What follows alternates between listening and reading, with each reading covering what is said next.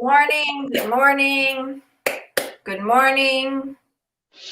Good morning, good morning, good morning. Here we are. Here we are. Yes.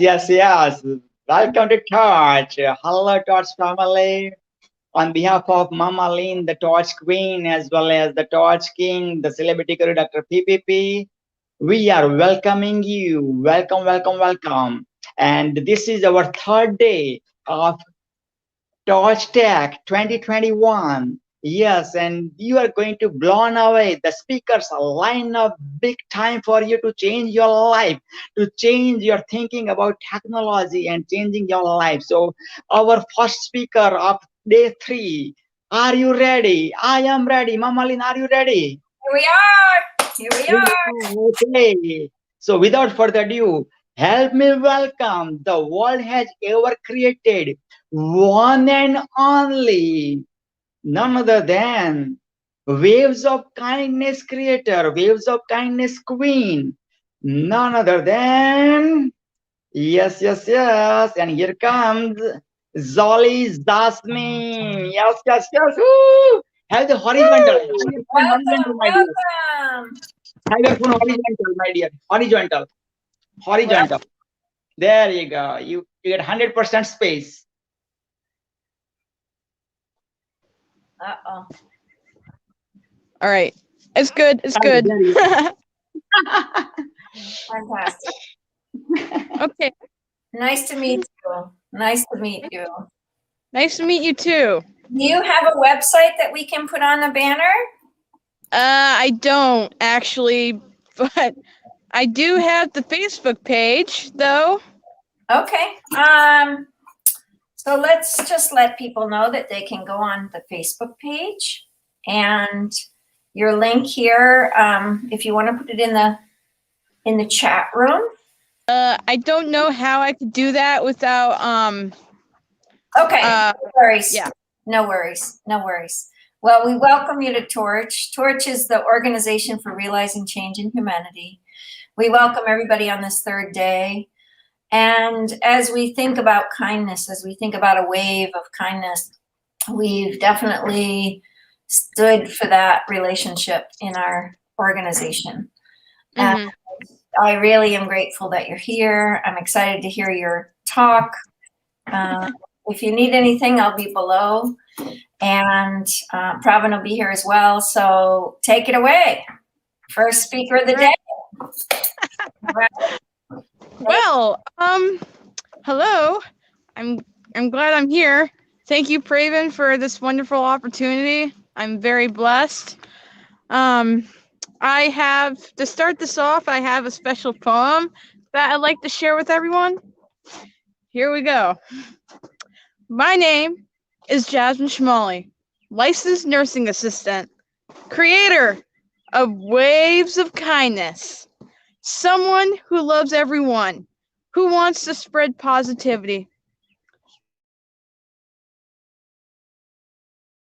Be kind, spread, help others, be there for others, love, not hate.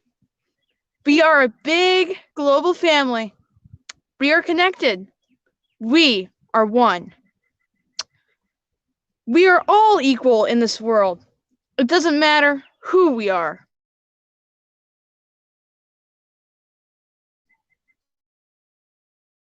Treat others like your family.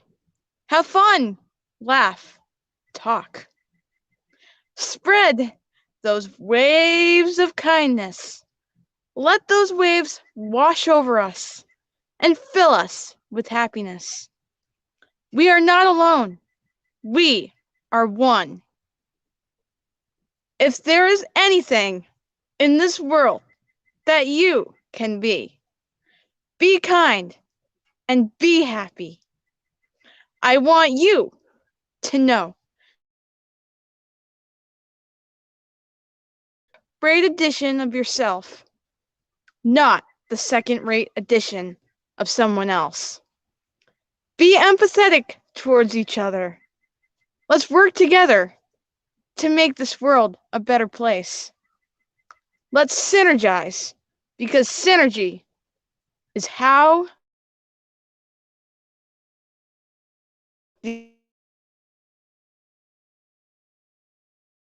that's my poem right there.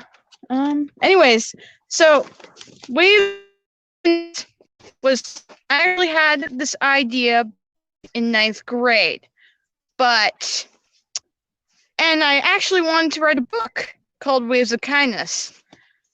But I had to finish high school and everything, so I wasn't able to pursue. But not until I dived into the waves, I started it. And now I have a Facebook page with around more than 700 followers, a Facebook group that has grown to 366 members in just 1 month. And I have a fantastic group of like-minded people that just want to make a difference in the world. And I am so blessed and I am so happy. And I would like to give a shout out to the Waves of Kindness administration team. You know who you are. And I especially want to give a shout out to Von Eric Tandick. He is a member of the Waves of Kindness administration team.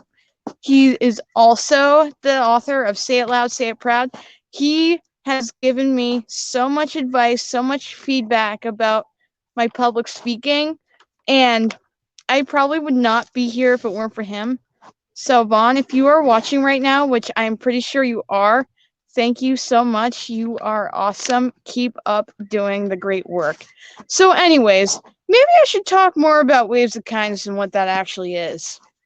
I have created 3 platforms on Waves of Kindness that runs live every Monday, Tuesday, and Saturday. The first platform is Conversations with Jazz, which is designed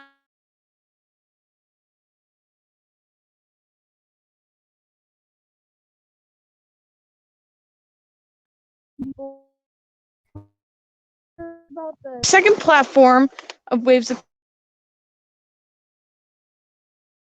Kindness, which is an opportunity for at least 9 people to come from all over the world from the group to come and meet each other and just talk about whatever they want to talk about. And it's great. And the last, which is on Saturdays, is the big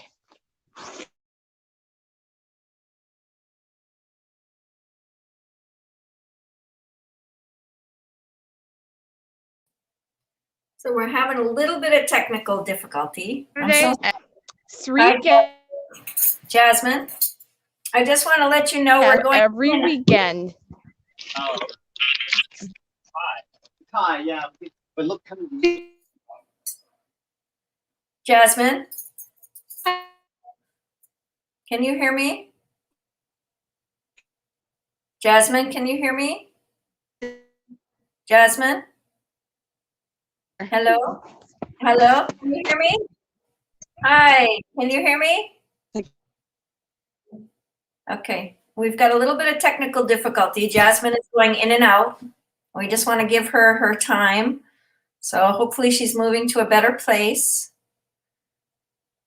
So she has better internet. It just happens. This is technology. This is what happens in technology when we're moving a lot of things. Amazing that she has 3 days that people can connect with Waves of Kindness on Facebook. So as soon as she comes back, we will bring her back up. Let's see where she is. You know, when we think about kindness and we think about care and we think about relationship and we think about how we build relationships, to do it in 1 month, she's doing a fantastic job. So as you open, please go to the bottom, actionsofimpact.com/torch tech for the schedule. And it's also a streaming. So I want you to be able to stream there as well. Here she comes. Here she comes. Little bit of tech. This is normal. This is normal. Yeah. So God bless you. Thank you. And it's so great that you have 3 days. So start with the 3 days again because you were going in and out. Okay? Okay. All All right. right. Here we go. So, first platform of Waves of Kindness on Mondays is called Conversations with Jazz. And I have designed that platform. I have designed that platform so that way I could introduce the topic of the week with another admin from my Waves of Kindness administration team. The second platform of Waves of Kindness runs live on Tuesdays, and it's called the Meet and Greet Session with Jazz and Abbas. And it is an opportunity for anyone from the Waves of Kindness group to come live with me and Abbas to come together and talk about whatever comes to mind. And the first session last week was a success, and I had a lot of fun because it was just nice that people from all around the world, from different cultures, can come together and just have fun. Just have fun. And I really like that. So, and then the third platform, that is the real deal. That is the official Waves of Kindness show live from the Facebook page that goes live every Saturday. And 2 to 3 guests join us each show to talk about said topic. So next week's topic of Waves of Kindness is mindfulness. Mindfulness is the guiding force to empathy, which was the topic for yesterday's show. So backtracking like 4 episodes back, I did one about community. And then I decided to go a step further and be like, okay, we're going to talk about leadership within the community. And then I decided to go a step further, diving in, and I'm like, you know what? Okay. So synergy is the guiding force of community. So I decided to do an episode about that. And I'm like, you know what? Empathy is the guiding force of synergy. So that was what yesterday's episode was about. And now the episode next Saturday will be about mindfulness, which is the guiding force of empathy. Now, if you are not mindful to other people and to your surroundings, and you aren't mindful to their emotions, then how can you have empathy towards them if you don't even know how they're feeling? But if you are mindful, and if you are aware of their emotions, then you can be empathetic towards them because you're tuned into them. You know what they're feeling. So that is a brief description about those platforms. Awkward silence. Yes, and everyone is invited to the meet and greet sessions every Tuesday. Like I said, only I think like 6 to 9 people are allowed on there. But I try to get people from all around the world to come. So yeah, that is my 3 platforms described in a nutshell. So yeah. Let's see, anything else? No, not really. And the most important thing, start spreading those waves of kindness to everyone. You're probably wondering, what the heck is a wave of kindness? Like, what is that about? So, when you commit an act of kindness to someone, you're starting a wave, you're starting a ripple of kindness. And then hopefully the other person will be like, oh wow, maybe I should do something nice for them. And then they do. And then eventually the wave starts spreading to other people. And then it's like a domino effect. The results are exponential. So say you and two other people, commit 3 waves of kindness to 3 people. And then you tell them about waves of kindness and be like, "Hey, you should do 3 acts of kindness to three other people." And then they do that. And then it just keeps spreading and spreading and spreading, and hopefully the whole world will be just washed up by the waves of kindness. That it is a broad vision. It is a big vision. Some people might be like, really? That's not going to work. But I know it will work, because if you have people that are like-minded who want to make a difference as well, and you combine and you synergize, then you can do anything. And I know that waves of kindness will be successful. And the fact that we have all this technology available to us, it just makes it so much easier, because it makes it easy for you to spread your message more. Take Facebook, for example. You can get a lot of people. You can develop a big audience, and then it makes it easier for you to spread your message to people. So I am very grateful for the technology of today, because I use it to spread happiness and positivity. And the fact that you can connect to people from all around the world and stuff, it just makes it easier. One of the big goals of Waves of Kindness is to form a big global family right here on this earth. Because to think about it, we are all connected. We are one. We are a big global family right here on this earth, all living this thing called life. It doesn't matter what culture you're from. It doesn't matter what country you're from. We all experience struggles. We all have obstacles that appear in our lives. We all experience success. It does not matter whether you're a licensed nursing assistant or an author or a celebrity or anything. It does not matter, because we all experience the same thing. So the more people that realize that, and the more connected people get with each other, the better this place will be. This earth is capable of being a paradise and being a world that just everyone just treats other with respect.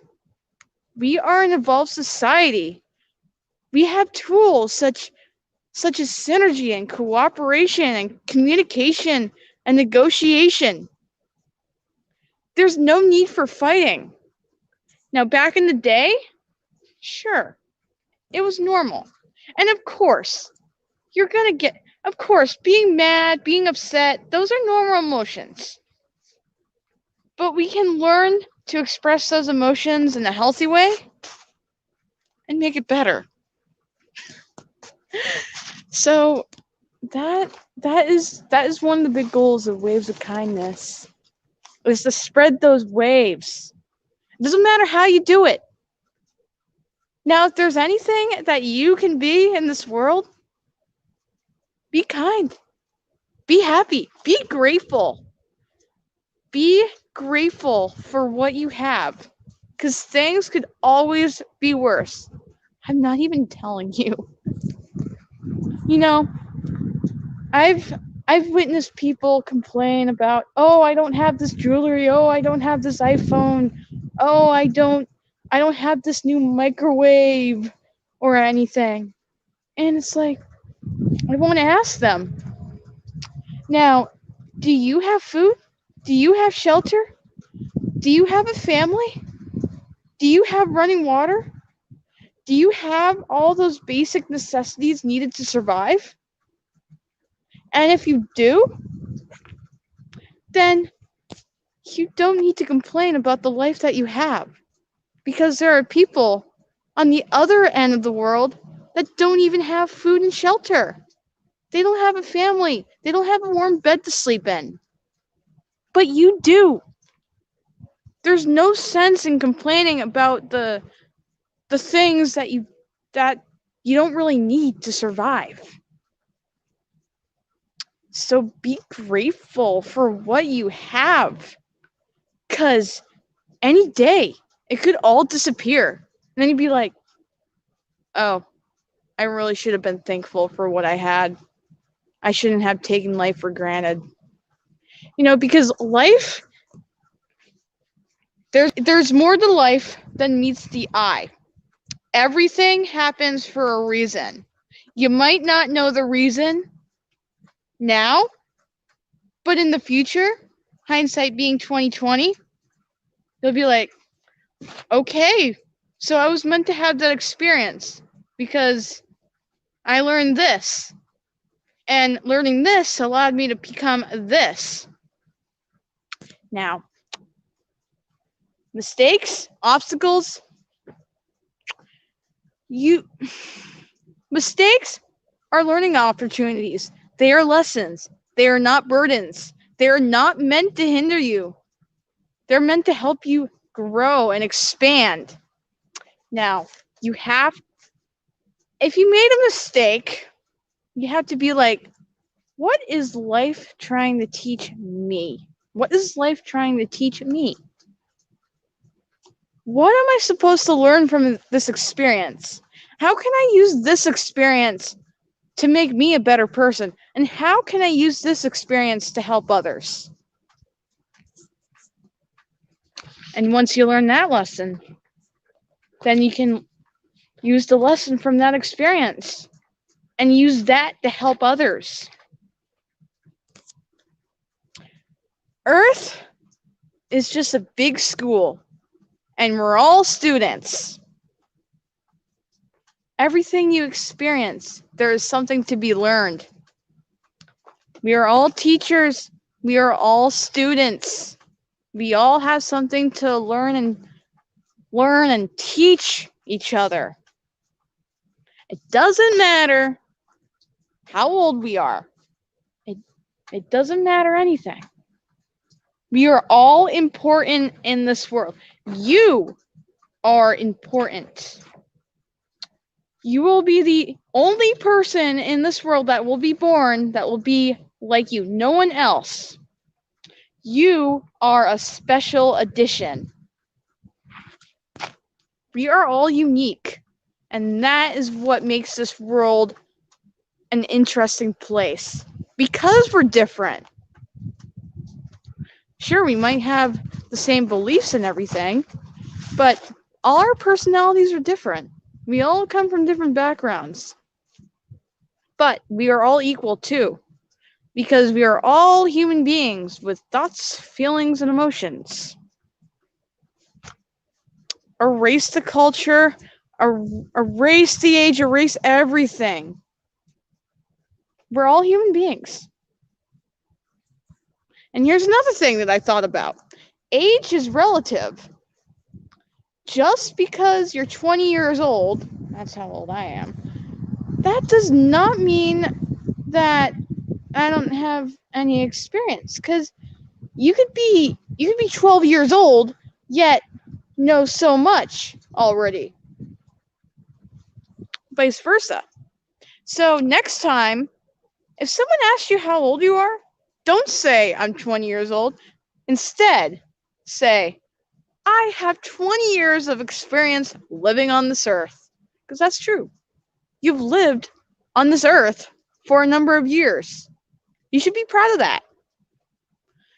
Okay, I have no idea how this whole thing started. But coming back to Waves of Kindness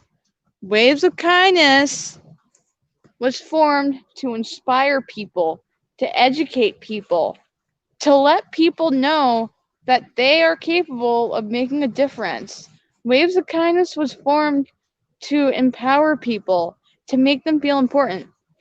Now, I have something important to say. Now, me, I am just the one that came up with Waves of Kindness. Big deal. I was just the one with the idea. Now, the most important people are the ones that are part of the group. The Waves of Kindness family. You know who you are. You know who you are. And again, I'd like to give a special shout out to my administration team for helping me, for giving me support, for helping me form the episodes of Waves of Kindness, for just everything. And I know he's watching right now, but I am going to give him another shout out right now. Von Eric Tandick, he is a member of Waves of Kindness, and he is one of my admins. I am so honored and blessed that I'm just surprised about how dedicated he is to Waves of Kindness, and he has done so much, and he is so wise. And Vaughn has given me so much feedback, so much advice about my public speaking. And if it weren't for him, I would not be here. Sure, maybe this opportunity would have been offered to me, but I wouldn't have taken it because I would have been like, I'm not ready for this. I can't do it. I can't do it. But Vaughn, he gave me the confidence. He helped me out. He made a difference in my life. And I appreciate it. So Vaughn, I know you're watching this right now. So thank you for everything. This was my surprise to you. And another thing. The Waves of Kindness family, you know who you are. You are the core of Waves of Kindness. And if it weren't for you being open to this idea, Waves of Kindness would have just remained an idea. It would have just remained an idea, and I probably would have just given up. It would be like, no one cares. No one cares about Waves of Kindness. So why should I work harder? But that's not how it worked. I have put my heart and soul into this. This is my heart and soul. Being someone that wants to spread positivity and happiness to other people, this is what I want to do. This is my calling. So the fact that I have a group of people that want the same thing, it just means so much to me. So Waves of Kindness fan, thank you so much. And if it weren't for you guys, I would not be here talking about Waves of Kindness to an audience. So this is the end of my very long speech about Waves of Kindness. Thank you. Woohoo! Woohoo! Very nice! Yoo-hoo! Go, girl! Awesome! Congratulations! Wonderful. Thanks. Wonderful. So I'm just so proud of you. And so grateful that you came to visit us. And I have a question like, what would you like, where would you like technology to go? Because you built this platform very quickly on Facebook. Where would you like your organization and technology to move it? And the conference theme for Torch Tech this time is moving technology towards nature. And you're in a beautiful setting. And I'm just feeling the kindness behind you and the kindness and the care behind you, carrying you, right? You're walking on this beautiful earth and the beautiful snow and the trees behind you. So where are you located? I am located in Meredith, New Hampshire. Oh, awesome. I grew up in Rochester. Oh, really? Oh, wow. Yeah. Wow. Yeah, I know that land. It felt like it was a little familiar. Yep. Good. Merry Meeting Lake, right? Merry Meeting Lake? Isn't that No, near? Lake. Okay. No, Near you. Lake Winnipesaukee. Oh, good. Yeah, I went fishing there my whole life. Yeah, very nice. Wow. Very nice. Beautiful. Well, welcome. So where would you like technology to move you towards nature in this platform? Like technology's given you a gift, right? Yes, it has. And so maybe just share a little bit about that. And we thank you so much for coming on. Well, to be honest, Waves of Kindness isn't an organization yet, but it will be. You mark my words. And the next year or so, I will be transforming it. And I know it's gonna be a success because I already have everything in place.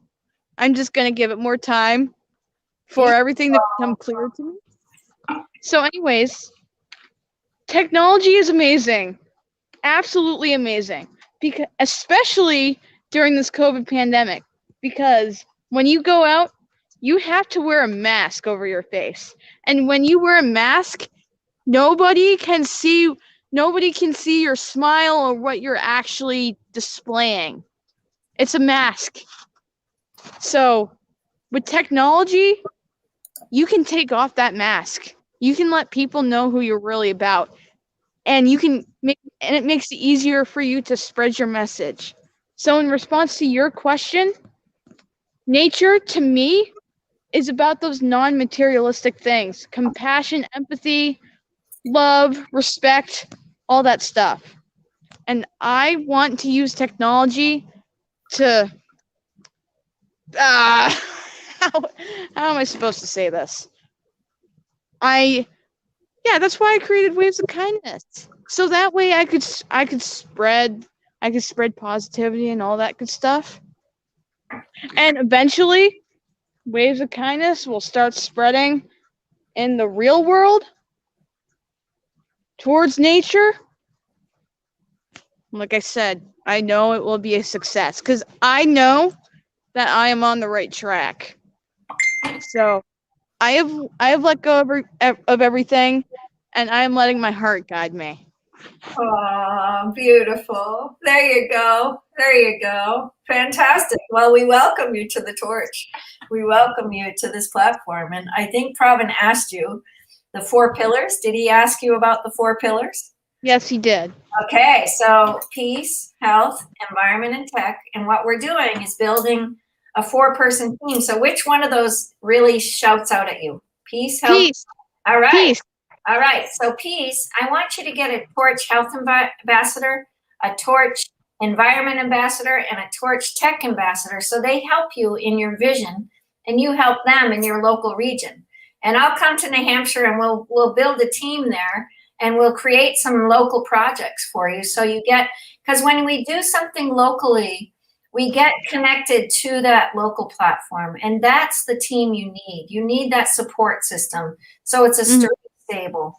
It's great to build it outside, but when you build that table in your basic, strong leadership, you have a beautiful leadership, but let others also be supportive. And it's also a give and gain, right? When we give, it's a giver's gain, right? So it's so important for us to give back to our land where we are. So we also are building a platform for Torch Seeds. Did Pravin tell you about Torch Seeds? No. Okay, so we're growing seeds with kids.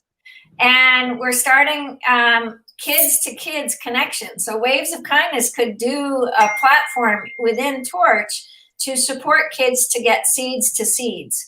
And every seed, all the Torch members can make money selling seeds at a wholesale price to be able to start schools. And so a school in New Hampshire, in Meredith, you can go to a school and say, would you like your kids to talk to kids in Pakistan? Would you like your kids to talk to kids in Africa?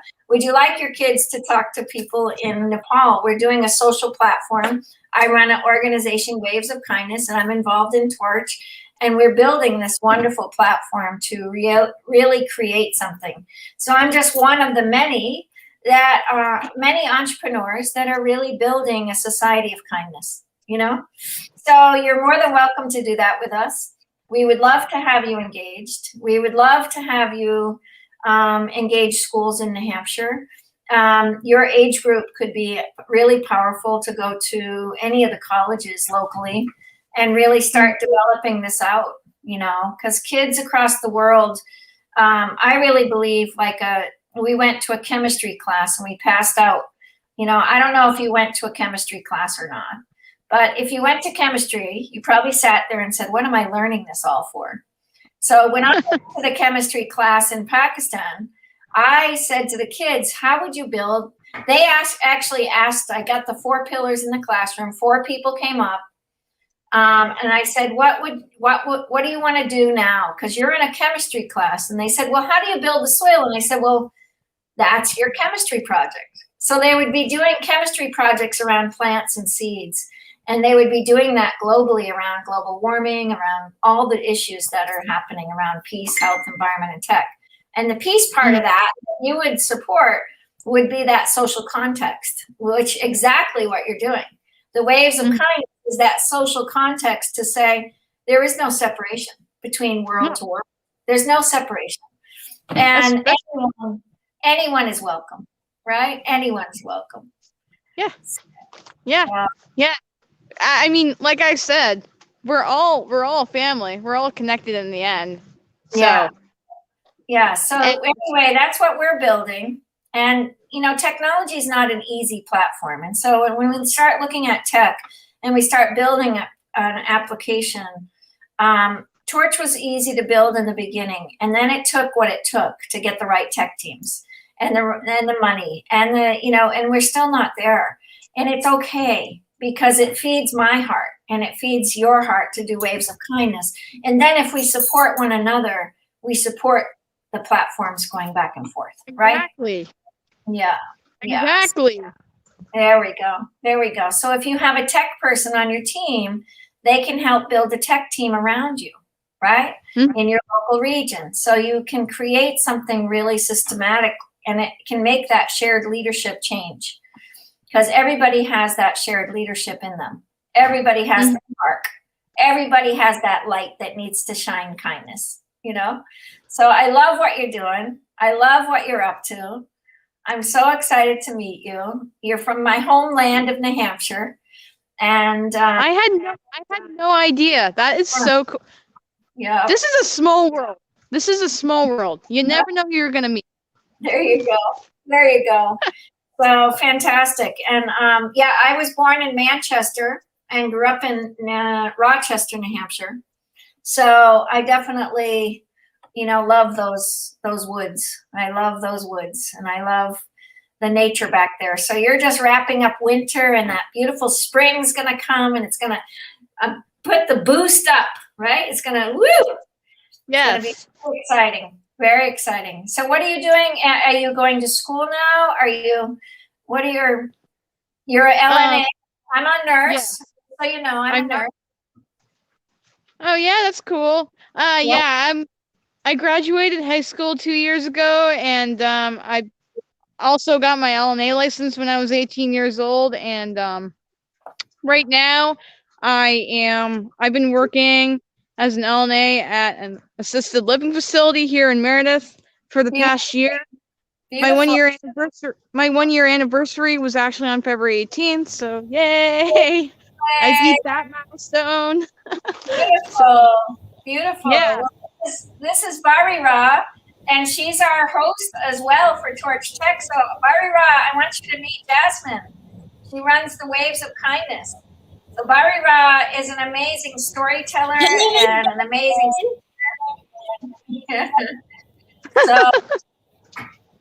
So say hi, Bari Ra. Hello, Miss Jasmine. How are you?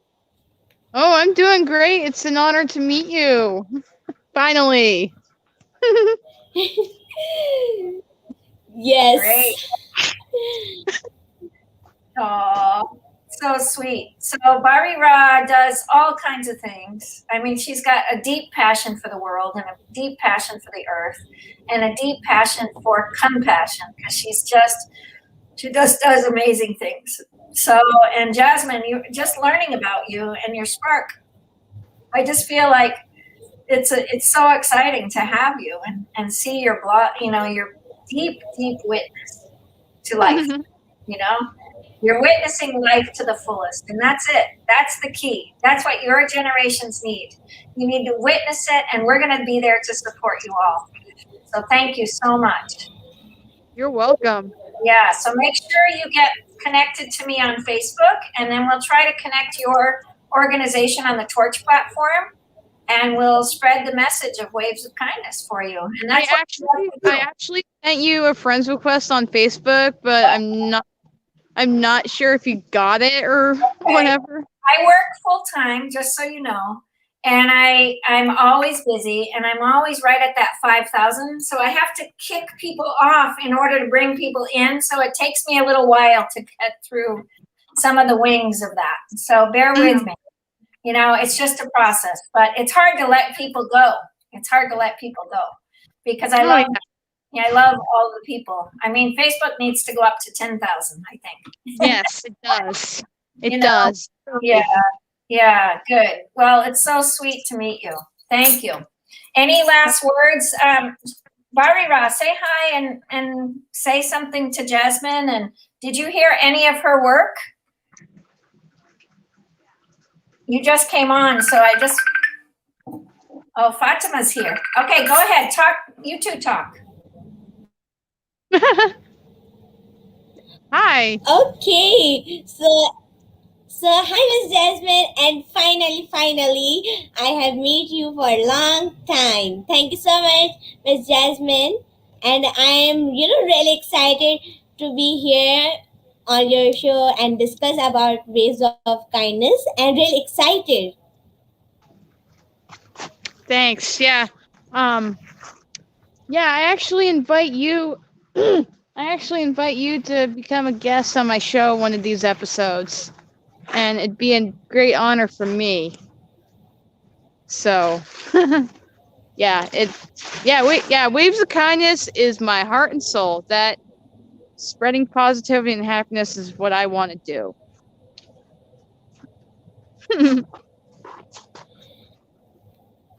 That is really great, Miss Jasmine. That it just really touched my heart that you want to promote all over the world that what is the waves of kindness, and I can't wait to explore it because I don't know such things of waves of kindness. Because it is my first time of hiding this special topic, so can't wait to discuss about it. Yeah, I mean, waves. It's funny because I actually had the Waves of Kindness idea back in 9th grade because I wanted to do something big, but unfortunately I couldn't because I had to finish high school. And you want to know something funny? I actually wanted to write a book called Waves of Kindness. Oh, wow. Yeah, but I couldn't really do anything with it because I had to finish high school. So Waves of Kindness just was on the back burner for the past 4 years, but it wasn't until a month ago, back in January, beginning of January, that I started connecting with all these people and stuff. And after Dr. Sanjay Kumar interviewed me for the first time in January, that's when I started connecting with all these people and yada, yada, yada. One thing led to another, and started the Waves of Kindness show up with him, and he was the person that gave me the confidence to just dive in and start and be like, okay, you know what? I'm following my heart. This is what my heart told me to do, so I'm just going to go and do it and see where things go. And very happy where things have gotten, and it's only been a month. It's only been a month, and I feel like I've been doing this for a year. So yeah, that's Wow. the way. Yeah, that's the story behind Waves of Kindness. Yeah. So, Miss Jasmine, please explain that waves of kindness. You mean that waves is the alag, it is another word, and of kindness is an other word. So, can you please tell me what exactly is the waves of kindness, and how can people can connect each other by waves of kindness? How can they spread kindness in people around the globe? Well, this is why I'm using technology to do this, because with technology, you can connect with a bigger audience faster, and you can connect with people from all around the world. So it just fosters a family of sorts. So yeah, that's why I created it using technology, because that's also why I created a couple of platforms on Waves of Kindness for people from all around the world to come and spread their wisdom, because everyone has something important to share with the world. And I want to make it possible for them to be able to share it. Because everyone is important in this world. It doesn't matter how old you are. It doesn't matter what country you're from. We are all human beings and we're all equal.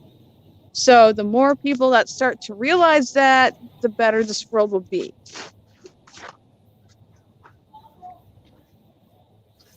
Oh, that's really great, Miss Jasmine, and thank you so much for explaining about it. Thanks so much for explaining about it, Miss Jasmine. Mhm. So, okay, Mhm. the next question I will. So, the next question, the next question I will be asking to you is that what is the special thing? What is the special thing of waves of kindness, and how can we know of waves of kindness by, and that how can we know ways of kindness by connecting technology from around Well, the people around the globe? So yes. well, like I said, it's all about connecting to the people and spreading the word and everything. And like I said before, technology is a great thing to do that, especially during these times with the global pandemic and everything, because when you go outside, when you go out, you have to wear a mask over your face.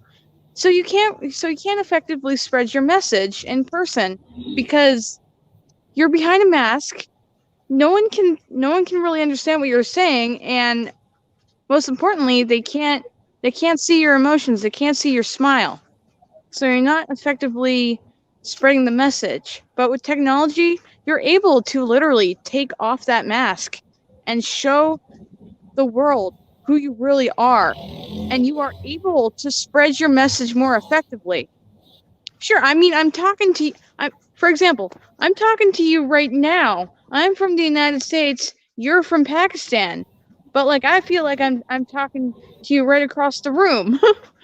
So technology has made it possible for more people to spread their message and to get their word out there.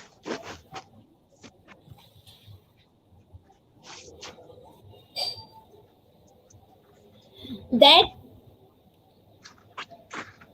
that is really great, Miss Jasmine, and thank you so much for explaining. So my next question is to you. So my next question is to you that what how can technology help people to connect to each other? How can technology help people to connect to each other by ways of kindness? Because I'm really curious about it. Well, so I I think I created it a month ago or something. I forget. I can't remember, but I created a Waves of Kindness group chat on Messenger, so that way people from the Facebook group can come and connect with other people from the Waves of Kindness family. I call it a family, not a group, because we really are a family. And that just allows it to branch out, and the more people that become part of the group chat and everything, the bigger it will get, and then eventually it'll just spread. So I've been slowly adding people to the group chat and everything, and in fact, I'd like to add you too. And I don't add people without asking them first. It's a courtesy to me because maybe someone doesn't want to be bothered from all those constant notifications. So I always ask them if I could add them to the group chats. So yeah. That is really great, Miss Jasmine. And I'll be really happy if you add me to the group of Waves of Kindness so I can gain knowledge from it and find out what exactly is Waves of Kindness to help people to promote themselves and how can they help each other by Yeah, waves of kindness. I can't really effectively explain Waves of Kindness. It's just one of those things you actually have to be a part of it and, observe and learn for yourself what it's about. I can't explain it. You have to be involved with it to be able to understand it. You know what I'm saying? I mean, there's certain things I can explain, Okay, but that's really great.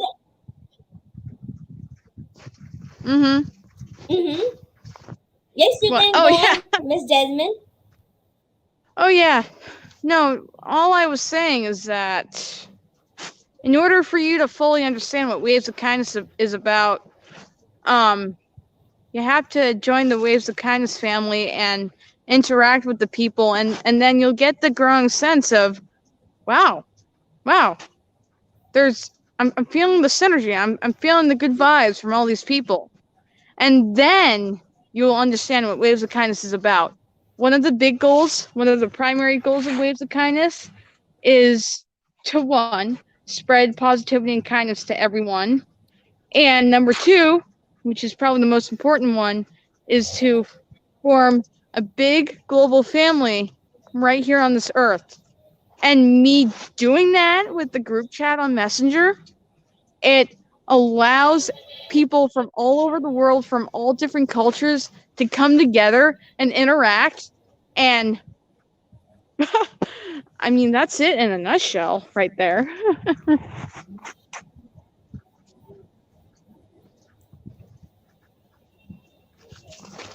Thank you so much, Miss Jasmine, for explaining about it. And I think we have a new guest. Hello.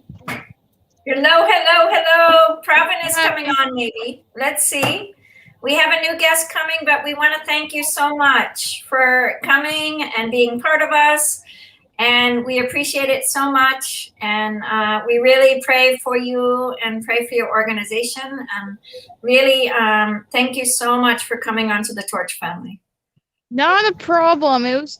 It was my honor, and I'd like to give a shout out to Pravin Patel for inviting me and giving me this wonderful opportunity to speak. So, Pravin, yes, you're right here. Thank you so much for everything. I love you. I really love you. You are awesome. So, shout out to you, my friend. God bless you. God bless you. You are the waves of king. Amazing. All right. Well, Kindness. Love you. Thank you so much, Barin, Ali. Thank you. God bless you. Beautiful. Okay. Pravin, have a good day at moving. Give Priscilla our love. All right. Well, I guess. Okay, thank you so much. We're going to take you off the platform. Okay. Thank you. Great. Wow. Beautiful organization. We're waiting for Swamiji and Usman. Usman is on our next wave of kindness. I love her.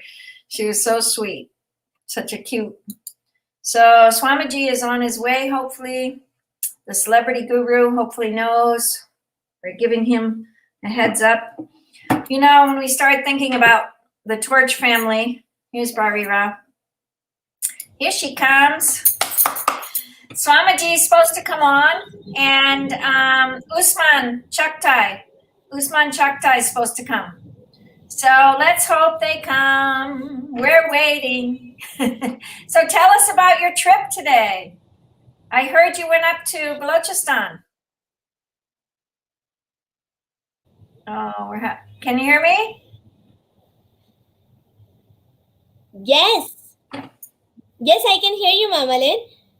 So, well, as you that I went to Balochistan in Gadani, and so it is in Balochistan. It is just like it is, it is center of Sindh and Balochistan.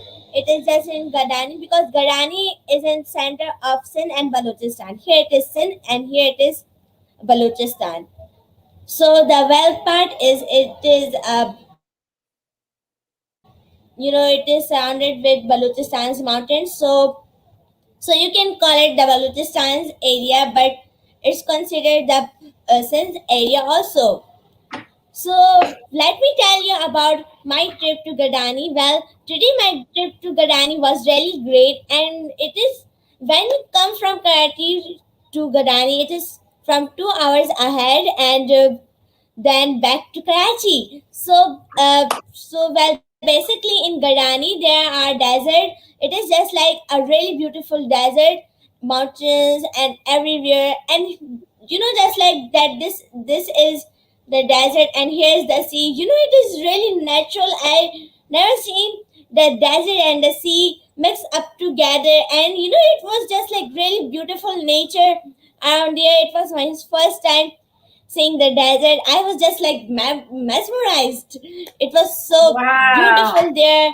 And when you take the big pictures, and sunset was really beautiful, and when the sun was rising, it was a really beautiful view there.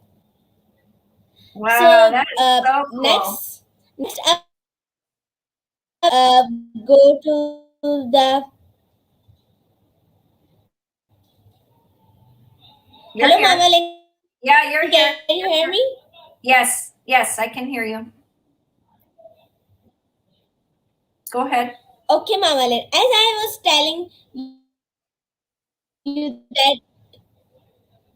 that my trip to Gadani was really great. So after we really enjoyed the desert because it was just like our feet was stuck in that sand. The sand was really heavy for us to go into it. We were just like we take off our shoes and just climb to the. We feel like it was really thirsty there and really hot. And then second thing was that that we go to the Gadines sea view, beach area, and it was really beautiful there because there were a lot of horses and boating. The people were fishing there, and there were a lot of fishermen because it was really fishing area to go, and people were fishing even from the out of city were fishing, like Japan and other countries come to Pakistan, I mean Balochistan's area. So there were many boats there, and I was really surprised to see it, just like it was really like a beautiful view, and the boats were standing like they were on the ocean and floating. So yeah, it was just like that. And the setting up is that there was a mountain. There was a huge mountain besides the ocean.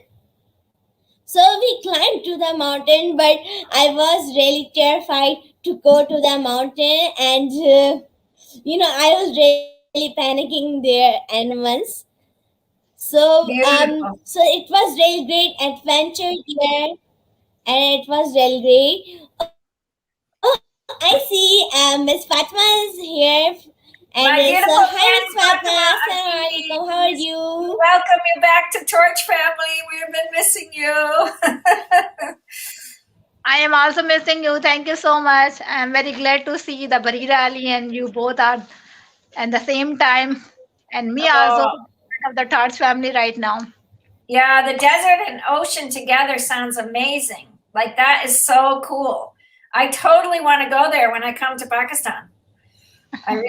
That's very exciting. That's Yes. very exciting. Totally.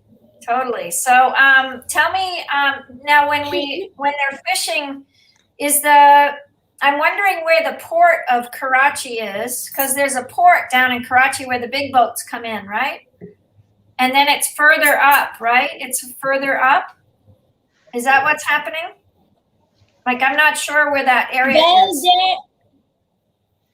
Well, the area we were going, it was a port, and because there were fishing men there, just think that then there are fishing men there is a port, and from outside countries or cities, the ships go there to the port and fish them. So we go to the port there. I just forgot the name, that what was the port, but it was in the sea view that we were just going through. It was just like that.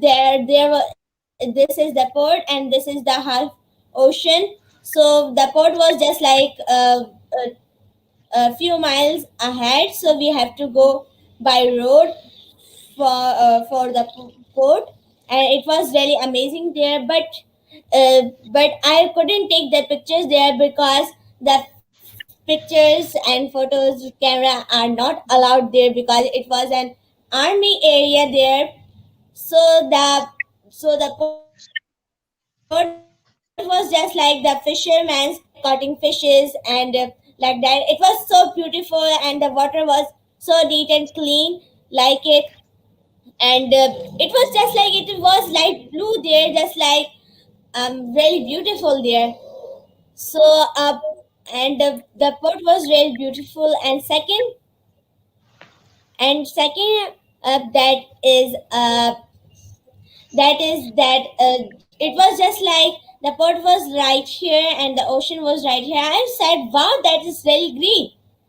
And when you go to the another city, you always see that the port, you can ask the driver to take you to the port there. But if you go to the mountains area, there are not port there, because there are not oceans. Only in Balochistan and Sindh areas have ports, and you can ask the people that if there is the port, please take me there. But I have something to do. That is that camera are not allowed there. So that's why I'm going to say that. So that's why I'm really sorry that I couldn't take pictures there, or else I had showed you.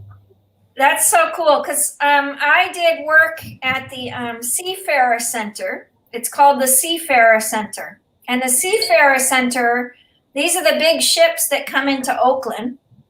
And I was a seafarer minister, and I used to get to be able to go on those big ships.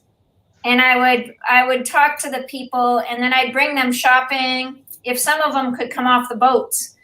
And I met people from all over the world. It was such a fun position for me. And the seafarers are all over. So I really wanted to go to Karachi and meet the seafarers in Karachi, because those seas over there are quite dangerous out in that sea. There's a lot of the seafarers, they live on the ship and they don't see their families for months on end. Yeah, and so that's true. So it's a very sad situation. So they need love, they need care. And creating a Seafarer Center, there must be one maybe there, but I didn't know, because then I was like, maybe I can work at the Seafarer Center in Karachi, because it would be you can visit it. Yeah, this would be so fun. Yes, you can visit it. The place where I live, the port is right beside it is 10 minutes further than my house. So it is the port is near to my house. And the second up is that there is another port in Karachi that is, I think it was fishery port. So yes, if you ask anybody, so yeah. Oh, I see that our new guests are here too, and let's say and welcome. Hello. Hello. God bless. All right. So Swami, welcome. We want to welcome Thank you you. to the torch, and we want to give you the platform to be able to create your dream here. So we need Thank your you. need the mother of the world. We need your beautiful love. We need your beautiful kindness. We need your beautiful message. And would you like to be alone on the platform, or would you like to share with us there? Yes. Mama Lynn, may I introduce Swamiji before Swamiji start his blessings, please? Please. Hello, Torch. Hello, Mama Torch. Hello, Mama Lynn. Hello, Torch ambassadors. I am the spiritual guru of the world, introducing you, the secret and the guru of the gurus, who is changing the world, who came on this planet Earth as the mother of the world, and who helped to establish peace in this planet Earth by stopping lots of world wars. And without further ado, help me welcome none other than all the way from Mother India to make the India Vishwa Guru, none other than my Guru, your Guru, our Guru, the mother of the world, none other than Swami Vishwananda. Swami Vishwananda, welcome to Torch family. Welcome to Torch, amazing platform called Torch Tech 2021. Bless Torch, bless the world, and take it away, Swamiji. Thank you. Torch is my spiritual family, and you all are members of Torch, are also the member of my spiritual family. We are working for betterment of the all living beings, those are living on the planets. This beautiful planet is created by Almighty Supreme God, Supreme Power. He has made some rules and regulations to maintain this planet's administration and all justification to the all living beings, those are living on the planets. Lynn Chittock's sister, Lynn Chittock, is running this Torch Foundation NGOs from America, USA. She is our great respected sister. We all 10 crores people are with respected sister Lynn Chittock and with this Torch Foundation.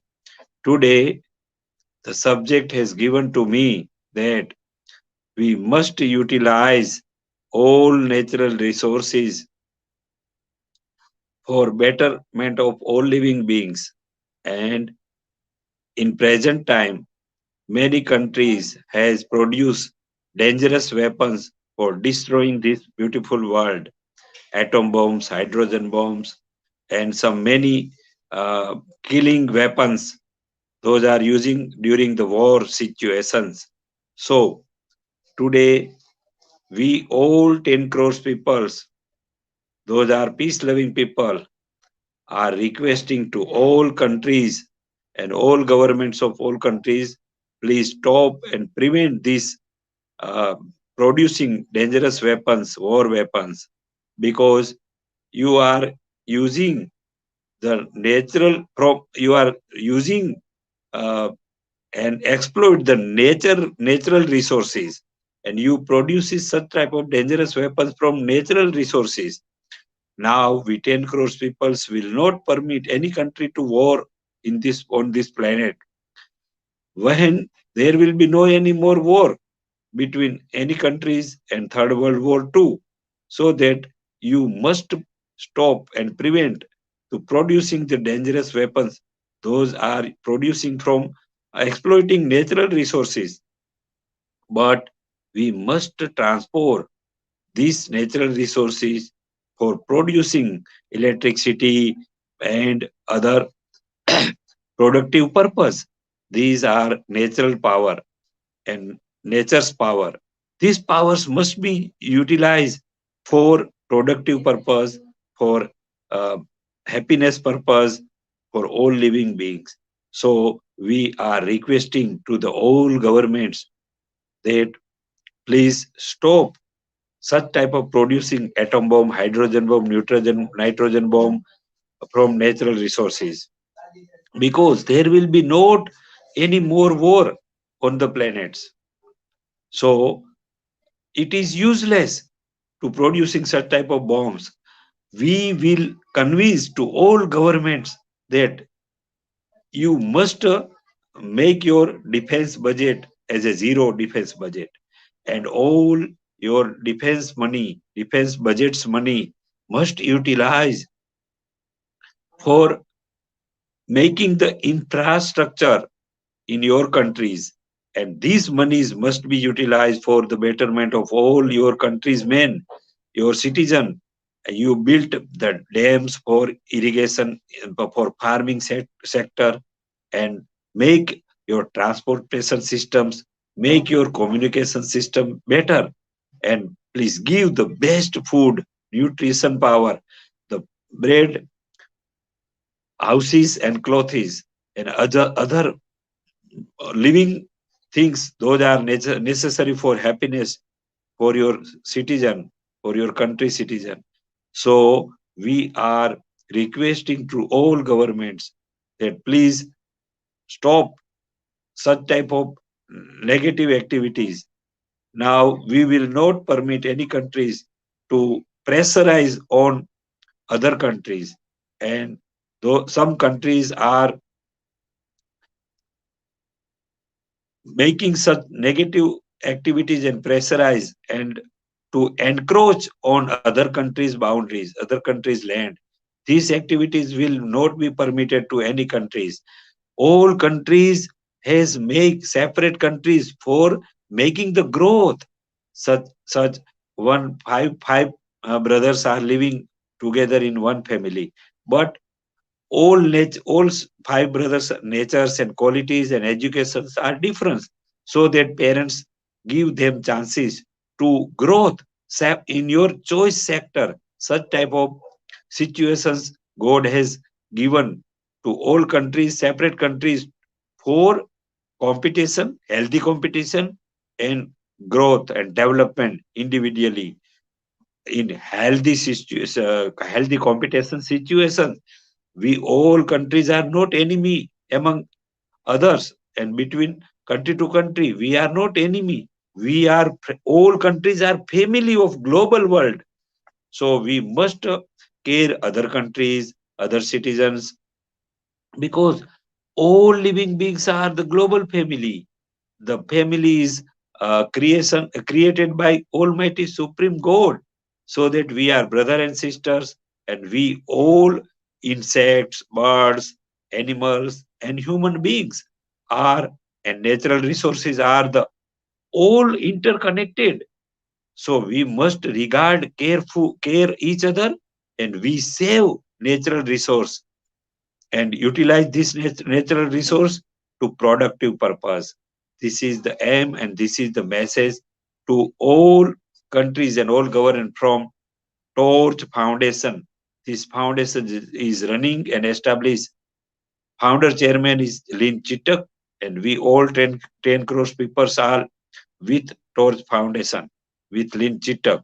And this foundation today, we are giving the request and giving the great messages to the all countries and all government that now, from now, you have to utilize your natural resources for better world and for productive purpose and for providing the such goods, clothes, houses, and food to your countries. So today, this time is running as per spiritual level and spiritual knowledge. This time is running in last stage of Kali Yuga. This time is running Kali Yuga. Kali Yuga time is there are many changes comes from natures, and human beings has also doing many negative activities on this earth. If we will see at micro level on the earth, two forces are working. Maximum negative peoples are working through negative purposes and negative activities.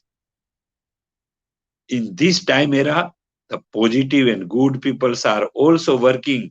This positive force are also working together. So 50% negative forces are working for negative purpose. They are giving the harm and trying to destroy this beautiful world. This time, some positive people, 50% positive forces are came on the earth. So we must increase such positive people. We must make unification, and we find two noble persons from each and every corner of the world, and as well as we must noble persons and make unification together for removal from transformation of such negative forces into positive forces and positive purpose. If we noble people and good peoples will must united in unification as early as possible, and we must focus to transport this producing such type of weapons and dangerous production purpose are going on. We must prevent and stop such type of producing weapons, war weapons, and transport this natural resources to the productive purpose. And we must save the environment through this system. If we will save environment, then we will give better life to children's and women's empower will be increased. I hope that if we will give chance to women and we will increase the women empowers, then this process of the transformation of the world from negative purpose to the positive purpose, we must get speed to transforming the hell to heaven, the negative forces into positive forces. We have to change the human being's heart.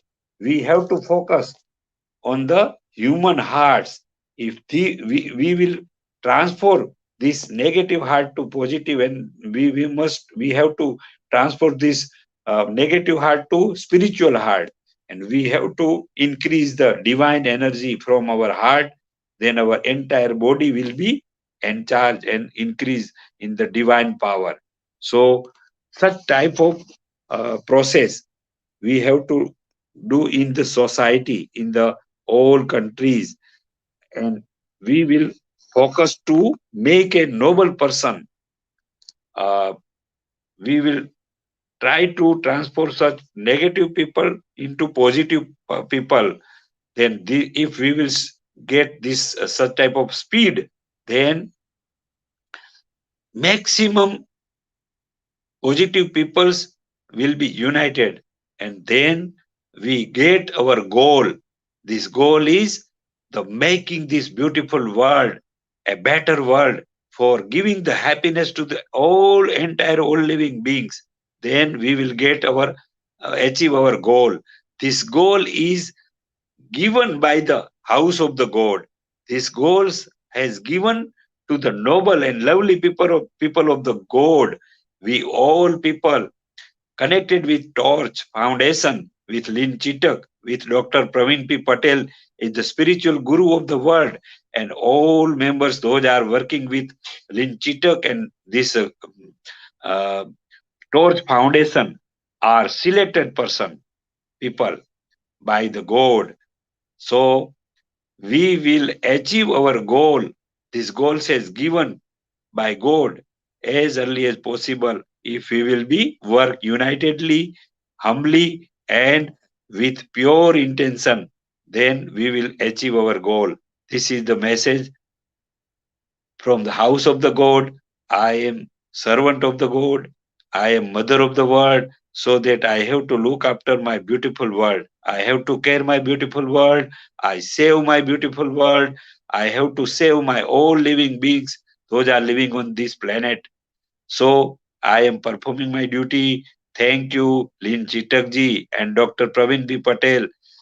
He is the spiritual guru of the world. Lin Chitak is my respected sister, is leading to making the empower in the entire all women's those are living on the planets. So Lin Chitak is the great, my sister. I praying you all to the God. Oh God, make these noble people more divine powers. So we will achieve our goal. Those goals you have given to us, and we can perform our duty. Oh God, please make your blessings ours. All people and all living beings on these planets. So this is our humble prayers to the God, and we are also praying to the God, please give special power, special authority to all people those are working with Lin Chitak and Torch Foundation, so that we can give the divine powers from this Torch Foundation. Okay, this is the message from House of the God. God bless. Thank you, Swami. Yay. Beautiful. Beautiful. Thank you so much. Thank you so much. What message, your message for the world and stopping negative technology towards positive technology, where we're moving spiritually. I was sharing last night about how we as a society can really create something so beautiful right now because of technology. But we moved so far away from nature. Now we have to move all the way back. And I guess for me, the relationship of the deeper parts of all of this is so important to me. So important. So I just appreciate so much. Where are you going next? Are you in India now? Yes, I am now India, and perhaps in the ending of the March, we are trying to the going at Bangladesh, and we will try to solve the Rohingya Muslims. Those are living now in the refugee camp and came from Myanmar country. Yes. So we have make a noble people's group. Some people will come from UK, London. Some people will come from Canada. Some people are coming from Pakistan, from India, from America, and we approximate total 1,500 people will visit in Bangladesh in ending the March, and 1,500 people will visit the camps of Rohingya Muslims, and we will visit Myanmar. We will convince the Buddhist community. Those are majority now in the Myanmar, and we will give the confirmation from the Muslims, Rohingya Muslims. Those are living in the refugee camp. So they will transfer, they will migrate at their native country, Myanmar, from Rohingya Muslims. Those are living in the refugee camp. We will take the confirmation and undertaking that you have to live in Myanmar peacefully with a Buddhist community, and we will visit Myanmar, and we will convince the Buddhist community, please allow these Rohingya Muslims in your country again. Those are country of Myanmar. So these type of noble activities we will perform and try in the end of March. We will visit Bangladesh and Myanmar, two countries, for settle the problems of Rohingya Muslims. Beautiful, beautiful. We have a team of 4 scholars in Bangladesh. I'll try to hook them up with you for Torch Family. So they're young men and they are doing the 4 pillars. So let me see if we can get Mohammed Anam to meet up with you. That would be wonderful. Yeah, that would be great. I That's will, I will give you message from Messenger, your Facebook. Okay. Our program will given to you. Then you will inform your peoples those are living in Bangladesh, Yeah. Torch family. And if some people from Pakistan, those are working with you, Torch family, some peoples will come from Pakistan also in the Bangladesh, because some Sufi masters, some spiritual scholars, leaders from Muslims community uh, are coming to settle this problem. I would love to So come. Maybe I can come. That would be okay. great. That would be great. You know, it's an important one. It's been running for a long time. You know, this issue has been coming for a long time. So we could set up torch communities within the refugee camp. Yeah. So then we can create something special, right? So we have to lift up. We have to lift it up into the world. We have to lift up the light, right? And Good. you know, you can put fires out, but if the fire underneath is not in the belly, we have this issue, right? So we have to get the fire in the belly for people to have their heart, you know, back their fire in the belly for their heart, you know, the deeper heart. So the spiritual heart has to move. And I think when we start looking, you know, the deep receiving of you, I will pray for you and all to be received by all. So the receptivity of government, the receptivity of Moringa government, we pray for Swami Vishnu to really, really help him and his whole community to lift that up, lift the relationships up, lift the relationships of the light so that it shines upon this area of the world. So thank you, thank you, thank you. Yeah. God bless. Thank God bless. Allah bless to all Muslims community, and God bless to Fatima. all people of the world. Yeah, Fatima, what do you want to say? You introduce yourself to Fatima and Swami, please. Fatima lives in Karachi. She and I met when we were there. She's doing great work. She's doing beautiful work with the children. Go ahead, Fatima. Good, good. Allah bless for my respected sister from Fatima, Aziz from Karachi. So many my friends and some peoples are working with us from Karachi, from Lahore, Islamabad, and each and every corner of the Pakistan. Approximate 600 big dignitaries are working with us for processing this peaceful world, making the prevent the wars and war weapons from producing all countries of the world. So many 600 big dignitaries are working with us from each and every corner of the Pakistan. We are also trying to moderate the relations, re-establish the best relation from between Pakistan and India. In coming near days, coming near months, we will success to re-establish the best relation between Pakistan and India. So my sister, respected sister Fatima Aziz, is also the family of this Torch and the Planets Union. You welcome always my respected sister Fatima Aziz. I am praying for you. I am praying to Allah for you and your family, and you are connected all peoples from Pakistan, and all peoples are working with her Linchitak Torch Foundation. Allah bless. God bless. Thank you so much, Swamiji. And I'm very glad to see that you are doing something for the Rohingya Muslim and try to solve this conflict between the Rohingya government and the Myanmar Muslims. government.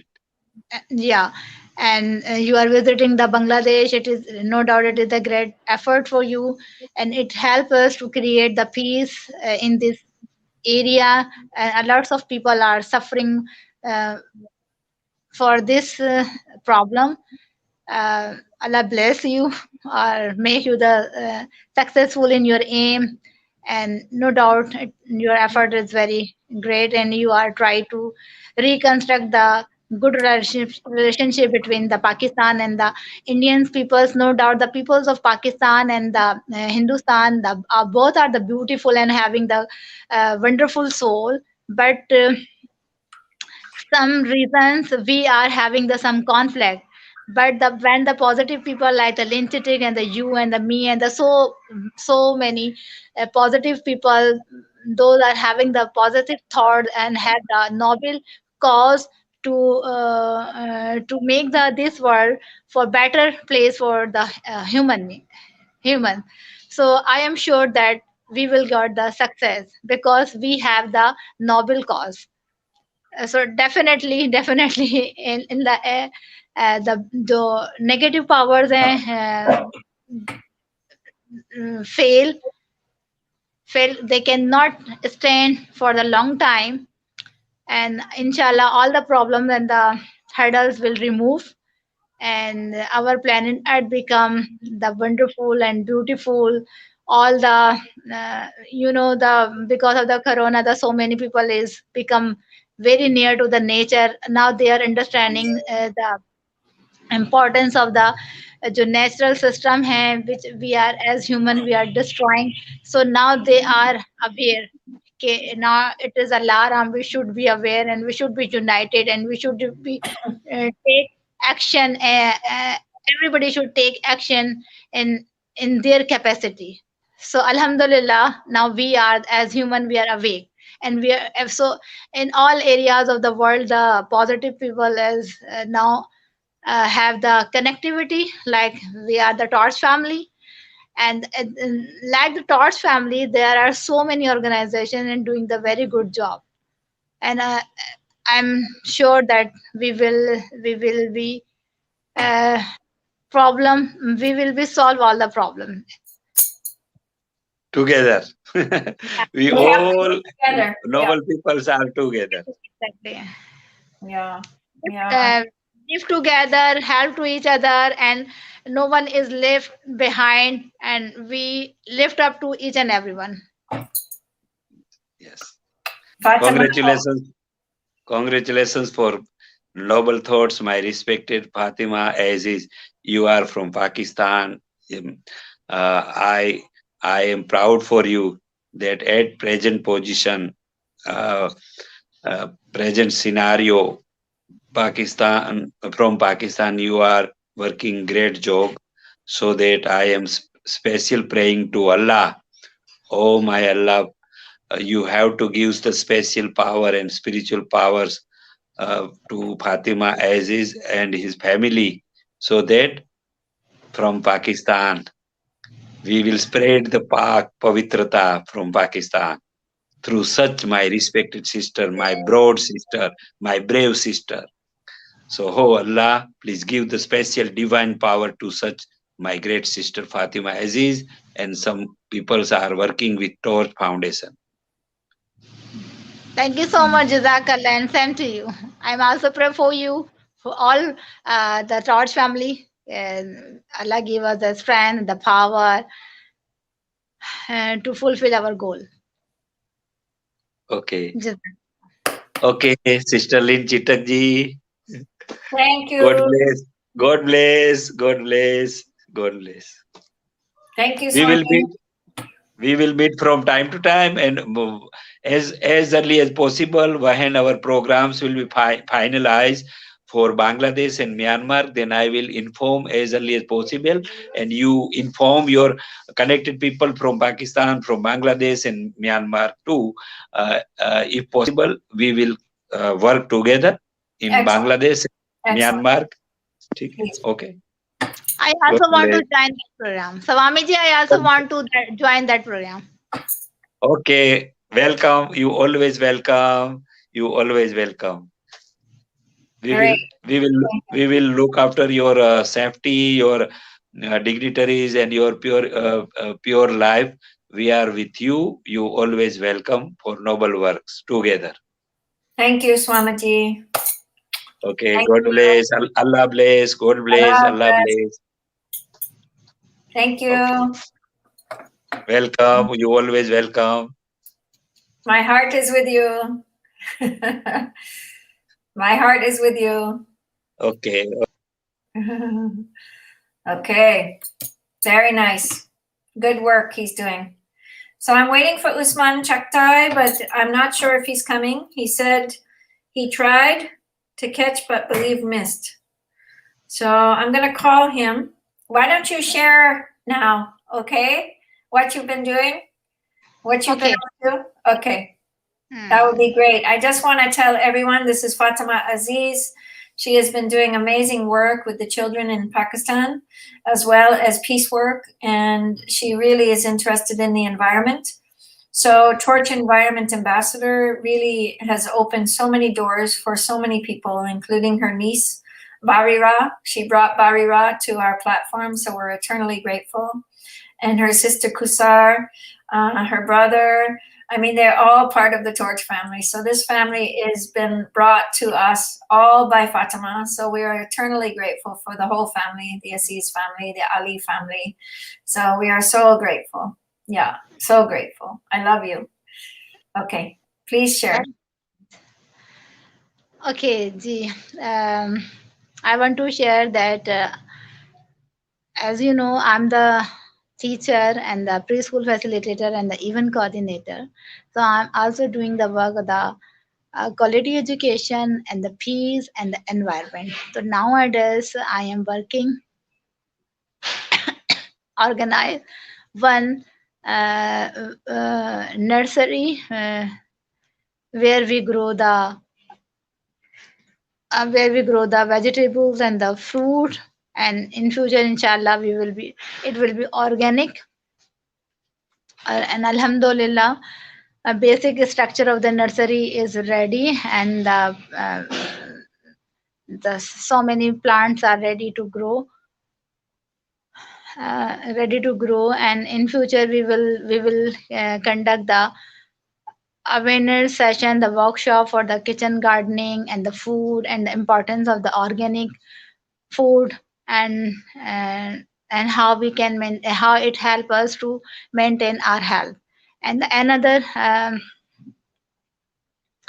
action, my action for the community, I am creating the awareness about the environment among the kids and the youth as well, and the community people. For this purpose, I'm going to visit the family park on the daily basis, because now nowadays the spring is going on in Pakistan. So in this season, usually community families and the people visited to the park. So this is the great platform to interact with the community people. So I am interacting with the community people and to aware about the environment, and how we can, and also take out the problem which we are having in our area, in our society. And the biggest problem of the Karachi is the garbage.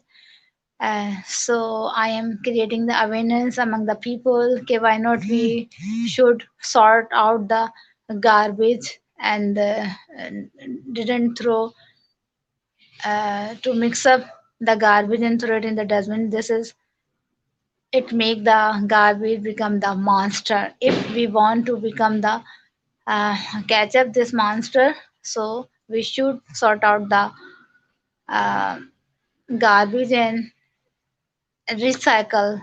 So many we can recycle the plastic object, and we also can the recycle the old newspaper and the card sheet. We can create the new thing with them. And recently I did this experiment at my home, and alhamdulillah it was successfully done. So inshallah, in coming days we will do work on it. And in in in community females and the girls, I am also starting this activity in the community institute, where the students bring the garbage from their home and collect it in the community center. like the plastic bottle and the tin and the newspaper and the card sheet. So when we have the alerts of this sorting garbage, so then we will conduct the workshop about the how we can recycling the garbage and how we can generate the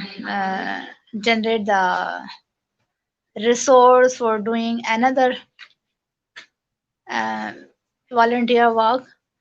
So and also what I am doing, I'm conducting the yoga classes on every Sunday for the kids, and also the all citizen yoga classes for the all citizen.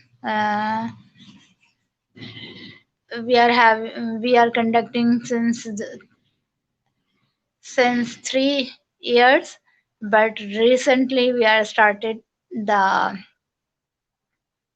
yoga classes for the community kids, and the response from the kids is very amazing. They are happy and they are waiting for the Sunday when the class will be held. So I'm happy, alhamdulillah, and I am also planned that uh, in this week, inshallah ta'ala, we are having the 1 hour session for the government school students and the teachers, okay, how we get right from the impact of the this current situation, the corona. The psychologically and the physically it is affected, and unfortunately the students and the teachers are too much affected. Because everybody is affected, but the education is very affected, the students are very affected, and the mothers is also the very affected and disturbed psychological. uh, so I am going to plan the 1 hour session for this, how we can get right from these challenges. Inshallah, in this week I have planned to conduct this session in my community, and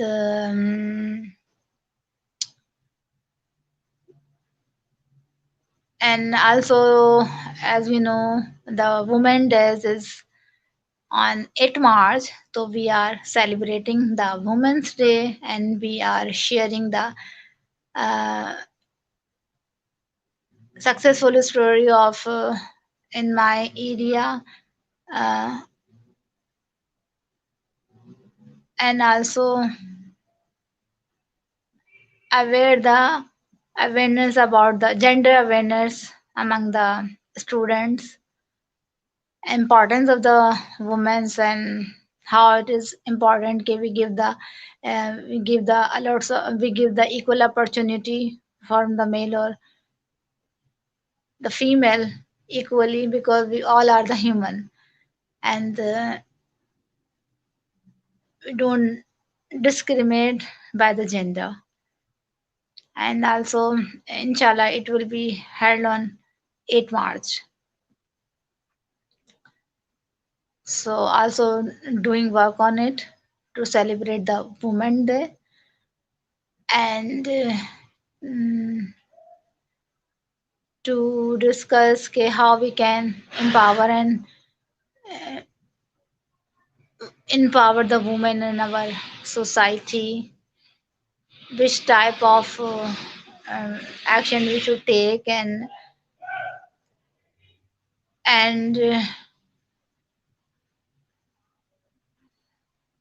and how we can be make women's every woman's, not only the working lady, if in our society also the housewife have the lots of challenges. So how they will uh, how we can facilitate them to manage their health and manage their potential, and to serve the society.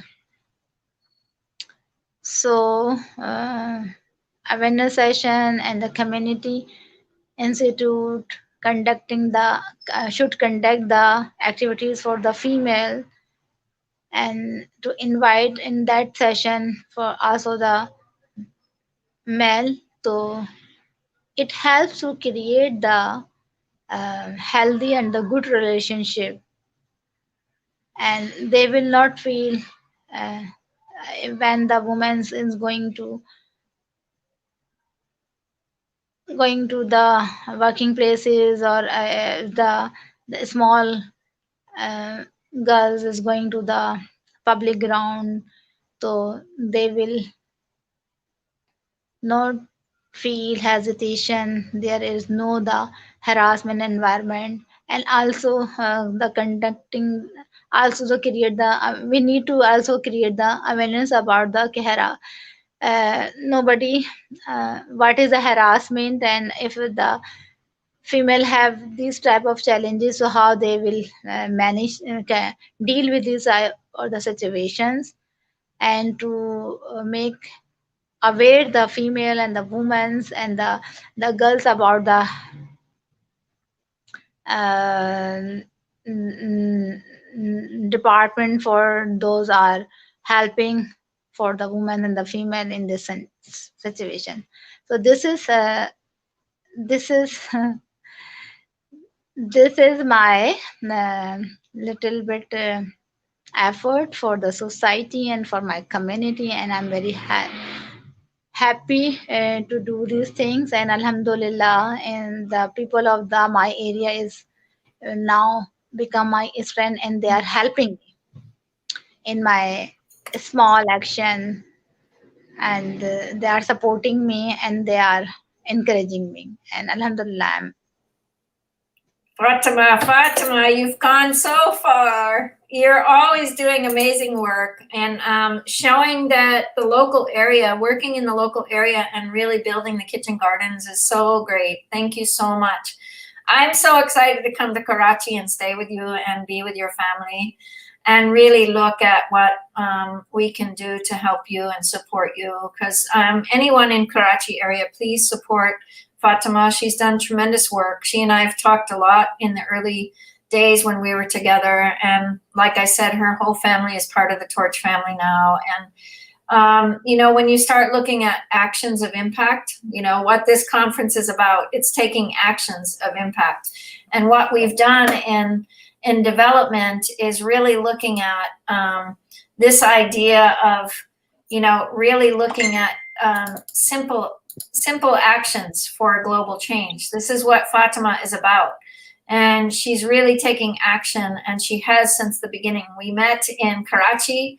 She came with her nephew, and, you know, we've been doing this ecological relationship, the eco-inspired living. So Fatima, anything that we can do to support you right now, I really just want you to ask. I really hope that we can get the seed bank going, and you and your family can really start looking at this with me, because I think it's really important for the schools to get seeds. Your sister's very interested too. So I think it's really key for us to really grow into the school projects and really develop Torch in a way that it can really create that system change, you know, the simple actions for global change. So thank you so much. Yeah. So much, Mama Lynn, to support me. And if you give me the 2 minutes, so my one friend, he is he's a specialist of the hijama therapy, and from the Mandi Bahauddin, he want to join our show. So if you give me the 5 minutes, so I communicate with him. Yeah, Kurt's gonna come in right now for peace, and then right after that, sure, for sure. Okay? Can he Sorry? come in? Can he come in in a little while with Kurt? Kurt's gonna he's gonna be doing the Peace Lab, so it's gonna be very interesting. Kurt Kruger is gonna be working with us right now on peace, so it'll be really fun. Do you know Kurt? Have you met Kurt?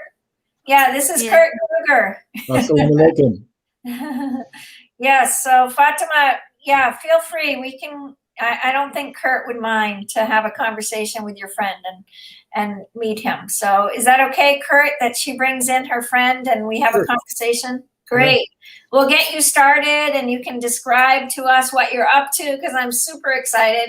Kurt joined the Torch family back for this event, 5 to Action. Days of Peace. We did this in September, and we're so glad to have you back again. And we're so glad to have you in relationship with us, with the Torch family again. And, you know, really, I know you just really took initiative. You got on the meetings with Torch Tech and you really made an impact. So I just want to thank you. I'm very excited. Find his information on Actions of Impact. And please know we're streaming from that site right here. The Actions of Impact. So Facebook shut me off yesterday. So because we played one musical information, so we are streaming from YouTube. Unfortunately, we couldn't stream from Facebook today, but everything's captured on our YouTube channel. So Beautiful. yeah, so go ahead. We'll let you have the stage. Kurt runs an amazing Success Systems International. And he's been working with kids and working with adults for years. He's worked with really international speakers from all over. It's a pleasure to have you and a real grace to have you here again. So thank you. It's my pleasure, and it's an honor to be here because we get to be able to spread the thriving life instead of just the surviving life. Yeah. We are, in a way that you have this beautiful image, the torchbearers. Yeah. We're guiding the way for the new reality. The old reality is past, and this is one of the things that Allah allowed us to do. God allowed us to be able to bring forth something new because we've been sitting in this chrysalis of this pandemic. Now, we can either take a pandemic or anything bad, and we can see what we can do to make something good from it. Definitely. And it may make us stronger, but the thing is, this pandemic allows us, through these nice, beautiful presentations you offer all the time, to be able to bring forth a new idea. And that vision is the most important thing. Kennedy had a vision to go to the moon within 10 years, and it was done. He had a vision for peace. What was it called? It was they went off to different countries. I just escaped my mind. But they were spreading the idea of interchange between countries. And this is what we're doing. We're interchanging. Most people don't know very much about Pakistan. They're afraid of Pakistan because they're nuclear now, and India's right there, and they're nuclear, and all of this. And one day we can actually say, look, I have Muslim friends. I have Hindu friends. I have friends that are Buddhists. I have they're all people. Yeah. And when we get this communication, which Torch does so well, then it opens people's minds. They see that, well, my identical twin likes the former president. I have a selfie with Bernie Sanders. Way different than the former president. So we still get along. Why? Because we look at the issues at hand rather than the politics at hand. Exactly. Both parties, both of the parties in America. So important. Horrible things. Yeah. Both of the parties have corruption. Yeah. And we get to be able to change that because the whole idea of the Peace Lab. I'm going to let you have the stage. I'm going to give you the stage. All right. Thank And you. Swamiji was just on, so he gave a big blessing to the Torch family from India. Oh, That was really great. He just gave a big blessing. And Fatima, as you said, you heard Fatima on here. She just gave a huge blessing of what practical work she's doing. Very simple actions of impact, but she's making a huge impact in Karachi. So take it away. thank you very much, Lynn. You know, Lynn is so wonderful. She actually right now gets to be able to have a little bit of a break, a little bit. She works so hard at making life better. And this is what we get to do. And I'm saying we get to because God did not put us on the planet to just be like the caterpillar. The caterpillar eats so much. It just devours the leaves and everything. Humans have been devouring the planet. Humans have been devouring people, not eating them, but killing them. Insanity. We get to focus in the Peace Lab on finding the one or two or maybe more things that have been missing that would produce a greater peace, that would produce more and more happiness, that would produce life thriving on the planet rather than just surviving. This is what the Peace Lab is focused on. It's all inclusive. This week on Humanity Rising podcast is going to be a peace week that is like no other, because the Peace Lab stands for either labyrinth, which is a pathway in to more peace, and out to bring peace to others. But it's also a laboratory. This is where we research, where we develop, where we experiment with what works and what doesn't work. We get to be able to find those elements. Like, I'll give you one example that we found. There's a character development program. It's called the Living Values Education Program. It has reduced violence at a refugee camp within 2 years of its implementation by over 90%.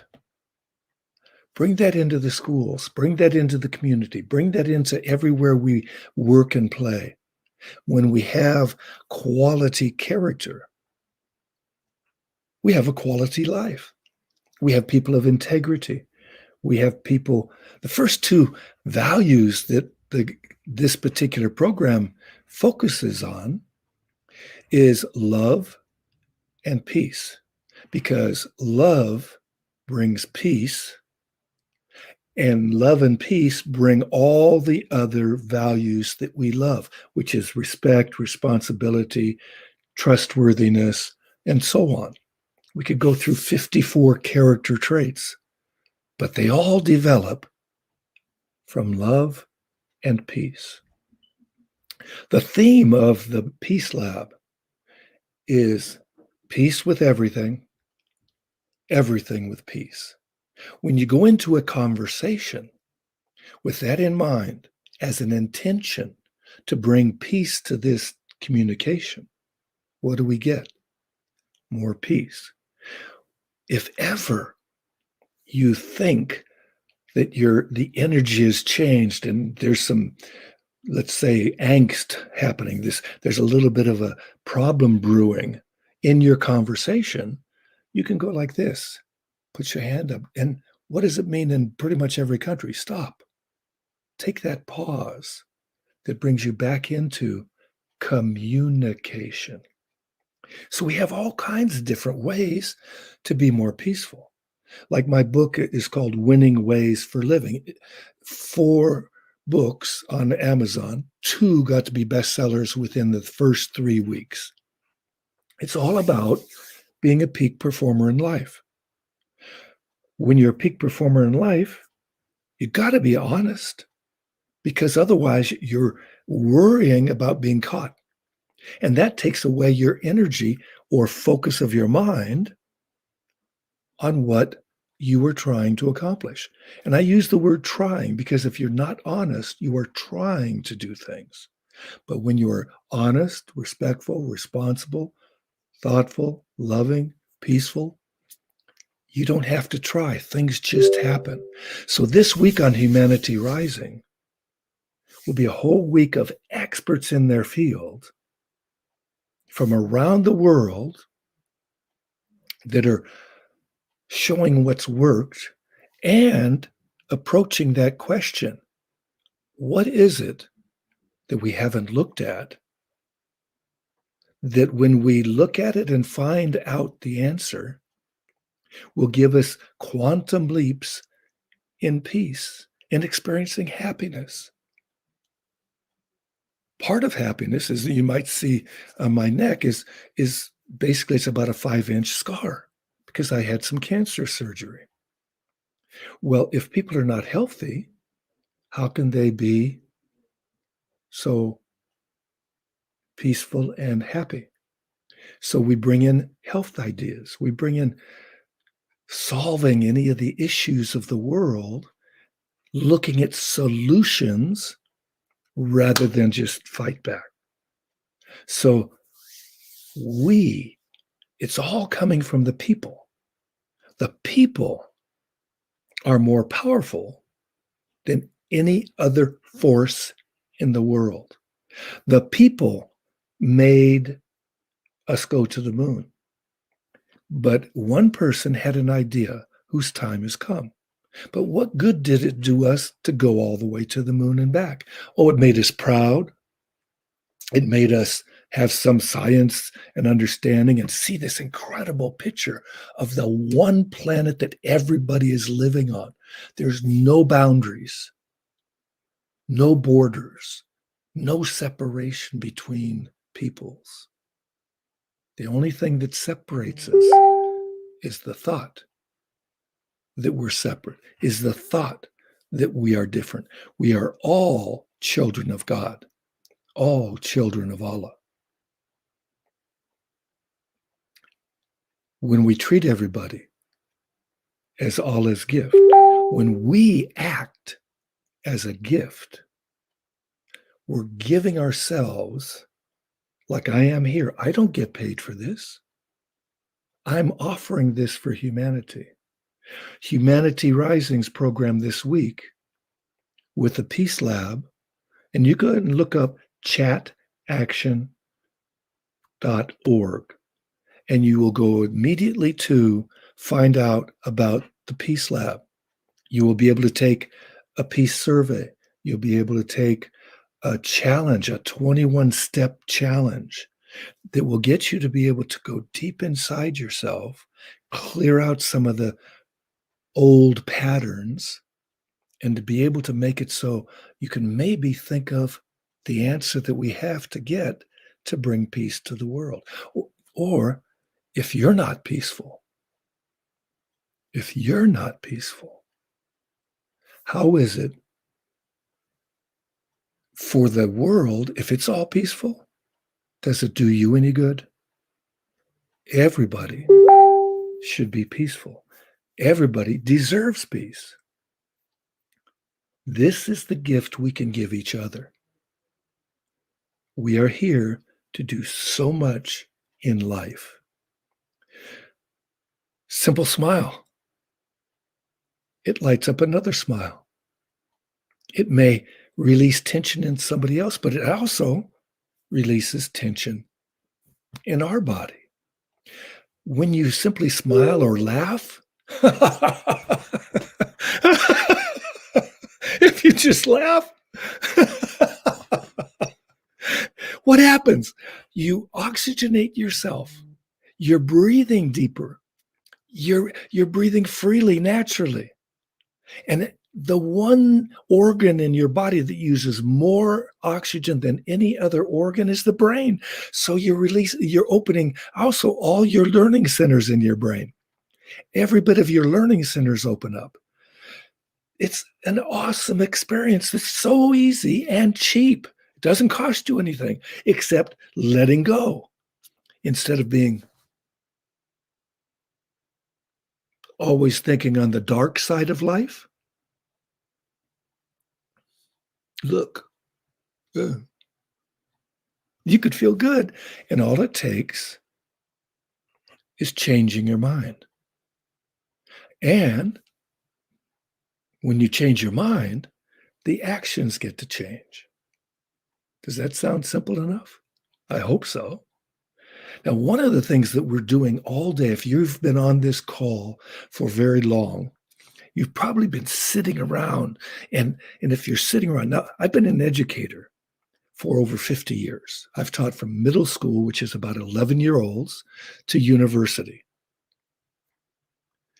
I've taught corporations like PepsiCo and IBM, so on. I've been all over the world, 5 continents. And it's been my pleasure to share the wisdom and knowledge that I have, because I give people an intellectual understanding and a direct experience. So if you've been sitting very long, I'm going to get up and stand behind my chair, and I'm going to switch my hands to my elbows to my opposite knee. And I'm going to be breathing out and breathing in, breathing out and breathing in. Come on, you can do it. Breathe out, breathe in, breathe in, breathe out, breathe in. Breathe. I'm doing the opposite of the breathing. I'm sorry. I was discombobulated. So what it is as you're bending forward, you breathe out. As you're standing up, you breathe in. You breathe out, breathe in, breathe out, breathe in. Now that's doing a cross crawl. That balances your neocortex, your new brain, that brain, that part of your brain that actually makes us humans as opposed to mammals, as opposed to reptiles. Because there's three main parts of the brain. Then the one is divided into two and so on. This is all just science. But when we do that simple practice, it opens up all of our brain. And again, it oxygenates your system. And most people do not do very much on their breathing. Some people hold their breath when they should actually breathe. You've never seen a karate person breaking bricks when they go and breathe in. It's always breathing out so that the ki or chi is opened and released. And that is the thing that breaks the bricks. I used to teach self-defense to students. And I had a little girl that was like 13 years old. And at the end of the self-defense program, I would always give them an opportunity to break a board. So they would bring a 1 foot square board, 1 inch thick, to class. And then I would hold it, and I would make sure that their hand would reach just over the board, about wrist distance over the board, so that when you hit it, and you hit it with this part of the hand, and you're not going to hit the board. You hit beyond the board, like as if the board isn't there. Well, this one little girl hit the board, and she did not break it. Then she wanted to try again. I said, okay, but listen to the instructions. You're not hitting the board. You're thinking of the board. That's why you hit it. You're going to hit beyond the board. This is where the force is. And you let out all the air with a big ha, because they let it out louder, but all the air goes out. And you go beyond the board. I held it there. And when she broke it, she jumped up in my arms and hugged me. And there was, and the whole group of students were clapping because she hit it. And it does hurt when you hit the board. But you have more power than you think. I'll give you an example. There's a video on YouTube that you can see about the domino effect. And the man has a whole bunch of dominoes standing up, and one is about 2 meters high and weighs over 100 pounds. And there's dominoes smaller and smaller, and he gets a little tweezers, and he gets this 1 millimeter by 5 millimeter piece of domino, and he places it down on the ground. And then he says, watch. And he tips that little thing, and you barely hear it. And then the next one falls, and the next one falls. And then that 13th one, this one that weighs so much, falls, and it makes a big sound. And he says the important thing. If it was 29 dominoes, the last domino would be the size of the Empire State Building. So that one little smile, or that one little caring, like when you offer some paisa to somebody who's begging, it helps. Every little bit helps to bring peace. Don't ever think that you are not valuable. Don't ever think that you cannot do things. Excuse me. Always remember to know that you have the force, that you have the power of God in you when you think about God. Now, when I say that, people don't quite believe it. And I'm a person who does a lot of interfaith work. And so I know a lot about all of the religions. And the Christian religion believes that if you have the faith of a mustard seed, you can move mountains. Well, what good does moving mountains do? Nothing. But there was also a guy in that Bible that said, that used to thank the Father for having healed people he healed. His name was Jesus. So he healed people. But to do that, he said, thank you, Father, for having healed this person. So I'm down in South Africa. I had just given a big program at Witwatersrand University, one of the best universities in all of Africa. And I was playing beach ball, beach volleyball, that is. And I was playing with some people of the country there, and this guy spikes the ball so well, really nice, but he comes down wrong. You hear a horrible pop. And what happened? He blew his knee out. Now, I've been working with elite athletes all over the world for over 40 years at that time. So I know what happened. So I dragged him off the court. And having taught sports psychology, I asked him if he wouldn't mind to see if I could help him. And he said, okay. So I put my hands on his knees and I talked to him about how to breathe through his nose, because he had to relax because he's got a lot of pain. And when you relax, the blood will flow better. It'll flow the better amount and so on. So I put my hands on his knees and I guided him through breathing in through the nose, because it goes to the lower lobes of your lungs and so on and so forth. For 45 minutes, I did this. But for the first time in my life, I tried something inwardly. I thanked God for having healed this man. Periodically, I would just thank you, God, for having healing. Thank you, Allah, for having healed him. Thank you, Allah, for having healed him. And after 45 minutes, this guy got up and walked away. It worked. 5 or so years later, I was backpacking with some scouts. And one boy hobbles up when we compacted the line of scouts. He hobbles up with a big branch to use as a staff because he had twisted his ankle badly. Somebody else was carrying his backpack. And I asked him the same thing, and I did the same thing, and he walked away without the staff. Now, if I can do that, trusting Allah, trusting God, what can't you do? You're God's child.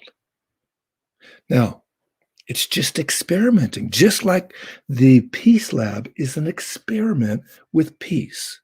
When we experiment with peace, guess what?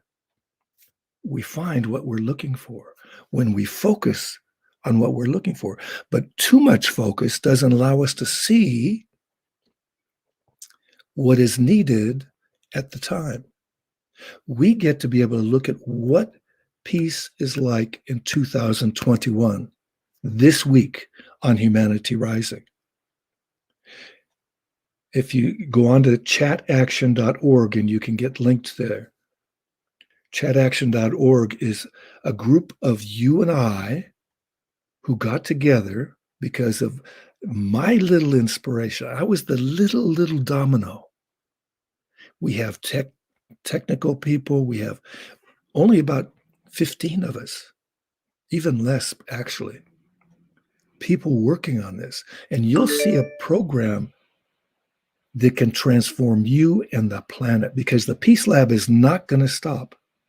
The Peace Lab is dedicated to making everybody everywhere experience peace everywhere and everywhere with peace. How do we do that? We get creative. We didn't know about quantum physics until somebody had an inspiration. We didn't know about gravity until somebody had an inspiration. Life can change so much, and soon we're even going to have it so we don't have to have currency. We don't have to have any super rich people. It will be more equal with all the peoples. And we will live together in harmony. The important thing is harmony. Now, there's always, until the Peace Lab gets to complete, going to have some discord, some issues that come up that are maybe somebody's a little bit mental. We get to help them. We don't punish them. Like when I was teaching at Stockholm University in the early 80s, I gave a program on meditation to the Swedish prison wardens and priests, because they have priests in every prison in Sweden. And I taught them how to bring meditation into the prisons. Now, Sweden and Norway and Denmark and Finland and so on, they approach their prison system as a rehabilitation, how to help them get better. They then had a way to be able to get them super better, to break down the inward things that caused a person to break the law. So when you go inside, you clear up a lot of that stuff that caused you to feel ill at ease, because meditation brings you peace of mind. It clears the thoughts. So that, like, my image of God is that, he's not going to talk to us until we still our mind and he says, "Oh, you're ready to listen." Because he's not going to interrupt our talking. And all too often, we're talking in our mind. You're thinking about what I'm saying.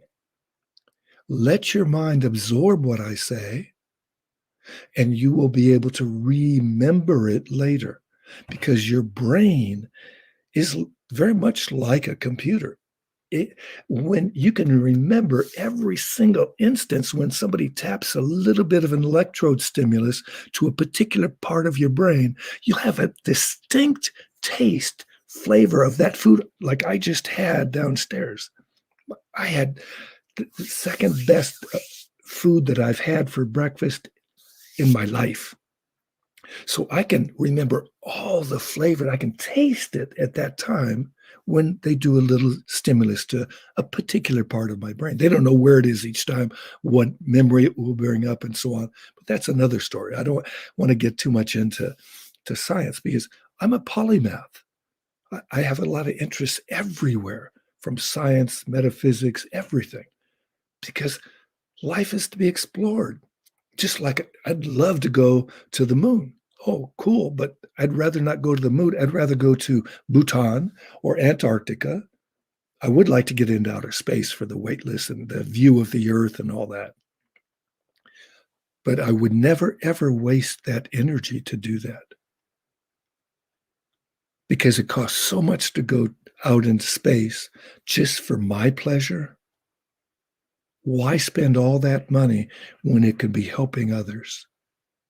It's an ego trip. It's just saying, "Oh, I did this." Well, I have been to over 30 countries. I've been to 5 continents. I love doing these calls because I can communicate with everybody in the world who wants to communicate, who is tuned in to our station, who even thinks of offering some money to help with the seeding of the planet. And this is crazy that we spend so much money in destruction with departments of defense, and they're always having to have reason to go to war or to build up their military or whatever. I'm not against the military. Not at all. I'm not against it. I love our former president. I do not like some of the things that he's done. I pray for all the people to be better. Why? Because it makes everybody else better. When one person is better, it's like when you see that smile down the street. There's a man who wrote a book called The Gentle Art of Blessing. His name is Pierre Pradervan. He was walking the streets of Geneva, and he started a practice in his mind to blessings of light and love when he saw somebody, or blessings of health and wealth, or whatever came to his mind for a blessing, he would just do this inwardly. It's a great book called The Gentle Art of Blessing, but you can also see him on YouTube. Look up Gentle Art of Blessing. His name is Pierre Pradervan. And all of a sudden, one day he's doing this, and a man he does it to a man sitting on the side of the road, and the man jumps up and boom, knocks him in the face, knocks him out. When he wakes up, he's spread eagle on the ground. He stands up and he looks around. The guy is gone, but he blesses him anyway, even though the guy's gone. He just got hit, and he blessed him. He goes home thinking he's going to see a big black eye. Nothing. The gentle art of blessing. The power of grace, of love, of light is more than we know. Allah allows us to be vehicles for his love. God allows us to be his servants. Are we going to serve others as we would like to be served? It's in the Quran. It's in the Bible, the Torah. It's in Confucianism and Taoism. It's in the Tao Te Ching and so on. You treat others the way you want to be treated. That is the one rule for the world.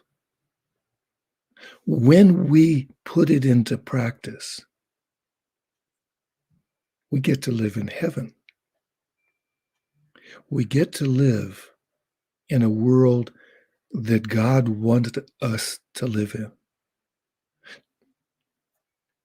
I would love to be able to have a dialogue with you, because I am having a dialogue with you, except that I don't hear exactly what you're questioning, except I get to be able to flow with what we are moving to, which is peace.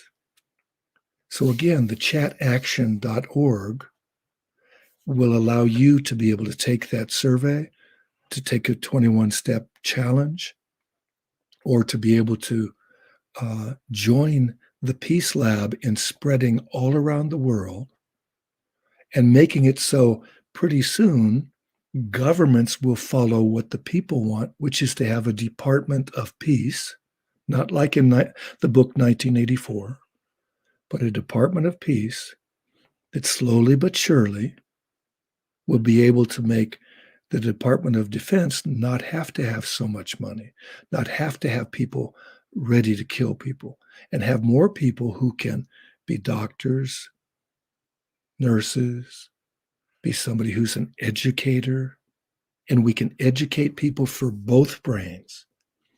Our education system in the world is geared toward the left brain. This is your analytical brain. This is the brain that they say, okay, what is it? 2 + 2 is 4. Well, that's easy enough to do. But what about the creative part? The right brain. That's different. That allows us to be not just artists, but leading edge scientists. There was a fascinating book that I listened to about 5 or 8 years ago. It was called How Hippies Saved Physics. I dare you to read that book, How Hippies Saved Physics. It will shock you.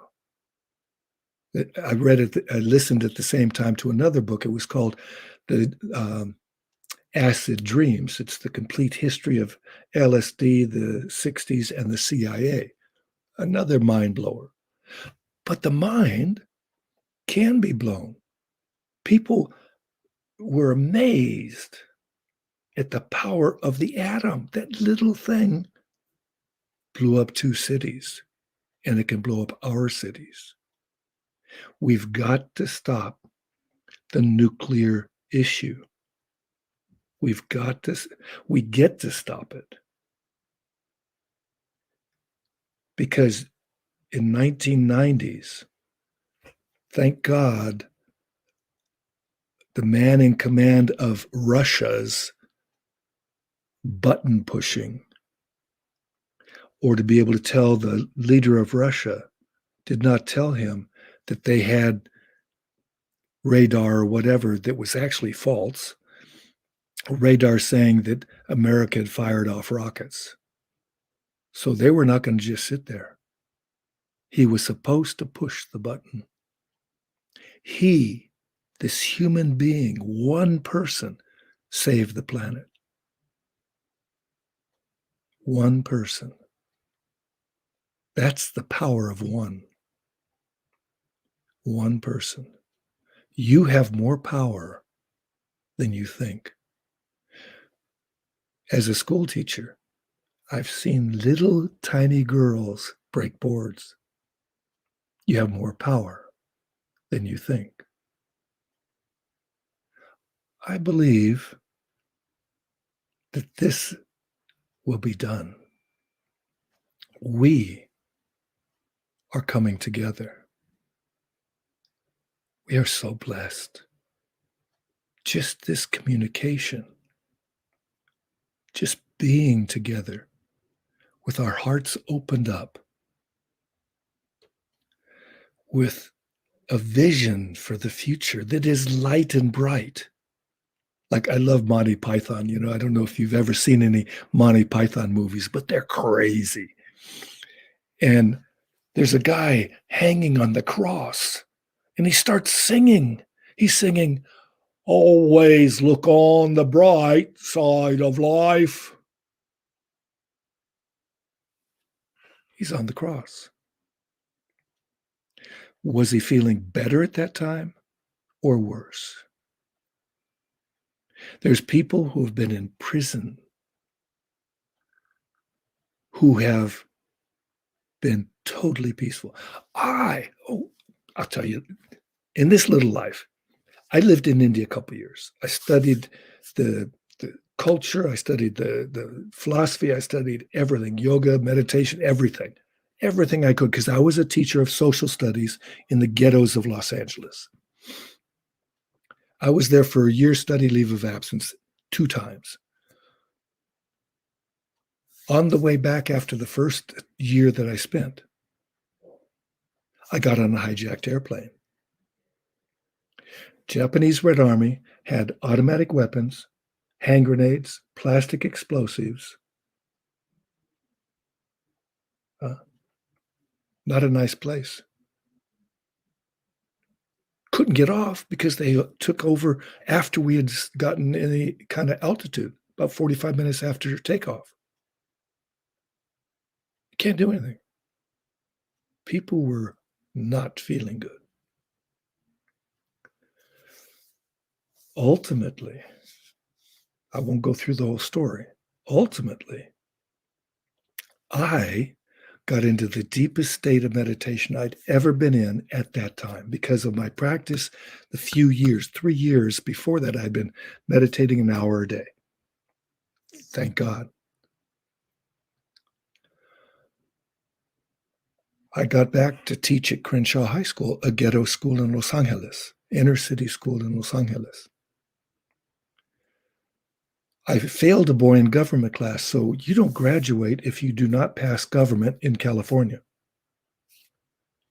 I'm standing outside my classroom during passing period where students are going to their next class. This boy walks up, he's about 5 feet away from me, and he pulls out a gun.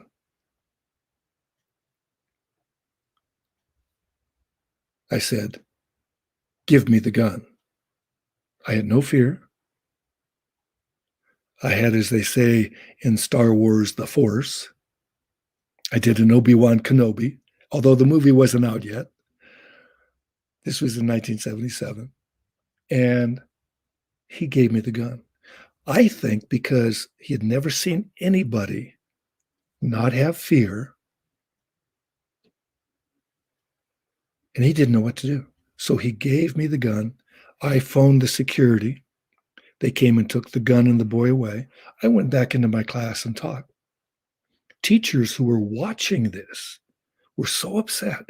They had to go chill out. They didn't even go back to their class. So the classes were just hanging out or going somewhere else. I went back and taught my class. I started teaching stress management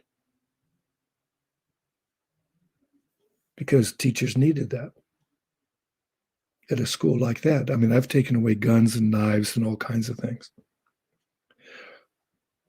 When you learn meditation, it's very powerful. But we get to change that kind of an environment. What made that boy have a gun? What made that boy think he was going to use a gun to get what he wanted? We get to change those reasons. Like one of my favorite, let's say, videos that I turn people on to is a video you can check on YouTube. It's called Human, Human. And you see part 1, the first 10 minutes. You don't have to see more. There's 3 parts and they're all 90 minutes long. And all it does is show human beings expressing themselves and beautiful scenery. Those 2 things. And the very first scene with a man looking you straight in the face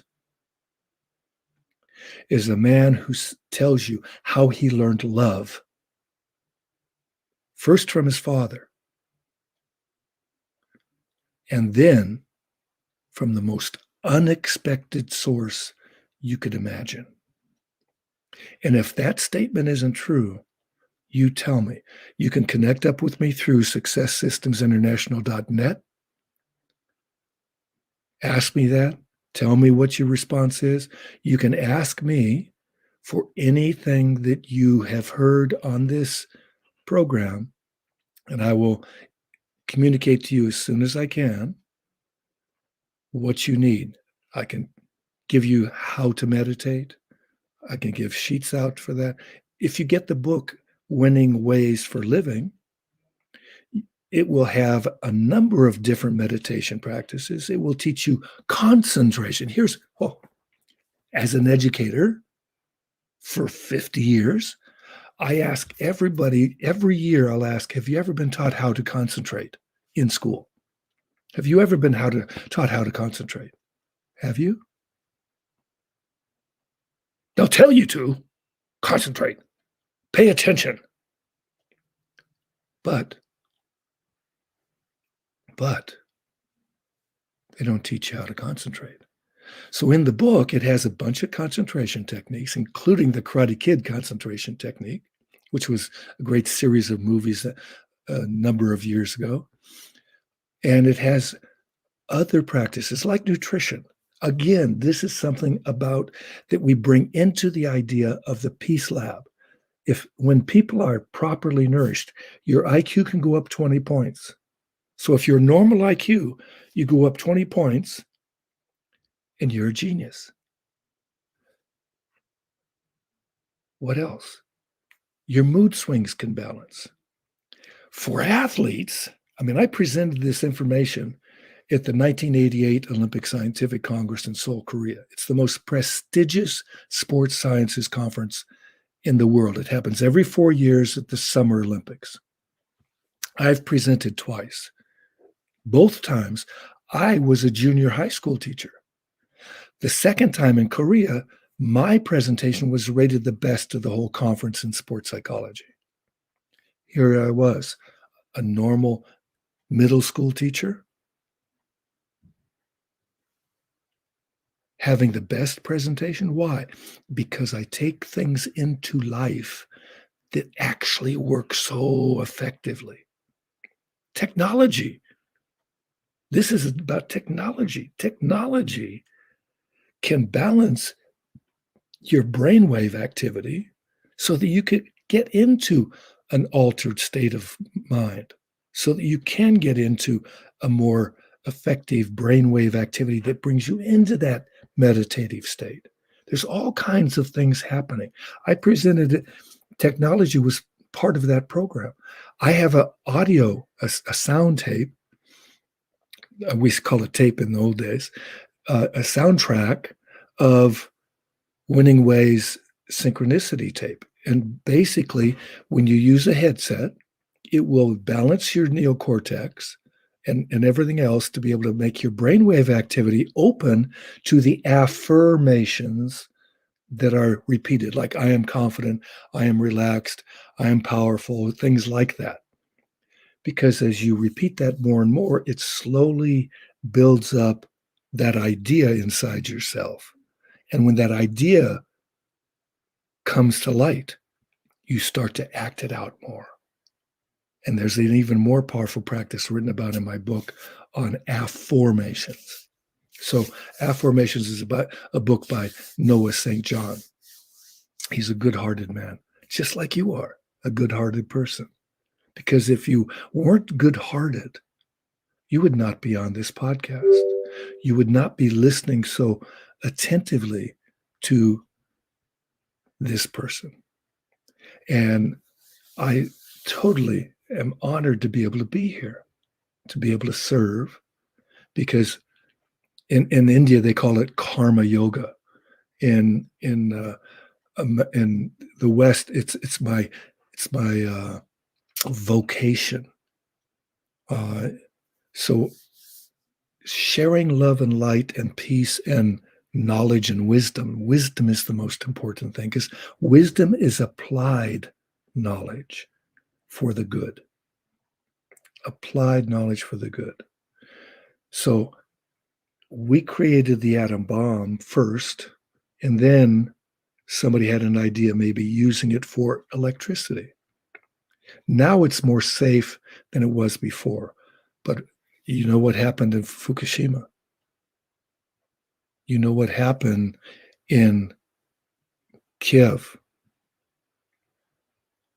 We've got to be able to, Chernobyl is the place, but it's outside of Kiev.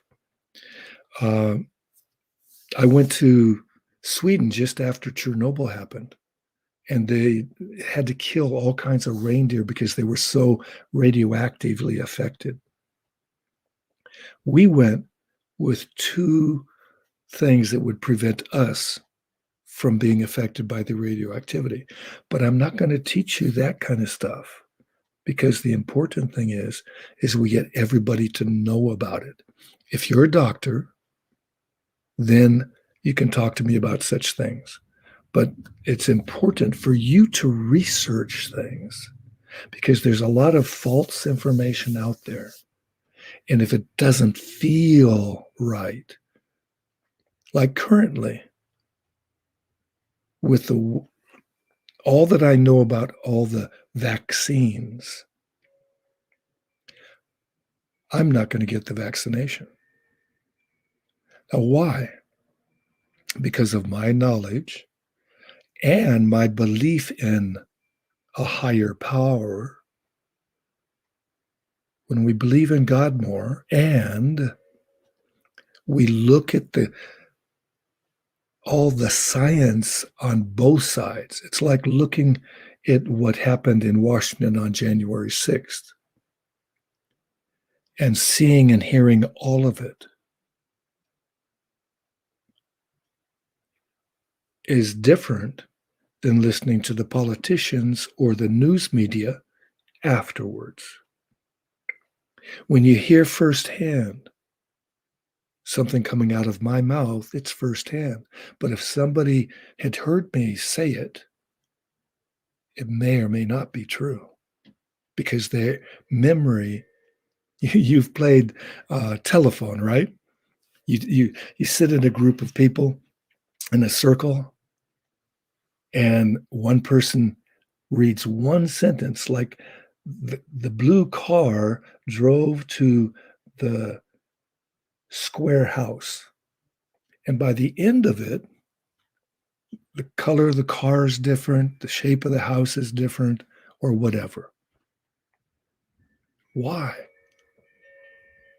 People don't listen with soft ears, trying to really hear.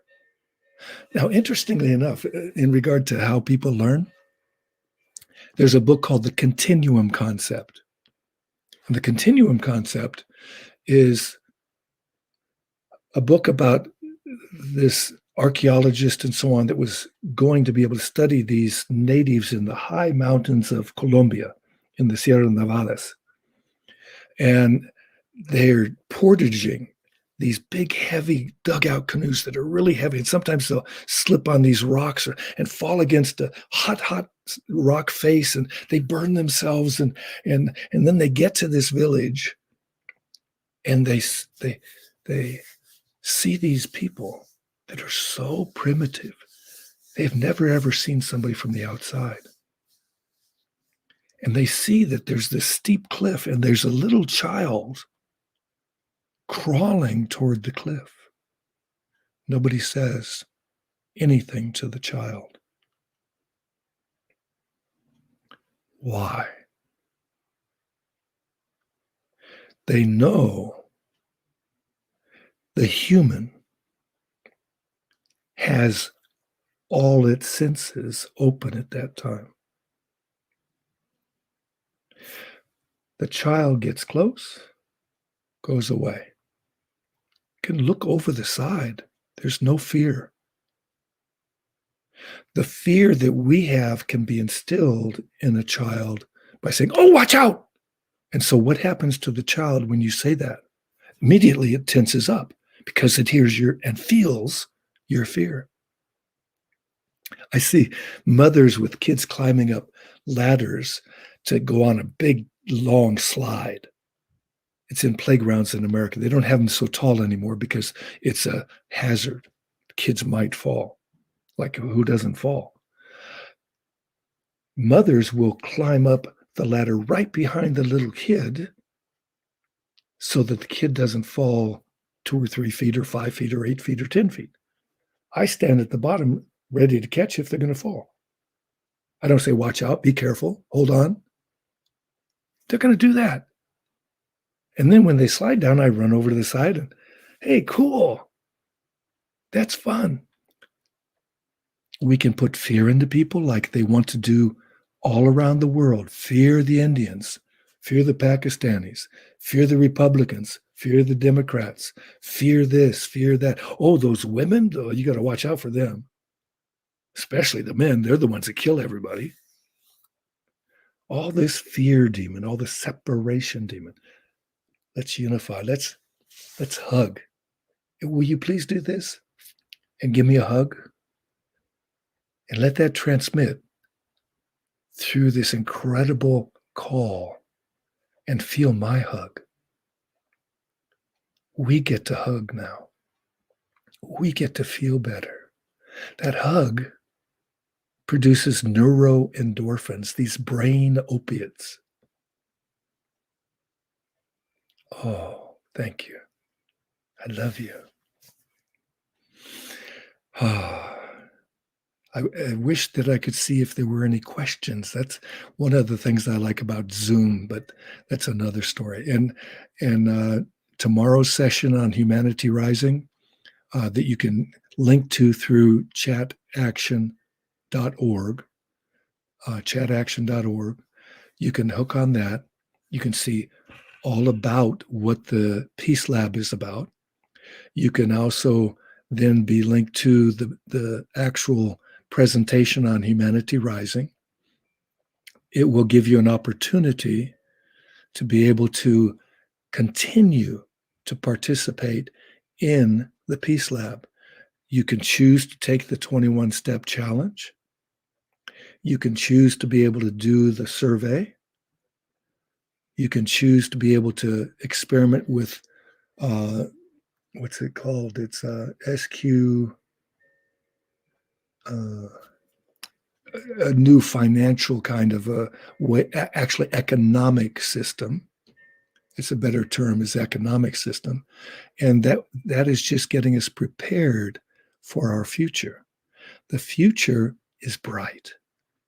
The reason the future is bright is because we are taking the future in our hands. In our hands. We are holding the planet up with love and light. We are holding the torch. We are the technology of love. And this we spread as easy as butter in the summer, or as ghee in the summer. I love ghee. Ghee is so much better than simple butter, but that's my preference. I love South Asian food. I say South Asian because Pakistanis and Indians eat the same food, and it's fantastic. Of course, South Indian is a little bit different than North Indian and a little bit different than Pakistani. There's little subtle differences, but they are so good. I love the spices. Just like this breakfast I had, it had Mexican spices, and that helps to be able to get the nice vitamin C through your body, is those nice peppers, hot peppers, that is. But you already know that. You probably know a good amount about nutrition. And if you don't, learn. One of the better books about nutrition is called, it's by Cousins. I'm thinking of Norman Cousins, and it's not Norman, it's Gabriel Cousins, Dr. Gabriel Cousins. He has a book called Conscious Eating. And when you are more of a vegetarian, it helps the planet. Now, when I say that, more of a vegetarian, you don't have to be. Some people need meat. Some people need to have certain elements in their body. Like I have some indigenous friends here in California that they're from the Chumash tribe. And I had to, I didn't want to, but I had to kill a rattlesnake. And a rattlesnake is a poisonous snake. It's not near as poisonous as a cobra or something. And when I was in India, I saw a cobra run across the road where I was living in the village, and fastest snake I've ever seen. But I gave the meat to my friend because they don't get to have some of the food that they always used to eat anymore, because people just throw them away and they're not around so much anymore. And I don't kill them normally. I will let them live. I'll bring them somewhere else far away from my property, but they are there for a purpose. Allah made everything for a purpose. He made us to make the planet better. God made us to make the planet better. We are not here to be caterpillars on the planet. We have been, but we're learning now. We're learning what it does to us. We're learning what it does to the planet.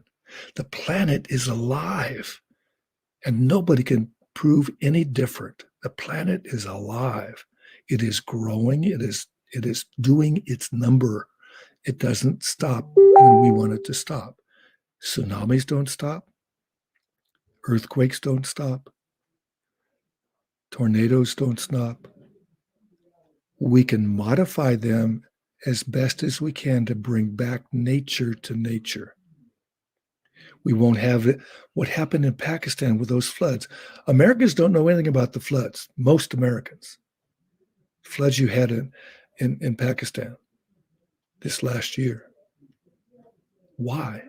We don't really have communication except all the evil things that are happening in our country or maybe some other countries, but very few times do you ever hear anything about Asia or South America, at least in America, and especially Africa. And I have dear friends in Africa because my wife is from South Africa. And I also consult with these SDGs in Nigeria and South Africa and other places. So this has been wonderful. I'm so happy to be here. Lynn oh, there you are, Lynn. I'm happy you're here. My goodness, I was wondering when you were going to come on because I was just flowing with the energy of what came from the audience. I listened the whole time. I had a breakfast and I got my dishes done. So thank you. My pleasure. I know you got to do something sometime during the day, and you're going late into the night. My goodness. Yeah, we did late last night. Tonight's early. We're having the celebration at 6 for the closing ceremony.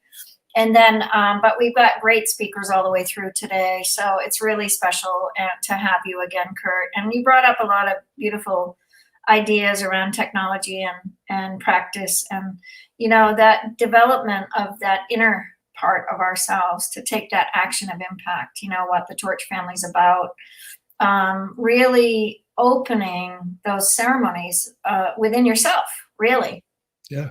You know, Totally. ceremony within yourself. And, Yeah. you know, we are all about this, you know, this whole idea, you know, simple actions for global change. This is what Yep. Kurt and I are about, and actions of impact. And Kurt's been with us, you know, through many of these different programs. And, you know, I'm pretty excited. This picture came to me yesterday, and I felt this was very much about what I feel honored to have you and all Torch members, you know, as equal partners of the Torch and really develop this out, because the children of the world need us all. Yeah.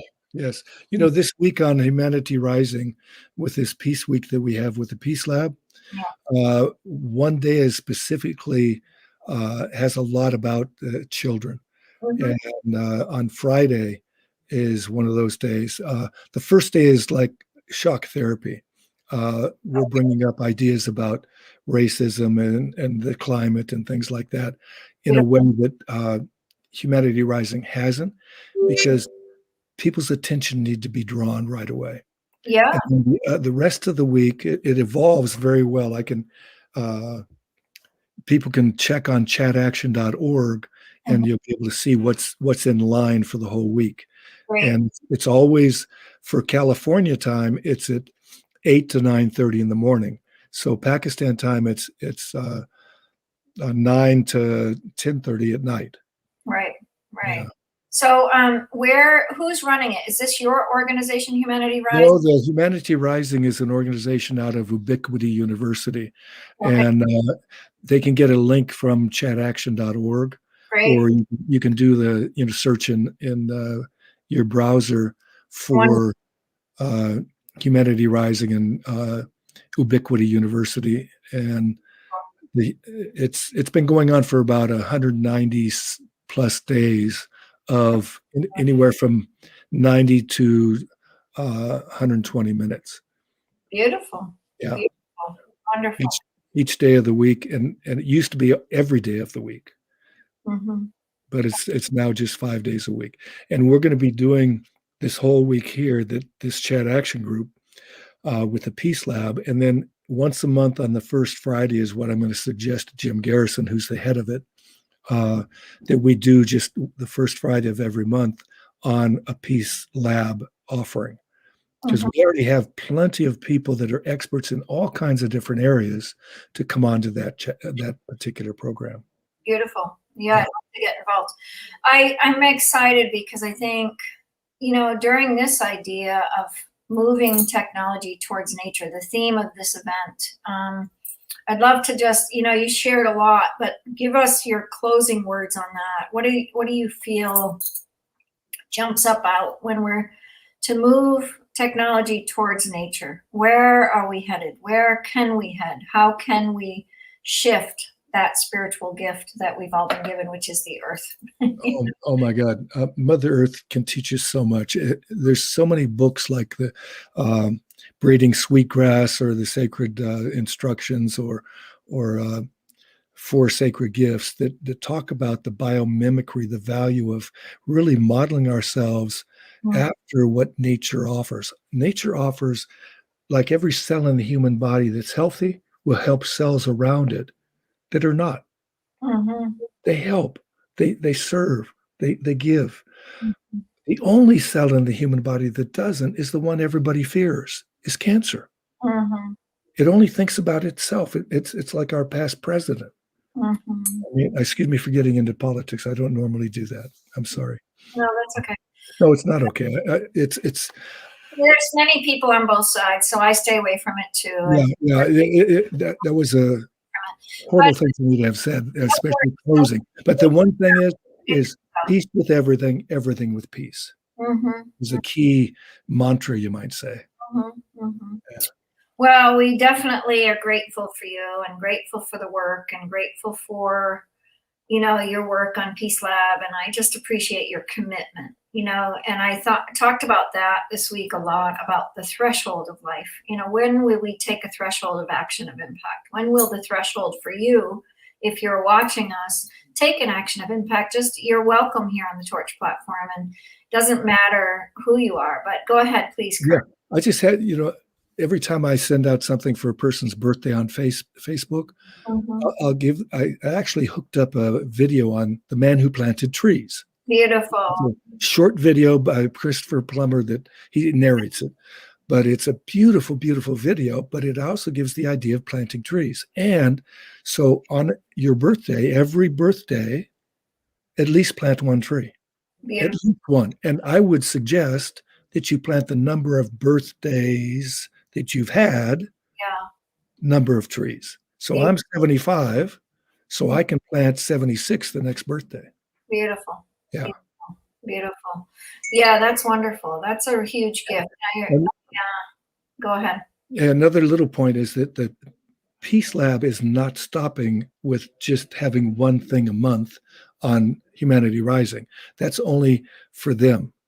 The Peace Lab is truly an organization of people like you and I, and everybody that's on the call, coming together and doing some little thing that they choose to bring about more peace. It's like there's something called Drawdown. It's the 100 most efficacious ways to reverse global warming. It's a great book. Yeah, Paul's a friend. Yep. Yeah, Paul Hucken is amazing. And one of them, we present that program around Southern California. And one man at one of the presentations at a church, he went off and studied about EVs, electric vehicles. And he made a presentation at his church about that. So he took that and ran with it. Somebody else will want to teach girls. Oh, teach women? That's the 6th most effective way to stop global warming, teaching women. And it describes it in that book, why and how it has such an economic impact, why it has a social impact, why it has a climate impact, the whole thing. Beautiful. Yeah. Well, this is what Power last week, they came out with a new website now. And we've been doing this much carbon pounds. And so I hope you get engaged with Adam and I, because we're really. I had been involved with Power at the beginning, and I bought that because I put a lot of effort in it and didn't get anything at all back. And I even re-upped it again just recently. And I have I'm not a money man. I'm not a businessman. I'm an educator. Yeah, totally. Yeah. I'm with you. I get to focus on the Peace Lab, but thank you so much for having me. I know you got to get to other people now, huh? Yeah, thank you so much. And I just appreciate so much you coming. Really. You're a huge impact. Yeah. Cheers. Walaikum salam. All right. Celebrity Guru, are you here? It looks like you might have popped in. We're waiting for Julie. You are here. You came home. Yes, I'm always at home, right? Yes. But I go. Wonderful. Yeah. I'm glad you're here. Awesome. Of course, promise is promise. Oh, you're beautiful. Yeah, we had a nice morning so far. And Julie will come on, and I'm going to ask that she gives just a 30-minute, and then Mark's going to come on after, and then Dr. Neelim after at 11:30. Okay.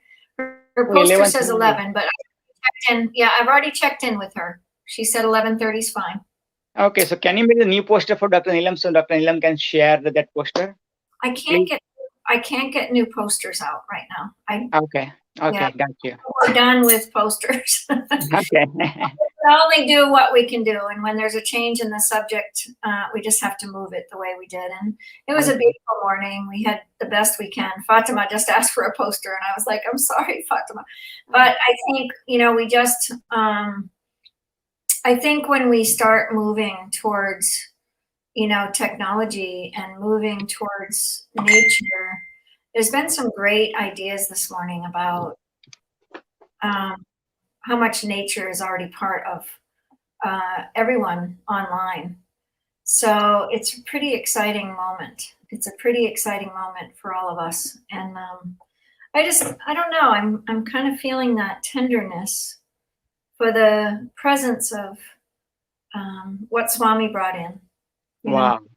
And I'm tender because this honoring of yesterday's commitment to you and I, when we took that commitment and really stood for a spiritual care of the earth, spiritual care for this presence of earth, the spiritual care of the presence of how we will take an action of impact. How will you, anyone watching, take a spiritual care for this earth? And we've been invited to go to Bangladesh now, and I'm going to really highly consider it because it's moving me to, I have to move again. And it's this process, it's a process of like, okay, I've got to keep my heart to the sunshine. And the Myanmar Rohingya, that's been going on for a long time, and it's got to stop. It's the camps there. And I said, maybe we could start torch programs right there in the camps. Absolutely. Swami is going for that one in month of March. Swami is going to, Exactly. Well, he invited the torch family. So that's beautiful. So I think that's going to be important to really start looking at and really start developing as we build a relationship together in these type of events. Can you imagine torch programs in refugee camps? We started with that young man that you were working with. What was his name? Thompson. Thompson. Yes. Thompson. We need to love Thompson today. Where is he? Is he still in the refugee camp? Yes. Almost a year. Oh. Welcome. The upside of down, Julie, the yoga guru of the world. Welcome. Great. How are you all today? It's been a beautiful morning. It's been really moving in a really beautiful direction. And Swami came in to bless us from India, and we're talking about Moringa and Rohingya and Myanmar. Where the war is happening and the refugees. So Swami has invited the whole Torch family to go and be part of that. There's 1,000 people going to really change consciousness. So that's pretty exciting. And so I'm really going to consider that for the end of March. End of March this year, going to India? Yeah, we have to go to Moringa, to Bangladesh. They're going to Bangladesh. We have a 4-person team in Bangladesh, and I really want to move a lot in Bangladesh right now. Bangladesh loses 15 feet of earth every year because of our consumption. So I don't want to hold you up too long because Mark is coming on at 10:30. Yeah. So just wanted to do that conversation with you. I think that was okay. I asked you the other day, so I hope that's still okay. Yeah. And our kitty's coming. Little Blue is here for meditation. She's going to sit on my lap while we pray. And I thank you so much. Julie is here for her 3rd day. She's going to be talking about co-creation. And her first day was separation and then forgiveness. And today is co-creation. And we just want to give a deep honoring because she has been at our events and is kind of that holding root for the Torch family because we all need to drop in each day. There's excitement about speakers and but when we drop in, we really feel the heart and the soul of this program and what we've accomplished and how much we've done in co-creation. So I just appreciate that topic today because you're one of that co-creation people here. So thank you. Cool. All right. All Have a right. We'll be with you. Thank you. Yes, bringing in co-creation, I think, is important because, especially in a discussion about technology, because we think we can create things and it doesn't have any effects on other people, and but it does. We're all connected with one another, which is why we did the separation meditation on Friday, and then did forgiveness yesterday, which, because there's always something to forgive for ourselves and others for, or to ask for forgiveness from. And now we're going to do co-creation of what is it that's holding us back from really feeling like we are the masters of our lives and we can create what we want to create. So why don't we go ahead and get comfortable, closing our eyes, taking a few deep breaths, putting our hands face up, back straight, feet flat on the ground if all that's comfortable for you. Taking a deep breath in through your nose and out through your mouth.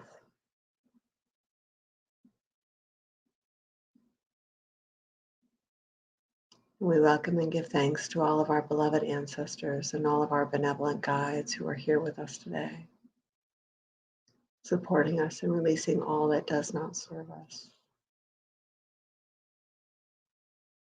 so that we may truly be the best and highest versions of ourselves, for our best and highest good, as well as the highest good of all concerned. Bring your attention into your heart space, taking a few deep breaths into your heart.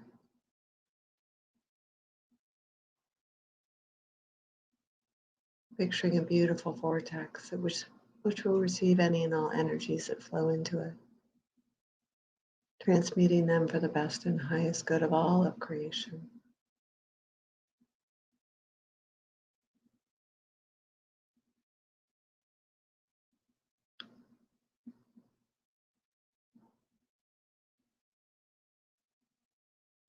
And I invite you to release all those aspects of yourselves, ways of being, ways of thinking, to keep you from feeling and seeing and experiencing yourselves as co-creators of your lives.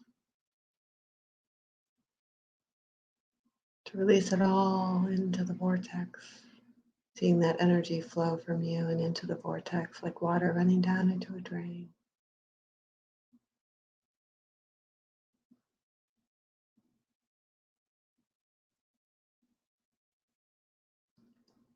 And as you release those energies, you invite all the gifts, the lessons, the wisdom, the soul fragments to integrate into all aspects of your being with grace and ease.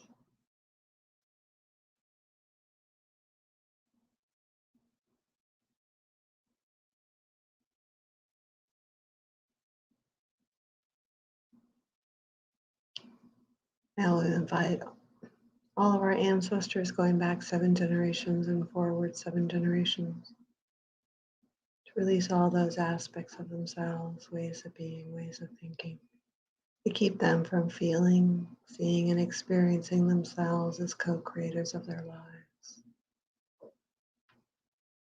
To release it all now into the vortex, seeing that energy flow from you and flow from them and into the vortex, like water running down into a drain.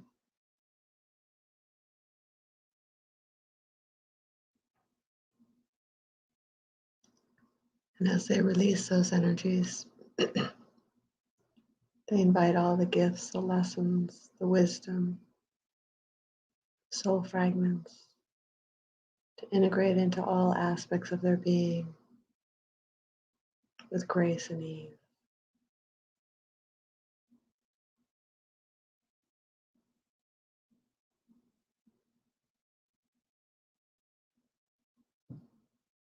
Now we'll invite the collective, all of humanity, to release all those aspects of themselves, ways of being, ways of thinking that keep them from feeling and experiencing themselves as co-creators of their lives.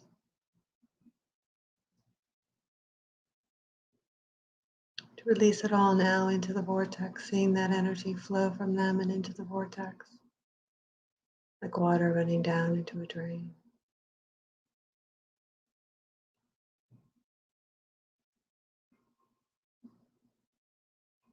And as they release those energies,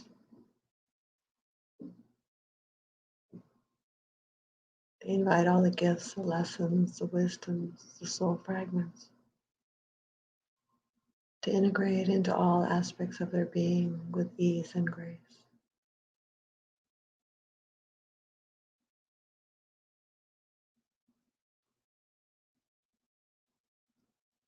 And the vortex will continue to remain open, receiving any and all energies that flow into it, transmuting them for the best and highest good of all of creation.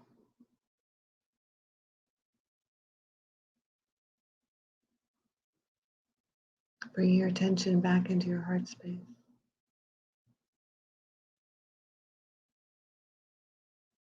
Feeling the love you have for yourself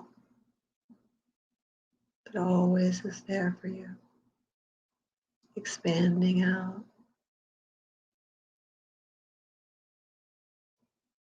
until your entire physical, mental, emotional, and spiritual bodies are all bathed in this beautiful golden white light of your own love. Changing your cellular memory and impacting your DNA.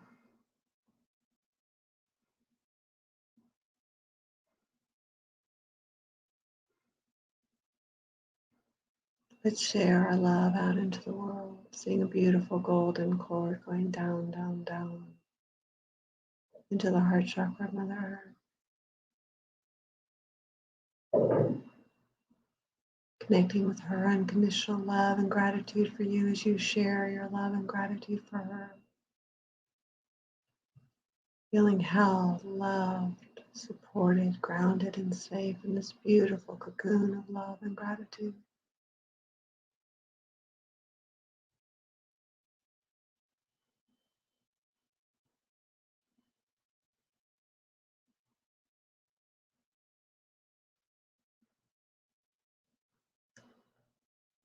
Expanding the love out from your heart further until the entire planet, from the very core of Mother Earth to her outer atmosphere, is all bathed in this beautiful golden white light of love.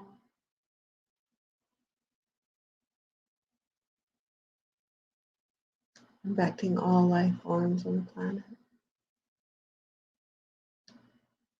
The stone people, the plant people, the creepy crawlies, the finned, the furred, and the winged ones, the four-legged, the two-legged, the water, the air, the unseen beings, all touched and impacted by your love.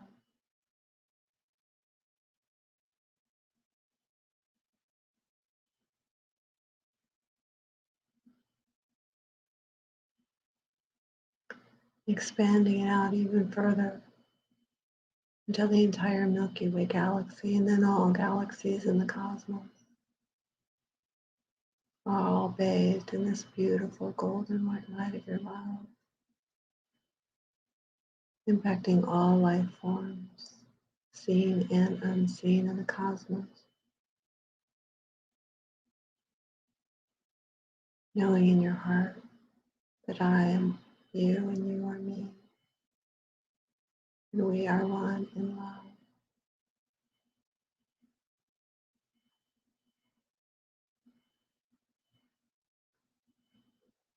And as we sit in silence for the remainder of the meditation, we'll bask in this sea of love,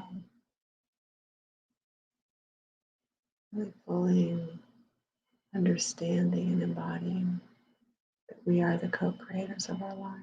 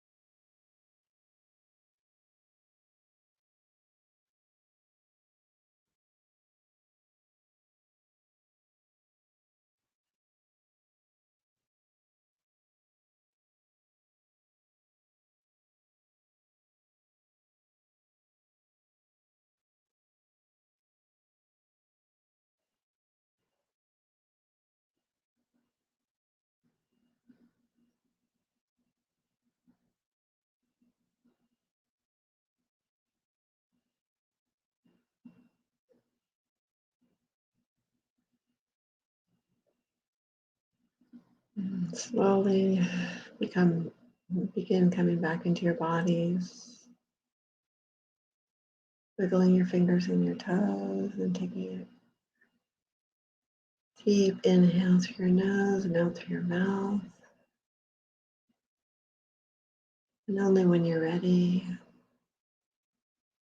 open your eyes.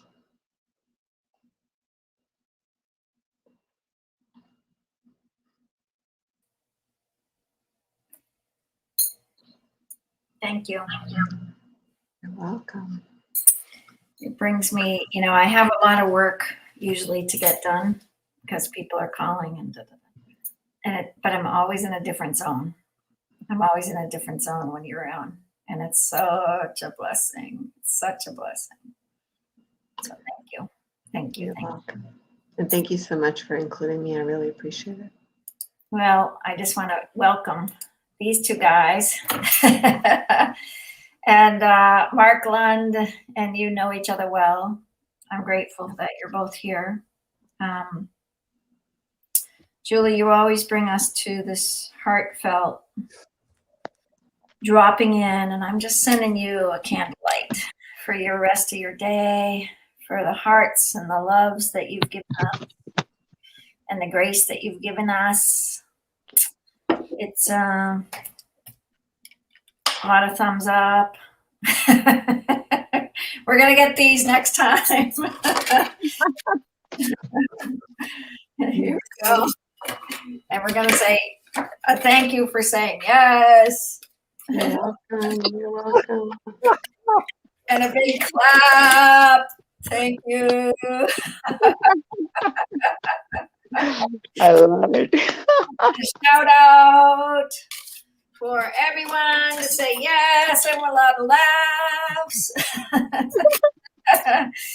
We'll come out of meditation with Mark here. Thank you for coming, Julie. You're so such a gift. And if you wanted to stream it onto yours for your mom, because Mark we don't have a Facebook. It might be really nice to stream it and then send it to your mom. Oh, okay. Yeah. Yeah, that he has his own clip. I mean, it's all streamed on our back office, and it's all streamed on our YouTube channels, both Eco Inspired Living, Province channel, and then Torch Tech channel. So they're all there. All the meditations are there and everything. But if that would be something you'd be willing to do, Mark didn't get in the back, but maybe that's a nice clip that you could send him for your mom. Okay. So you want me to put it on my Facebook page, which is fine. Is that okay? Yeah, that's fine. I thought it would be a good idea just to stop after the meditation and we can start again. Yeah, thank you. Let's change his name. That's a good idea. I'm getting there. I don't think we need I've got it. I'm gonna hide my name. So yeah. Right. Well, and I can... Julie, can I just say that very inspiring, got me ready for my next few minutes of talking. And I'll just say that in Taoist philosophy, there's the phrase that he who knows does not talk, he who talks does not know. So I guess that means you know, and I'm going to talk. So I don't. Well, we had a beautiful, beautiful morning. Swami gave us a blessing, and I said this to Julie before. It's a grace because, he's from India, but he's going over to Myanmar for the refugee camp, and he's invited all of us as the Torch members to go with him. There's 1,000 people going for peace. So he's a Torch Peace Ambassador for our organization, and so that's kind of fun. And it's at the end of March. And there's protection and everything for everyone. So I'll send you the link if you're interested. Yeah. I don't know if I'll be going to Bangladesh, but I think it would be interesting. Anyway, I hear you. All right. We have a 4-person team there, and I do want to build out Bangladesh. It would be fun. All right. Love you. Thank you. Love you. Bye-bye. Thank you, Julie. Bye, Julie. Again, today you made me sleep too. So here we are, Mr. Mark Lund. What would you like on your banner? Jeez. You want a website or? No, I'm good. I'm good. Maybe my email, Lund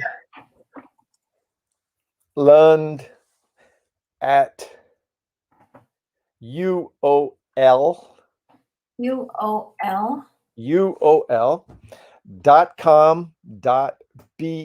as in Brazil. So let's check it. And we'll stream it on the bottom. Okay, that Julie's banner was really cool. Let's see mine. There you go. That's it. How's that? Cool. Boy, you're getting so techy.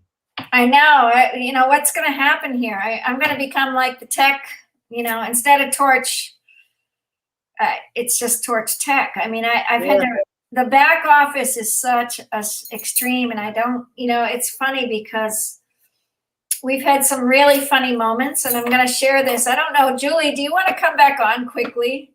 I want to show you this really funny thing that happened. Okay, so hang on. I just will take a quick moment, but it's quite funny. And you will very much love this. Hang on. So we go like this, and then we go like this. Wow. Watch.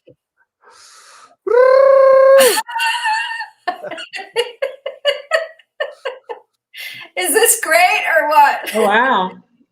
That's pretty cool. Isn't that cool? It happened all by chance, and I've been sharing it out because I think it's really special because each one is a different journey.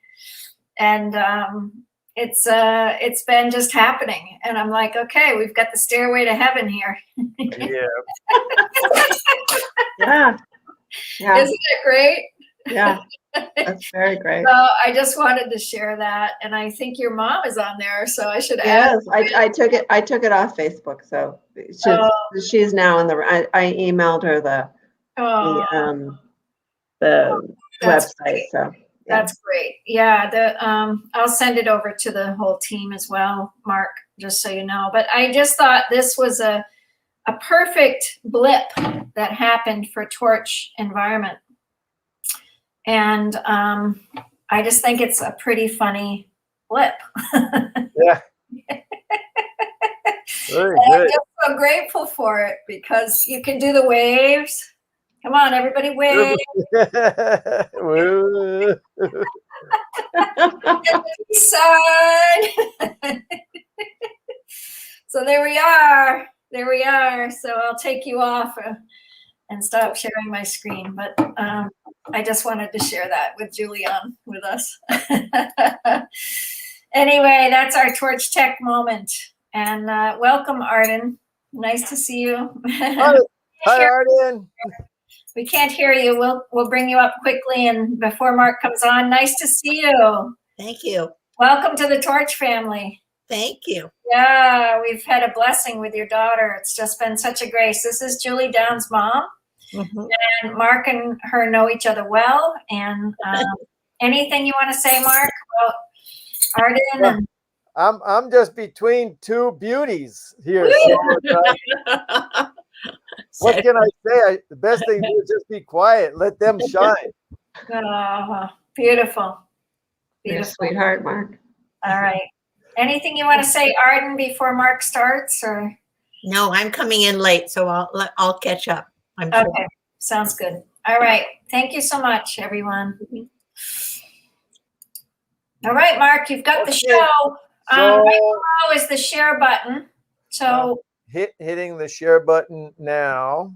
got it. And then you have to put the application window, whichever application you need. They have a new feature now for videos, but I haven't been able to make it work. But Share screen. yeah. Let's see. Let's see. I should be able to share now, right? It's not.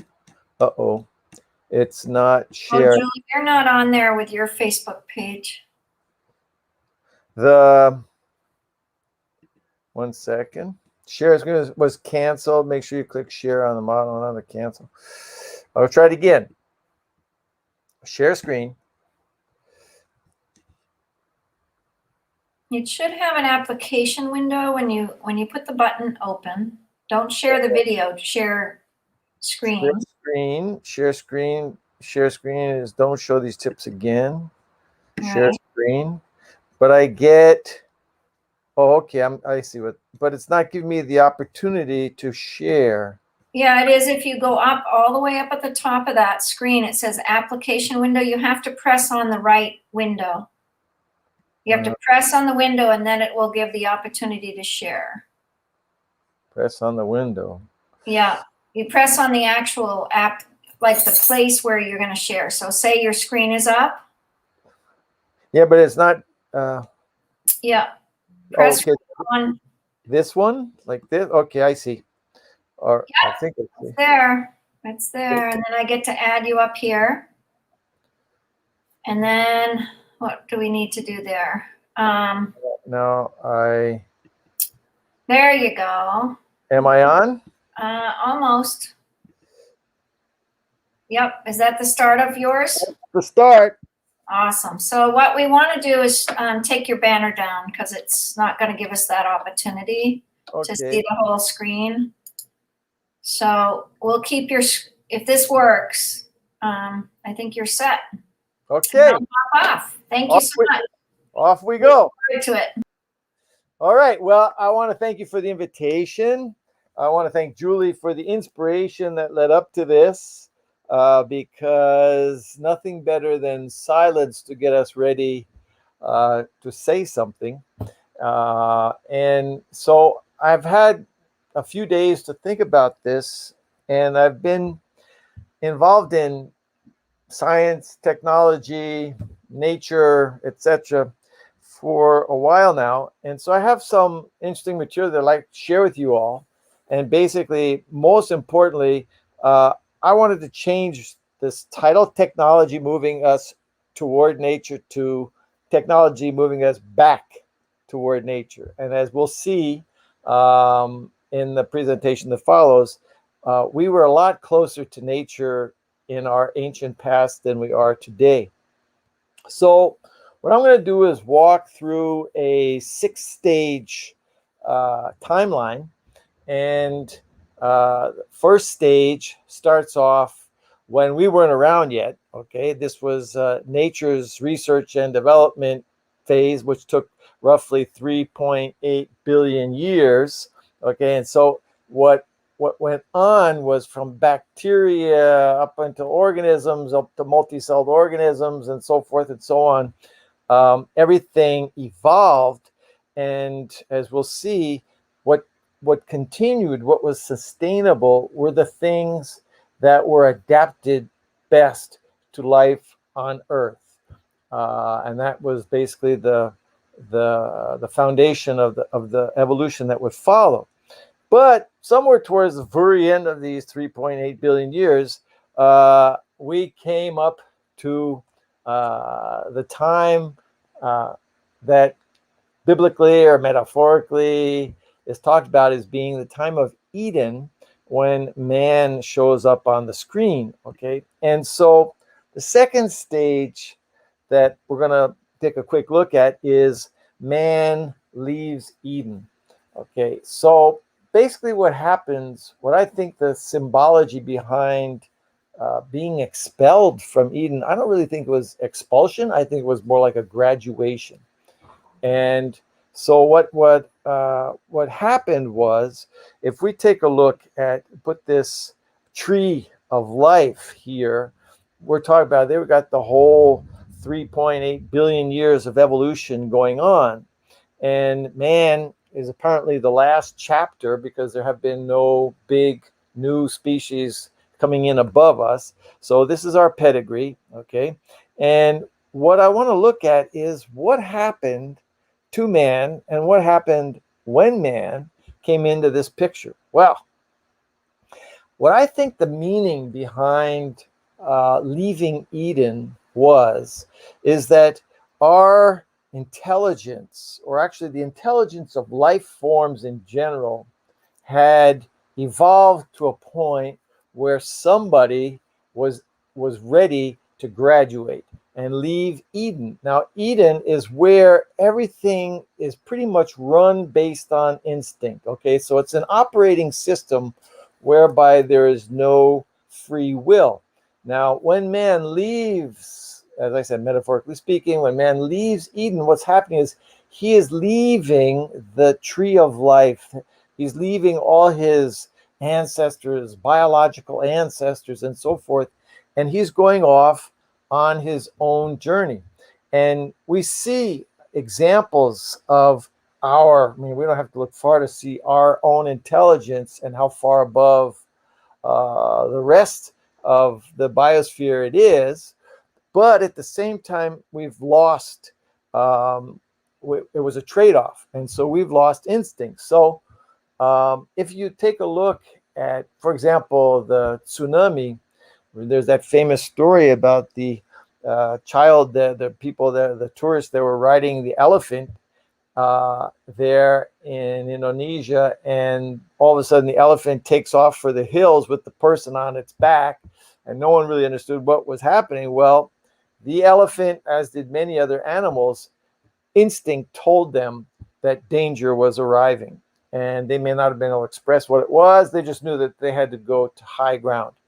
There was also, in terms of intelligence, there was a 6th grader on a beach who, when he saw the water recede, he said he had just learned in class that water receding usually meant a tsunami was about to arrive. And so a lot of people on his beach were saved because of his intelligence. So nature operates on these two formats, one being the automatic pilot of instinct, or man's intelligence, helping him to sort of substitute instinct and move towards something more related to consciousness and consciousness's own discovery of consciousness and understanding of consciousness and understanding of this choice, where he's been taken off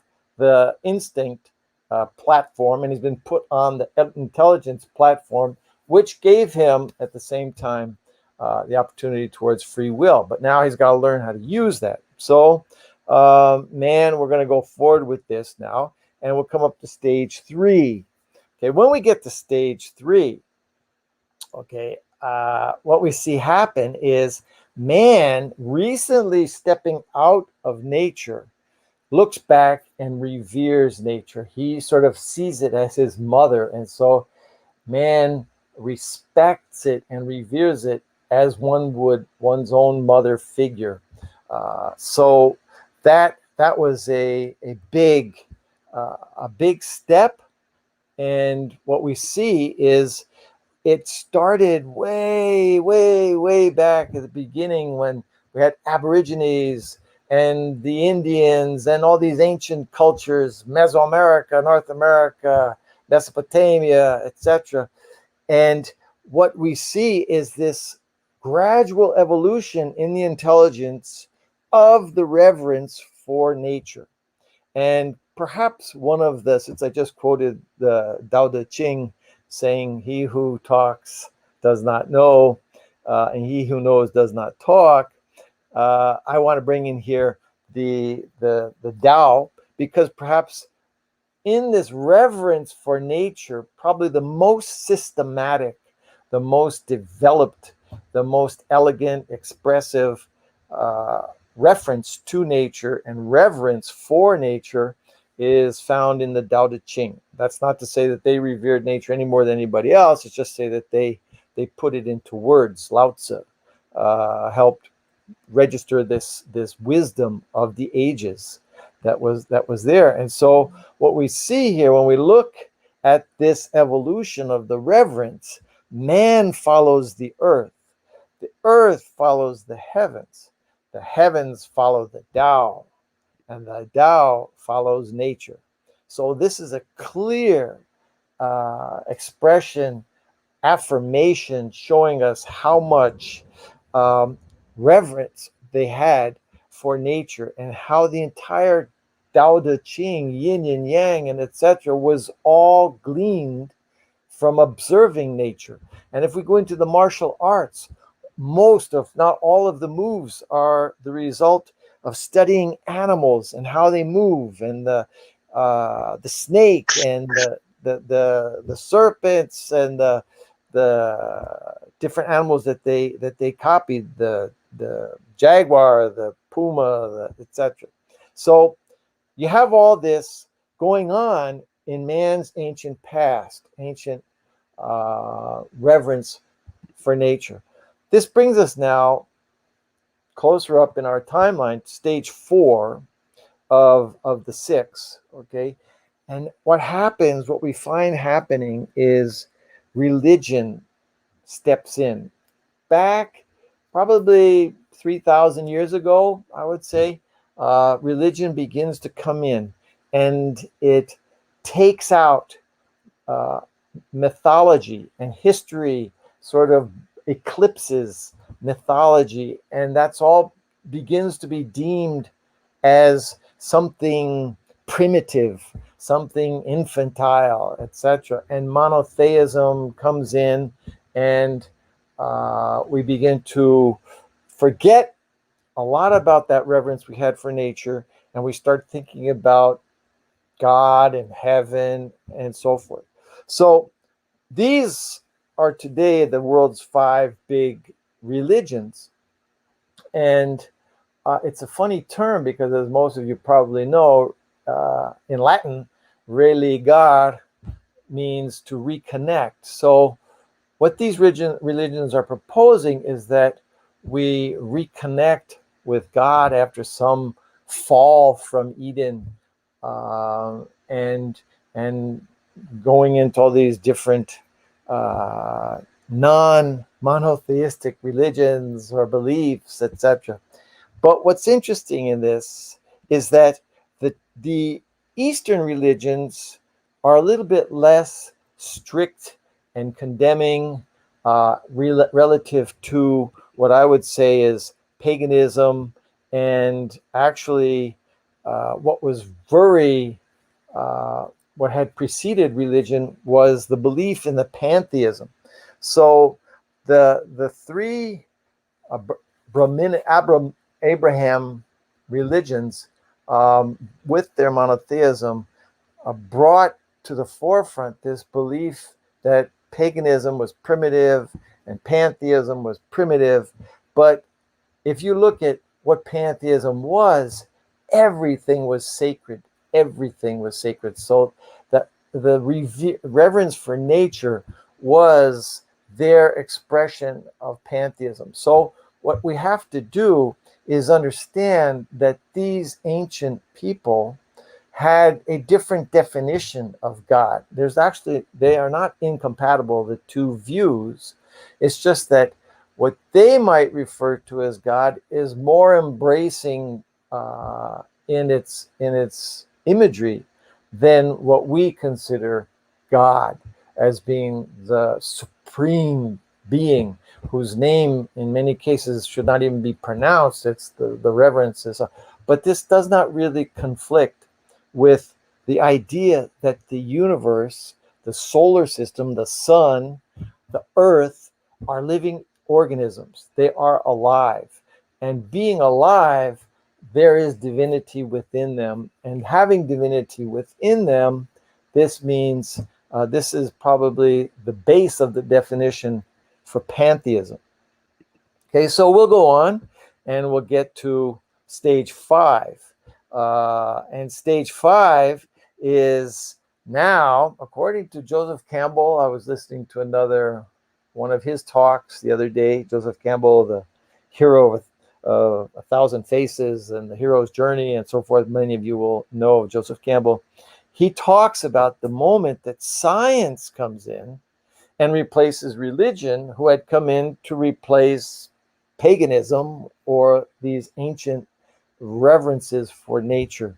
And so, as Campbell says, today we're kind of lost because we've lost our roots to that beginning of our infancy of our mankind, was kind of wiped out by this sequence of events. And so now we have science as like the ultimate authority on everything. So if a scientist says something, oops, got to be true. If a priest or a bishop or a rabbi, well, that's kind of iffy. We're not so sure about that because it's so subjective and etc. So science knocks out religion and becomes the top authority. And I want to talk a tiny bit about that, how that happened, because this is extremely important for understanding where we are today. And this starts back with Newton. Okay, the scientific method came into play with Isaac Newton. And though he was a very religious person and he had tremendous sense of spirituality, he did provide us with this amazing science to study the world, nature, the cosmos, etc., the astronomy, the basis of all scientific method. And his thinking was so impactful that along 100 years later, along comes Darwin, and using this scientific methodology, he comes up with the evolution of species and the survival of the fittest and so forth. And what's interesting in this story, in this sequence, is that though he is credited with the survival of the fittest and the evolution of the theory about the evolution of species, what really triggered him to publish was a guy named Alfred Wallace, who, and this is an interesting anecdote because Darwin came up with his theory many years before, but never finished it. And then put in the drawer because he thought the religious people, the authority at that time still, would go bonkers when they heard his theory about the evolution of species and so forth. So he put it in the drawer for 20 years until one day he gets a letter from a guy named Alfred Wallace, who, knowing of Darwin's importance in the scientific community and so forth, writes him a letter explaining his vision of evolution. And it was exactly the same concepts and so forth that Darwin had been working on 20 years before. So Darwin went to the Scientific Society there in London and he said, look, I want to publish mine before we get back to Wallace. So what was interesting was that he focused on, in the Darwinian view, his phrase is the survival of the fittest. Okay. In Wallace's view, it's the same coin, but a different side. His thing was the elimination of the weakest. So he felt that evolution evolved through weeding out the weakest in the herd and the runts of the litter and so forth. But survival of the fittest gives us a different take on what's going on here in the mindset that's being formed ever since Newton. So what we have is the next person in this sort of story, this process, is Adam Smith. So Adam Smith comes along and he comes up with this theory called the invisible hand. And what he's saying, based on what he's heard from Darwin and what the scientific community is developing at that point, he says, no, okay, in concerning competition and the welfare of society, the best approach is for each person to take care of his own interests. And through this invisible hand, some magical way, the interests of the entire society will be taken care of as sort of like a sum total of everybody doing their thing, looking out for number one. And that was like extremely appropriate for that day and age, because what we had happening was the Industrial Revolution and the modernization of the West. Okay, so what you have is the science coming up on one side, capitalism coming up on the other side, a sort of savage form of capitalism, because it's concerned about, who makes the most money and how to make the most money and profit and so forth, which was very, very different from exactly like the Roman Catholic, the Christian thing about filthy lucre, and you weren't supposed to profit at someone else's expense. And so, but because of Darwin's survival of the fittest, because of Adam Smith's invisible hand, this gave us an excuse. This justified even the most selfish behavior possible. So we have the robber barons coming in, and we have all this this movement towards the inequality that we are experiencing today, the concentration of wealth in the hands of few and the poverty of so many, is largely a result of this particular mindset that started 200-300 years ago and has evolved and has intensified from then till present. But today, even the business community is coming along and saying, wait a minute, this is not working. So you have movements like the movement of conscious capitalism and so forth saying, or Simon Sinek, or these people coming out and saying, hey, look, that worked, but it doesn't work anymore. Now we have to go to plan B. So you have B corporations and so forth. So even the business community is beginning to wake up to the need for a new mindset, a need for a complementary mindset to go along with this. So this brings us to our current day and age, stage 6 of the 6 stages. And I really am grateful for being alive during this paradigm shift that we are facing. And it's not going to happen by itself. I mean, movements like Torch or conscious capitalism or planned or B corporations and so many other organizations around the world that are working towards a more equalitarian, more inclusive mindset versus that other previous exclusive self-focused mindset that had started back with Darwin.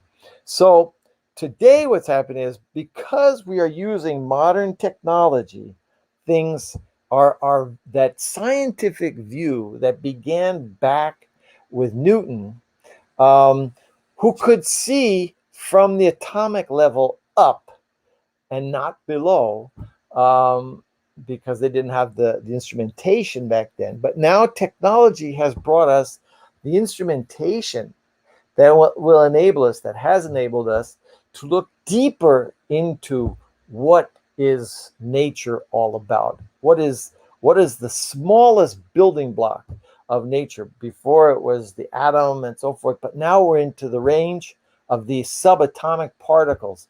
And all of a sudden, Newton's science is not working to full extent at the subatomic level. So this has been huge shakeup for the scientific community. Started roughly 100 years ago, and many people are still trying to wrap their heads around it. Niels Bohr, who was one of the founding fathers of quantum physics, came along and said, look, if someone explains quantum physics to you and you don't go crazy, it's because you didn't understand it. Why is that? Because this is so foreign to our mindset, to our understanding of science and the way nature works, that Newton's laws, that it would really blow our mind if we were to fully understand what quantum physics is trying to tell us or show us. So now what's happening, thanks to science, to these pioneers of quantum physics and so forth, science now has another opportunity to look deeper into nature, and it rediscovers nature, and it sees a side of nature that Newton and Darwin and Smith, those guys could not see because they did not have the technology to gaze so deeply into the fabric of nature. And what these guys discover when they go down into the depths of nature is they come up with what the Aborigines were saying, what the American Indian was saying, what the Mesoamerican were saying, what the Hindus were saying, etc. And so we have this amazing sort of renaissance of nature's laws. And one of the books that kicked off this mindset was The Tao of Physics. Fritjof Capra, back in the early 70s, came up with this book because he was a quantum physicist studying the behavior of subatomic particles. And all of a sudden, he began to see parallels between what he was seeing in the lab and what he had read about in Eastern philosophy.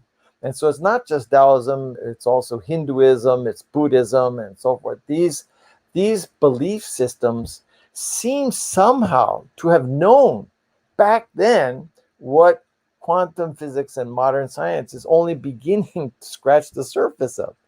So here's another quantum physicist, also alive and working today, favorite of mine, Shantana Sabadini.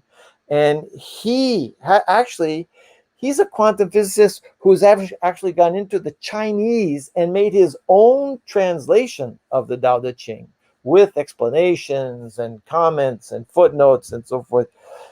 His vision of Taoism being so close to the modern view of quantum physics. In addition to him, we have another very exciting quantum physicist, Nassim Haramein. And you can find him on Gaia, the Gaia platform. And his quantum revolution talks about this oneness that Sabadini is referring to, talks about the Tao, the yin and the yang of that Tao. And he is being able to translate what was, in a sense, metaphorically delivered to illiterate, uneducated, rural, rustic people 2,600 years ago. He's now translating that into modern scientific language. And he's seeing, just like Sabadini, just like Capra, he's seeing tremendous parallels between what they were saying back then and what we are finding out right now. This brings me to another favorite of mine, who is like, like Nikola Tesla, he is one of the people who has been under the radar for a long time because the establishment did not want to accept what he was saying. But basically, he's saying the same thing. And if you look here, mystics have known about it for millennia. Modern science is just catching up. If you have a chance, check out this film on David Bohm's life and work. David Bohm was actually a student his room in college was right next to Einstein's, and he was getting his PhD under Oppenheimer, who was then working on atom bomb. And Oppenheimer and many people say that had not Oppenheimer taken Bohm's notes with him to Los Alamos, he would not have been able to do the atom bomb. But Bohm was not included in the project. Oppenheimer said to Bohm, look, I'll give you your PhD, you just give me your notes, and we're settled. And that's what happened. And so for a number of political reasons, etc., Bohm never participated in the actual construction of the atom bomb, but his notes did, his annotations and so forth. What was very sad was that as Bohm went on to make his greatest discoveries about this oneness, this field, this quantum field that underlies the manifestations of our mundane reality, and he comes up with this concept he called hidden variables. When he mails this up to his buddies, Oppenheimer and so forth, they say, if this is true, we're wrong. So bury that paper, put it in the drawer. We're not going to talk about it. And Bohm was like shattered. He couldn't believe that what he thought was going to be his landmark paper, his masterpiece, generated no comments whatsoever. Well, it took years for us to get that paper out of the drawer and discover how close he is to an understanding of the fabric behind the reality that we perceive. So any one of these four will give you a really good idea. If you go into any one of them, you'll get a really good idea about what science, the cutting edge of science, is saying about the nature of reality and the reality of nature today. So let's continue. So this brings me to the term, and I don't know if you all talked about it in technology moving towards nature, but the term that we want to discuss now in stage 6 is what's being called biomimicry. Okay, bio meaning life, mimicry meaning imitation. So we study life. How does life do things for us to imitate the way it works? And this is a very simple story, and I picked this one out of dozens of examples, similar examples. A guy, a scientist, went out in the woods behind his house and so forth, and he comes back from this hike, and his socks are full of burrs. And he says, how are these things sticking to my socks and my pants, etc.? So he had a microscope, and he amplified the image. And what he saw was these tiny, almost like hairs that were curved, like hooks, like fish hooks. And he said, whoa, so the cloth is getting caught by these fish hooks. And that is what gave, and then he came back and launched Velcro, the concept of Velcro, which uses what he found in the forest, what he found in nature, to come up with one of today's most well-known products. I'll give you another example of biomimicry, which is kind of like the icon that most people like to refer to, is the Kingfisher. Japan had a train that went hundreds of miles an hour. I think it's close to 300 miles an hour, over 200 for sure. And there was a huge problem because when that train would go into a tunnel, when it came out of the tunnel, it sort of like a sonic boom. A large explosion, I mean, the noise of a large explosion would occur. And the Japanese, being people that appreciate science and so forth, said, no, we can't, this train, we've spent millions developing it and stuff to be able to go that fast, but it can't keep making that noise. So one of the scientists that was studying this problem, he looks into nature, and he looks for the technology that could be found in nature, that could be applied to this sonic boom that the train would cause coming out of the tunnels. And what he found was this bird here to the left, the Kingfisher. And the Kingfisher has this beak, which enables it to dive from the heights into the water to pick up a fish, a small fish that obviously would fit in his beak. But if he were to ruffle the water upon entry, that would scare the fish and he wouldn't make the snare. So he has the capacity to enter the water from above at a high speed and still cause minimum turbulence. So the fish is not alerted and he catches the fish. And when the guy saw that, he said, oh, we got to change the design of the train and make the front of the train more like the beak of the Kingfisher. And that is another one of the major examples. There are dozens more. How self-cleaning surfaces are taken from the technology of studying leaves, because the leaf can't allow itself to get dirty, and the surfaces and the colors, for example, the peacock colors, for example, are not based on chemistry. We paint everything using all kinds of toxic chemicals to create our paints, but the peacock's feathers, for example, use structure to generate light, or to generate the colors, because of the way light hits that structure. So the peacock's leaves, not leaves, his feathers, actually are all intrinsically brown, one color, monochrome. But because of the way they are structured, the way the light hits it, it spits off a different color here and there, and that's what we see. So maybe like a prism could be another example that might be closer to home for each of us, is the concept of light hitting something and then shattering into different frequencies. So that is biomimicry. And so today in stage 6, I'm going to wind down, having a closer look at biomimicry, and what I think is probably the most important lesson we are going to be able to get from biomimicry. So the big question that people who study architects, engineers, fashion, so many different professions looking for products or for solutions or so forth, they now, because of this biomimicry, Janine Benyus was the one who's really made this famous. They all ask themselves, well, what would nature do? If we want to come up with the technology, what would nature do? So we have this virtuous cycle where technology looks at nature and nature foments technology, which then looks at nature and nature foments more technology.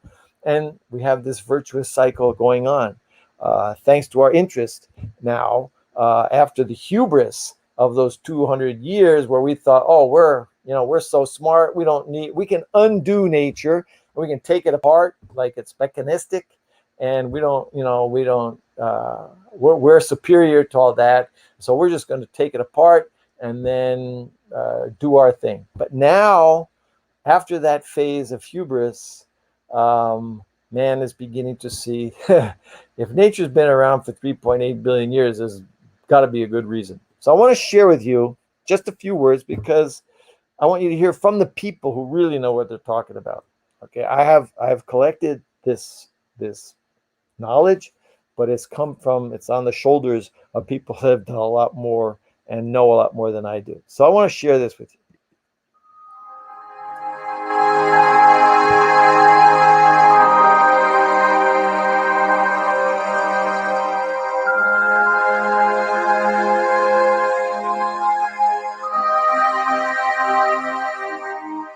Life's been on Earth for 3.8 billion years. And in that time, life has learned what works and what's appropriate here and what lasts here. And the idea is that perhaps we should be looking at these mentors, at these biological elders. They have figured out how to create a sustainable world. So rather than inventing it from scratch, why don't we take our cues from them? These are earth-savvy adaptations. They're the consummate life. These organisms are the consummate engineers. They're the consummate chemists and technologists. They've learned how to do it in context. So that's the core idea behind biomimicry. Is that the best ideas might not be ours. They might already have been invented.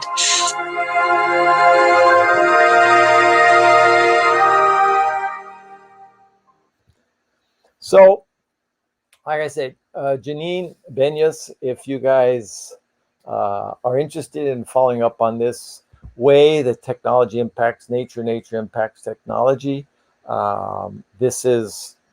she's a wonderful source. You'll find her on TED Talks. You'll find her in biomimicry documentaries, so you can really understand how much entrepreneurship these days are being developed based on observations related to nature.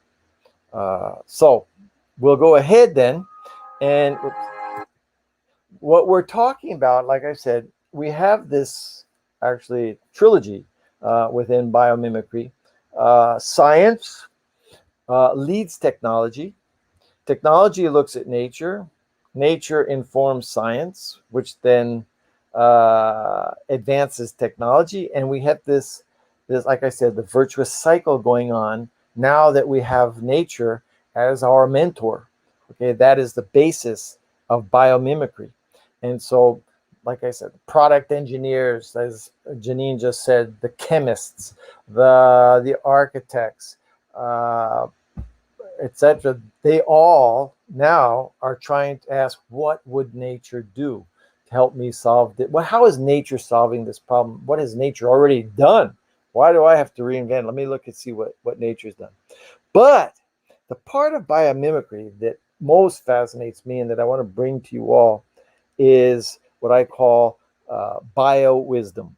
Okay, biomimicry is very helpful, will be very helpful every day, more and more so, in terms of the practical aspects of our civilization and technology and so forth. But my question when I study biomimicry is, okay, so we find a way to come out of the tunnel without making the boom. Okay, so we find Velcro. Oh, okay, so we find a way to store water or desalinate based on the way fishes do it. Okay, we have all this stuff going on, but if we still have that Darwinian mindset of, hey, I watch out for number one, I'm taking care of number one, looking out for number one, and the invisible hand will take care of everybody else.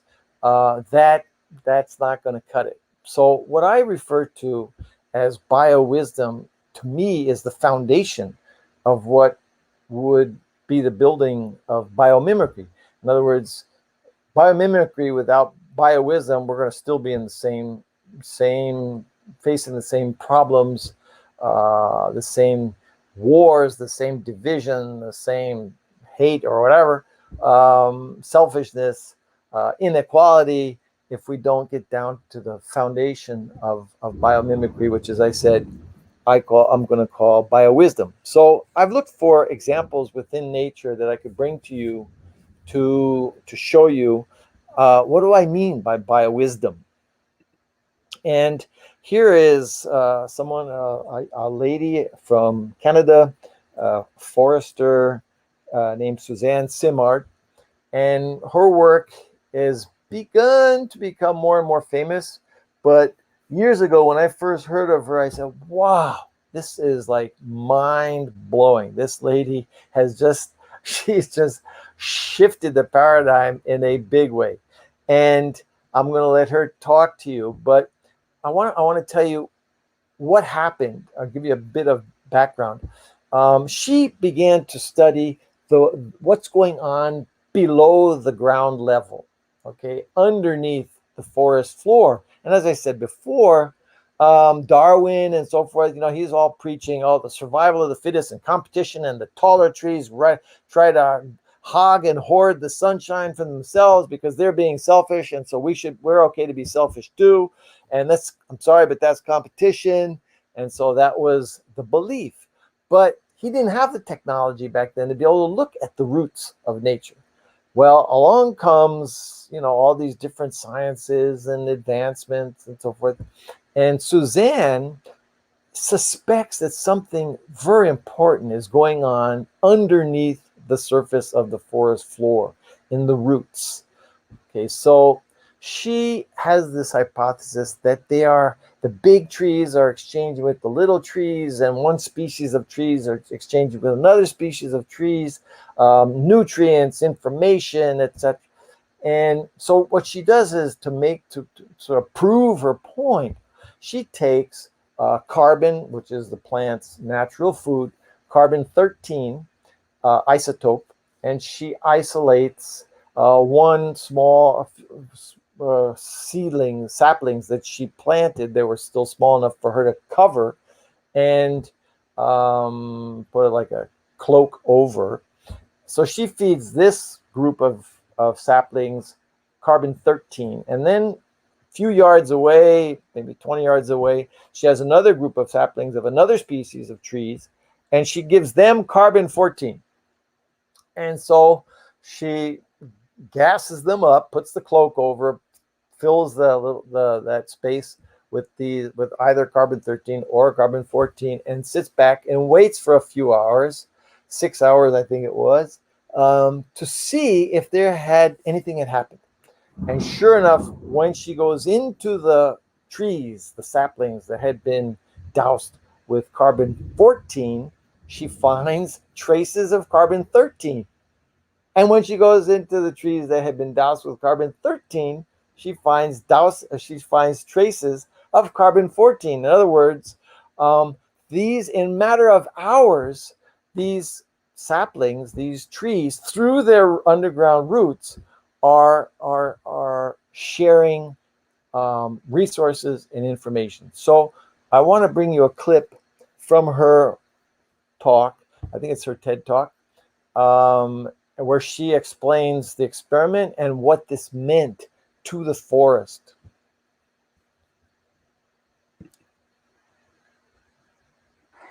In using our isotope tracers, we have found that mother trees will send their excess carbon through the mycorrhizal network to the understory seedlings.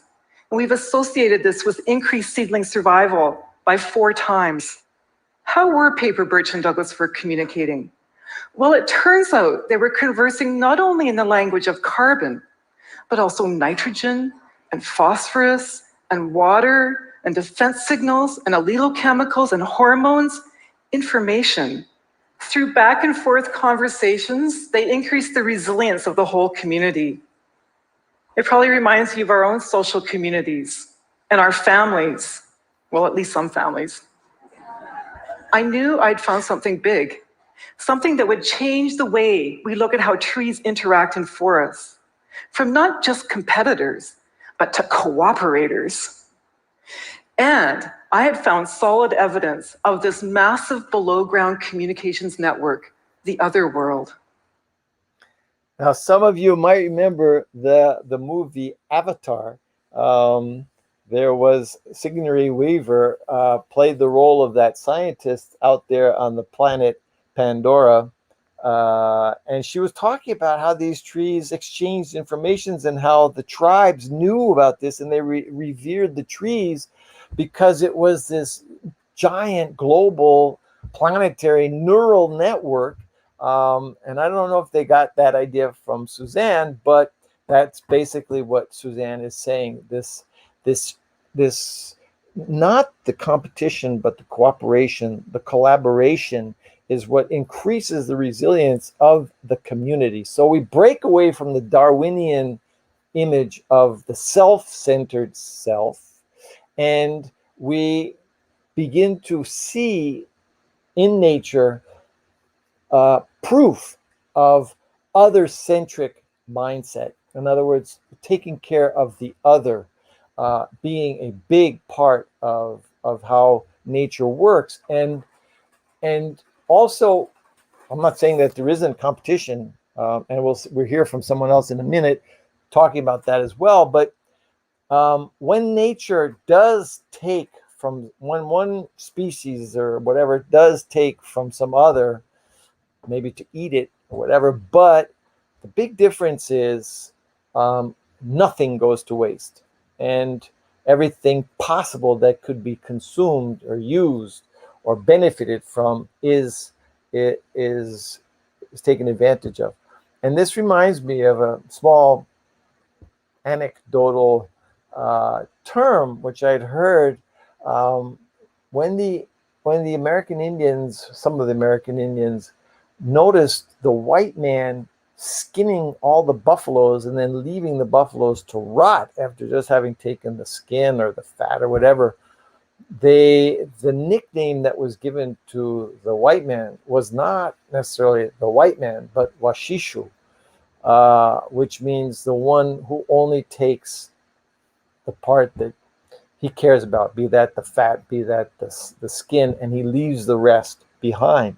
So this is a comment, an indirect comment about that same mentality that we inherited, whereby we think we're apart from nature and we're here just to use it to our benefit, cost whatever it costs to nature itself. So that is a big thing we have to reconsider now as we approach the exhaustion of our resources. So I'm going to take you and introduce you to another friend of mine. Actually, I went to the Paris COP 21 meeting with her back a few years ago. And I had already been super impressed with her theories.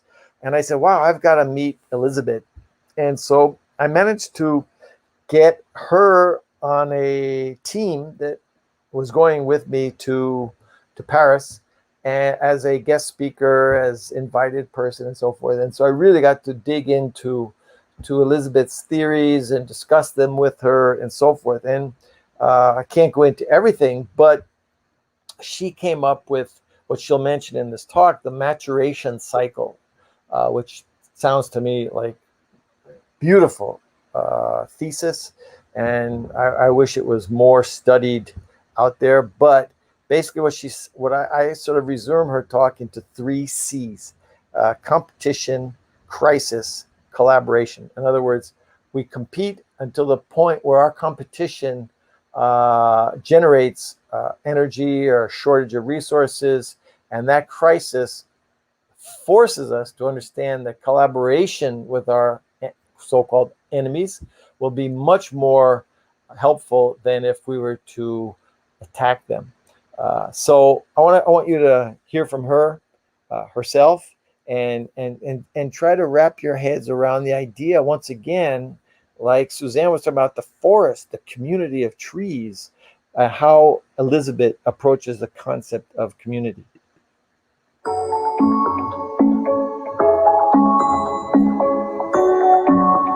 I think my biggest breakthrough as an evolution biologist was when I learned that the Soviet Union was teaching evolution biology through the work of Kropotkin, whose major book was Mutual Aid and was all about cooperation in nature, while the West was being taught the Darwinian struggle for survival, hostile competition, make it to the top of the pile kind of evolution biology.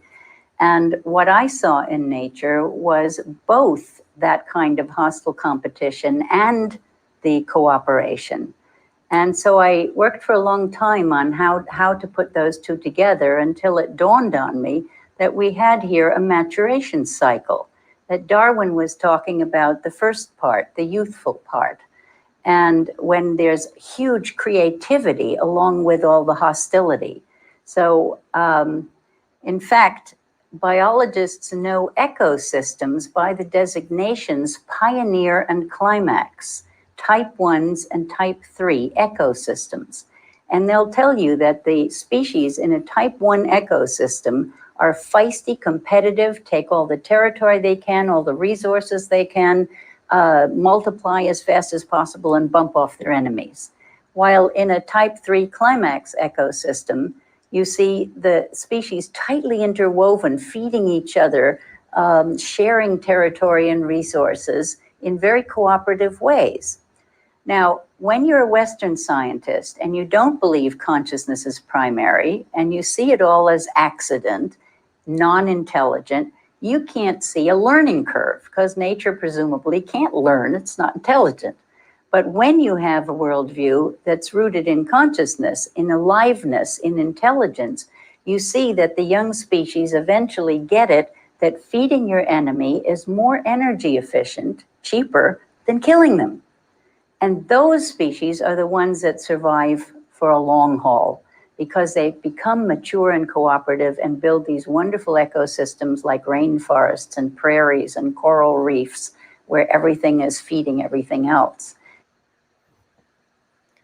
So the big question is now as we wrap up, how can we apply that in our day-to-day? Okay, tomorrow, Monday, starts a new week. What can I take away from this bio-wisdom and apply it to my day-to-day routine and hassles and work and family, etc.? Well, once again, I want to tie back to the concept of other centricity, and as opposed to self or egocentricity, and show that this mindset of other centricity is probably what in our communities would be what Elizabeth is talking about as a climax scenario. In other words, we've gotten through the crisis. and we've learned that, oh, we've got to share, we got to help each other and so forth, rather than struggle and elbow our way through and so forth. So I usually end my talks with a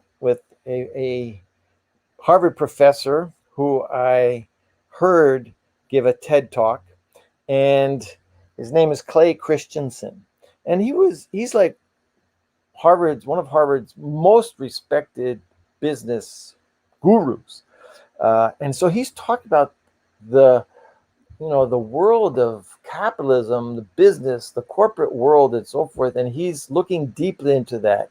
But despite that being the basis of his business school experience at Harvard, when he gave his TED talk, he wrapped it up in such a way that it blew my mind. And I said, whoa, is this guy for real?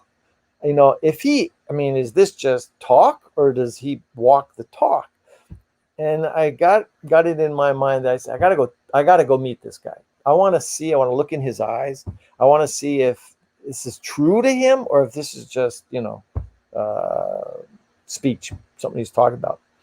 And so I managed to use a magazine here in Brazil to get me reporter status. And then I called this Clay Christensen's office. There at room 143 in Harvard Business School building.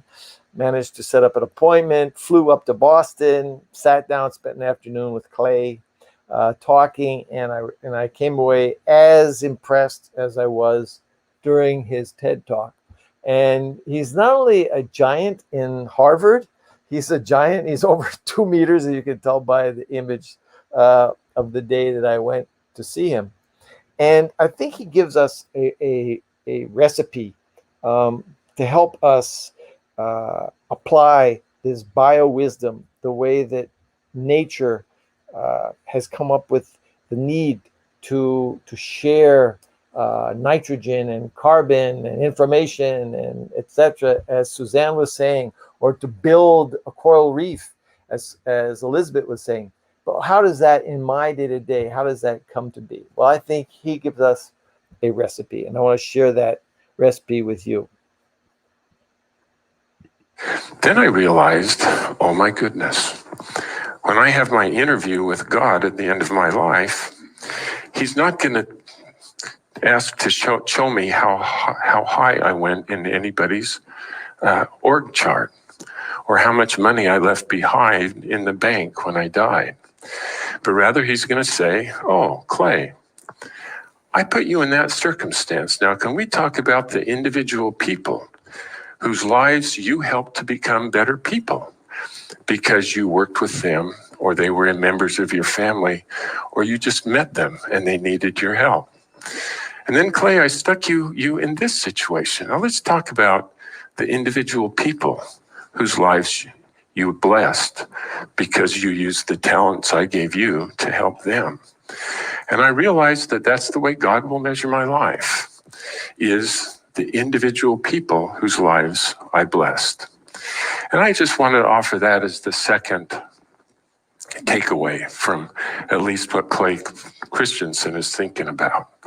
And that is, it's actually really important that you succeed at what you're succeeding at, but that isn't going to be the measure of your life. God doesn't count. He doesn't aggregate. And he's just going to assess you on the basis of how well you helped other people be better people. Well, God bless you. I hope that some of these ideas will be helpful to you, and that you will be successful in the way that God will measure success. Thank you. So I want to thank you all, just like Clay thanked his audience, and I want to express the same way that he did. I hope these thoughts and so forth will help you, attain success in the way that success should be measured. So here, I turn it back to Lynn. Thank you once again for the invitation. We just want to thank you so much. That was amazing. Like, yay. That really touched the soul part of this whole conference. And you do this with us, and I just appreciate it a lot. And we've all been down here just like, wow. You know? So I just really thank you, Mark, for doing this and, you know, developing. And Arden, do you want to say a couple of things? And then we've had Dr. Nalim being patiently waiting, and I appreciate it so much. And it's very powerful, and it makes me very hopeful, and I like feeling hopeful. Yeah, exactly. And Julie, Dr. Nalim, just so you know, Julie is our meditation friend that's come all 3 days of Torch Tech, and this is her mom, Arden.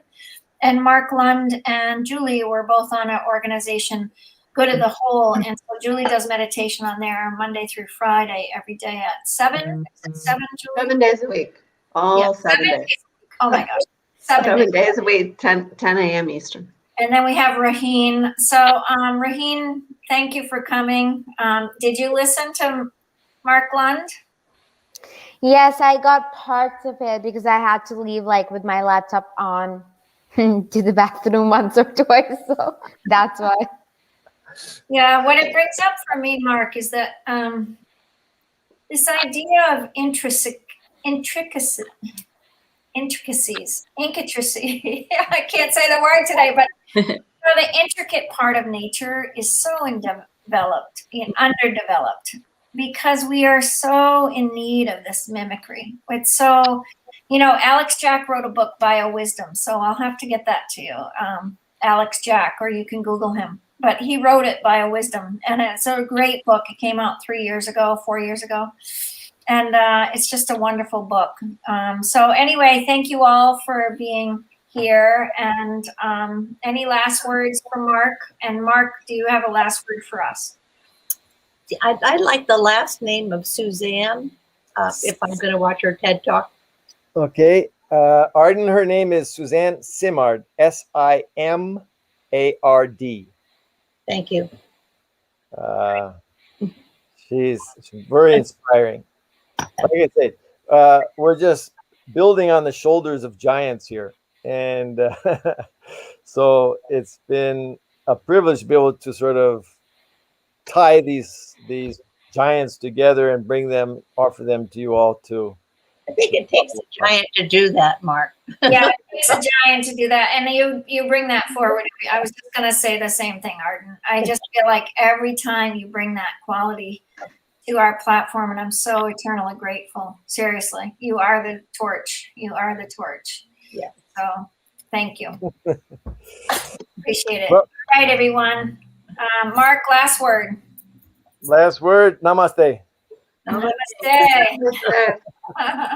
All right, let's introduce Dr. Nalim Rai. You're all welcome to stay or leave. I'm going to let Dr. Pravin Patel embrace that conversation, and she's going to bring with us a conversation that is going to be unique to itself. And so we welcome you to this platform. We welcome you to bring yourself here. And I'm excited to hear what you have to say about angels and bringing forward the other realms that are so much part of my life as well. So thank you. Hello, Torch. On behalf of Mama Torch, Mama Lynn,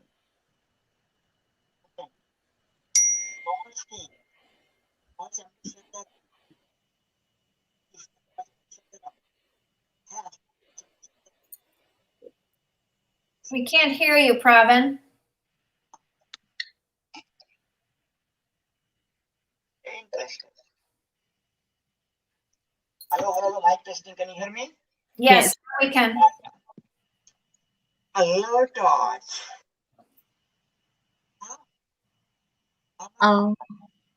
You're going in and out. Interesting. Maybe you can turn off other applications if he has other things going on. Okay, I'm going to join back right now. back and join back right now. How about We're that? gonna introduce you. I'm gonna introduce you, and Mark. No, I'm good. You introduce us. So allow me to introduce. Allow me. Please. Can you hear me now? Can you hear me now? Yes. Awesome. Hello, Torch. On behalf of Mama Torch, Mama Lynn, and the Torch King, the Torch Ambassador of Peace, Health, Environment, and Technology, is welcoming on Torch Tech 2021 my soul sister, the angelic queen, the angel of the angels the world has ever created to awaken the spirituality within you and 1 billion plus people. Help me welcome the Guinness World Records, author of the book Magnetic Entrepreneur, world renowned, none other than Dr. Neelam Rai. Dr. Neelam Rai, take it away. Thank you so much, Dr. Praveen. I call you Bhai. Bhai means brother.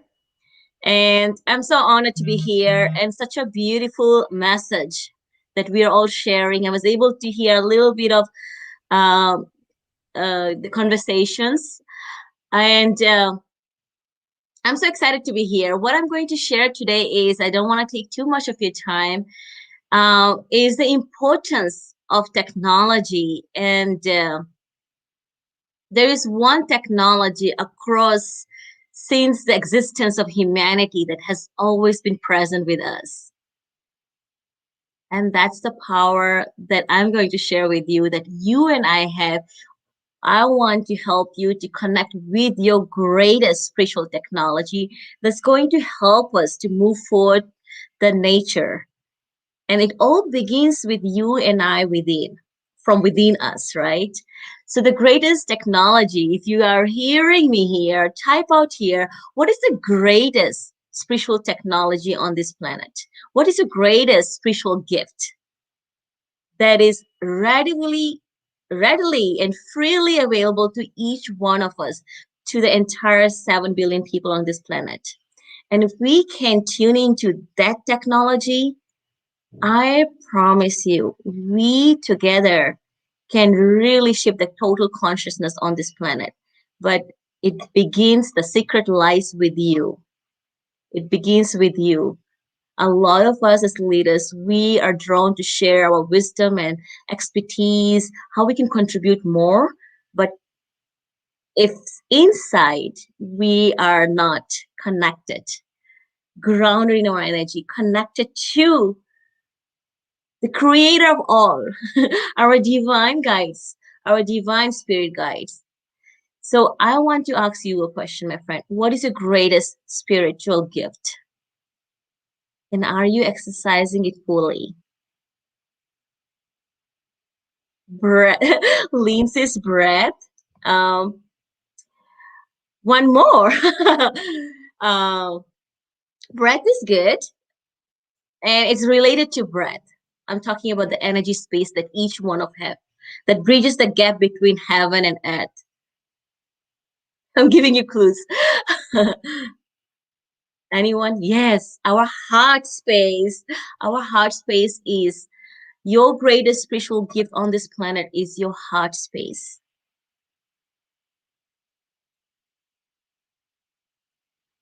And right now, our world is going through universal heartbreaks.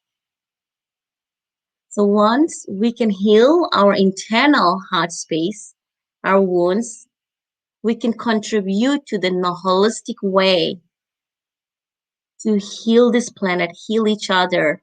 The power lies within us, the power of love. There is so much evolution that has taken place on this planet. So much advanced technology. I come from a healthcare background. I come from spiritual background. Our goal is, how can we, it's not about alienating technology or spirituality. How can we bridge the gap between science and spirituality? And we do it by understanding at the core who we are, what is our purpose. Once we do that, how can we heal ourselves? How can we heal the past, the wounds from 2020? How can we come together from the I energy to a collaboration, like Dr. Mark was saying? We're shifting in consciousness to we energy. So together, each one of us, we can shift towards a more holistic approach to our nature and integrate technology in a way that is for the highest good for the mankind, for the highest good to the nature. We can only understand that once we understand how it's impacting us first.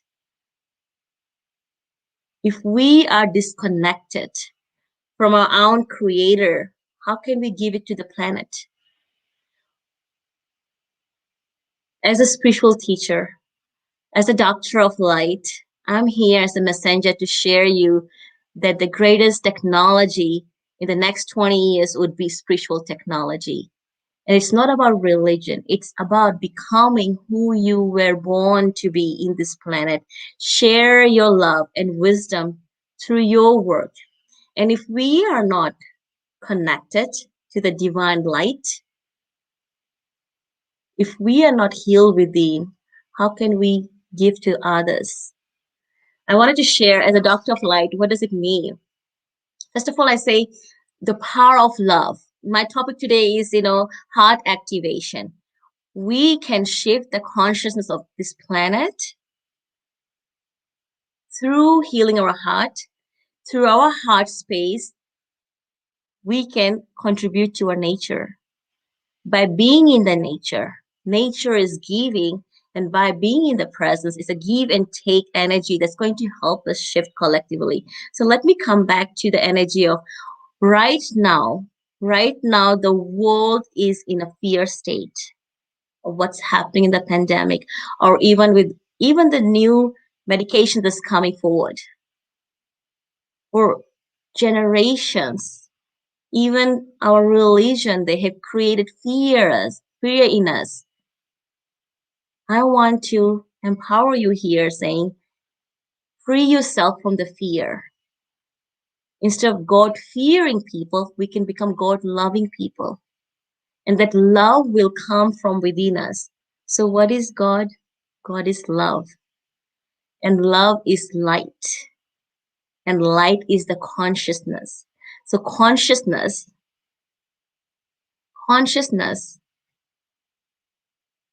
is everything. People say energy is everything. I'd say consciousness is everything. And when I say myself, I channel with angelic realm, the higher divine realms. It's not about talking about angels with wings or beings with wings. Angelic means a state of consciousness. A state of consciousness. Our goal, our life purpose on this earth school is to learn to love ourselves. And then share that love through the work we are guided to do. But how can we do that? How can we do that? How can we open our heart to heal our past wounds? Because 85 psychology says, or the psychology surveys, they say 85% of people are coming from broken families. It is our responsibility to find ways to heal ourselves. And the fastest way to get to that state of love, to that consciousness of the love vibration, yes, is through this heart space.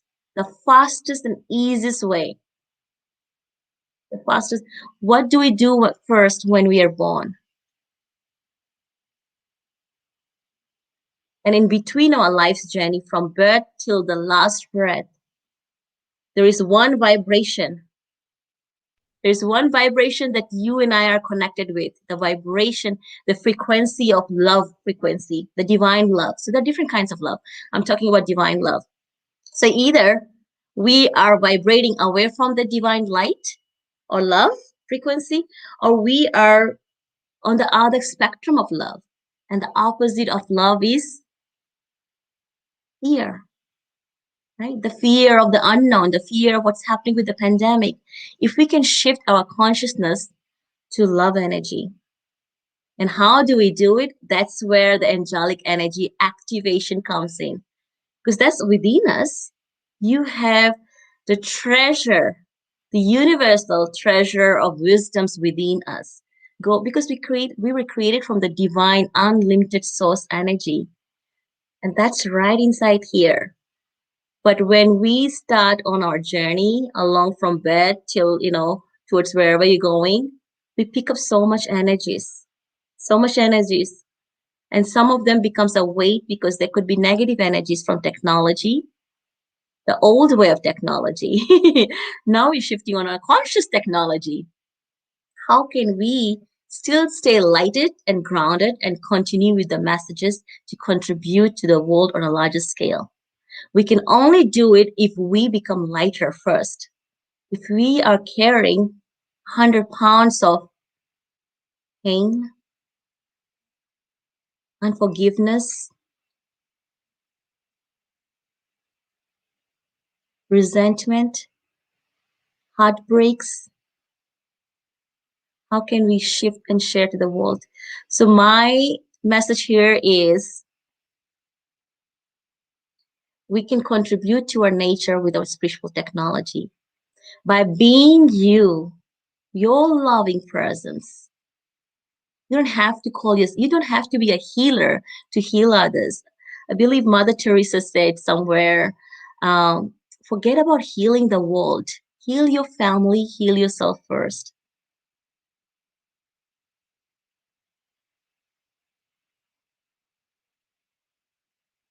And how do we do that?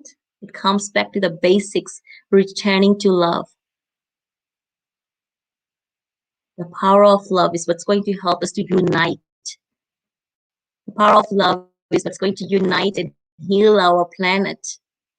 And you and I, in any moment, can shift that consciousness, the lower emotions, those lower consciousness, can shift to a place of unlimited love, energy, and that shift in consciousness. Dr. Hawkins, in his book, Power versus Love, he talked about this map of consciousness. How many of you read that? Or if you don't, go and check it out, Power versus Love. And he created a scale of consciousness. The lowest is anger, shame. He gave like a scale 0 to 1,000. And a lot of people are vibrating below 200. They are in a contracted energy.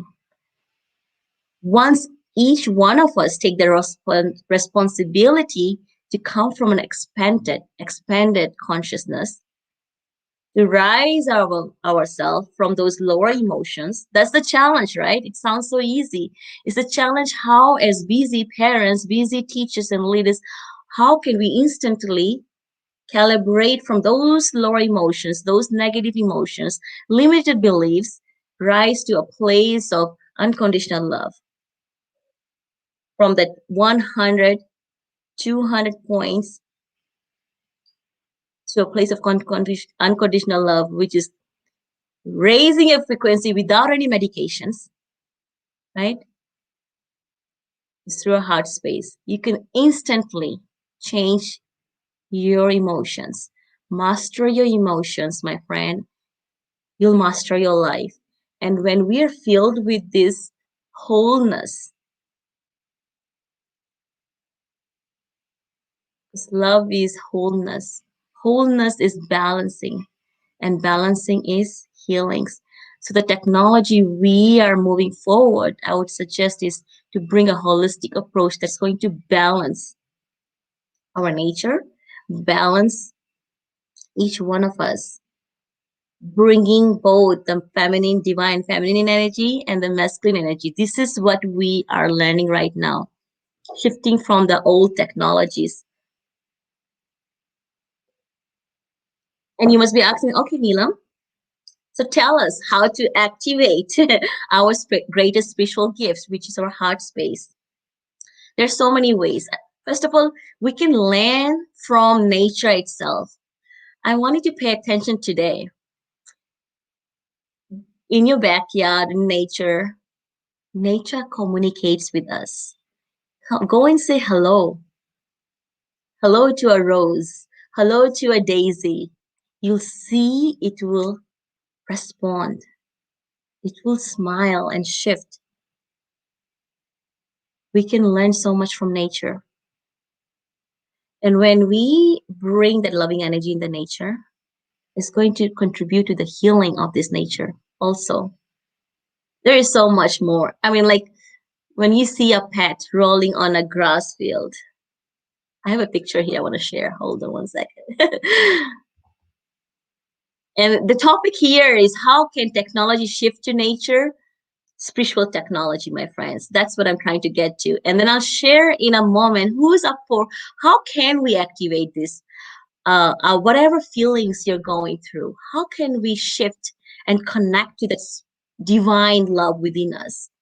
Show me a hand if you want to connect instantly, whatever emotions you're feeling, maybe excitement from this 3 days of series, or maybe there's something going in your life, or maybe the pandemic has taken a toll on your health.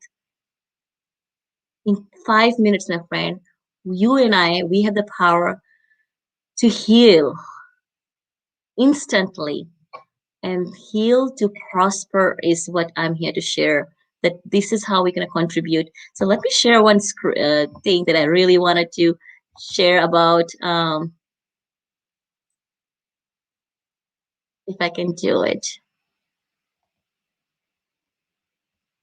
So I want to share about a meditation with you, with all of you.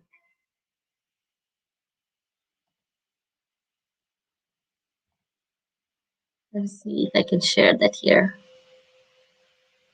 And if you guys have any question, please feel free to share. The other ways we can contribute to the technology or move technology to nature is try to tap into the what else can I share here with you guys. To me, it comes from within us. Our energy can contribute to the nature. And then from that space, we will start creating technology that is eco-friendly, that's going to contribute more to the people. And we can do this right now by understanding that we have so much more to give. So let me share this. And I'm sharing this from Meditative Mind. Amazing creator. Can I share this on the screen? I'm trying to share this screen.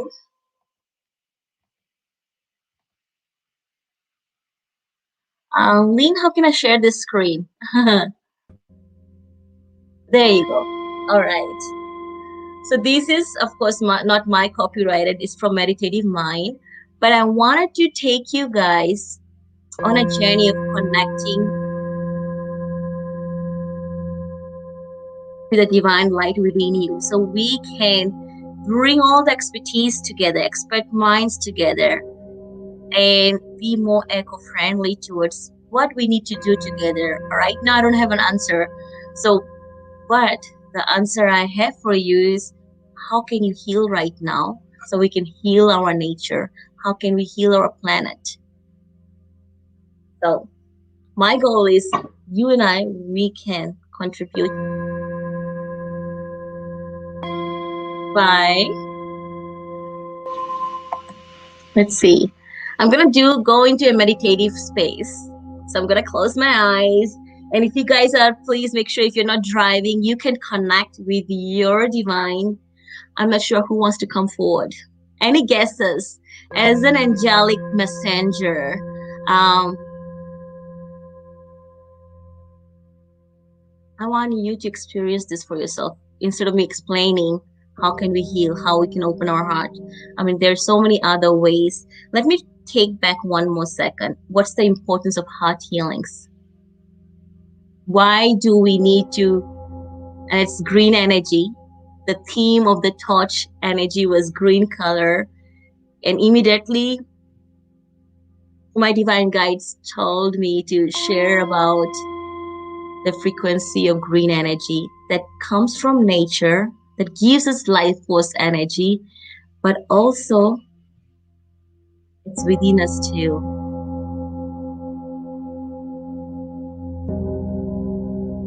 So let me, I'm going to put the screen fully here and stop my camera so you guys can hear my meditation. How about that? Heart activation and connecting to one of our ascended masters here who is so present, regardless of our belief. He's here to help you to receive these heart healings and activations.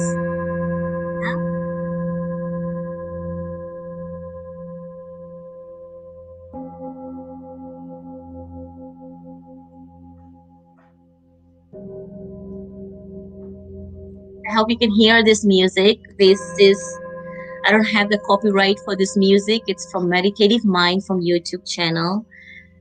It has the singing bowl vibrational healing.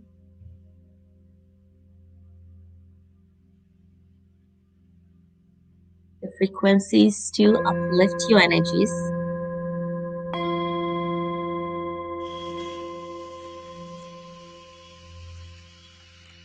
So take a nice deep cleansing breath.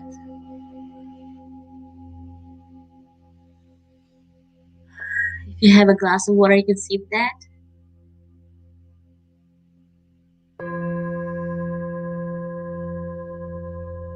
As an angelic messenger from the divine, we are surrounded by our divine guides, angels.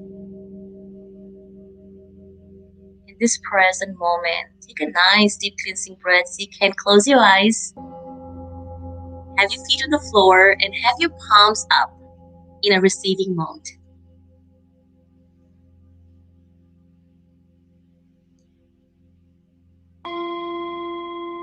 And immediately, we have, oh my goodness, this is for the collective energy for each one of you, my friends, regardless of your belief system. Right now, take a nice deep cleansing breath. Feel the beautiful energy coming into your heart space. Let this sound vibration uplift the energy in your environment, bring a soothing and calming energy.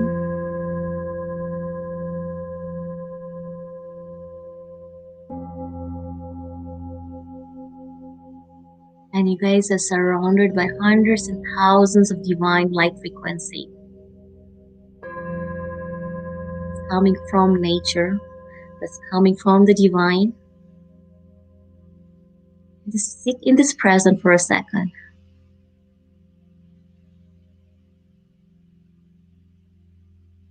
I would like to see to picture Jesus is present for each one of you. He is our master healer.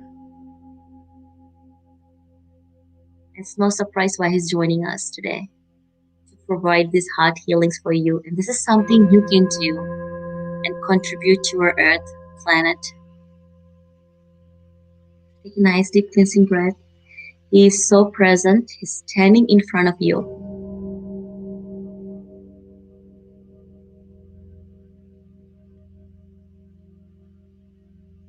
If you want, you can bring your hands in a prayer position. Bring it to your heart. And from your heart, I want you to fill your heart with these love frequencies.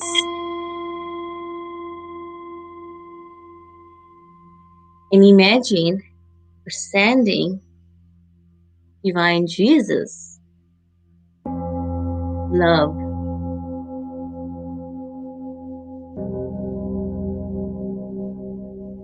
continue to send from your heart space. You're connecting from your heart to Jesus' heart. Right now, you are filled with so much love that your heart is sending love to Jesus. Can you feel that? Just like this picture here. See those love frequencies going from your heart space to your divine master here. I want you to notice what happens.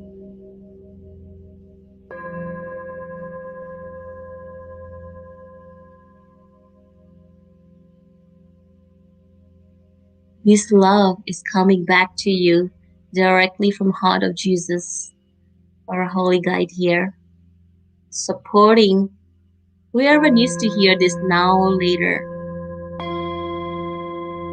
He is returning this love to you. Oh my goodness. Magnified manifold of love frequencies back to you.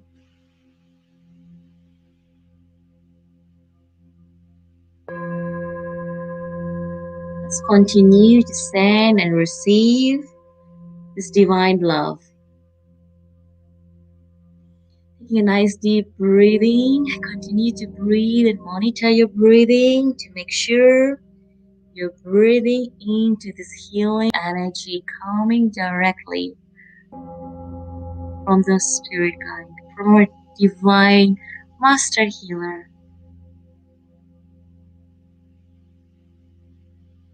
Holy Christ.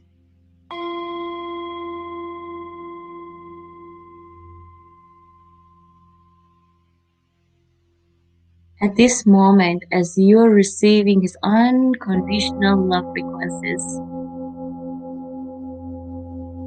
mentally tell him anything that's bothering you. It could be anything small or big. Pour your heart out to Jesus.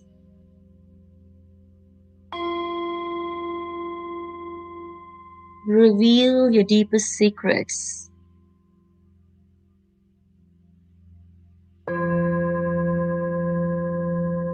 Some of us as leaders, we want to contribute more to the planet.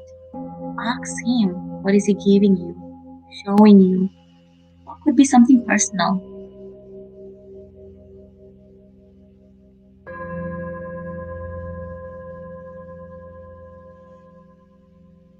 You can totally trust him. He is our celestial brother.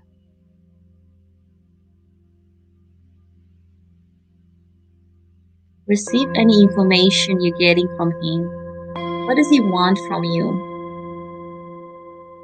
Trust you can always come to the space and ask him for positive information.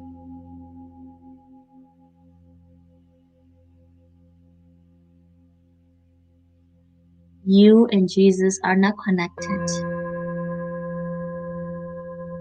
There's a special relationship that now you can walk with your spirit guide. And you can ask him anytime to intervene and give you direction as how to heal whatever situations you're in.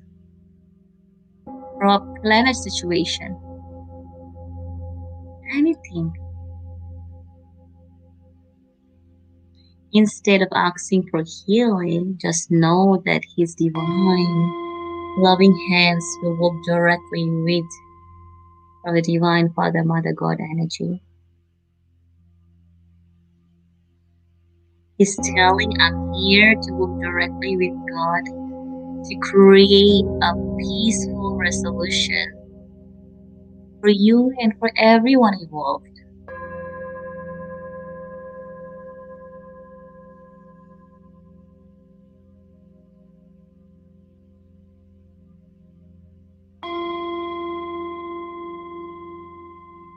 Give thanks to our divine Holy Christ. You can come in this space anytime and let go.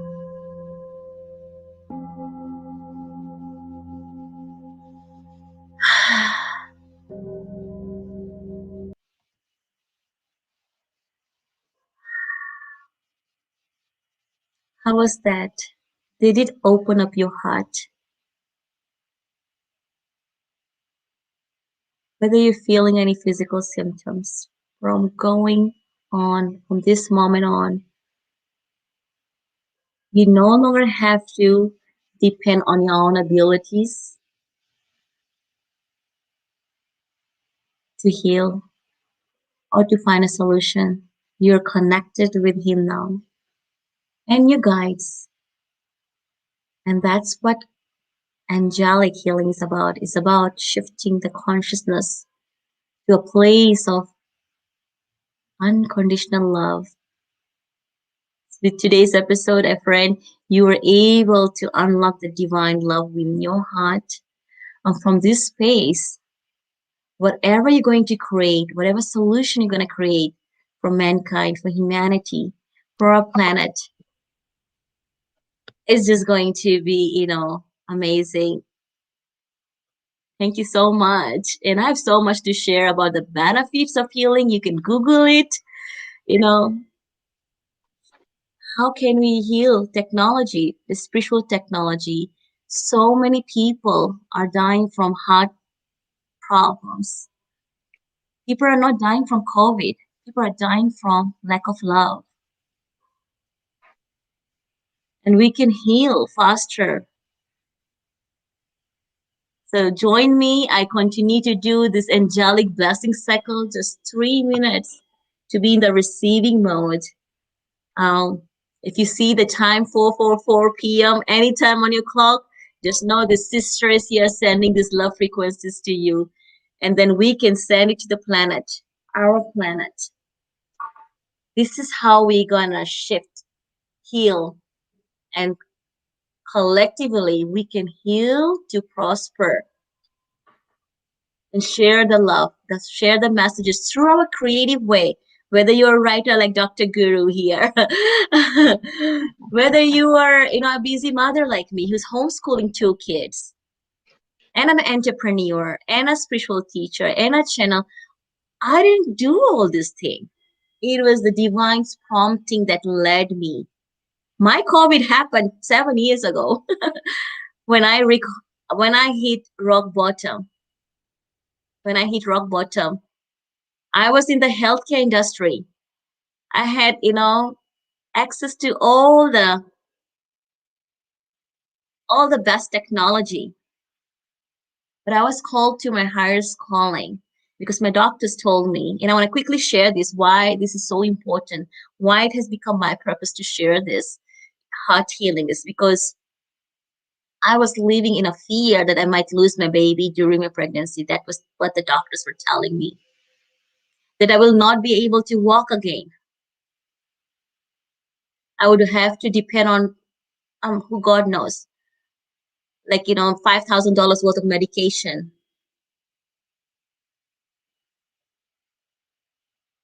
Because of my connection, because my higher purpose here wasn't just to, maximize revenue for the corporation as an accountant. My purpose was to, how can I bridge the gap between spirituality and science and even business? Because when we are healed within, we can see what we are here to do. I was able to overcome the fear of losing my child that 4 different doctors told me to abort at 6 months because of the risk, or all the reports, 50% people are misdiagnosed in this world.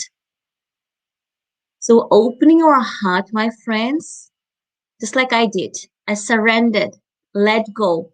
I allowed the divine to prompt me. The next step in my life was to focus on healing my baby and manifesting a healthy miracle baby. And that's what I got. He's 7 years old upstairs watching TV with his brother and daddy. And miracles do happen, my friends. And our world, I believe it will begin to shift rapidly from you and I. If we can heal, we can release that fear. So quickly, I want to share, I was able to overcome the fear of losing my child, losing my life, because I had back then 2-year-old and another baby on the way, and no one had solution for me. So first I had to remove the fear that the earth right now is going through, whatever fears it is, losing jobs, your health. Once you start to bring this divine technology, the divine unconditional love into your life, staying connected to that divine power, your spiritual technology, as long as you have unconditional love in your heart, my friend, you can conquer any problems. Together we can heal this planet. But first we need to heal what's going on here. Today, not only am I able to be medicine free, I teach people how to be medicine free, how to, rise above and above your problems. As an immigrant, I went through many problems. I had a lot of no's in my corporate world, looked down, overlooked, from college to corporate world to coming online for the last 4 years of online teachings, sharing the message of love.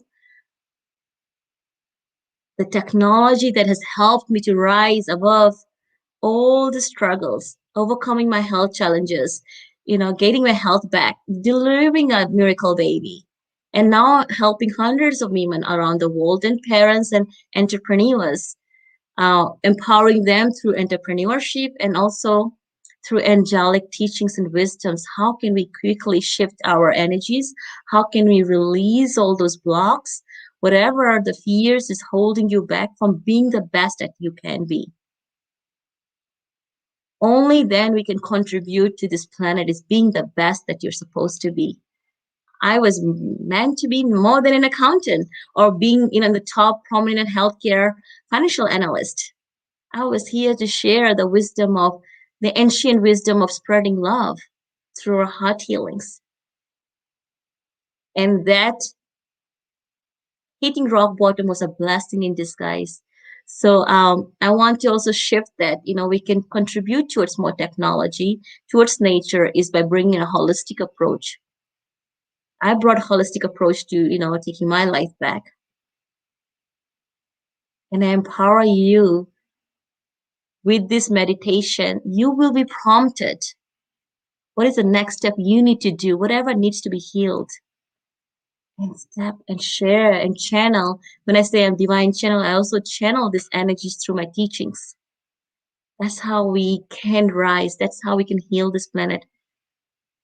Whatever work we do, whether as a busy grandma, she's cooking, she brings that love energy in her cooking. Our mother, as a teacher, we bring the love energy, not a manipulative and masculine old energies of teaching how to, prosper in life. The fear, the technology, the science that had before, we're shifting away from that and bringing more holistic approach. So I encourage all the doctors here. You're probably fed up from the control that we have to give power to only technology. We can trust our intuition. Is this the right thing to do? Our spiritual technology. Do we need this procedure? Does this report, there's 3% room of error? Do we need to listen to the report or have another approach, alternative medicine to help us to heal, to prosper? And the technology I'm talking here today, again, my friend, is about we can shift together with tapping into the greatest technology of all, our own spiritual technology. So thank you so much. And Dr. Praveen, you can come back and join. And if you have any questions, my beautiful sister Lynn, if you guys have any questions, I'm happy to, answer you all. Please come back.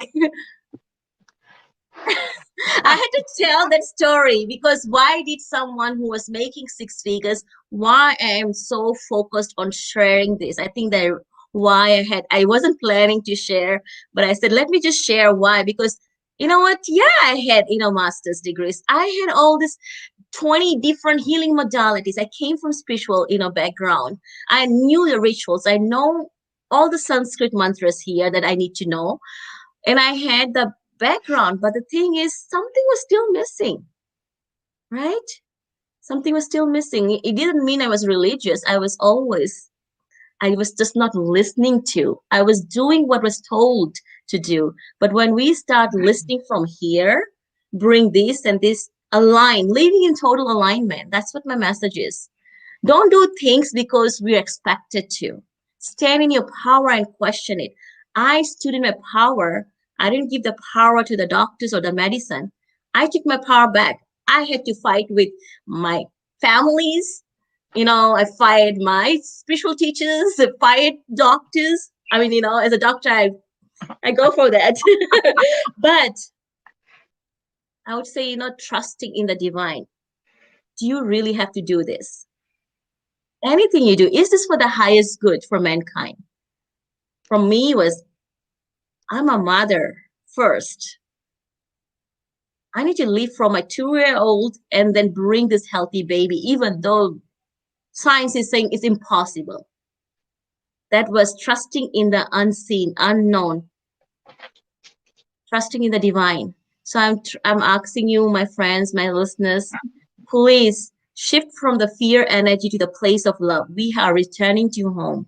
This is how we're going to shift this planet. This is how you and we're connected through this energy of love frequencies, not a competition. We have to come from a place of collaboration. So I'm calling all my doctor friends. Let's bring a holistic approach, so we can, move rapid, transformation for healings. This love is the greatest tool that we all have that has been underutilized. I said too much here.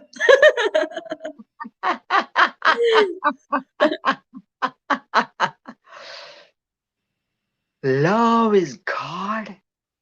God is light. Light is consciousness. Wow, wow, wow. Mother of two. Your story of bringing your son in this planet Earth moved me. Every time when I hear this story, I got goosebumps. You are like Mama Bear. You are the Mama Bear. Yes. And guess what I named him? What did I name my son? Veer. Roar, you mean, right? Mahavir, right? Veer, because he was a fighter. Yes, fighter, Veer, fighter, Yoddha. Yes, Veer, yes. And what's the other son? Inspired. Yes, I think my both kids, they awaken my intuitive gifts that I have more to give to the world. And I'm not saying it's about me here. It's about you have a higher purpose, my friend. And a lot of us are now stepping to that calling. What is that higher calling you have? You don't have to be a healer to heal the world. But whatever you're chosen to do. How Torch can bring your mission to the next level, and how the people who are watching you from all over the world can help you out to bring your mission to the next level. Yes, the blessing cycle. I want to share that just like the very here when I did Jesus joined us for the meditation, were you able to hear? So we can just 3 minutes a day. When you see the clock 4:44 p.m., know this sister is sending blessings, and I want you to join in sending blessing to the world. Blessing cycle. And right now, while I was talking to you, I haven't shared anywhere. I am being guided. I've never done this, to create a podcast as an angelic whisper to parents. Wow, wow, wow. One more time. Angelic whisper to parents. Angelic whispers to parents. Parents. Beautiful. Because we need to bring this co-foundation in the home. With technology, some days it happens in my home too. My first grader, my fourth grader, my husband and me, the bigger our houses, the bigger our cars are, the more disconnected we become. One more time. The bigger our house, the bigger our cars, the bigger our ego becomes, the more disconnected we are from each other. So how can we bring love in our everyday life? Some people are saying, okay, Neelam, great, you're doing this. Yes, I have a temple, great. You can bring in a little things you do, make it a ritual. Like for me, our dinner table, no technology. That's one thing I have a rule I'm very strict about. Nighttime, I have a ritual. 2 hours before going to bed, shut up all technology. I put curtains on my TVs in my bedroom. The kids don't have TVs in their room. I take away everybody's electronics, and I said, you know what, no more, after this, certain time. So we can start integrating and be in this energy of love, be fully present. Mothers who are cooking, it's not like, okay, I'm talking to, my sister-in-law and you're cooking, and then, it's do one thing, simplify your life. Do one thing and do it with love. Even if you're making, noodles, Maggi noodles, put love into it, right? If you're teaching, like right now, my kids are upstairs. I wanted to be here with you. Whatever you do, people are so used to multitasking. We need to let go of the old way. Multitasking is not productivity. Do one thing and do that really well. But it begins with you at your core, who you are. What do you want to get out of this situation, this conversation, right? Your energy our energy, that's why I say, angelic means, shifting the state of consciousness. Immediately come to that place of, unconditional love. How can I, give the best value in this situation? Beautiful, beautiful. Yes. Go ahead. Keep going. That's how we're gonna contribute. That's how we're gonna contribute, technology to nature. I'm not, environmentalist, or I'm not a scientist, but one thing I know, when we love ourselves, we're gonna love our nature. We're going to love our home. We will be mindful. We'll become more mindful about, oh my God, the ocean. I'm not gonna throw my garbage out there. I'm gonna probably pick up when I go for my, morning, walking meditation. If I see something, I'm more mindful. And the fairies, the elements, those angelic energies in the nature are going to support you in manifesting your dream, because you're helping the nature. Because people say, oh, I'm trying to manifest, Dr. Neelam. I'm following all this medical, all this, programs, how to manifest. How can you pray when your heart is not forgiving? How can you give? How can you give if you don't know how to receive love for yourself? So we can go on and on, but keep going, keep going. Yes, but I know you have the kids. Yes. No, but I'm open to answer any questions your viewers have, because I want to help them. I'm not here to sell anything. I'm here to say, you know what? Right now, if you can choose whatever you're doing, go to your loved one, friend, call them, say, I love you. Say, I love you so much. Thank you. Or even say, I'm sorry. You know what? My prayer ritual at nighttime is, I tuck my babies, spend quality time, with each one of them. Veer first, and then Krishnil, my 10-year-old. And I always say, Baba, what is the best thing about the day? And I'm sorry if Mama was too busy, I was not able to hear. If we can start making those conversations in the home, our kids, we're providing healings that they're heard.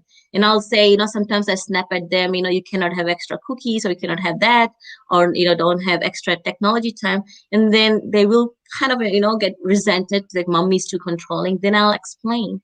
And I said, Baba, do you forgive mommy? Even though I know I didn't do anything wrong. The minute we say the Hopo Mono, the Hawaiian prayer, I'm sorry, I love you, I thank you. If we can do this, our daily conversations, we can start shifting the energy in our home. And then the duri hai, the separation is gonna come closer just by saying, I'm sorry if I was not there for you. I'm sorry if if I said something, even if you don't know what you did wrong. Maybe you didn't do anything wrong, but you never know how somebody is, receiving on the other end, especially with our kids. As I'm homeschooling, I'm helping them. Some days, I say, Baba, give me 5 minutes. And then kids don't have patience, and they can resent, okay, she doesn't have time. But then I would say, why I had to take this important call, or what I had to do this. And then I say, sorry. So that becomes a prayer ritual. It's not about going outside in temples or in a mosque or somewhere else. And again, I respect all religion. The greatest gift we can give to our kids is by showing them, by being a good example. You take care of yourself, you love yourself. and making the time, whether it's one meal that the whole family is together, you're fully present. And then nighttime rituals. I mean, these are little things. And then being in the nature with the family that we are doing. We're spending more time in nature. And in the way, we are also contributing to the nature by sharing our love and receiving their love. It's a give and take, just like Jesus did, give and take with the heart healings. All right. Amazing. I love it. I love it. I love it, Dr. Neelam Rai, when you do like this one. Oh, amazing. Latke jhatke marna. I know I had to, because I closed my eyes and see who wants to come forward. And again, this is nothing to do with religion, my friend. This is about, like, wherever you believe in. I was born in an Indian traditional strict family. So my family still doesn't understand. They think I'm praying to angels. I'm talking about the frequency, about the consciousness. That's what angelic means. I had to bust that myth. It's about a state of consciousness. Yes, all the energy comes forward. Whoever your guides are going to come forward when I'm teaching, whether it's business teaching or whether I'm teaching about, healing mastery or business mastery. Right now, I'm guided to do, parenting, conscious parenting. It's more about angelic parenting because we need this. And I've been doing this for the last 7 years before COVID happened. Like I said, my health was, hit rock bottom, I lost everything. I worked so hard for 20 years. How did I start again? How did I, go from spending $4,000 a month on my medications to become, healthier, medicine free? Because there are conditionings. We are like, okay, the doctor is saying this. We have to listen. Yes, listen. Yes, integrate those medicine, but also find out holistic ways to heal yourself. And blood pressure upar hai, forgive, heal, right? Right. Migraine headaches, shoulder pain, carpal tunnel, all these are side effects of a distorted heart. So as a doctor, you can understand there are so many medical benefits when we do this. Not only I'm talking about all this airy-fairy stuff about connecting to spiritual guides, but medically it will help you to heal faster and, healthier too, strengthen your immune system too, because you are not operating. Okay, here's the last thing. Always ask yourself, are you operating from a place of love or fear? Beautiful. One more time. I love it. Are you operating from a place of love or fear? Yeah. Whatever you do, to all my doctors, I challenge you. Let's connect. Let's do a collaboration. You could be the voice of science. I'll be the voice of spirituality, even though I have a lot of inexperience in healthcare, but my expertise is this, I love your challenge. I bet you nobody dare, to come front of you, Well, you're Dr. Praveen, bring all the doctors that we have, all the speakers here, and, and we all have our own gem. We all have our own genius. You know what? I'm going to bringing the spirituality conference, and globally. Yeah, we'll make it happen. And Yes. Congratulations. I would love to have you as the speaker. You're the first one actually I shared with you, right? Yes. You did the same thing with the men's international speaking. I was the first woman on the men's international speaking, and here, you invited me again. So thank you. Yes. You know what? When I'm speaking, I put away everything I have learned. It's just coming from the heart space. I mean, yes, I had a lot of notes to share, but forget the notes, forget the facts, forget the, all the fancy jargons. At the end of the day, what matters? How did someone make you feel? Right? And it's not about giving the power to the teacher. It's about how you can take your power back. That's what I'm here to teach. By connecting to your divine, opening and healing your heart, taking the power back in your life, whether it's your health challenge, whether it's your finance challenge, or whether mummies are crying, my goodness, my kids are taking over all my time. I've done all that.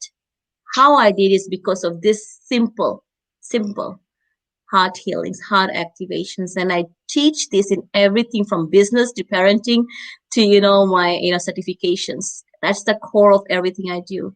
How can we instantly, raise to this place of unconditional love, and not from a place of manipulation energy, not from a place of the old masculine, I'm the boss, I know it all, not all that. So the humbleness, before we rise, we need to be humble first. And you, of course, you're a great example of that. And that's the reason I think we're connecting. You bring that energy. The world needs healing leadership. You're an example. You're going to be the next spiritual guru. Dr. Praveen, I present to you, all of you, the next spiritual guru, my friends. I love it. Bring it on. Tell me more. Tell me more. I'm ready to receive. My brothers and sisters, from one sister to another brother, another spiritual teacher who sees the gem in another person. Doctor, I introduce to you, world, the next spiritual guru, your spiritual mentor, who's going to touch your life, your heart, and so you can go and share more hearts. Wow. Dr. Praveen, my friends, a man of love, integrity.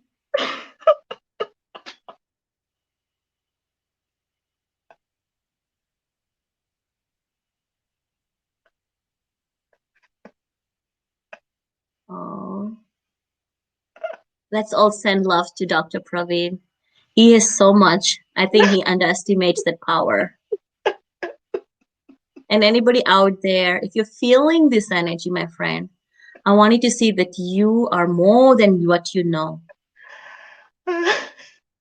You're more than that. Oh. Sending you love and healings. Let's send love to Dr. Praveen, our next spiritual guru.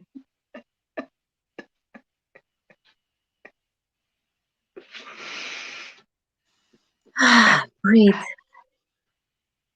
And this goes to all the friends. As a spiritual healer, sending you all love healings.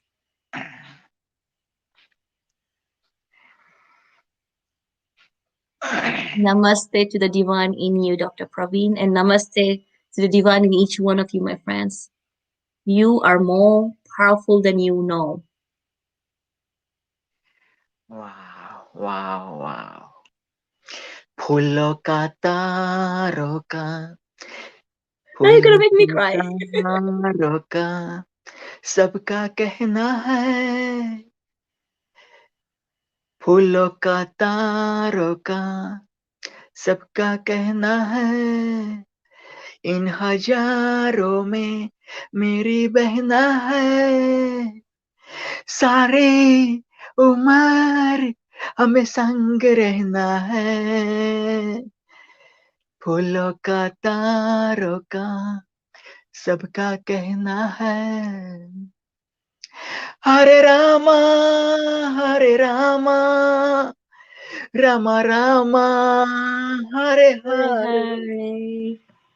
Hare Rama Rama Rama Hare Hare. Hare Krishna, Krishna Krishna, Hare Hare. What are your contact information, Dr. Neelam Rai, before I let you go? Yes. Oh my goodness, that was amazing, brother. So you can. I'm getting away from my Facebook community where I had Angelic Business Academy, but I'm shifting more towards as a mother. I feel I'm here to share more than just business expertise, but share the love and help parents out there. So stay tuned. You can even follow me on Prosperity with Angels on my YouTube, and there I'll be sharing about how we can create a blessing cycle from all over the world. That's what the vision. I want to create this blessing movement. Just what we did right now, 2 minutes, maybe 2 minutes of chanting. Hop on, 2 minutes chanting, 2 minutes of blessing and releasing. I would love to do that. Absolutely, absolutely, absolutely. Torch is with you. You are with Torch. Torch family is also with you, and you made me realize God is within me. You did that session with me. I highly recommend my celebrity, my Torch. Take Dr. Neelam's program. Take Dr. Neelam's courses. Yes, yes. Pay, because when you pay, you're going to put your hearts, and soul and body and mind, and pay for not Dr. Neelam, but like look at those two kids. They are sacrificing their time. This mother is sacrificing mother's time. The husband is sacrificing love, looking for love. Look at that. Wow, beautiful. Absolutely, absolutely. Yes. And thank you so much again. Look at that. Like you are here for like 29 minutes. Look at that. Boom, boom, boom. You are always the generous giver. This is you. This is you. Dr. Lynn, if somebody would love to join as the speaker at the panel, please send them right now. We have some spots available. And before I let you go, let me ask a question. Which one do you love the most, Dr. Neelam? Peace, health, environment, tech. What do you love the most? Peace, health, environment, tech. Peace, health, environment, tech. I would say peace first. If you have peace, you can contribute to the environment. Then you can use your, intuition, your divine, information and expertise to contribute to the environment. Because if you're not at peace, how can we contribute to the environment? Whether it's your home environment or the physical planet. And tech, again, don't give your power to the tech. But it's amazing I'm still very grateful, right? I'm grateful. I'm not putting down on technology. I'm grateful we're able to bridge the gap of, being on this together on these calls. But there is greater power that's within you. You have the power to connect to whoever you want, even call in. So if you are an entrepreneur, you can call in. Your energy is going to call in the right people who are meant to listen to you. Wow, Dr. Neelam, close your eyes, close your eyes, close your eyes. Take deep breaths. Breathe in through the nose. Breathe out through the nose. Another one, breathe in through the nose. Breathe out through the nose. Last but not least, breathe in through the nose. Breathe out through the nose. Dr. Neelam, the Torch King, the Torch Ambassador of Peace, Health, Environment, and Tech, is decree and declare you are the Torch Peace. You are the Torch Peace. You are welcomed as the first speaker of Torch Peace 2020 in mid-July, 2021 in mid-July. You can feel free whenever you're ready to open your eyes, Dr. Neelam. Wow. Thank you. Thank you. Thank you so much. Thank you. You are the light. You're the touch. You're the one who's connecting me to all these wonderful platforms to share my wisdom. So I say thank you to you, Dr. Praveen. Thank you so much. And I'm sure there's so many hundreds of people who are, you connecting them. You are the connector. You are the divine connector. Thank you. Thank you. Thank you. Connecting people to share the wisdom. Yes. And before I let you go, feel free to join for Torch celebration, 7:30 p.m. Pacific, 8:30 a.m. March 1st in Pakistan, and 10:30 p.m. Eastern. Yes, we are going to have 1.5 hour of non-stop torch celebration of all these speakers, absolutely, as well as ambassadors can come too. Yes, yes, yes.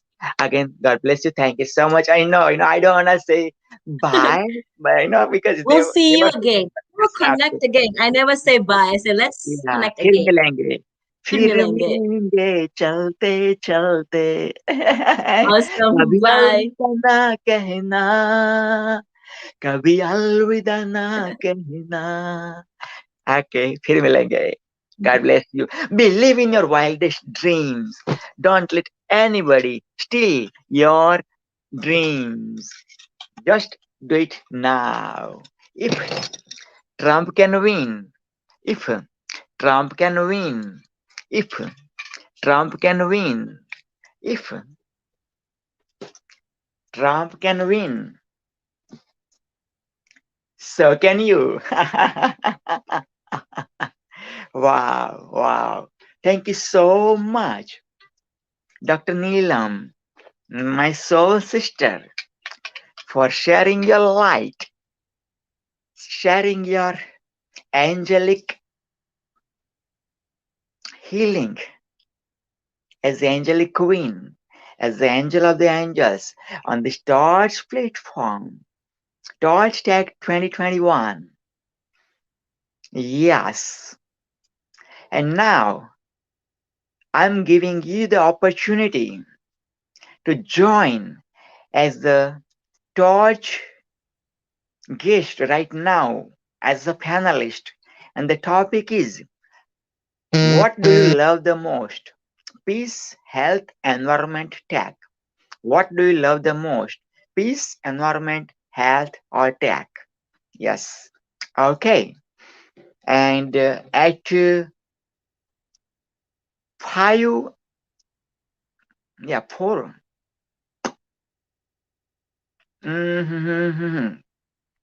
Yes, amazing speaker is about to come after a couple of hours. 4, I believe.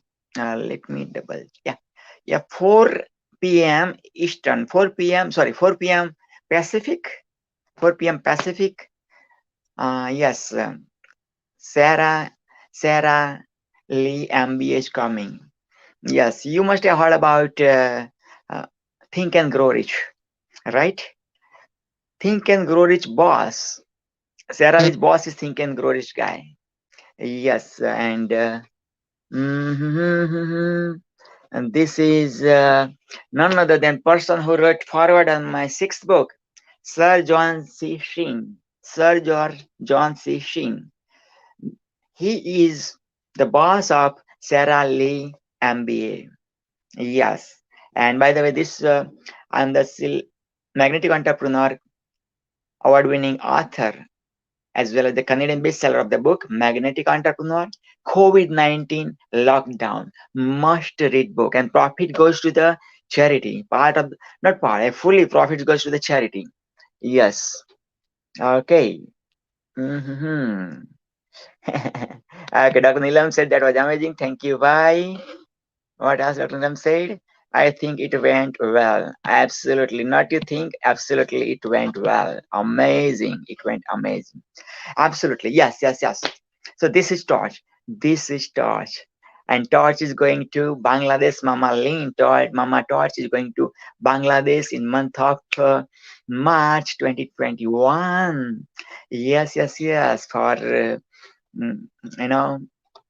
people over there suffering so much, Myanmar and Rohingya and Bangladesh.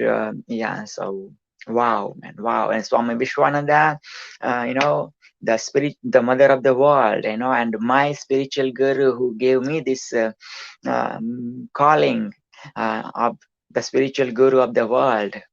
Yes, absolutely. Yes. Okay.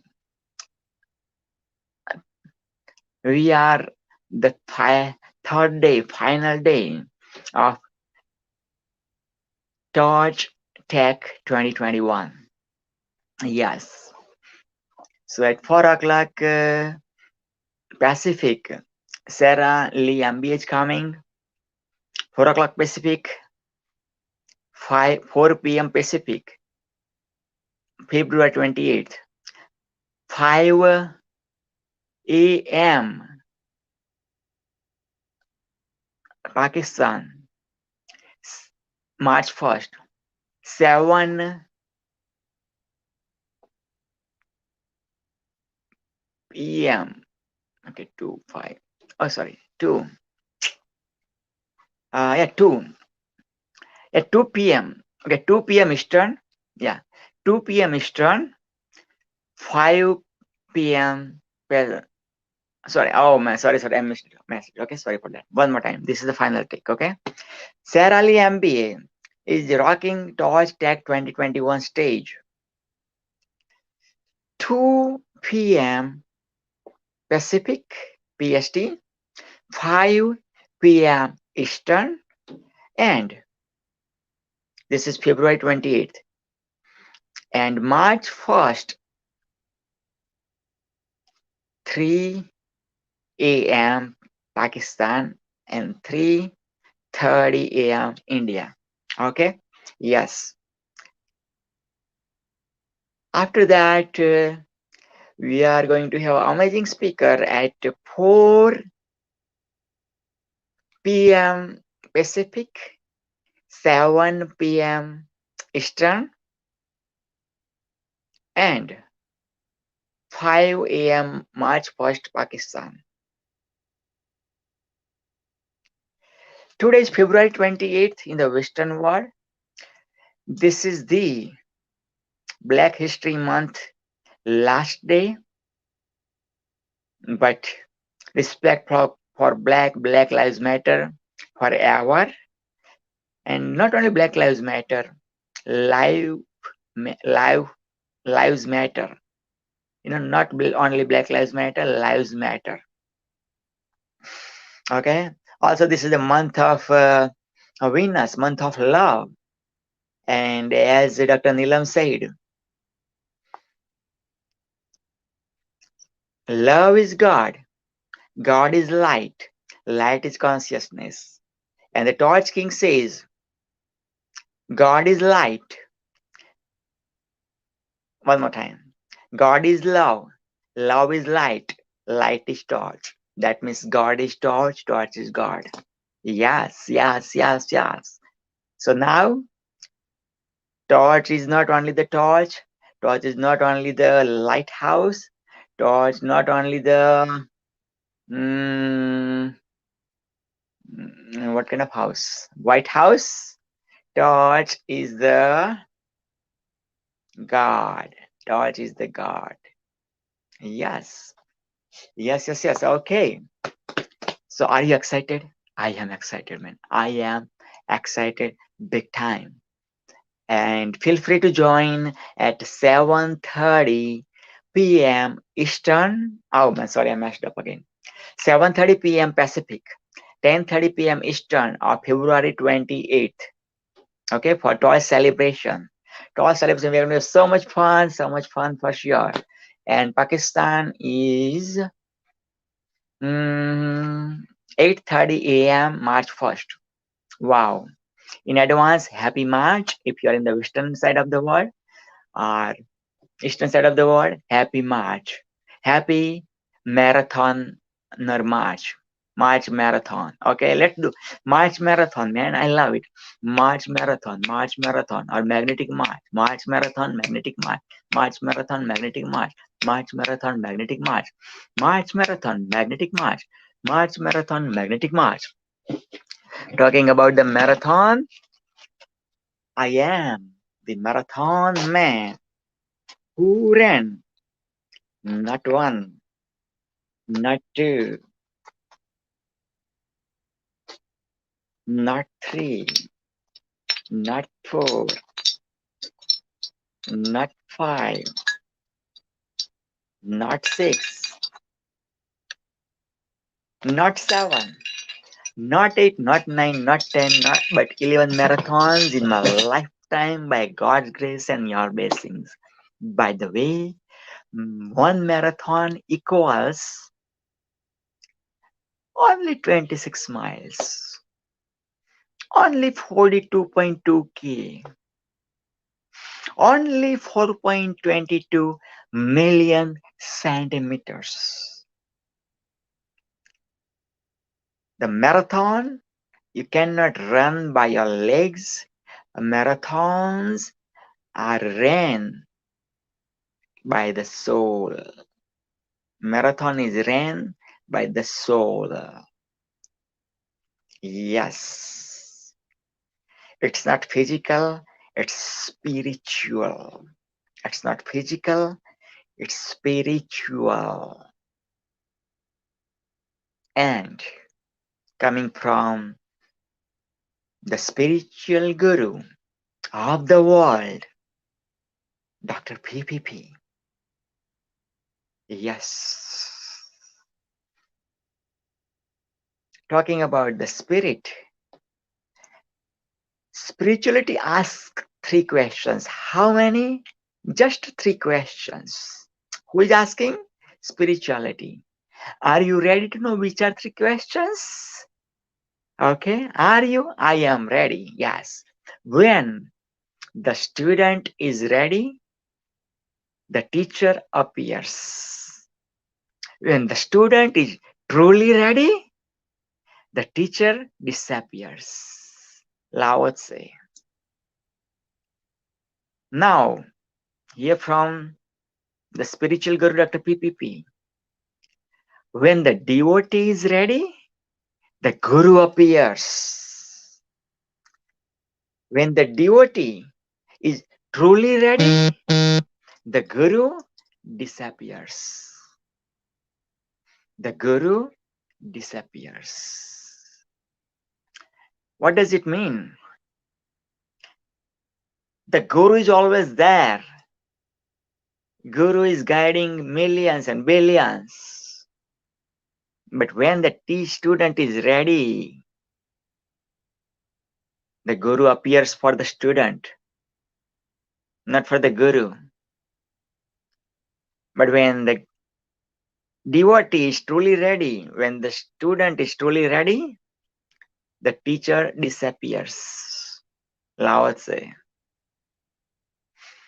Because when the student is truly ready, that means he is the teacher, and that's it. That teacher is goes to the different place to bring another light and another student, because that student is the enlightened one, delighted one, enlightened one, awakened one, and that's it. That's what same thing with devotee, right?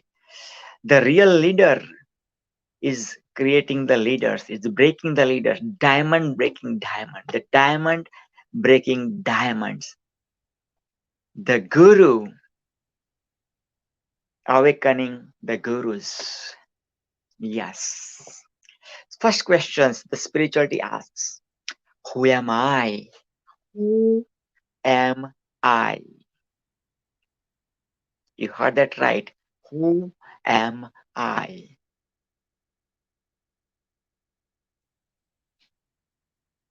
The Guinness World Records.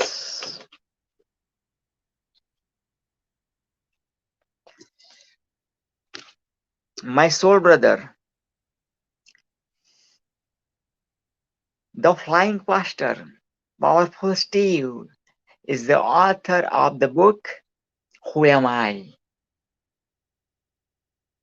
About almost 6 years ago, he was writing this book, and about to say, yeah, I was writing my book, You Are the Celebrity. So Dr. Steve asked the question, who am I? I answered the question, you are the celebrity. Yes, you are the celebrity. Do it with me with the twang, okay? You are the celebrity. One more time. You are the celebrity. You are the celebrity. You are the celebrity. Yes. Okay. What's the answer Write it down. Who am I? Okay, second question the spirituality asks. What are you doing? What are you doing? Yeah, what's your why? What's your why? That's the second question.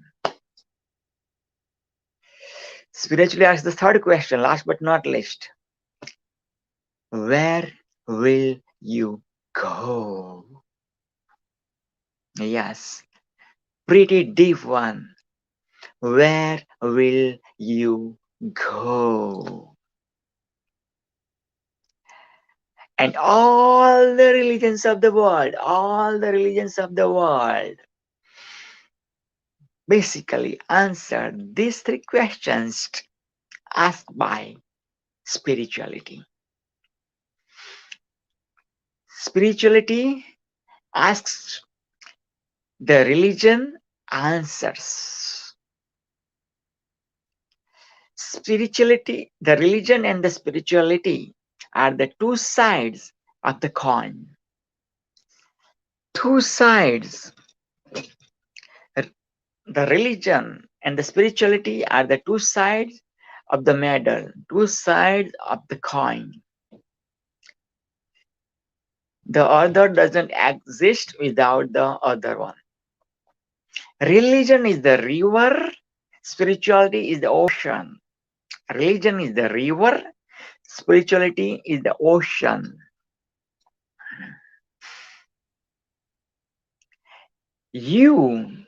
Okay, let me show it to you. Okay, I'm doing experiment. Okay.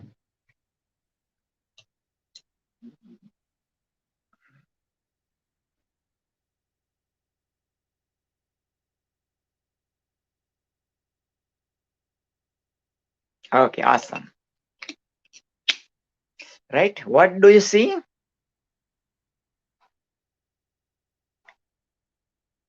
This is, for some people, this is the drop of water.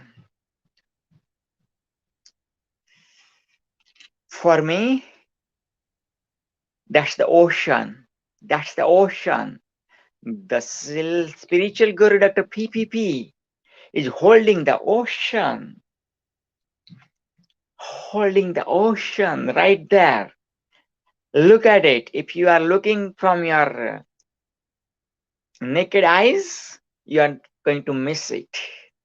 But I'm going to show you the Divya Drashti. I'm going to send you the Divya Drashti, the spiritual awakening. So then, at that eyes, if you will see that, that's the ocean right there. Right there, talking about the spiritual eyes. I'm going to make you experience. Okay, watch this.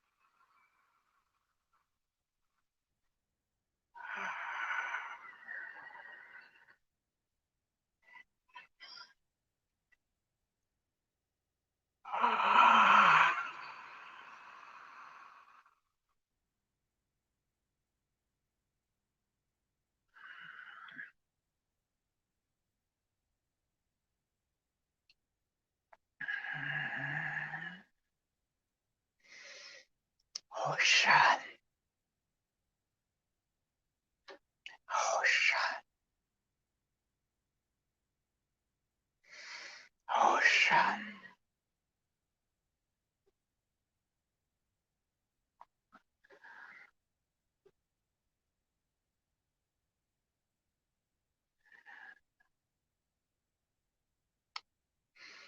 All the religions of the world answered all three questions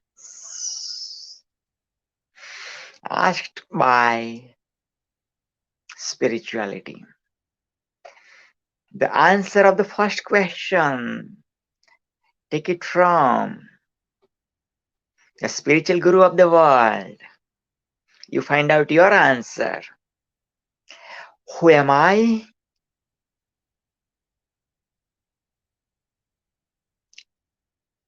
You are the soul came from the Supreme Soul. You are the soul came from the Supreme Soul. You are the celebrity came from the celebrity creator.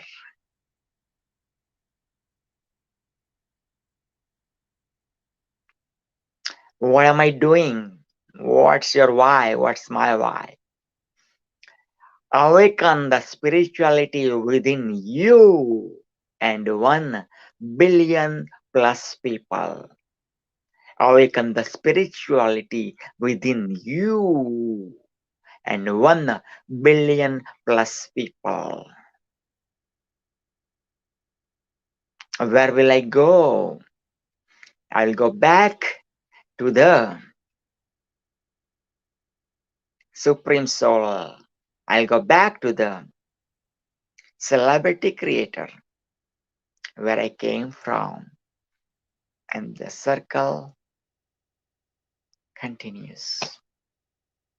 The circle ends. I respect your religion. The Hinduism, the Islam, the Holy, the Christianity, Buddhism, Jainism, Sikhism, or whatever the ism, I respect that. Or no ism, which is atheist, I respect that too. Okay.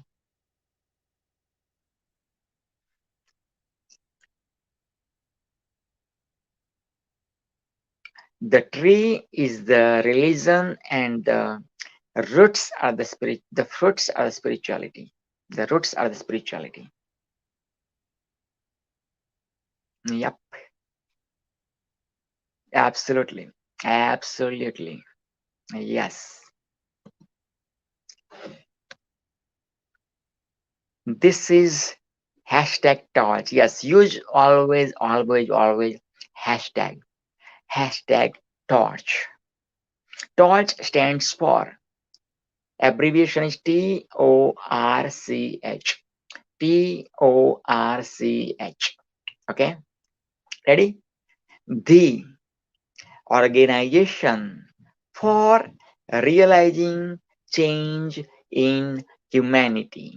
The organization for realizing change in humanity. There are 4 pillars. How many? Write down how many?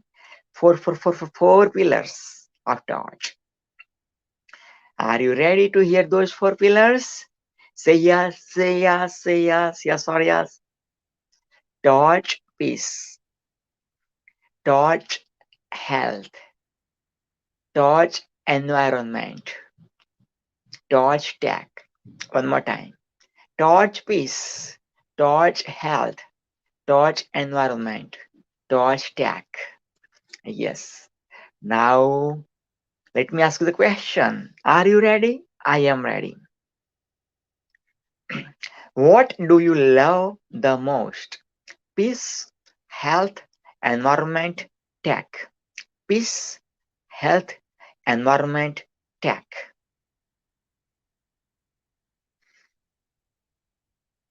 Now, you already chose one. Congratulations. I know you feel like I love all of them, or I like some of them, and I love two of them. But I highly recommend you to choose one. You cannot ride two horses at the same time.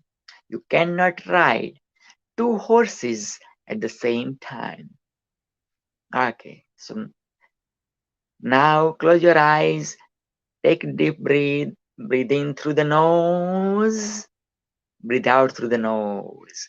Breathe in through the nose, breathe out through the nose. One more time, breathe in through the nose, breathe out through the nose. You are the torch ambassador of whatever the pillars you have chosen. You are the torch ambassador of that pillar. Okay, awesome. Now this is Torch Tech 2021. Every year we are having annual conference, annual summit of all the 4 pillars.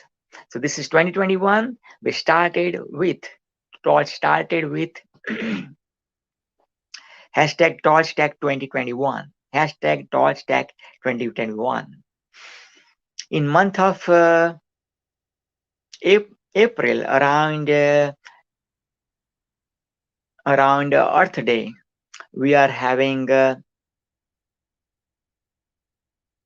Torch hashtag Torch Environment 2021. Hashtag Torch Environment 2021.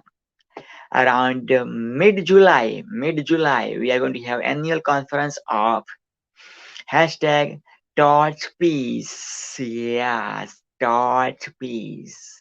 My favorite, Torch Peace.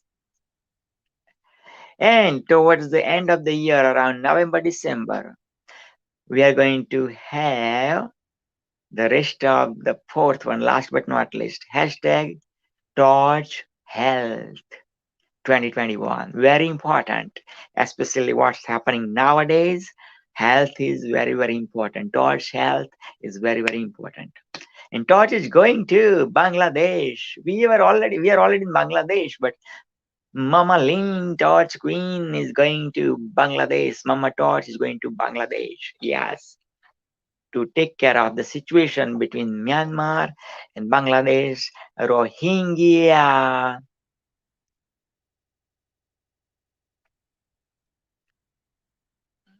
Rohingya people. Right? Yeah. My heart cries when I think about Rohingya.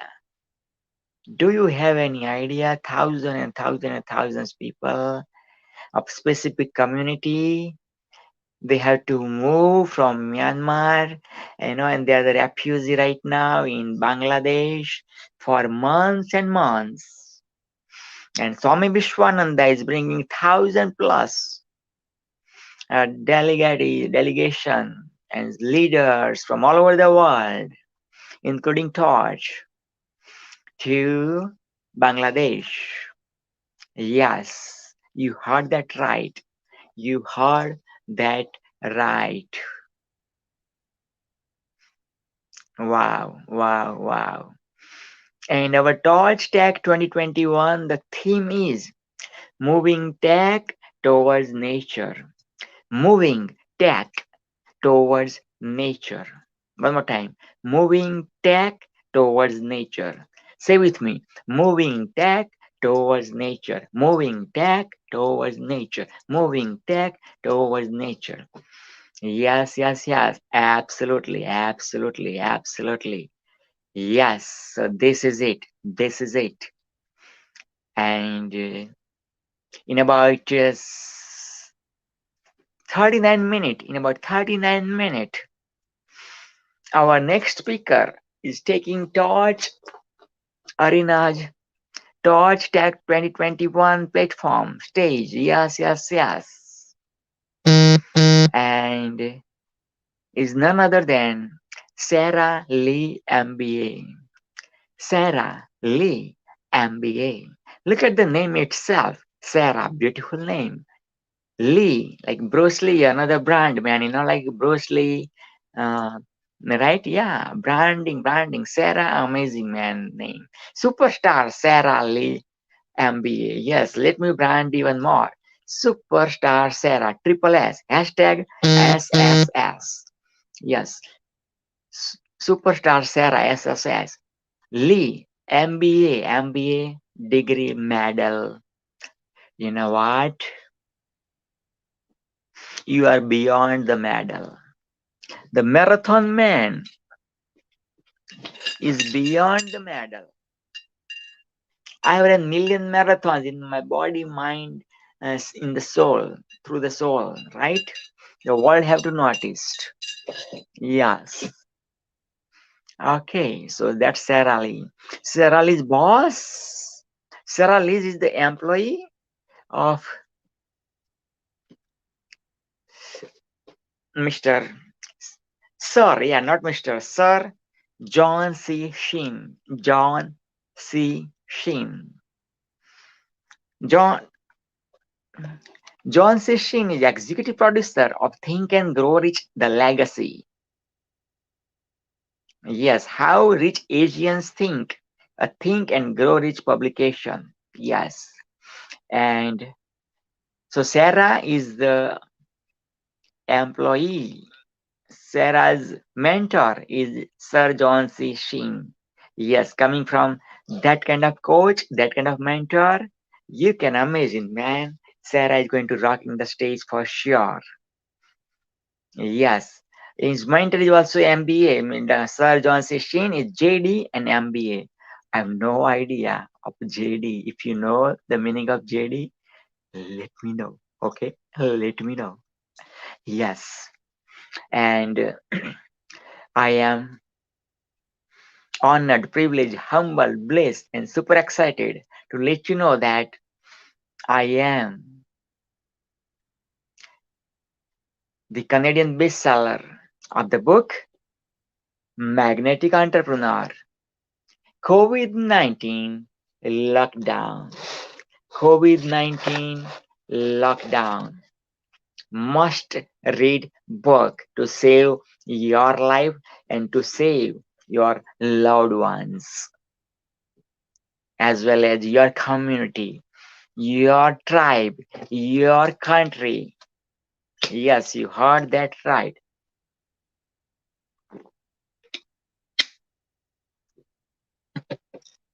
Absolutely. Absolutely. Yes. So this is Torch. This is Torch. Yes.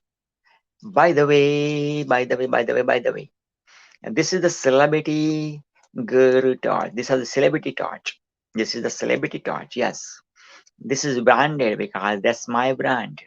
The celebrity guru, Dr. PPP. But you are the celebritybook.com, and that's it. Right? So you are the celebrity guru combines with the torch, and boom, the celebrity torch happens. You know, and torch is taking you from darkness to the light. Yes, that's what torch is. That's what guru does. Guru means dark and ru means light. Guru brings you from darkness to the light. You are the light. You are the light. Yes, you are the light. Okay, I love that. You are the light. You are the light. You are the light. You are the light. Okay, awesome. And when I say I, it's coming with gratitude.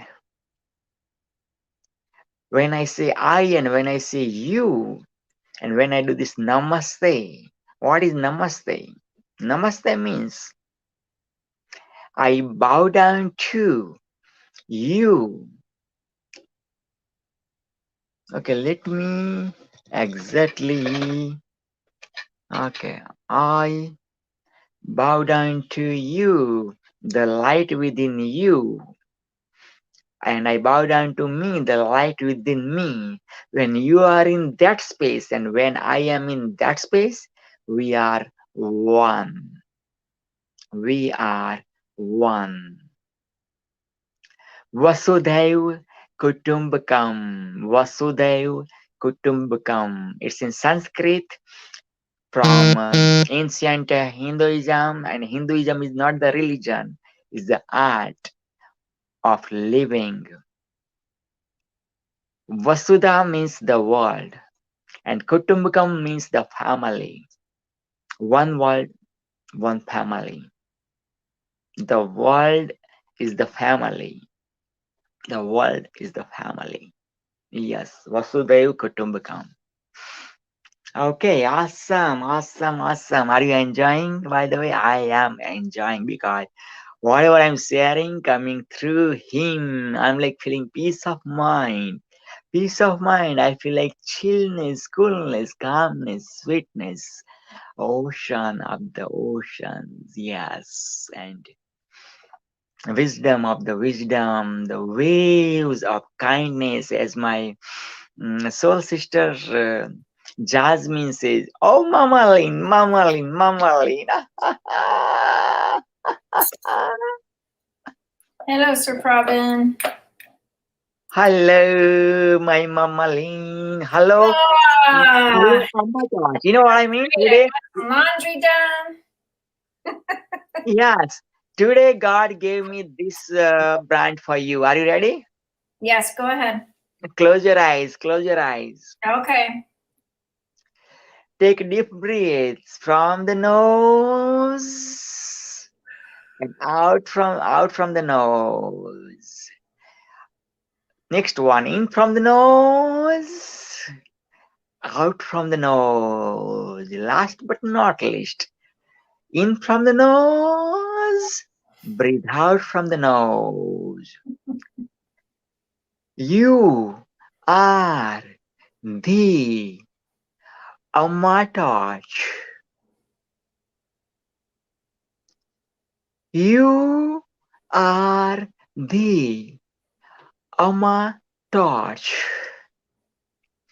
You are the Amma Torch.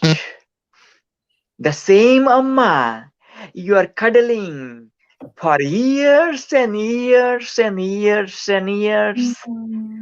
That's the Amma Torch. The same Amma you have met, and the Amma, the one right now, the world is witnessing the same Amma. You,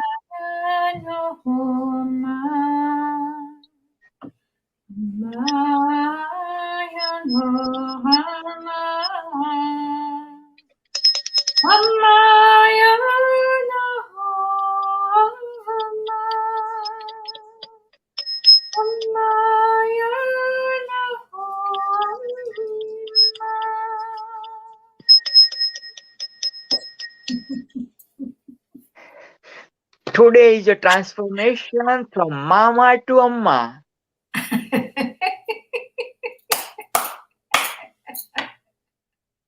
Mama to Amma. A added in this Ma, right? Look at that. Amen. Amin. A added in this one, in two beautiful religions arrived. Amen to Amin. Mama to Amma. That A, one more addition of A.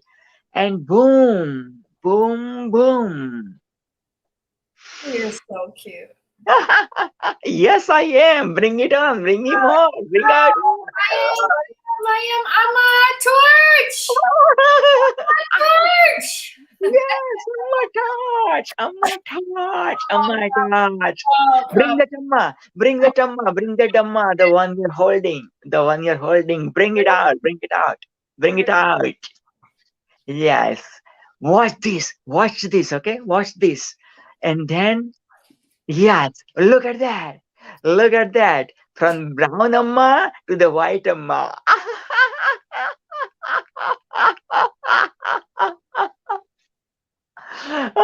my God. Oh my Can I God. tell you a story? Yes, please. This is so I funny. love stories. Here it goes. Here it goes. I'm going to put some frankincense on and put some on Amma. Put some on you. So my friend was visiting at our house, and then I didn't see her for like a year. Totally loved this woman, very special. She said, Mama Lynn, you have to come see Amma, the hugging Buddha. I said, no, I want to come see you. She said, no, Mama, you have to see Amma, the hugging Buddha, the hugging guru, the hugging Amma. So I went to see her on my birthday, but I really wanted to just see my friend. And when I chose to go see her, there were about 1,000 people in the room. And this moment of time, I couldn't find my friend, right? I couldn't find her. So I decided to, wait and just help out, right? Because I like to give. I hope you like to give. So I like to give, and I just waited and helped and got ready for Amma coming. She was coming. Everybody kept saying, she's coming tonight. She's coming. So I waited, and I was busy, and I was busy doing my work, and I was busy doing the work for Amma. And I was making the puja. I think you need to be up here. I think you need to be here with me when I share this story. So I was getting busy on my birthday. My friend invited me to see Amma. Did I tell you this story? I heard it lots of time, but please keep going, keep going. I love to hear one more time or more time. So I made the puja with we were wrapping spoons with tinfoil so they could burn. I don't know what they burn in the ceremony, maybe incense or. Incense, yes, incense. So you burn in the spoon. So everybody's wrapping spoons. So I'm wrapping spoons, getting ready for the ceremony. And there were maybe 6 of us around. And then all of a sudden, everybody stood up. Here comes Amma, here comes Amma, here comes Amma, here comes Amma. She stopped. She looked at me, and I looked at her. And she goes 2 more steps, then turns around. Hi, Amma. Then she whispers to her friend that is behind her, please ask who she is. Her man comes back and asks, who is this woman? And I'd never met Amma before. I was there to visit my friend. So then she turns around and she comes beside me and she takes a rose off of her garland and she gives it to me. And I said, oh, thank you so much. I told her it was my birthday and it was a special gift. But what happens next is all of her 1,000 followers started following me. And I said, oh, no. And I said, no, I'm just here visiting my friend. No, she's never done this before. Amma has never given a rose off of her garland for any of us. We've been following her for 20 years. Nobody. She believes you're greater than herself by doing this. So this is my Amma story. And all of a sudden, Pravin gives me the name Amma today, Amma Torch. And I'm like, okay, interesting, right? So I don't believe anybody's higher than anyone else. I don't. I believe we're here together on this planet. I believe we're here spiritually together. But the experiences of special experiences like this experience, many of you may have had. And when you have spiritual experiences, and as Pravin was saying, when the teacher appears, you know, I tend to just love to give. I just like to give. I'm not here to gain. I've been giving my whole life. I took in single moms to my home. I took in cancer patients in my home. I took in single moms from 1990 to 2010, and they didn't have a home. And so my father used to get really mad because he said, "You don't have money to do this." I said, "It's fine. I have food, then I can share my food." So we have to share. We have to give right now. It's a time on the planet when all of us need to give. And I think that's all Amma did. She chose to start giving, like Pravin gives, Rehan, Carla. There's many of us that give on a day-to-day level on Facebook. And it's a beautiful gift to give spiritually. Most people try to gain off of Facebook. The Torch family has not tried to gain off of Facebook. It's tried to give. And what we've given are the 4 pillars to try to get you to really build something within your community of what maybe something, a peace project. Maybe you can start a peace project. Maybe you can get the peace pole. I don't know if you know what the peace pole is, but there's a peace pole, and the woman actually lives here in the Berkeley area. And maybe you can get a peace pole put in your church. Maybe you can start a peace gathering. Maybe you can start supporting Haji Khan Faroch or any other peace ambassador from the Torch. But something for peace. The other thing you could do is maybe an environmental project, right? If you're a Torch ambassador of environment, you could start an environmental project in your town and really look at what's going on. Are the people not recycling well? Maybe there could be a neighborhood recycling, party. And you could teach everybody, this is what recycling does and how much it affects. Because when you recycle food, in Ithaca, New York, where I lived, it was probably the best community that really took charge of recycling in a way that I'd never seen before. All of the restaurants in town used the recycle bins to give to the local farmers. Every single one with excess food gave these bins. And these bins went out and it went into Cayuga, the farming project. And so the Cayuga community farm started a huge, big recycling. And when I was talking to Fatima, probably about 6 months ago, I said, you should start this in your town. All the restaurants, to put a recycle bin and put the good food, and then you could make a really good compost, because what the garden center did is build a compost, and they bagged it and sold it. It was something you can sell. So why not take an empty lot in Karachi or somewhere in India, somewhere in Nepal, and build a recycling for food, a compost, and then rebag it and sell it to your community for their gardens.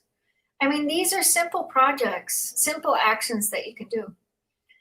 But what about health? What type of health program could you run? You could do a health fair. You can invite doctors and nurses to do blood pressures and, do checkups. You could have a massage table and have people have 5-minute, 10-minute massages. Just have a neighborhood massage. What if you just did, 10 minutes? I used to do these big, I trained Kirpala Yoga Center in natural cuisine. It was the largest vegetarian kitchen in North America. And in 1993, I was asked to train that kitchen. And they all came to my home to train for cooking.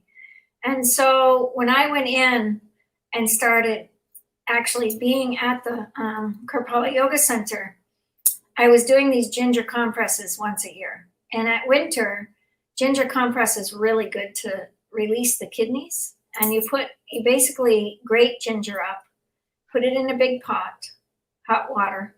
You boil the water, then you squeeze either in a cheesecloth or just squeeze it. And then you dip a cloth in and you put it across your kidneys in the back. But you need 2 people to do it. So it's a really nice project to do with 2 people. And you only leave it on your kidneys for about 10 minutes, and then you change it out Every time it gets cool, you change it out, but you only last for about 10 minutes. And you'll see your skin get red, but what it does is get rid of the kidneys from very deep toxins. So this type project you could do. You could do something with the organic farmers and just have an education day and have the organic farmers come and just teach a local school. You could teach all kinds of things around health. And then you could do a technology, like we're doing today. We're building a techno, but we're moving it towards nature. So you could ask the local tech companies to come together and say, could you do something for the Torch family in your town? And actually ask them to gain, something local for the technology or local technology in your town. These are very simple actions that you can take for Torch. And they're really, really special. If you're in Pakistan, you could actually do a pickup garbage day. There's a huge need for recycling bins and factories to make recycling bins. So there's a tremendous amount of work to do in our local region. No matter where you live, there might be elders that you work together with. You could start, one of my projects that I really wanted to do was doing Facebook Lives between elder communities. So in an elder community at a nursing home, talk to another nursing home and see if you can build friendships within the nursing home. Because people are really alone right now, especially with COVID. And how we connect online with each other can give that social context together and help each other love one another. So these are areas that I really hoping that Torch will bridge and build local communities, and we'll have our own newspaper to see what everybody's doing, Torch newspaper, And I really, really hope by helping one person, we help 10,000, right? The Dream of One Peaceful World by Michio and Aveline Kushi. It was Aveline's birthday yesterday, and somebody brought up brown rice. It was Ashok from India. And I have trained him. He watched my cooking class about brown rice. And Aveline has a funny story that the hippies would come and they'd talk to her, and they kept trying to get her to try marijuana. Aveline, come try marijuana. And she was like, no. Why do I want to do this? They said, no, it makes you really high. She said, no. Brown rice makes you very, very high. So this is the dream of, keeping within your community. I have a good friend in the southern region, and she has a Chew Tuesday. So she calls it Tuesday. And everybody chews that day. And chewing your food is really good for your health. So learning to chew is really important.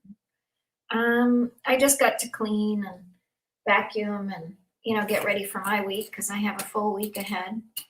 And I've been doing the Torch this weekend. So it was my giving this week. And the kitty's going to get in our plants. And she's going to try to probably knock these plants down. Come on. Okay. So anyway, I hope you nurture yourself. And it's also about giving you the 4 pillars of the Torch. Do you have that deep, deep wisdom to hold peace within yourself? Do you have that deep wisdom to hold environment around you? Like I just did, I cleaned. I still have quite a bit to do, but really making my environment nice for the week. What can you do for yourself? Can you get some flowers for yourself this week, Pravin? Because you just gave a lot to the Torch. Could you buy some flowers for yourself and put them in your apartment? Just to bring your environment or pick some flowers. Just do something nice for yourself because you just gave a lot to the Torch. And I'll do the same. My flowers are starting to die, but they're still okay. But I bought them, I think I'm trying to think when I bought them this week for myself. My mother always said, when you're back down to your last $10, buy yourself some flowers. And I always I told my children, can you hear that? Your mic is on. Your mic is off. Oh, yeah. Okay, sorry. Yeah, to buy yourself flowers. If you're always down to your last $10, buy flowers for yourself. Wow. You know, Wow. so I think Wow. the other thing with health, what can you do for your health this week? You know, what can you do? And maybe share it on the Torch family page. You know, what are you doing for your health? What are you doing for your environment? What are you doing for technology that you've learned this weekend? I mean, I've learned a lot this weekend. There's a tremendous amount that people gave this weekend, and we're still have a couple more speakers. We've got Sarah coming up. She's doing technology and money. So how you can, you know, we've already had one money talk by Jamie. Jamie gave great tips on how to make money online. We also talked to my son. He talked about money and renewable energy. So there's a lot of ways that you can gain, you know, your freedom and work from technology online. We've got our wonderful friend, Chief Scott, that comes. He's been coming. This is, I think, his second or third torch, but he's an amazing chief from the Lakota Nation. So he's an elder from the Lakota. He comes at 4 o'clock today. And he's going to be giving us really great wisdom about nature and technology. And then we have Sahar with our closing ceremony. And then we'll have a little ceremony ourselves. But I just want to invite everyone to do something for yourself in the 4 pillars this week, and do something for your community in the 4 pillars, and build that 4-person team, because then we can bridge a much greater understanding of how to do a shared leadership, because you learn so much in community, right? We learn a lot from each other. I don't know, Pravin, what I've learned about self-care from you. You've always loved me if I've called you. You've also taught me about like this really beautiful part of yourself. Teaches me not to think bad about things, you know, like things happen. And you've also a discipline, you know, how do you discipline? And you've given me that with writing a book. And, you know, I think you keep giving, and I just want to honor you right now for that. I just want to honor you. I really do. I appreciate it so much. Oh my God. Thank you. Bring it on. Bring it on. I'm a generous receiver. Mama Lynn, while we were on, like about a few minutes ago, I got a call from our speaker, Dr. Neelam Rai. And I said, you know, ask Mama Lynn to write the book about a torch environment, torch tech, whatever, you know, about the torch tech. You know, that was I said, Mama, to Neelam. Tell the Mama Lynn, like, write the book about torch, right? You know, and then you just mentioned about your writing book, you know, beautiful. Also, you mentioned about the flower. Today, actually, I was about to, you know, bring the, oh my God, I said, man, I should have brought the flowers to for my soul daughter, the one, you know, Priscilla, powerful Princess Priscilla, right? Yeah, but I know I didn't have, anyhow, I did not make it, right? And then you talk about flowers, you know, definitely. So now, but I thought about again, as you mentioned, always I think about giving, right? Definitely, I'm going to buy flowers for me, absolutely. Yes, thank you so much. I got, and I learned a lot from you too, Mama Lynn. I can write a whole book about, like, you know, what did I learn from Mama Lynn? Amma Torch, you know, Amma Torch. Yeah. Yeah, beautiful. And definitely, you know what? How about this? Let's write the book together. Torch. That's it. Yeah. You are the torch. Yeah. You are the torch, or you are the celebrity torch. Yeah. Yeah, that's it. Boom. You are the celebrity torch. Yeah, Mama. Yeah, I think it's been, you are, you know, it says the organization for realizing change within yourself, but, you know, I mean, within humanity, but it is about us and developing, you know, how does a community support one another? Now, the churches and the mosques and all the places that we go for spiritual training, spiritual well-being, spiritual wellness, they're never going to go away, but they're really hurting right now. And I think those are places where there are already community members there. And going to a mosque, even if you're Christian or going to a temple or going to another organization and starting torch programs. This is also what you could do. And we talked about that today, about the refugee camps. Wouldn't it be amazing to do the refugee camps and really bring torch to this? It's really, really exciting.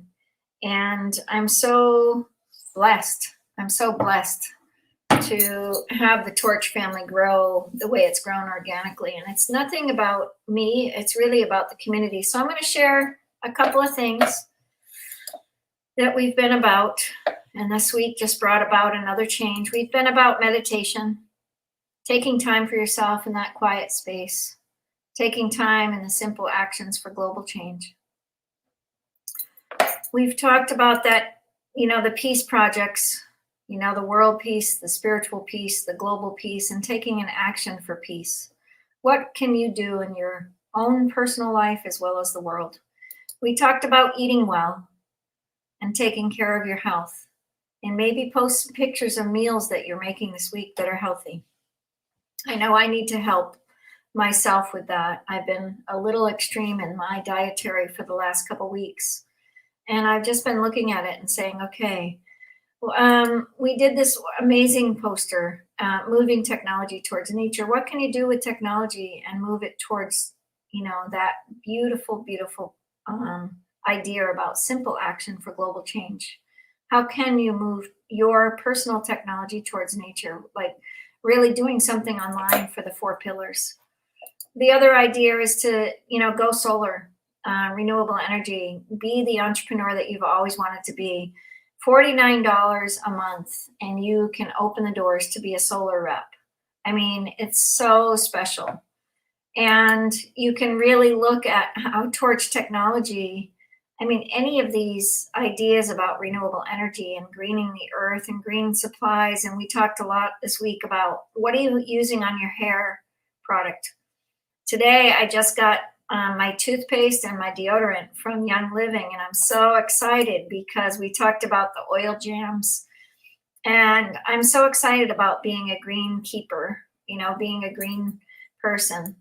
But when you think about renewable energy and cutting your own carbon footprint, I got to meet the man that actually worked on the whole workings of the carbon footprint. And that was really, really special, really cool. But with our agency, we're working, Torch has its own presence and power, and it's our solar company. And we've saved, $4 million for people in energy costs. That's huge. Saving people support. We talked about the humility this week, the humility of, what it will take for you to just bow your head down and give thanks. And this eagle is the eagle has the sight. So having your own spiritual sight. We talked about the countdown in life.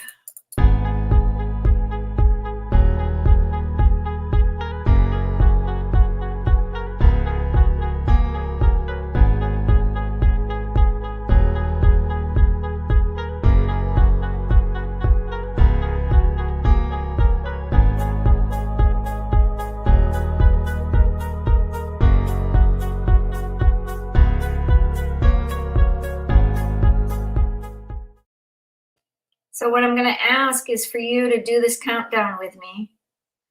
For 30 seconds, I want you to take a nice deep breath, and a nice breath in and a breath out. And every hour this week, can you take 30 seconds for yourself to give your breath, to honor your breath, and have that humbleness and that humble heart to be able to just have a giving heart and open yourself up. So this 30 seconds, let's go. We're going to pray, do what you choose, but for 30 seconds, return to yourself through your breath. You can taste the sweetness when you breathe in. You breathe in, you can taste the air and the sweetness of your breath. So for 30 seconds, let's do it.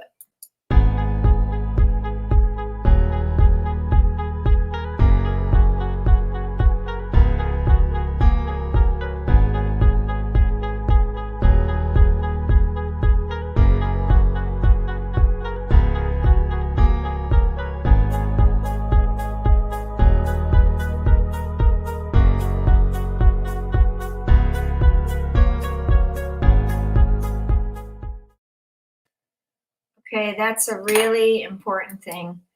We had talked about just Hello and Assalamu alaikum. This is me, RJ Muhammad Hasnain.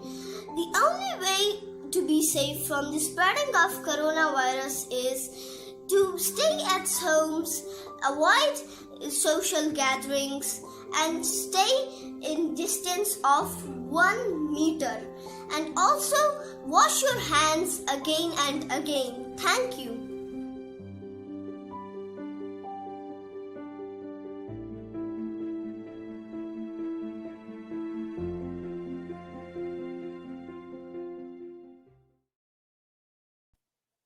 We're an eco-inspired community. Robin and I and the girls, and my cat's gonna knock down my picture. Come here, little blue, come. I know, come here, come on. And, you know, we're an eco-inspired living community. We're really looking at what we're doing for our ecological well-being. And then what can you do for Torch Seeds? Please give seeds. Please give your opportunity for our website. On the back office at the bottom of that page, there's a place to donate to Torch Seeds and be part of this. So I'm going to put that across the bottom of the page. So please donate to us so we can get the seeds off the ground. We really would appreciate it. So this is what we've done already as the Torch family and really developed. And so hello friends, I would like to show you our school. This is our school signboard.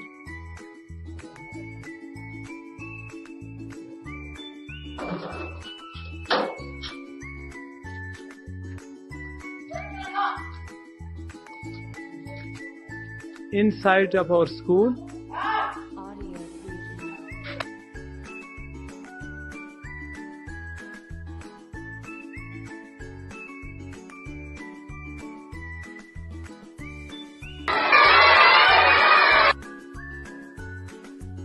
friends, this is a solar school.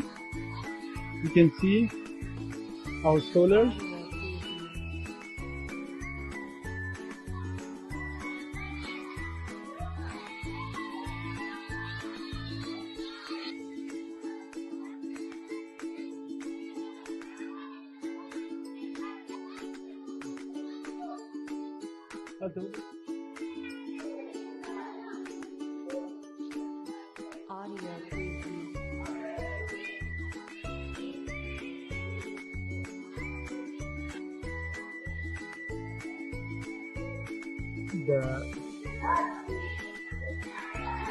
This is all beautiful. You can see the flowers. It's a green school. We would like to show you the computer lab. Hello, teacher. Yes, this is the computer lab. You can see all the kids are learning different programs.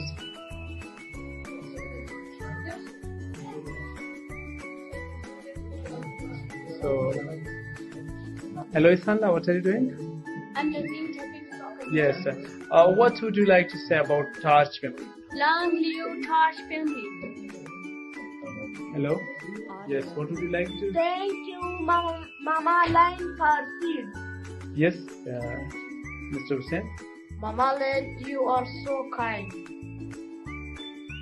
I will support you and the Torch family, and we are proud to be working with you and also working under your leadership. Thank you so much.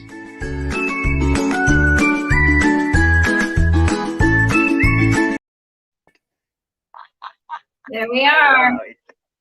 There we are. And so, you know, that alone, buying seeds so we can bring them to schools around the planet. This is so important. And we don't want you to quit your daydream.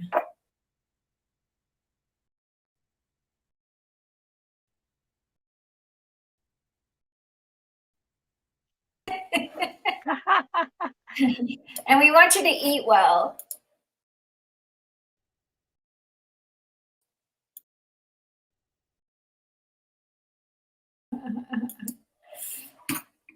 And we want you to remember that inner, gift of just play and realize when we make mistakes, we can make it from so many different fun areas of our lives. And it's amazing what can happen when you laugh. And when you know that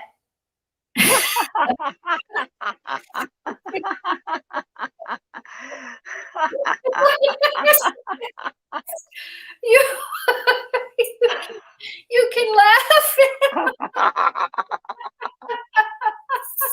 This is our food moment for our health.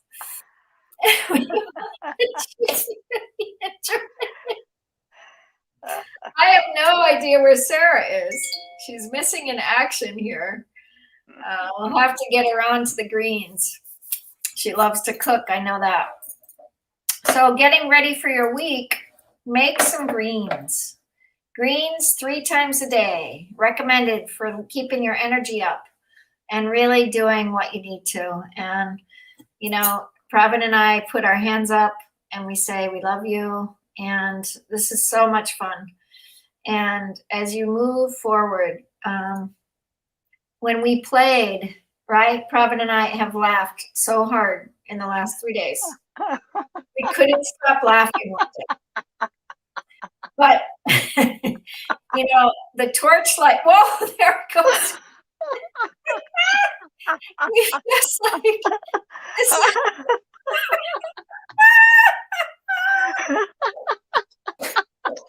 As you keep moving, let's remember, you have to green your life. You have to green your life.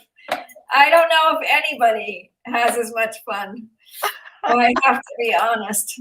So make sure and green your life. Make sure and bring yourself forward. And all these things that I've talked about this week, I'm just so grateful. And I hope you guys had fun with us. And I hope you know how much you're loved by us and how much we care, how much we deeply care, how much we want you to light that torch within yourself, how much we want you to love yourself and really bring yourself forward in whatever curiosity or passion or wonder that you keep alive. And I'm not sure where our speaker is. She's supposed to be here at 2. I hope she thinks it's today. I called, no answer. I know, very interesting. Must be busy. Anyhow, yeah. Okay. Something happened. Well, we have another speaker coming at 4. Pacific. Yeah, 4 Pacific. Thank you. So let's see what happens. She's online. So I'm not sure. Let me see if I have her regular number. Do you have her telephone number? Yeah, I think I have it. Oh gosh. Yeah, I don't have it. Hare Rama, Hare Rama, Hare Rama Rama, Hare Hare. Hare Hare, Hare Rama, Hare Rama, Hare Hare.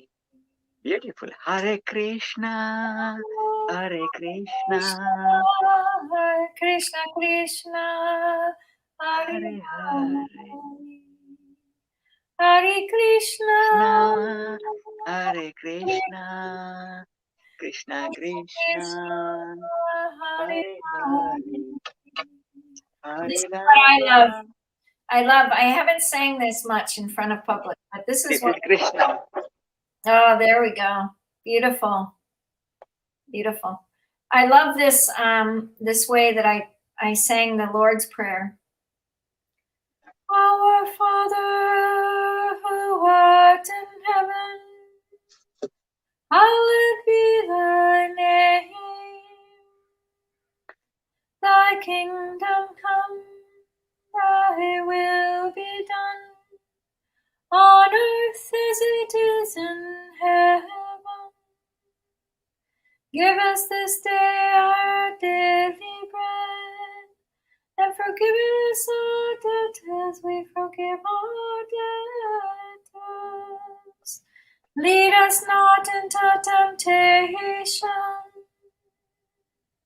but deliver us from evil. Holy Father, Holy One, Holy Spirit, make the world one. Alleluia, alleluia, alleluia.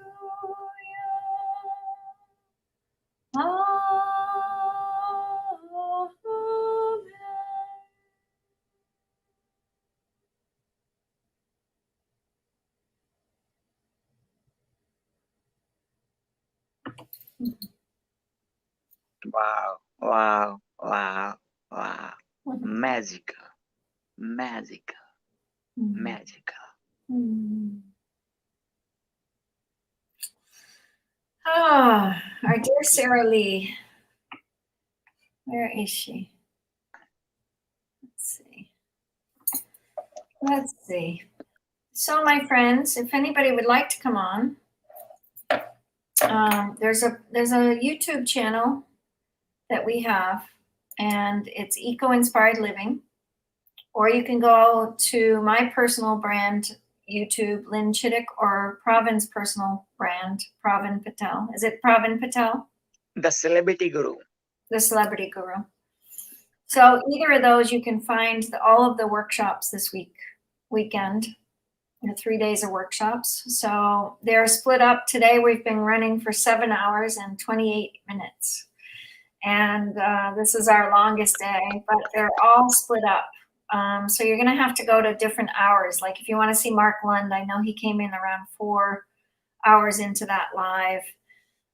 If you need a prayer or meditation, come in at the 3rd hour with, that beautiful demonstration by Julie. She gave 3 days of prayer. So the first day she's on immediately. So there'll be different days for us. So please feel free to look at those.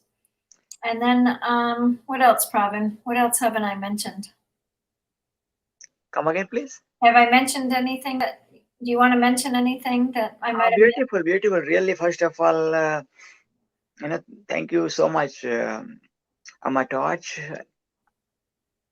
as well as the speakers, right? Look at that, from not from one country, not to multiple countries, multiple continents, and Guinness World Records, multiple doctors, and from child to this, our host, Torch Tech host, how can we, say thank you to them, like to Barira Ali as well as Rahin Fatima. Wow. And 2 of us. Oh my God. Wow. We rock. Yeah, it's been a beautiful. And our listener, yeah, thank you for hearing. Watch Torch from all over the world and sending lots of hearts. Wow, like and sharing it, as well as helping us, promoting us, buying the seeds, 10 million seeds to 1 million 1 million kids, 1 million children by Earth Day. So, Mama Lynn, are you okay? Like officially, are you in with the? We are declaring Torch environment at that weekend. Earth Day weekend. I just put the dates down. 22nd is a Thursday, so we'll go Thursday, Friday, Saturday, Sunday. We're gonna do 4 days. And I think this is a good way to do it. 1 second. Yeah. Okay, let me see that. I think we'll end up at noon on Sunday, April 22nd, 23rd, 24th for Torch Environment. So we're not sure where our good friend Sarah went. So let's see. I'm going to try to call her maybe.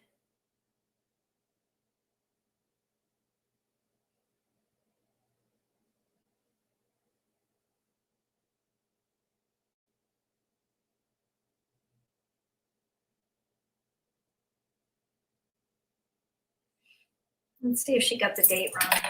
I'm going to go down and give you a minute of meditation.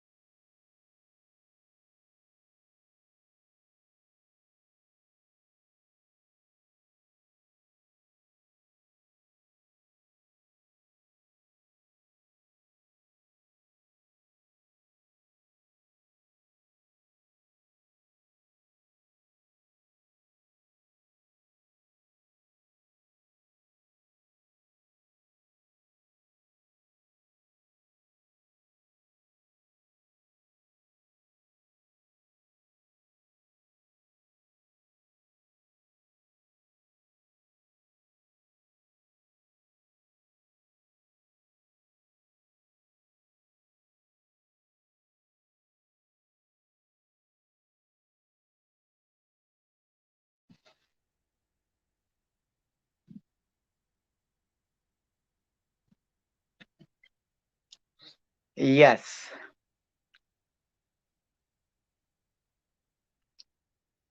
So April 22nd, 23rd, 24th, and 25th, 4 days. Mamalin, are you sure you want to go for 4 days or 3 is enough? Well, 3 is plenty, but I think we'll get done at noon.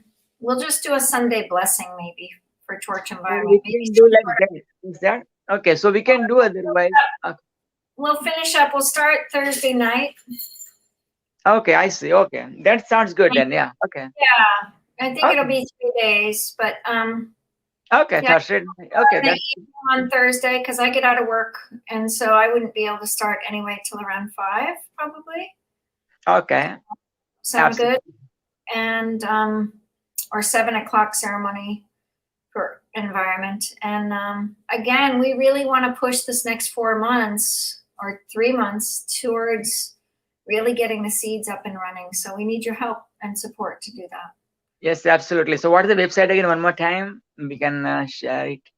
What is the website? It's www. It's going to be http / www.actionsofimpact.com / and it'll be Torch Environment, this next one. Okay? Yeah. Okay, awesome. Yeah. It's not up and running yet, but it will be up and running. I think you did the best thing that you could do is get those posters going early so we can market it.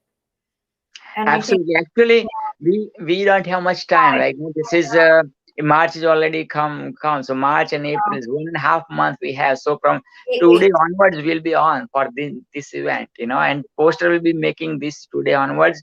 We are going to contacting this. Okay, we'll talk in the back office. Yeah. Okay. Yeah. Anybody that would like to speak, please feel free to let us know. Absolutely. Earth Day is where we started last year. We were the first one to go online for Earth Day, which was pretty exciting, out of the vision of my son. And the Actions of Impact came up out of that. And, Eco-Inspired Living came up out of that. So it's been a year. It'll be a year anniversary for us to be the online program that we are. And look at how many speakers we have. We had 70 speakers last year. Wow. Earth Day, but that was Adam pushing with all of his community, his environmental community. So if we can get them back, it would be really great to have that year anniversary with the, do you remember 2020 or Bust? That whole crew, do you remember? I think you hosted more of the second one, but Adam and I, 2020 or Bust comes out of New York. And they're an amazing group of people that they actually, really worked on the back office with Adam. They went and marketed it everywhere. They had a whole thing happen. So we had over 6,000 views, and that's kind of what we want. We need somebody to help us. Pravin and I really could use your support, and the whole Torch family could use your support. It's pretty exciting. And Shawaz Baloch committed. We had a great talk last night, by the way, Pravin, and he basically said that he's going to register Torch. We're going to have a second country, and that's going to be Pakistan. So this is our second registration for business, and each country will have its own registration. It's not going to be, USA in your country. It's going to be your country with your own organization. So Wow. that's what we're building. So I'm hoping Bangladesh, I'm going to really talk to Anam. I think this Bangladesh push, this might be a really cool idea to really start looking at that and seeing if we can get Anam to take on the next role. I think he's got a marriage coming up, maybe. So I Okay. think that's what kept him a little busy. He's been busy teaching as a professor now. So he's got a lot of students and a lot of followers. I mean, he's got to have 400 followers or something, 500 followers. What's the name? Who you are talking about? Muhammad Anam. Okay. Yeah, you don't know him that well. He's a sweetheart. We've got to you've got to meet him. Send me, make a, He yeah. loves the torch. He loves the torch. He loves what we stand for. He loves what we did in the beginning. And he was on a tremendous amount for the first year. Yeah. So you came in that second year, I think, 3 years ago, or maybe halfway through. I can't remember. But Takwa brought you in, right? I think Takwa brought you in. That's a good, or maybe Rihanna Lawal or Taqwa. Taqwa, I don't know, but possible, yeah. Yeah, because Taqwa brought by Rihanna Lawal ultimately. Part of the For torch. me, was that? I think you said yes to Takwa, that you want to be part of the torch, Okay, possible, yeah. Yeah, possible. I think so. Takwa is pretty powerful. Oh, yes. Oh, Yeah, yes. you're- Let's pray for Taqwa, blessing. Let's pray for Taqwa, Taqwa's mother, God bless them. God bless them, Amen. Yeah, miss her terrible. Yeah. It's been a big year for them. Yeah. 2 years. It's been 2 years since we've had any presence because she's been in and out of hospitals. Since that first year I went, she went into hospitals. So it's been quite the journey. Yes, that's for sure. Yeah. All right. Do you want to take a break till 4 o'clock? I'm going to find out speaker. So let's confirm with the 4 o'clock one. I'm going to find out the speaker, the panel for the speakers for the panel. I can find, and Excellent. Sounds good. yeah. Great. So 4 o'clock is our friend Chief Philip Scott. Okay, awesome. And then after 4 o'clock, the next one before our celebration is 7:30 Pacific. But before that, there is another speaker, right? Before. Laura is going to just do the closing circle with music. Okay. Around what time? 6. Oh, that will be 6. So 5 to 6 is open. And right after 7, Sounds good. So 7:30 or 7? We have 7:30 celebration, right? Yeah, I think 7. We'll get everybody back in if we can.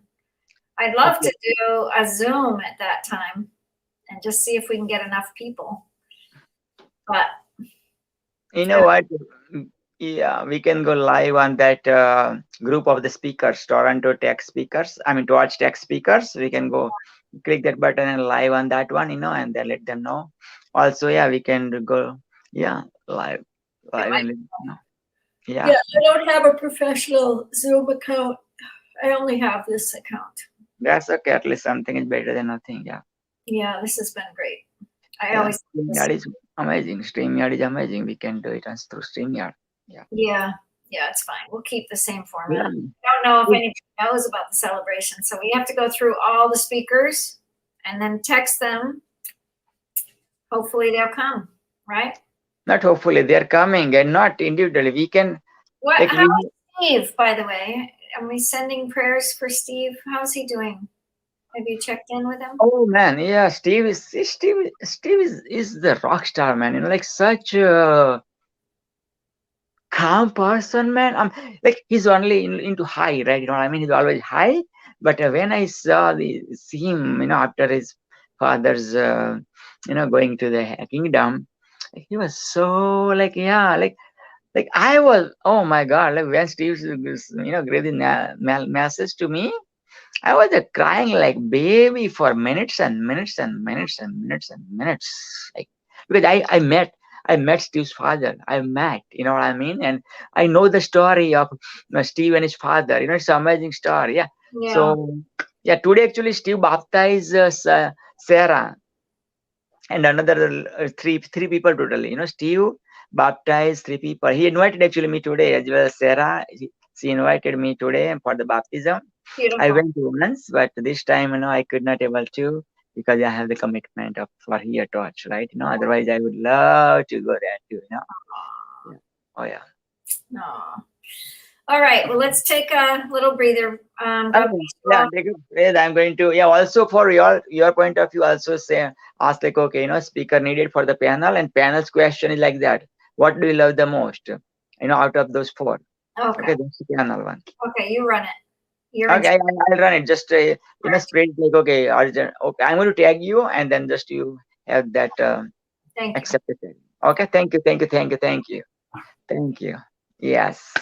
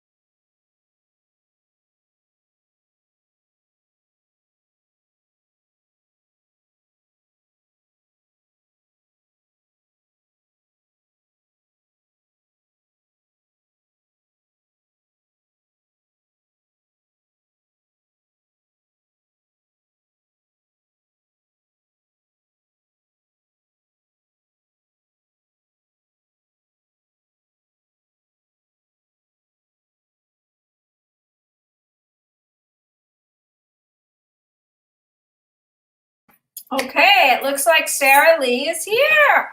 Awesome. Yay. We're so glad to have you. Come right up here, girl. Hi. You're on mute. I said happy to be here. I'm on low resolution. Is it too low? No, it looks great. Okay. Awesome. Welcome. Welcome. Look at Dr. PPP is all happy. We've been doing quite the event here today. And yesterday, we have been in it. We have been in it. Mama Lee, What did allow I miss? me to introduce Sarah, please. What'd you say? Allow me to introduce Sarah. Okay, good. Please, I'll hop down.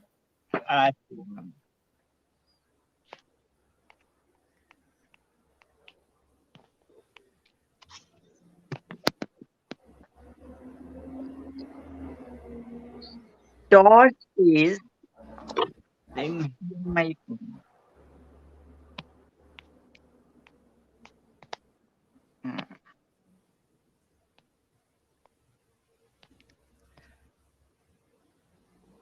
Oh, no, where did you go? Where did you go, my friend?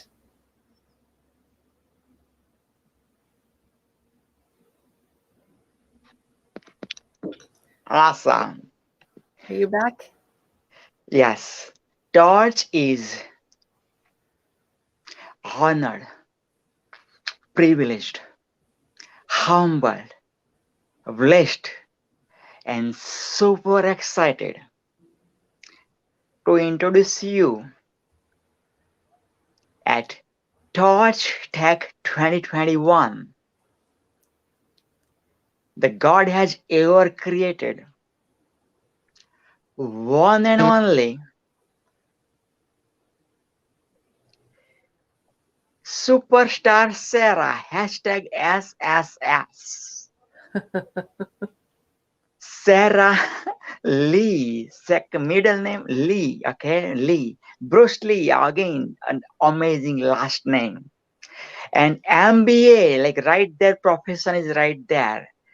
Superstar Sarah Lee, MBA.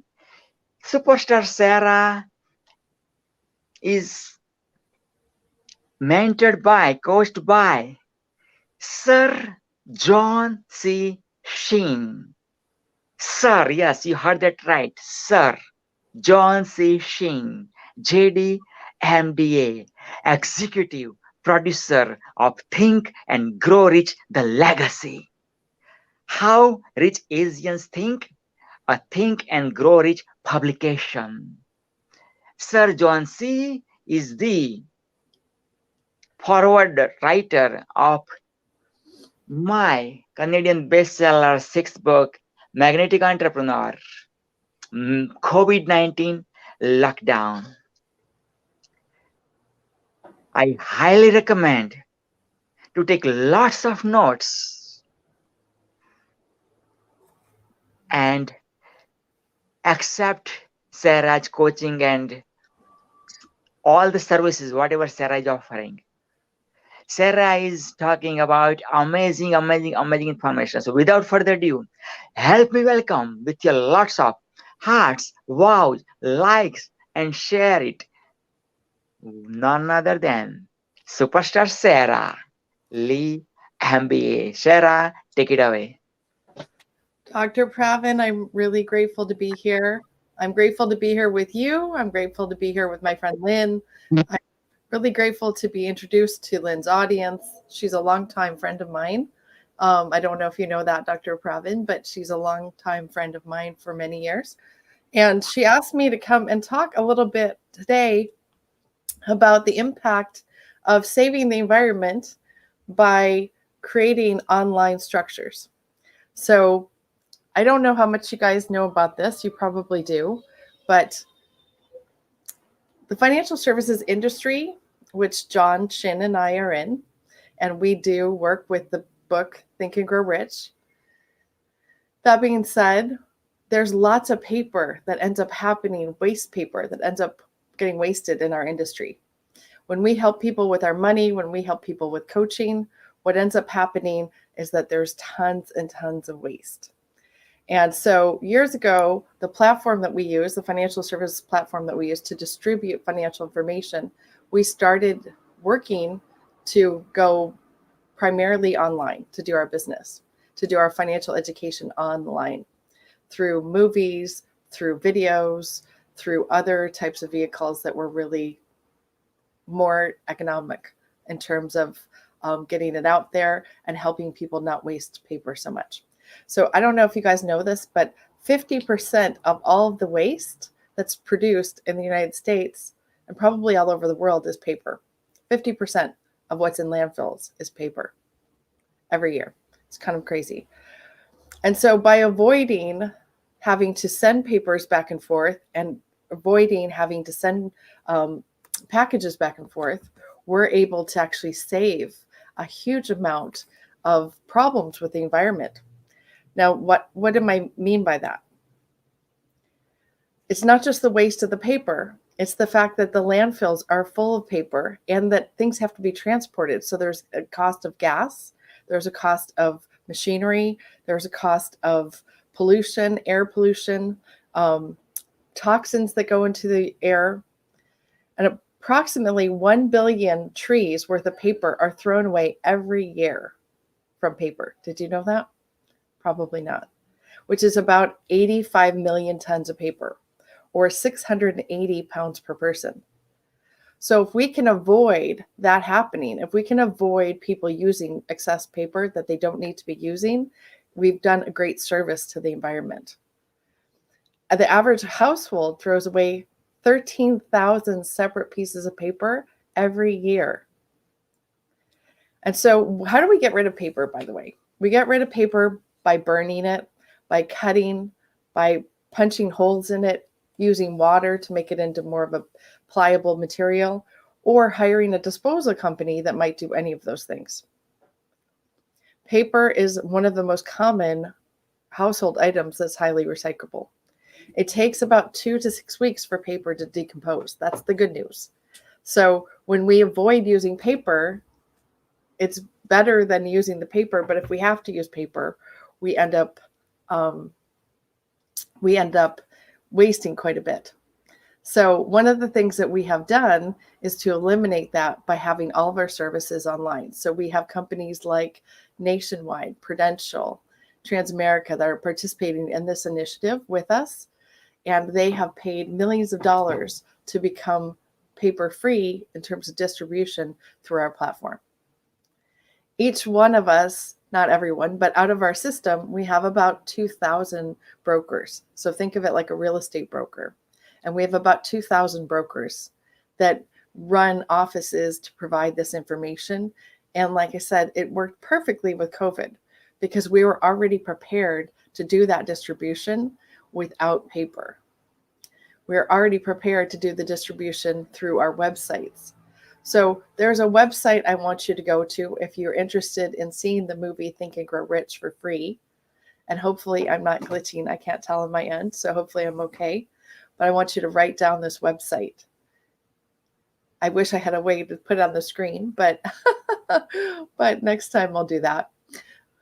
But the website is www.tgr,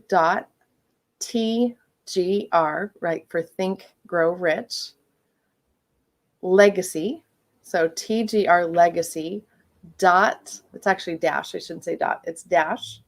So TGR Legacy dash SarahLee.com. So if you look at my name, I actually have half of it here, not unfortunately the whole thing, but you can go to that site, sign up, and you can watch the movie Think and Grow Rich Legacy for free. So Think and Grow Rich Legacy is basically a movie that's based on the book.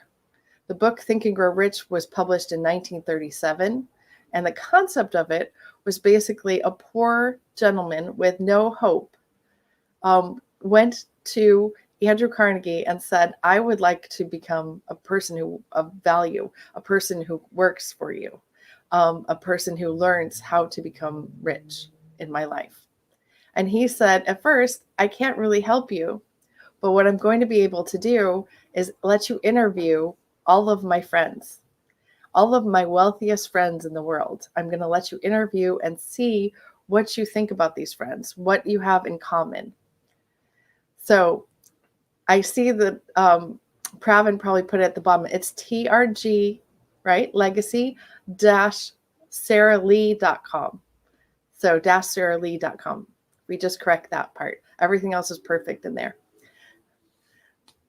But that being said, so what happened? So Andrew Carnegie said, it's okay. I'm going to let you interview the best of my friends, all of my wealthy friends, and I'm going to help you to understand what it takes to have success in your life. It's now, granted, riches aren't necessarily financial riches. Sometimes it's emotional riches. Sometimes it's your health. Sometimes it's environmental riches. Sometimes it's other things. So perfect. That website's perfect now. Please go to the website below that they have listed, and please sign up for your free ticket. We host the show once a month and let people see it for free. And we do that, by the way, to enable people to have some hope and some direction in this time. So think of the movie The Secret, for example. The movie Think and Grow Rich is very much like the movie The Secret. It has people in it like Grant Cardone, Barbara Corcoran, Bob Proctor, some of the greats. And we basically interview them and highlight what they think about using your mind to create your future. I teach a class on an app called Clubhouse once a week on Monday nights. And that's a place where I go and mentor people. If you have access to Clubhouse, please come find me. My name on Clubhouse is just my name. It's Sarah Lee, MBA. And that's my name on Clubhouse if you want to find me there. And every Monday night we do a Think and Grow Rich class. So back to the book. So if you're not familiar with the book, it's one of the most read and translated books in the world. In fact, aside from the Bible and possibly the Quran and Harry Potter, this is one of the most read books in the world. So we had the opportunity to work with the foundation to actually make this book into a movie. And so that's why we show the movie, because you can purchase the movie, you can pay to see it, but we want to make sure that everyone has a chance to see it. That's part of our charity work. So I'm one of the sponsors of the movie. I'm also business partners with John Shin, the executive producer. But if you go to that site, I'm one of the sponsors. So I pay about $1,500 a month to the foundation to let this movie be free to all of you. So please accept my gift.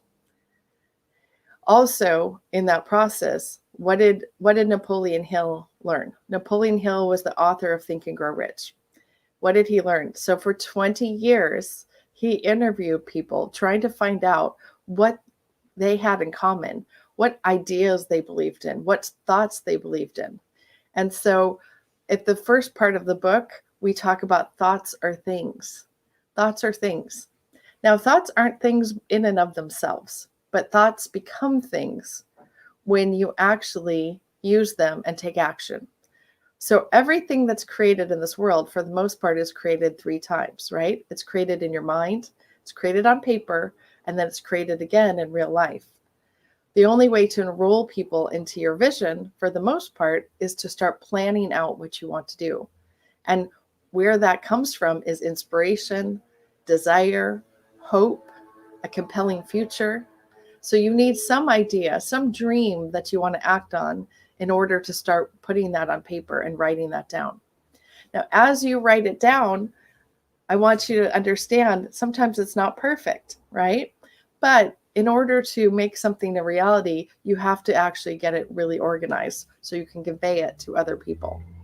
So I want to make sure that you understand that we're huge advocates of going through this book, going through the 13 steps that are outlined, and actually using the book as a model for your success. There's also other books that are Napoleon Hill books that are also very useful. For example, John Shin wrote Think and Grow Rich from the Asian perspective. I recommend you go out and get that book. That's John's take on Think and Grow Rich. Now, one of the things that we talk about on Monday nights when we do our class is we talk about what do some of these words mean?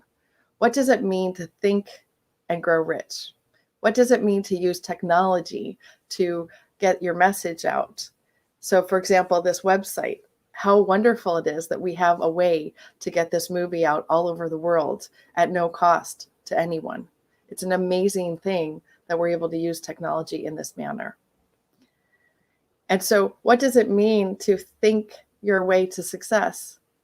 I just outlined very quickly in a very simple way that by thinking something in your heart, using desire, making a decision, committing to that decision, those things need to happen before you're going to really take action. Now, one of the things that Napoleon Hill talks about is what are you willing to give up to have the thing that you want? And he asked people to write that down. Now, a lot of people that I've talked to about this book have said, I don't like that part. I don't want to identify what I'm willing to give up. And the reason why I think that is that people don't always like to think about the fact that they need to sacrifice in order to achieve something.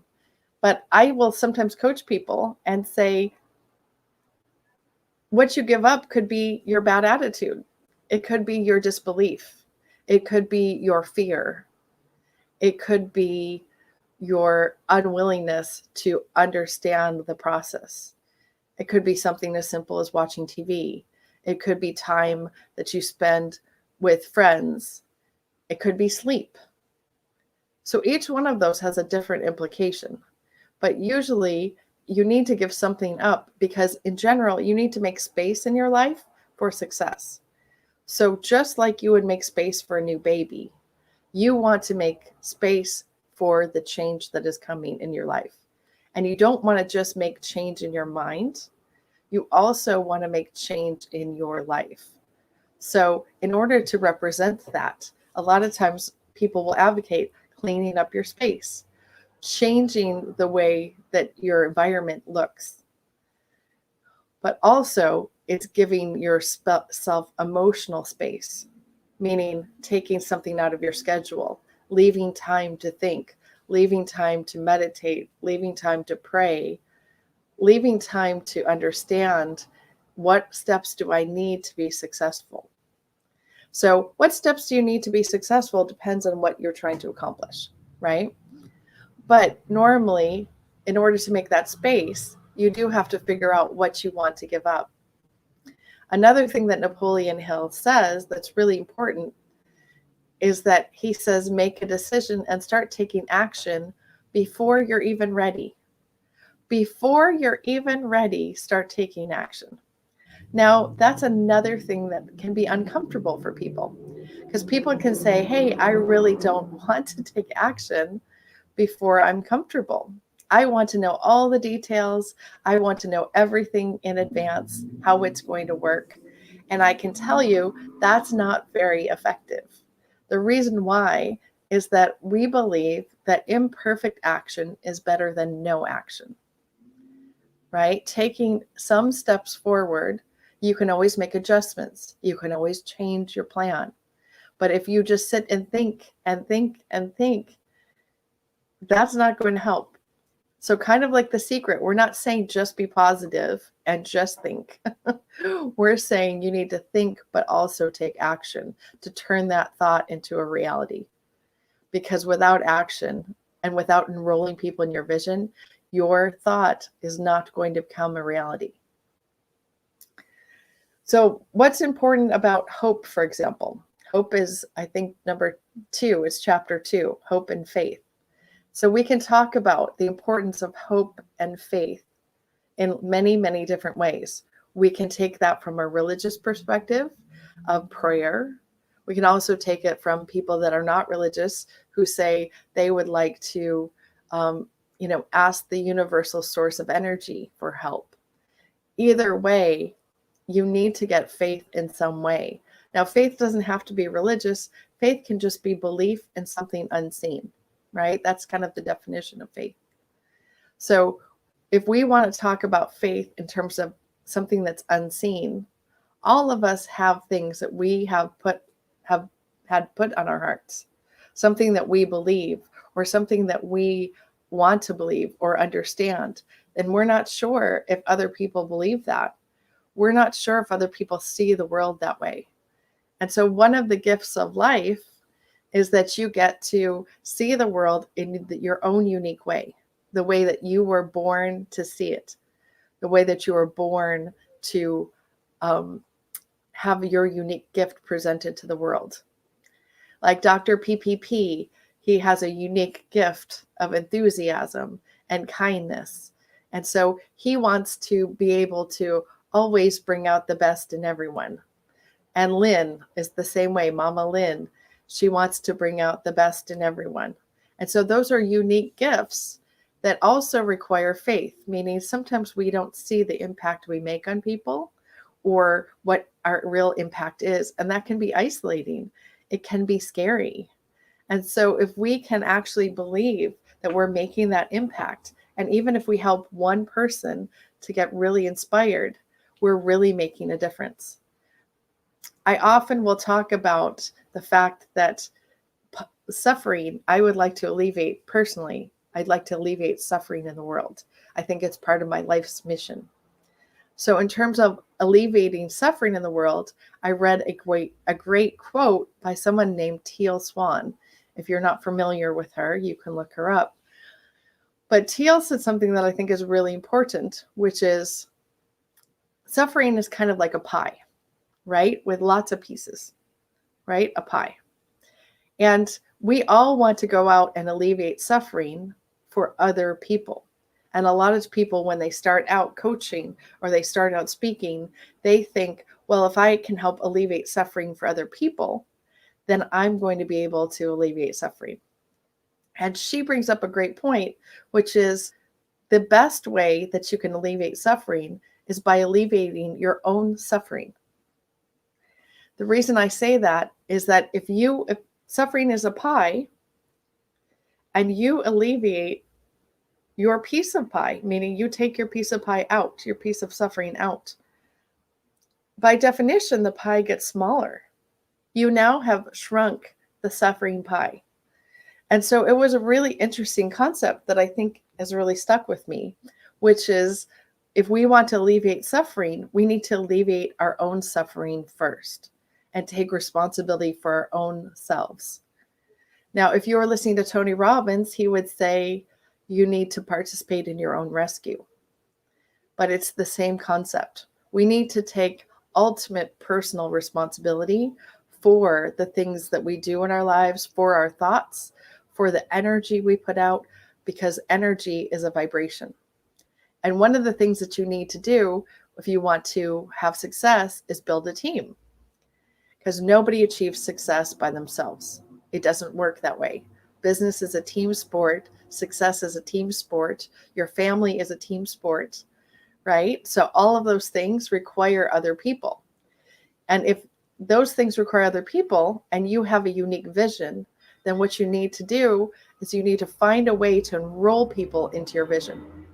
Because everyone has, as I said, a different idea of what their vision is, a different idea of what their impact should be in life, right? So we need to enroll people. We need to clearly illustrate and on paper, write it down, put energy towards it, put emotion, visualize it. But we also need to enroll people in this vision, meaning we need to go out and tell people, this is my vision of how I can impact the world. This is my vision of how I can help alleviate suffering. And one of the ways that we do that, like I said, is by offering free resources for people in addition to paid resources, meaning we teach classes. I teach class. Again, the class on Clubhouse is free, but I also have a paid program that people can enroll in through both my Think and Grow Rich site and Coach Me Academy Those both are sites that host classes. And you can contact me even on Facebook. You can look up both of those things on Facebook or look me up on Facebook and get access to those classes. If you want to find me on Facebook, you want to look up Coach Me Sarah Lee. That's where you'll find me. Coach Me Sarah Lee. If you spell that one way or the other, you'll still get me. You can also find Coach Me SFL, S as in Sarah, F as in Frank, L as in Lee. If you find Coach Me SFL, that's also me. By the way, I think that's my Coach Me site on Facebook. But that being said, so we provide all of these steps in our courses and mentoring how to get through this, how to actually start to change your mind, how to change your life, and how to specifically become financially literate so that you can understand how to get money out of the way. Now, I say get money out of the way because I personally think, in addition to alleviating suffering and helping people understand why we have poverty and how to alleviate poverty, it's also the issue that I want to work on is to help people bring their vision to life. So if we're bringing our vision to life, and again, I'm repeating myself, but we've decided what we want. We've put our faith into it. We've put our energy into it. We've decided what we're willing to give up for it. We've now put it on paper. We've now used that plan to start to tell other people, to enroll people into our vision. And so when we enroll people into our vision, we're getting them to understand what we're trying to accomplish, kind of like this conference. This conference is trying to be a spark for peace in the world. And so we need to get other people who are on that same mission to come along with us and come on our journey with us. And we can do that through, like I said, technology. We can do that through Facebook ads. We can do that through talking on platforms like this. But these are all ways to start to understand where someone's coming from and then to enroll people in your idea of how to solve the problem. Now, in this process, I want to tell you, it was kind of exciting that recently I ran into a gentleman who had been referred to me by my publisher. I wrote a book on success last year that was published by the same publisher that Dr. Pravin has. And that book was my success formula and had several different contributing authors. But in there, I wrote a few things that I think are important to bring out about success. One is, I think that God, the universe, whether you want to call it God, the universe, universal source, gives us all ideas on what we should accomplish in this lifetime. God gives us vision. But if you don't take action and you don't get prepared to actually do the thing that is put on your heart, I do believe that God picks the next person and says, this is actually going to get done regardless if you're willing to participate or not. So I say this not to be controversial, but to explain the importance of free will, because I believe that free will is part of this process that we get to co-create with God, but we have to be willing subjects. We have to use our free will to accept that mission and to get prepared prior to doing it. So if we're not prepared and we're not willing to take action, then the next person comes in and actually gets that same idea or gets a new idea and is able to take that. If they're ready to take it, to the next level, to take it to people, then that's what ends up happening. So I think that's a really important thing to understand. You are not cursed. You are not unable to do what you want to do. It's the fact that maybe you haven't gone through these steps and maybe you haven't really committed to it and you haven't really accepted that in the beginning, when you struggle with an idea, that's part of what's healthy about the process, meaning kind of like a caterpillar, right? Caterpillar has to turn into a butterfly. And so it disappears completely, it liquefies during that process, and it actually gets destroyed. And so if you were looking at this process from the outside and you didn't know what was going to happen, you're thinking, oh, poor caterpillar, you got destroyed over this process.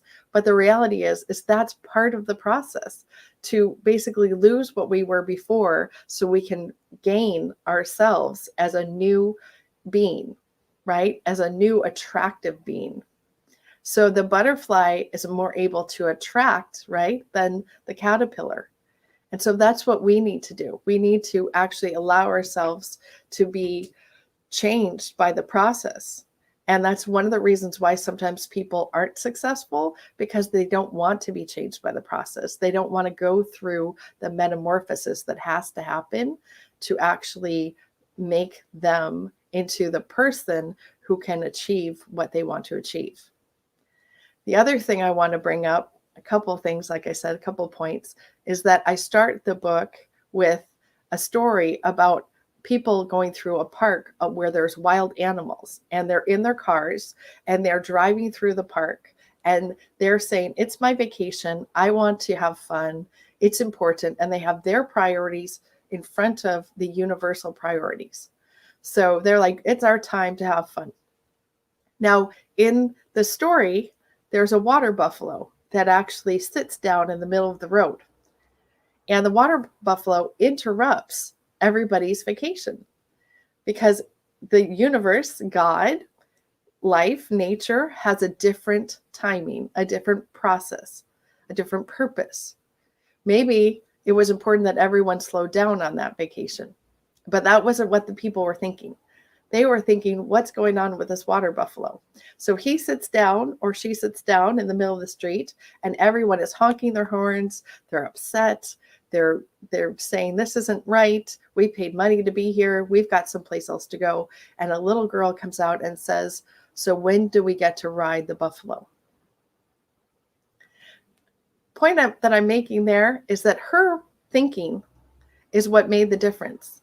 She's sitting there saying, this is really cute and great, and how can I make the best of it, right? She didn't know to be worried. She didn't know to complain. She looked at the situation differently than the adults, and she had a different understanding.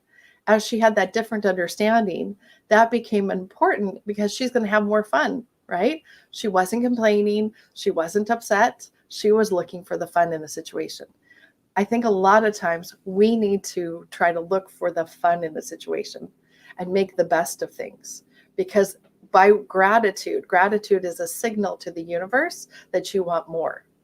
And so you want to be grateful for every small thing in your life. You want to thank God for every small little thing, because it is a signal that says, I want more. And if you decide, oh, well, I really deserve this, and I only have that, and so I'm going to be grumpy about the things I do have, you're not going to easily get more, because you are telling the universe you're not even happy with what you have. You're not even grateful for the good that you have. If you have a roof over your head, if you have food, if you have friends and people that love you, but you can't be grateful for that, why would other people want to give you more? Why would God want to give you more? Why would the universe want to give you more? So just keep that in mind, that's, I think, an important thing, is understanding the purpose of not only faith, but the purpose of gratitude. The other thing that I want to bring up is we always look around and say, somebody should do something about that. We see something wrong. We say someone should do something about that. And what I always want to remind people is that there is no other someone coming. You are someone, I am someone. There are no other someones. It's just us here. That's it. The government isn't coming to save you. They're not coming to make your business work. They're not going to be able to pay you stimulus checks forever. You have to figure out a way to start taking personal responsibility. And the reality is that, and I've gone through that topic already, but I want you to understand, when you see that something should be done, you need to understand you're someone, right? So you're someone who can do something. And that's one of the reasons, by the way, that I teach this subject and that I teach financial literacy, that I mentor people and coach them. Because I'm someone, I'm the one that needs to be the example and spend my time and spend my money to put the good out in the world that I want to see. I know that's a Gandhi quote, but I'm just saying it's true. You want to focus on, just like I said with Teal Swan, focus locally on what you can do. Focus on what's in your immediate space. Don't focus on changing everyone else. Change yourself first. Alleviate your suffering first. And that is one of the keys to thinking and growing more prosperous, right? Because riches can be anything. It can be good health. It can be a good marriage, good relationships, fulfilling life, and also economic riches. But all of those things come from connecting with other people. None of that comes from just being alone, unless, of course, unless you're sitting and meditating, in which case possibly you could find peace in the universe and yourself by praying and meditating. But outside of that, we're on this planet to interact with people, and we need to make sure that we're being of service to them and that we're finding ways to do things that will improve the lives of other people. And by that, people will recognize that, and they will come to help you. They will come and help you on your mission. So Dr. Pravin, are you there still? I saw you jump in for a minute. I don't know if you're still there. I'm talking about this. I'll keep going unless you want to come back and talk to me for a minute.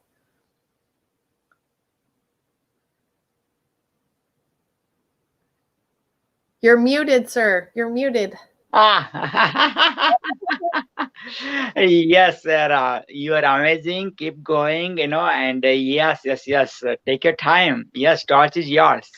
Okay. I just wanted to check because you jumped in for a second.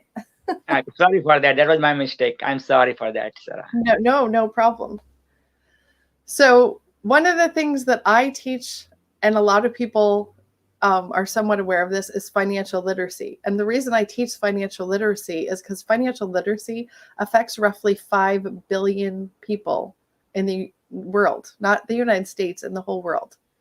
It actually affects, on a deep level, probably 75% of the population, because financial literacy isn't taught. And it's an unfortunate thing that it's not really taught in any kind of organized manner. We don't teach people how to balance a checkbook. In general, we don't teach people how to put a spending plan together. And regardless of where you are and what place you are, you can actually start this practice now. You can actually write down your inflows and your fixed expenses, and you can do this without any fancy tools. And you can write your outflows. What things do you have to pay for? And you can start to compare the two and see where your money goes. Now, why is that important to see where your money goes?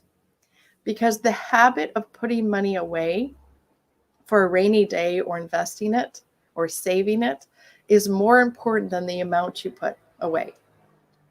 The reason that the habit is more important than the amount you put away is that it's just like meditation or just like prayer. It's the habit of doing it that starts you down the road. Just like what I said about the decision to be successful, the decision of what do I want? Not just why do I want it, but what do I want? To decide that and put energy towards it and put commitment towards it and put action towards it. That's really, really significant. And this is the same, where if you commit to putting well, it depends on where you are, but if you're in the United States or in Canada or Puerto Rico, maybe you commit even to the littlest amount, $10 a month. That habit is more important to start than it is how much you put in the account. The reason why is that as you see progress, you will be inspired to put more away. As you get money, you will say, I already have an account set up for that, and I'm going to put some of it in the account, and it won't be such a confusing thing to do at that moment. Another thing that I suggest people do is I suggest that they figure out before money comes in where the money is going to go, right? This is why I call it a spending plan. I don't call it a budget because budgets seem punitive. Think of it like what you would do on a diet or health, right? You don't say, I'm going on a diet, because you won't stay on the diet. It seems like a punitive thing. But if you say, this is my lifestyle, this is my eating plan, this is what I choose to eat, right? There's a huge difference when you say, I choose to eat healthy, than when you say, I'm on this diet. And that's the reason why I want you to create a spending plan. not a budget, but a spending plan, so you can get aware of how you make decisions. Once you're aware of something, you can make an adjustment to it. But until you're aware, you will never make an adjustment. Never, ever. We cannot change anything that we are not aware of. We can't change anything that we can't admit and acknowledge. So we need to be able to admit and acknowledge something. And in order to do that, we have to be aware of it. Right? So we can't change anything that we're not aware of and that we can't admit and acknowledge and accept. And that goes for bad habits too. So let's say you have a habit that you really, really, really don't like about yourself. And now you say, oh, I hate this about myself. Do you think it's very likely you can make a change? No. The reason why, in part, is just what I said.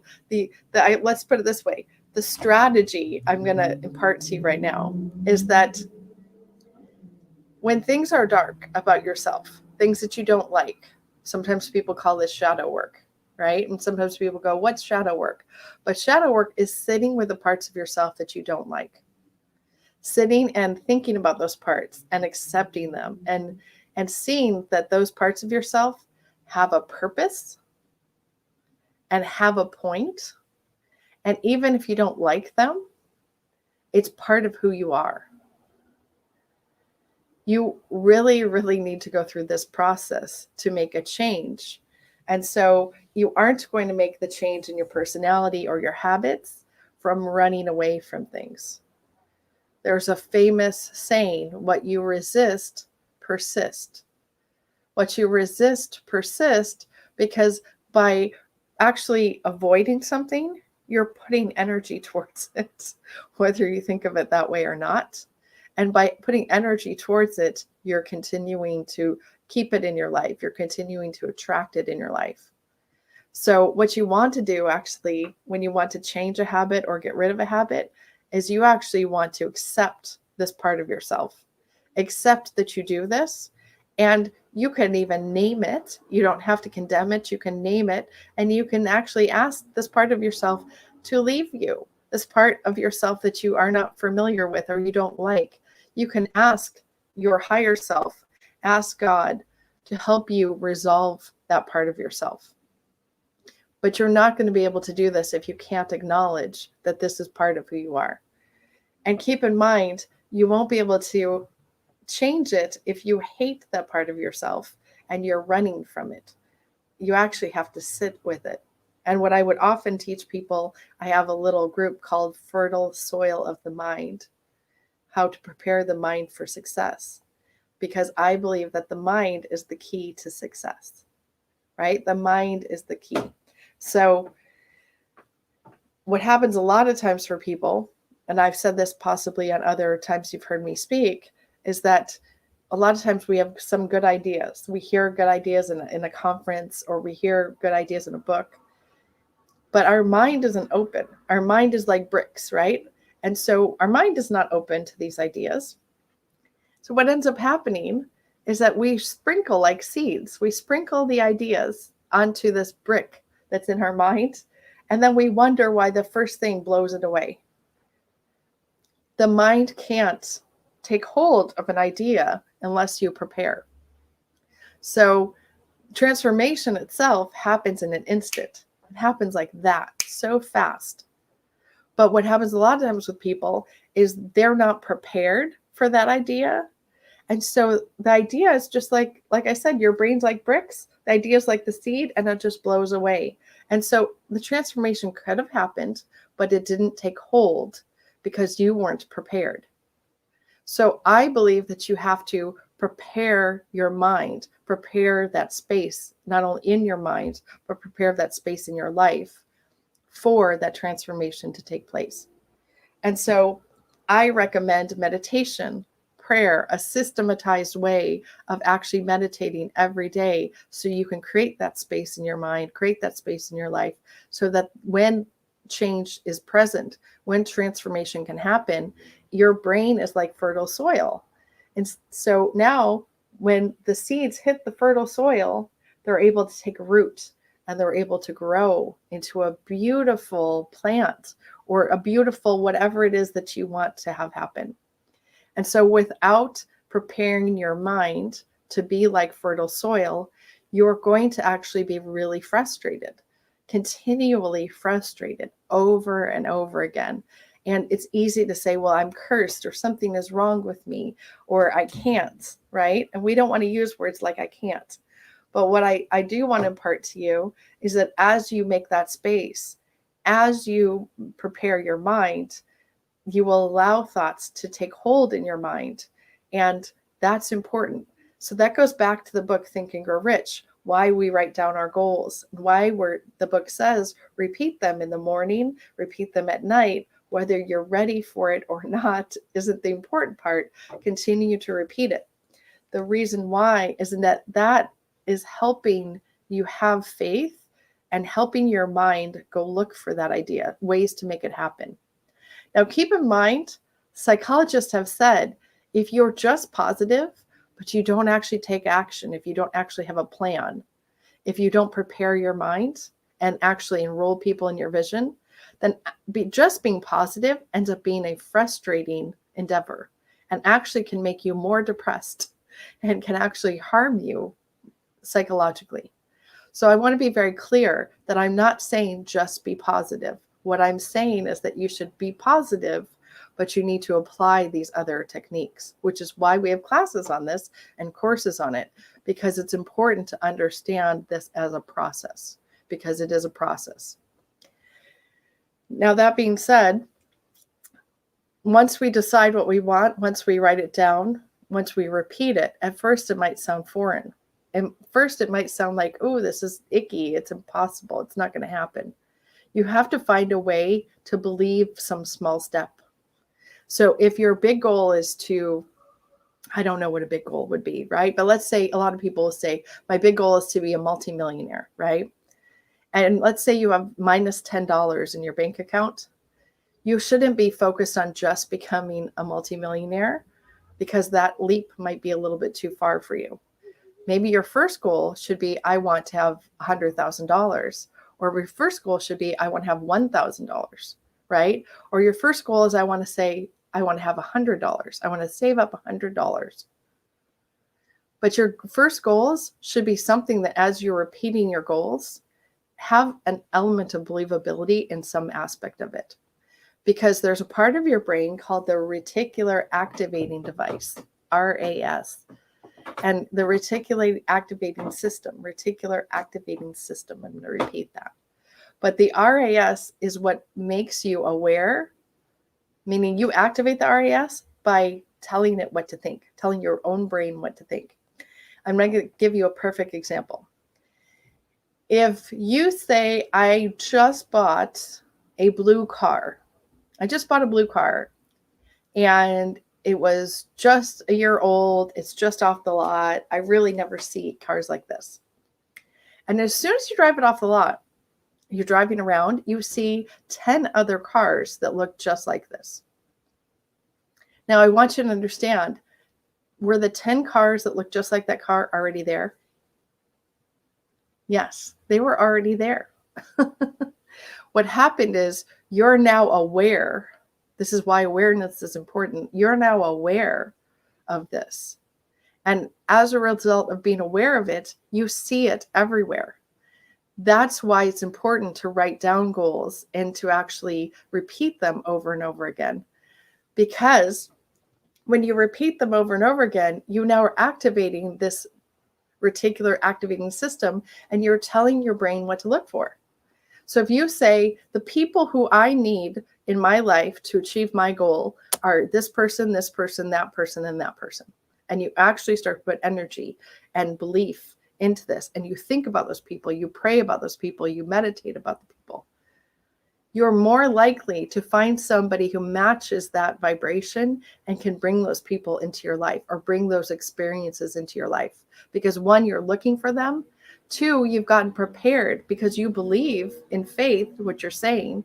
And three, that's an energy. That's where thoughts are things. As thoughts are like radio waves. They're an energy and they're a vibration that's going out into the world.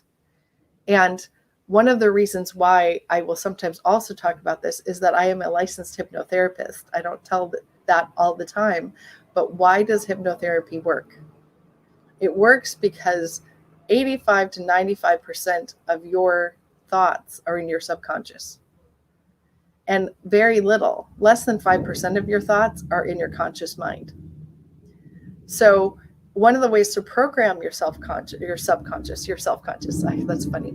But one way to start to program your subconscious, and one way to clear it out, is by repeating things over and over again, like mantras, like prayers, like thoughts, ideas, things that you want. That's a way to program it. Now, one thing I will tell you also that's powerful to understand about the subconscious mind is that the subconscious mind can have one belief and your conscious mind has a different belief, right? So if this is your conscious mind and it has a different belief, and your conscious mind wants to go this direction, but your subconscious mind says, no, no, no, no, no, no, no, no, that's not safe, that's not fair, you're going to have a problem. And what's going to end up happening is you're going to get stuck. You're going to kind of chug along like a wheel, right? And you're actually going to end up getting stuck because you have two competing thoughts.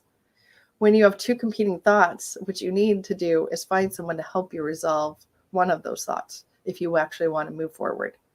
And that's one of the reasons to get a coach, get a trainer, enroll in a program, get into a financial education program, read books, be in a different environment. Those are all reasons why, because your competing thoughts are going to keep you stuck. And so one of the ways that I help people is by resolving some of those competing thoughts in the subconscious, by taking them into a very relaxed state and talking to that part of their brain and trying to identify what beliefs are still there. Think of it like NLP or hypnotherapy, is that identifying what habits or thoughts are still there from childhood, from the time you were little, from a marriage, from a bad relationship, from your parents, from kids at school. What beliefs did they deposit into your soil that you let take root and you let that grow instead of the thing that you want? So sometimes you actually have to weed out the garden, right? You have to say, this is a thought I don't want to have grow anymore. I actually want to get rid of this thought. And I actually need some assistance with that. So keep in mind that that's another thing that I do that people like me do, is they help people get rid of those thoughts or become aware of them so that person can start to weed their garden, so they can start to get out of that thought process. Because it's very painful when you want something with your conscious mind, but you don't know how to take action and you don't know why it's not getting resolved. That can be very painful. So again, we're going back to suffering, right? That we can alleviate in ourselves and in other people. But we always want to participate in our own rescue, right? So what else can I tell you about success and success mindset that I didn't just talk about for the last 40 or so minutes?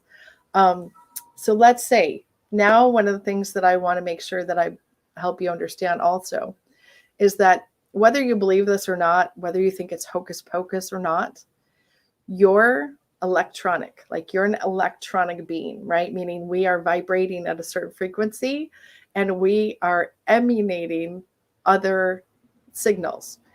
So your subconscious thoughts are kind of, and I'm going to date myself, like a tape that's playing in your brain. And you're not really aware of it. It's kind of like just music in the background, right? These are thoughts that oftentimes are thoughts that someone else gave you. Your former self, your younger self, your parents, like I said, a bad marriage, a friend that you fought with, a brother or sister, somebody who has said something to you, someone in school. And so a lot of times we're not aware of what's playing on that tape, but that tape might contradict, right? It might contradict where we want to go. So it's really important to program that tape, your subconscious, and actually program your conscious mind at the same time. So one of the things that Think and Grow Rich talks about is auto-suggestion, meditation, prayer, all of those things. And the purpose of those things is to get you to start preparing yourself, or to try to talk to your own subconscious. Instead of having that tape play, we can sort of erase the old tape and have a tape that you programmed.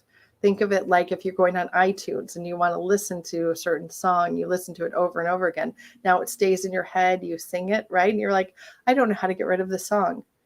Well, you do that by anything you're around in your environment too long. So your environment has more impact on you than you have on yourself, actually. So that's one of the things to become aware of. Environment is stronger than belief. You should write that down. If you don't have a pad of paper, you should hopefully have written down several things, but that's one of the things you should write down. Environment is stronger than belief. So if we get around other like-minded people, like Mama Lynn, like Dr. P, right? We can actually start increasing that energy and increasing the likelihood that we're going to build momentum, because we're now connecting on that level, and we are now affecting other people's environment, because they're going to have multiple examples of good examples of what people are doing right to change their mind, to quote unquote think and grow rich, right? So for the most part, that's my talk today. Dr. P, do you want to come back and maybe ask me some questions? We have, I think, 6 minutes left. Are you there? And I want to thank you, everyone, for listening, everyone who came and listened. I want to come on too. You're amazing. Yes, Your thank you, my dear. whole life is so beautiful. Thank Yay, you. that was so good, Sarah. I'm so proud of you. Thank you, thank you, thank you. I hope that some of that served someone who needed to hear it. I needed to hear it. The torch needed to hear it. You know, so we would love you to engage on that deeper level with us, and really look at, you know, how, I guess for me, if you could give, you know, I'm thinking like a 2-minute coaching, so we can just see how you work with a coach, as a coach, so we can coach me. Torch has been running for 3 years. And I'm going to put you on the spot right now, because for me, you know, we worked together early on, but I just wasn't pulled up enough. And now I feel like we're ready. I mean, we had such a powerful year. You know, Adam started it off with Torch Environment, and we had 6,000 viewers, and we just kept moving. Amazing. I've been able to pull the fiscal relationship to it. And so I'm wondering what I need to do to be a better leader. And what Pravin, you should be up here with me. You know, Pravin and I are both, you know, he's very dedicated to the Torch, and we're shared leaders in the group. You know, there's so many different people that want us to run it like a business. And I think I get stuck with that term because I want it receptive. I want a receptive type platform that people are welcome here, and that people can lead no matter who they are.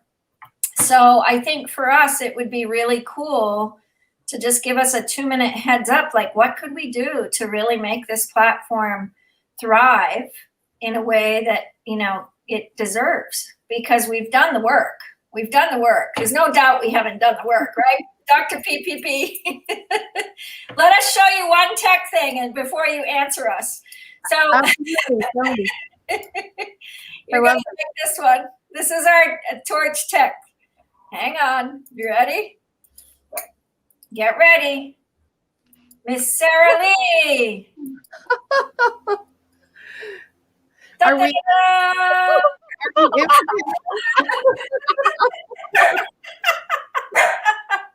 We're infinite.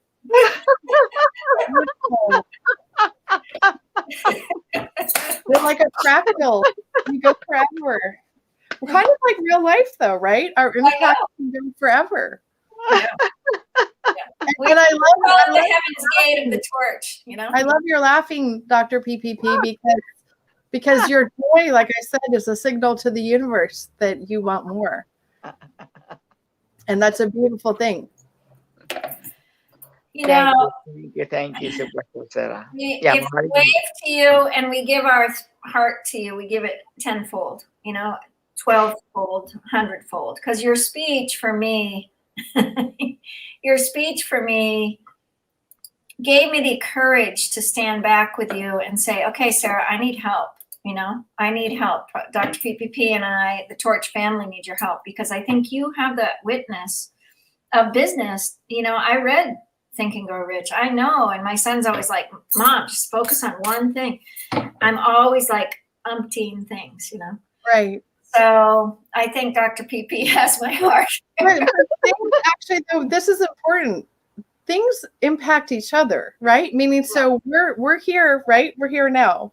Our health is impacting our ability to focus, right? Our gut health and how we eat impacts our ability to pay attention. Yeah. And that affects our ability to get with other people and to connect with them. Meaning these things are all related, right? Technology affects our ability to connect with people. All of these things. So when someone says just focus on one thing, I can kind of understand your perspective, because each thing is related to something else and kind of have to work together, right? It can't. And the thing is, you can't say, oh, I'll do all of these things with no money forever, right? Meaning at some point we have to do something that produces income. We have to do something that serves people in such a way that they're willing to pay us. It's great to serve people who can't afford to pay us, but we need to be okay with the fact that money is an important part of serving.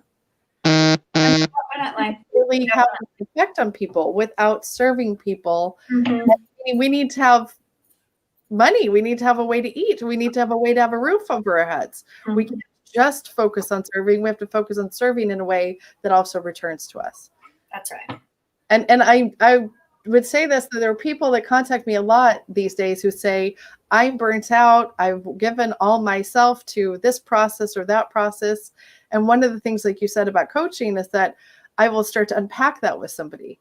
Well, what are you doing, and who are you doing with, and how much work do you share, right? And how much are you trying to do on your own, and who have you enrolled in this vision? Because who have you asked for help? All of those things. That's a lot to I do think, with successful you're going to be. Whoops. I don't think either Robin and I are burned out. We're not burned out. Yeah. We don't have a burned out feeling. Yeah. We have a very deep. I just meant people. Deep joy. But I think for us, moving this platform to really, build it, we've got a huge vision, and people are really, really ready, and they're excited about it. And I think, the people that keep coming back to speak, we've had people that spoke for the 4 pillars all year, and then we've got people that have spoken for 3, and then we have new people, and then, we just every event, it's somebody new.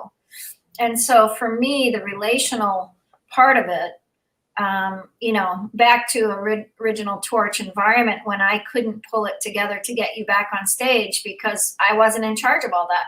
I'm trying to do it diplomatically in a way that we can really be effective without hurting people's hearts, and really standing for the integrity of this platform. The integrity is all about wonder and compassion.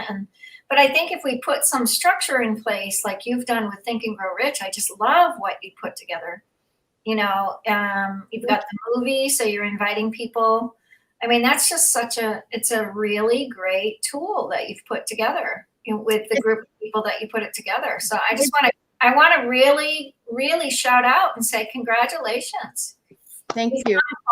You've come really far. Thank you so much. I appreciate that. And to your point, it makes it really easy to have people reach back because they have a focus point. It's at one focus point, but I end up getting questions about business and about money and about financial literacy and about health and about mindset, meaning I get to cover all the topics that I like to talk about, but it's kind of all in one place. So I appreciate that. I do. Yeah. Mm-hmm. And for sure, come see the movie if you haven't seen it. Yeah, I did watch it, but I want to watch it again. It's been a couple of years, right, that it came out. I watched it 2 years ago. It's been a couple of years. It's actually funny. Someone told me the other day that they paid $100 to watch it when it first came out. And I want to tell you, when I saw it the first time, we did a fundraiser, and I had to buy my own ticket to the fundraiser, even though we were putting it on. And I paid or donated $495 to the venue because we had a venue. So just keep in mind that it's a great thing now that we're providing this for free to people online. For sure. There's people all over the world now that are able to join in and watch. Have an internet connection, but maybe don't have the money. Even like it's $20 on Amazon, but some people don't have $20. Right? One of the things I did want to mention to you about this whole idea of thinking and growing rich, and then even the secret, is that I was giving a talk the other day, and do you know who John Asseroff is? Yeah. Yes, I worked with him. Good guy.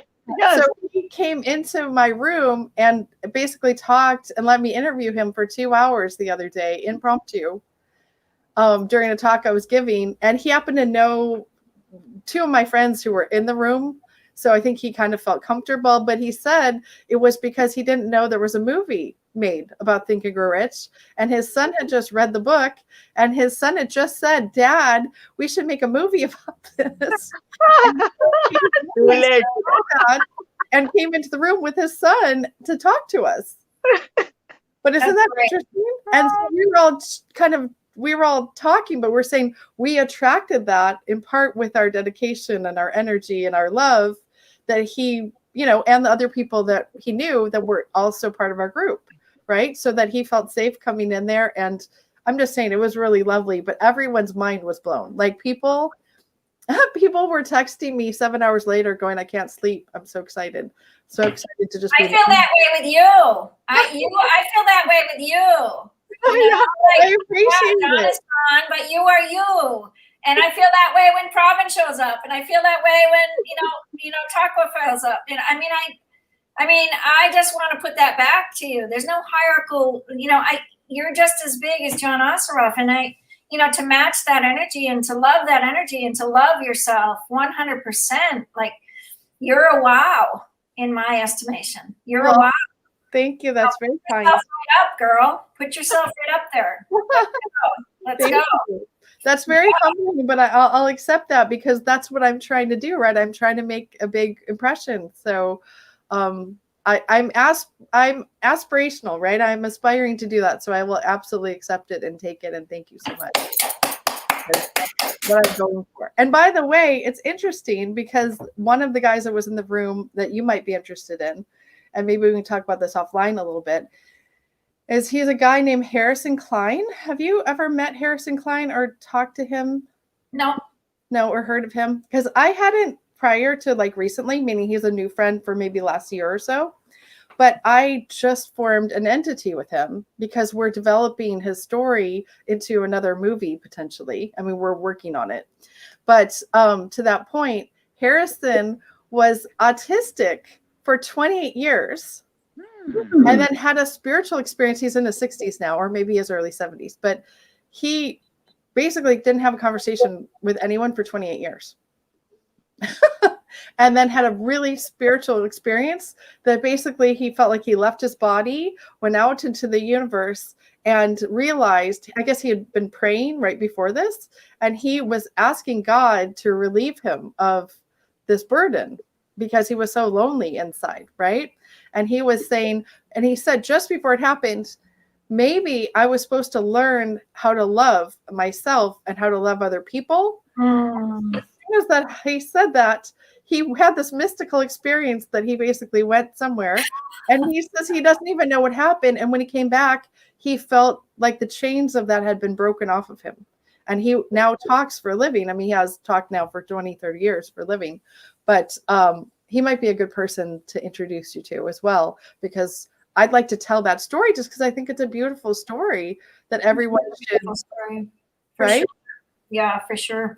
Yeah, I think when we start thinking about who shows up here and the stories that have been told, it's just profound. Every single person is just magic. It's just magic how it happens each time, and it just happens serendipitous. It's not right. It's not a big setup, and I'm almost afraid to do it as a setup because then it's going to change the format, right?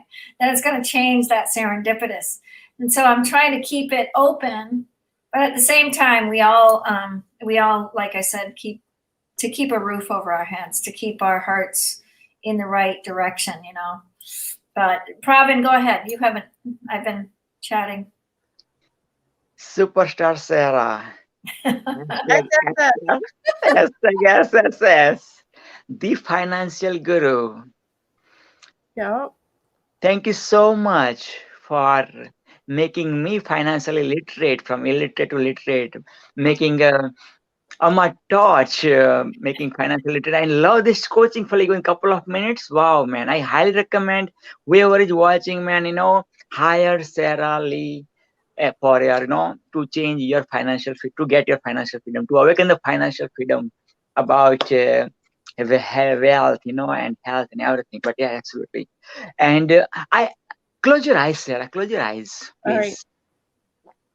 I'll take my glasses off too. Yes, please. Relax. Close your eyes, please. Breathe in through the nose. Breathe out through the nose. Breathe in through the nose. Breathe out through the nose. Breathe in through the nose. Breathe out through the nose. Sarah, what do you love the most? Peace, health, environment, tech. Peace, for sure. Awesome. You are about to torchized right now, like baptized, torchized. Oh. You are the torch peace ambassador. Wonderful. You can open your eyes now. You could be a peace ambassador. I love it. Yes, welcome to the Torch family. And what can Torch help you out? How can Torch help you out? Tell us. We are ready for you. I think it's just getting this message out, us continuing to work together. And like I said, I can work with Lynn a little bit on some ideas to move things forward for everyone, but us just continuing to work together, continuing to help push each other's agendas and the mission. That's part of the issue, right? Is that when I said financial literacy affects 5 billion people, it's a huge problem. And I got a little I just went through so many topics. I kind of a little tiny bit sidetracked, but I want to tell you that this guy that I met, who I wrote this book, right, on success, my forward is a lady named Unstoppable Tracy Schmidt. And Yeah, we know Tracy. We know Tracy. Okay, so Tracy told this gentleman he should meet me for like 2 or 3 years, and he didn't do it. And for some reason, he heard me speaking somewhere, and he said, I think that's the same lady that Tracy was telling me to hook up with and connect with. Anyway, we had this beautiful meeting, and he has, which I think is important and amazing, he has a PhD, but he has a model, a mathematical model on why there's poverty in the United States and in the world and what actually happens. But it's a like, you can run simulations basically. So you can actually identify the factors of this. And by making modifications to the model, he figured out how to alleviate poverty. And so he wants people to talk about this. And so now I'm going to do a partnership with him on that topic. And I would love to maybe bring him back because that to me is an amazing thing. And I was telling him that what it made me think of is that another friend of mine who is someone you've probably never heard of, but also pretty amazing. She had made like 400 million in tech. And she decided that she wanted to do something to affect food, people's access to food in the world. And so she took her money and created a company and actually got 5 million farmers all over the world in her system. Meaning she extracts food from 5 million farmers, mostly in Southeast Asia, India, China, mostly some Africa, and a little bit in the United States. But that being said, I was telling him that this made me think because I was with her and she said, I think I know how to cure world hunger. And this wasn't like some fake thing. This was like same idea. Like I know the math, I know the process, like I know that, right, the whole thing. And so I've been starting to think about this because I'm going, these pieces of this puzzle are coming to me in part because I think because I'm putting it out there and I'm putting this good energy out there and helping to serve people, and these pieces are coming together and connecting. And so what I told him is that, you understand, if you could explain to people why we have poverty and get that out in the public consciousness, that doesn't actually cure world hunger. But world hunger doesn't get cured, meaning financial literacy doesn't get cured by curing hunger either.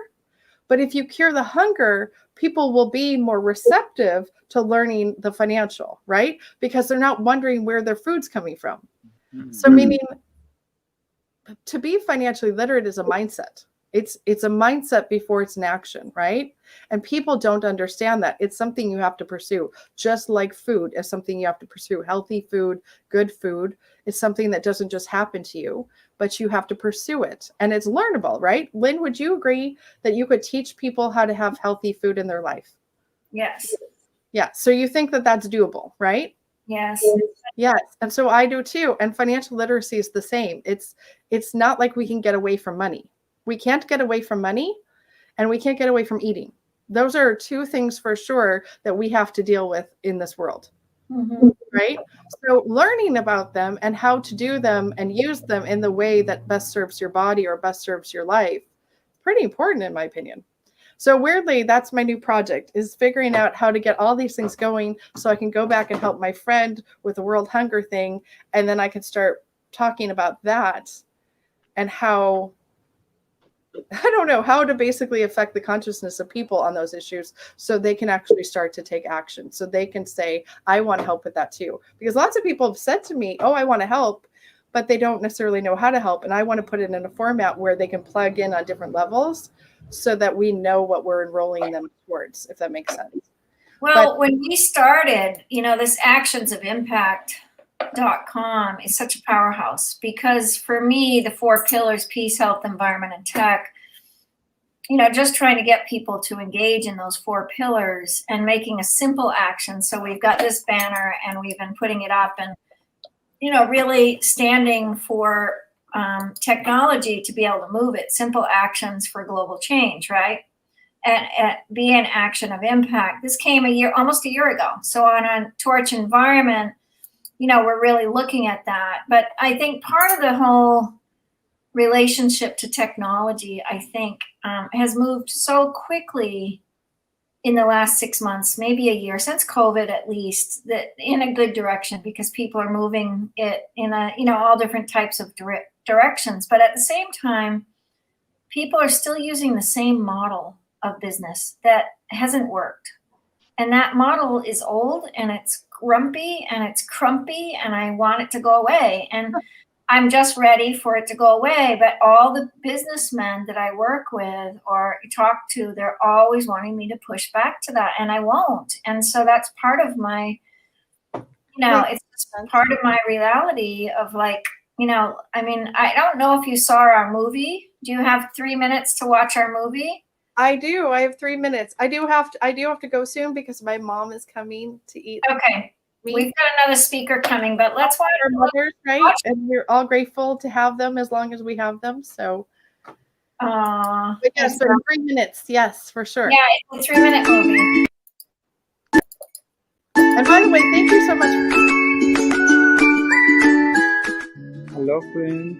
I would like to show you our school.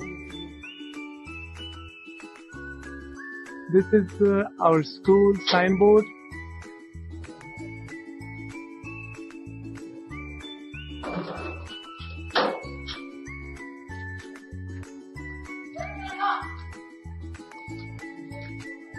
Inside of our school,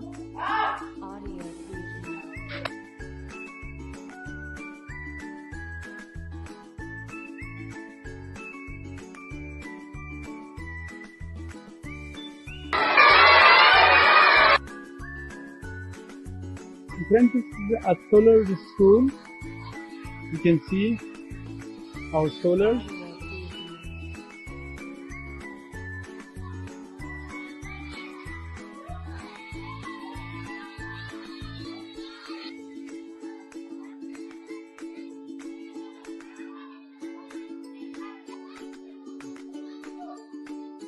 This is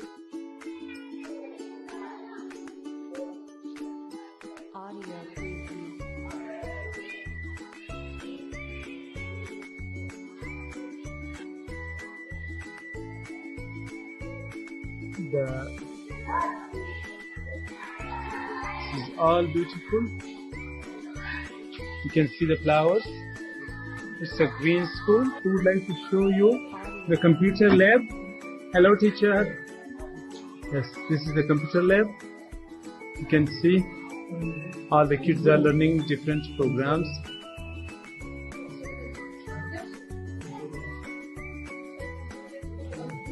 So, hello, Isanda, what are you doing? I'm listening to talk. Yes. What would you like to say about Torch family? Long live Tosh family. Hello? Yes, what would you like to? Thank you, Mama Line for seeds. Yes, Mr. Hussain? Mama Line, you are so kind. I will support you and the Torch family, and we are proud to be working with you and also working under your leadership. Thank you so much.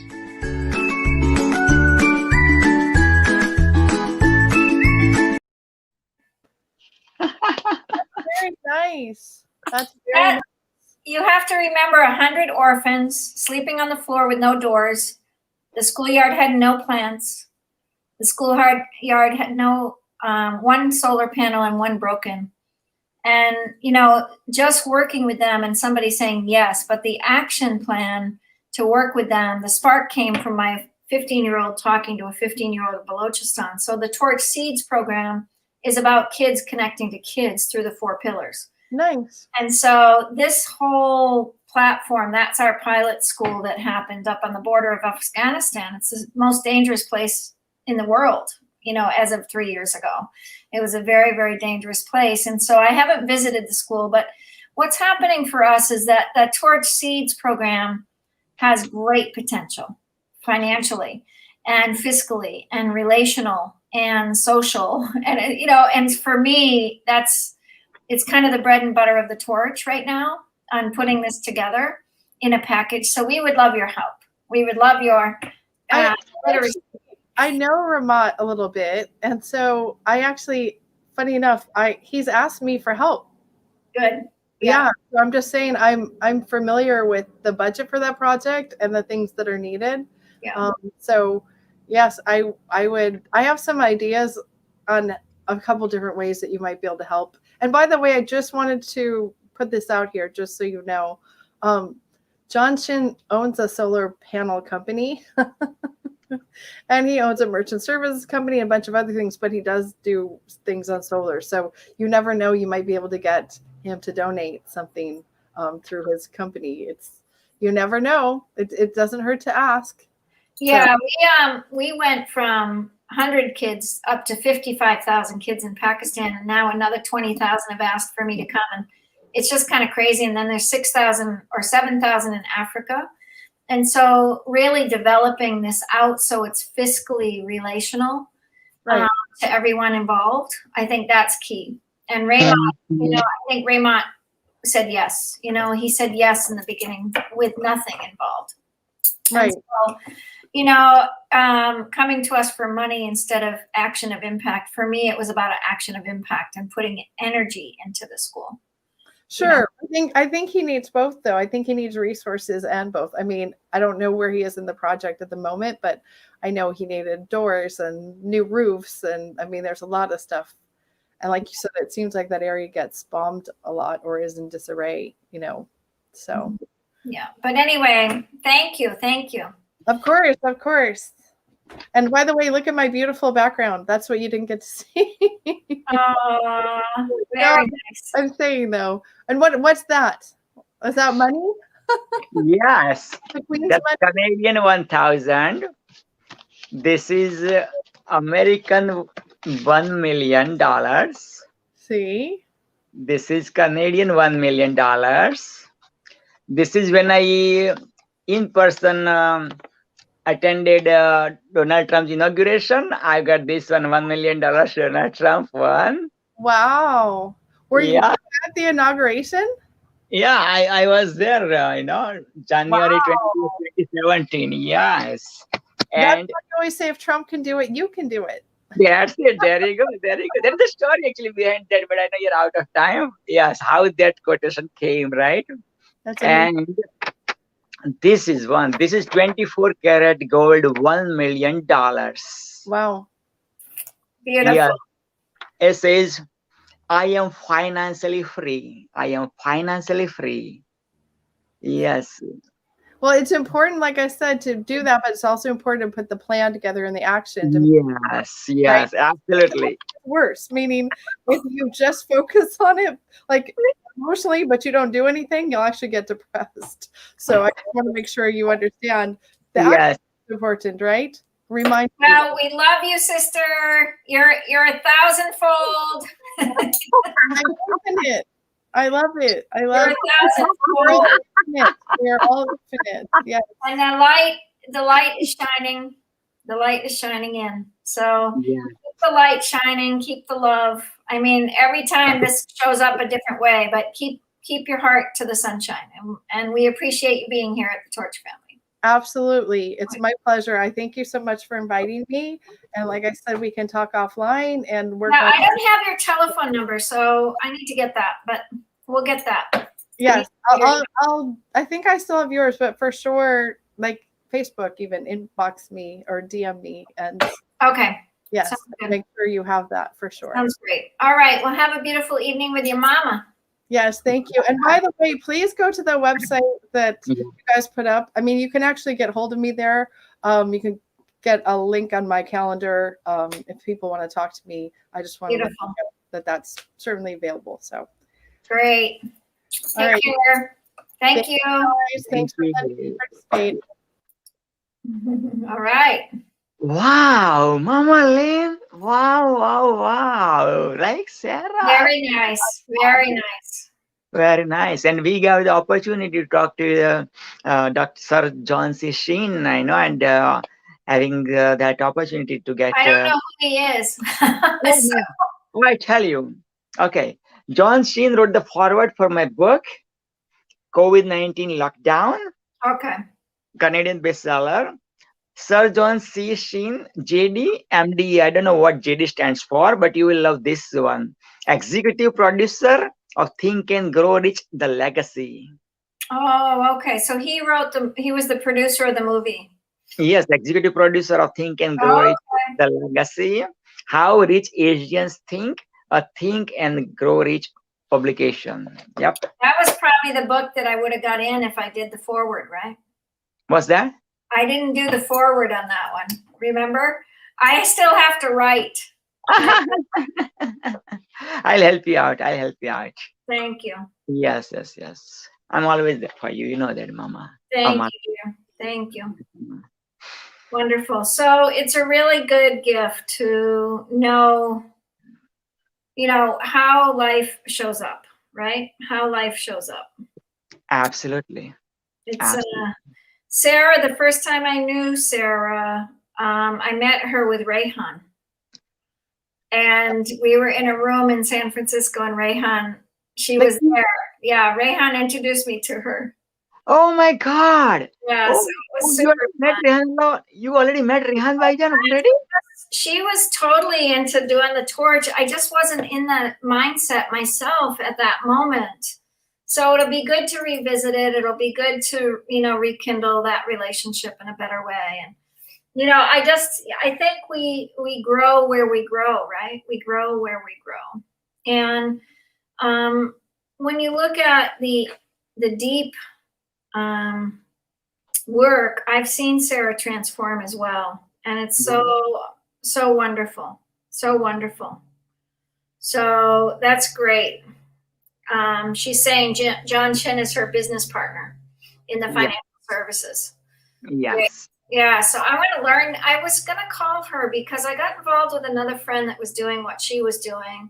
And I said, I need to call Sarah and check this out. But she wanted me to get involved in the workings of this. And, it was at that time where do you add one more thing to your repertoire or not?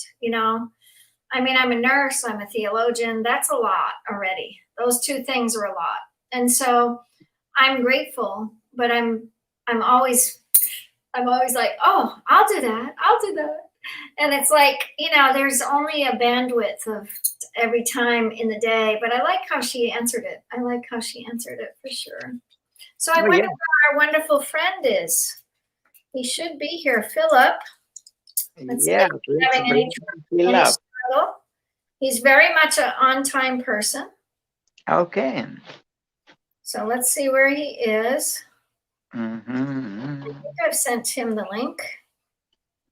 I'll send it again. Oops. Let's see. I feel like it didn't maybe go through.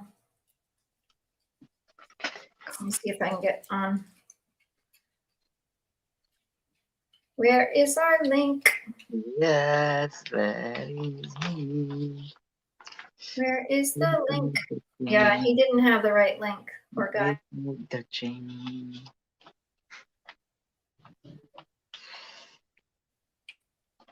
I think he has it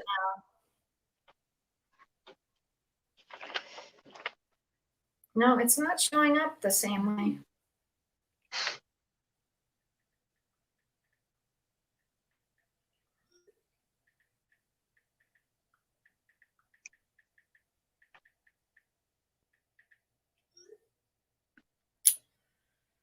Okay, let's see. I wonder why it's not copying right. No, stop.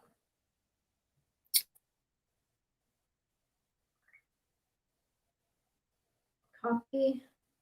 I think I have to copy and paste, not just.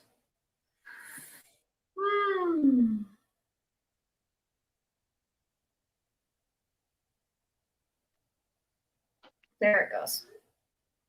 No, it's still not doing it.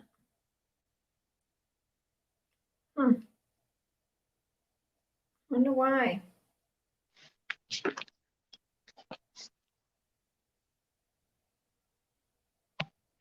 can't quite send it to him.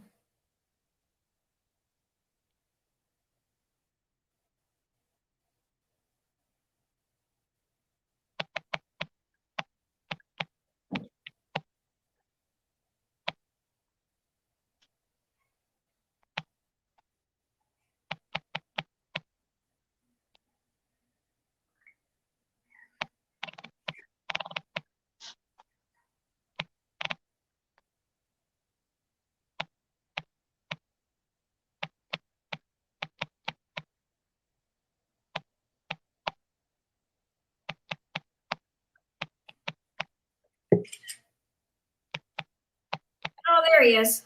Yay. There we go. Hey. Hello. Hello. So nice to see you. Yes. I don't know if you've met Dr. PPP, Pravin Patel. I don't know if you've met him. Yeah.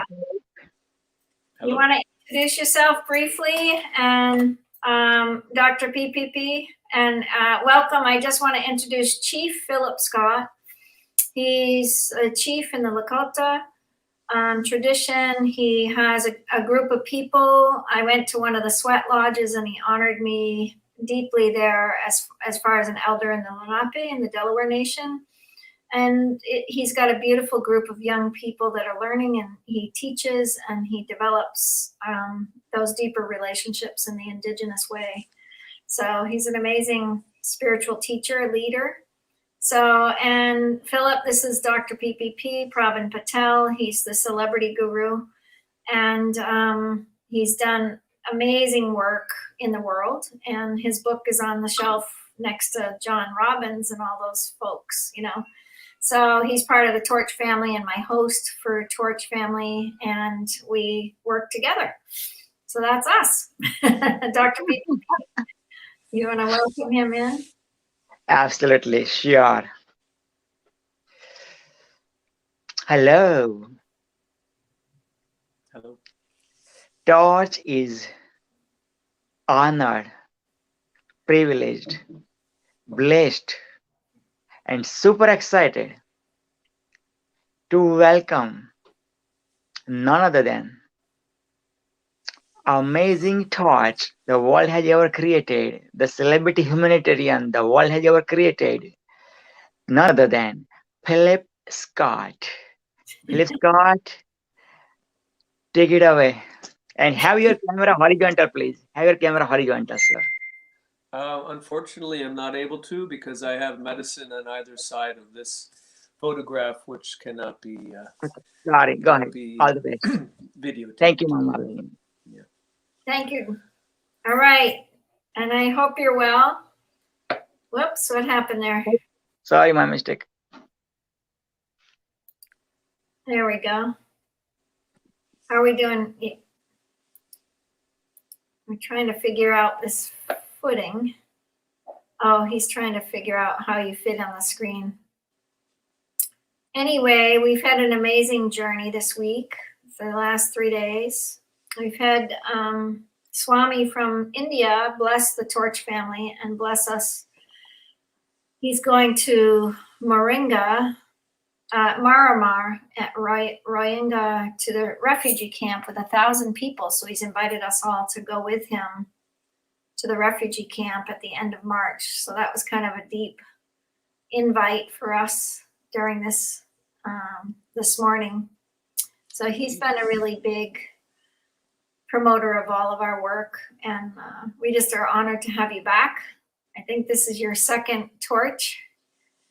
Yes, I believe, yes, it is my second sharing with you and your community, yes. Mm-hmm. Yeah, and you came to the peace one, and we're streaming on YouTube. Facebook blocked me yesterday because we had a song the first day. I didn't know that it was a full song. It was just a little snippet, but they took us off because of copyright. So we're streaming into YouTube and on that link that I think I showed you and I shared with you. So we're streaming full-fledged there. So you're going to be on the 9th hour and 26th minute. We've been going for 9 hours today. So if you want to find yourself, that's where you're going to find yourself on that YouTube. I see. Okay, so. Very good. All right. All right, Well, we'll let you have the stage. Yeah, go ahead. So I'm very honored to receive the invitation to return to share with your community. And just to formally introduce myself, I'm known as Shunko Akansapa, which is Lakota for Black Horse. And I'm a ceremonial leader in the Lakota tradition, as well as in the Native American Church. And fortunately, the songs that I share, I am sanctioned to sing. And so there certainly won't be blockage for this, since as a practitioner of Indigenous medicine, I am qualified and sanctioned to be able to share these sacred songs. And I'd like to remind your audience, those that are listening, that we're currently in the energy and the vibration of a full moon. So, our grandmother is in her time of fullness, and Indigenous peoples throughout the world honor the cycles of nature. And I will go into a little bit more detail about that in relationship to the theme of my sharing today and the topic of your conference. But I will commence with a song which invokes the ancestors. It also allows us to fall into our hearts so that we can speak of sacred matters. And it is traditional before we discuss subjects of sacred knowledge that we invoke the ancestors to create the container and to witness the articulation of our truth. So I invite those that are listening to take your hand to your heart, close your eyes, and receive this traditional song.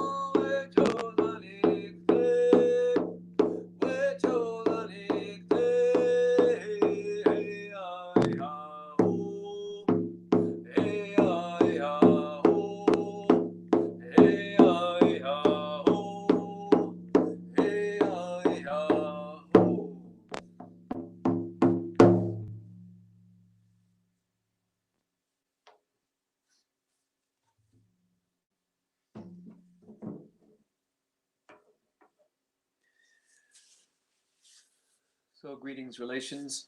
Very honored to be with you here today and for the invitation to share in this Torch family. It is my understanding that the theme of this gathering is technologies and nature. And I presume that it's referring more to how we can employ modern technologies in relationship to the natural world. And so perhaps my perspective and my approach will be a little unorthodox today, but I think it's important to understand that since antiquity, human beings have had technologies, and the indigenous peoples of this world, throughout this world, have had technologies as well. The difference is the technologies that they actually continue to use to this day are in alignment and balance with the natural world, whether it be medicine objects fashioned from the objects of nature, whether it be the sacred architectural buildings that are in alignment with the seasons and the cycles and the stars, their clothing, the instruments for procuring food and water. All of them are indigenous technologies that are in harmony and balance with the natural world, that are intrinsically sustainable. In so doing, there is a preservation of life, the preservation of the earth herself. In addition to these indigenous technologies, there's indigenous science. The indigenous science of ceremonial medicine, with very elaborate protocols that are passed down generationally for thousands of years,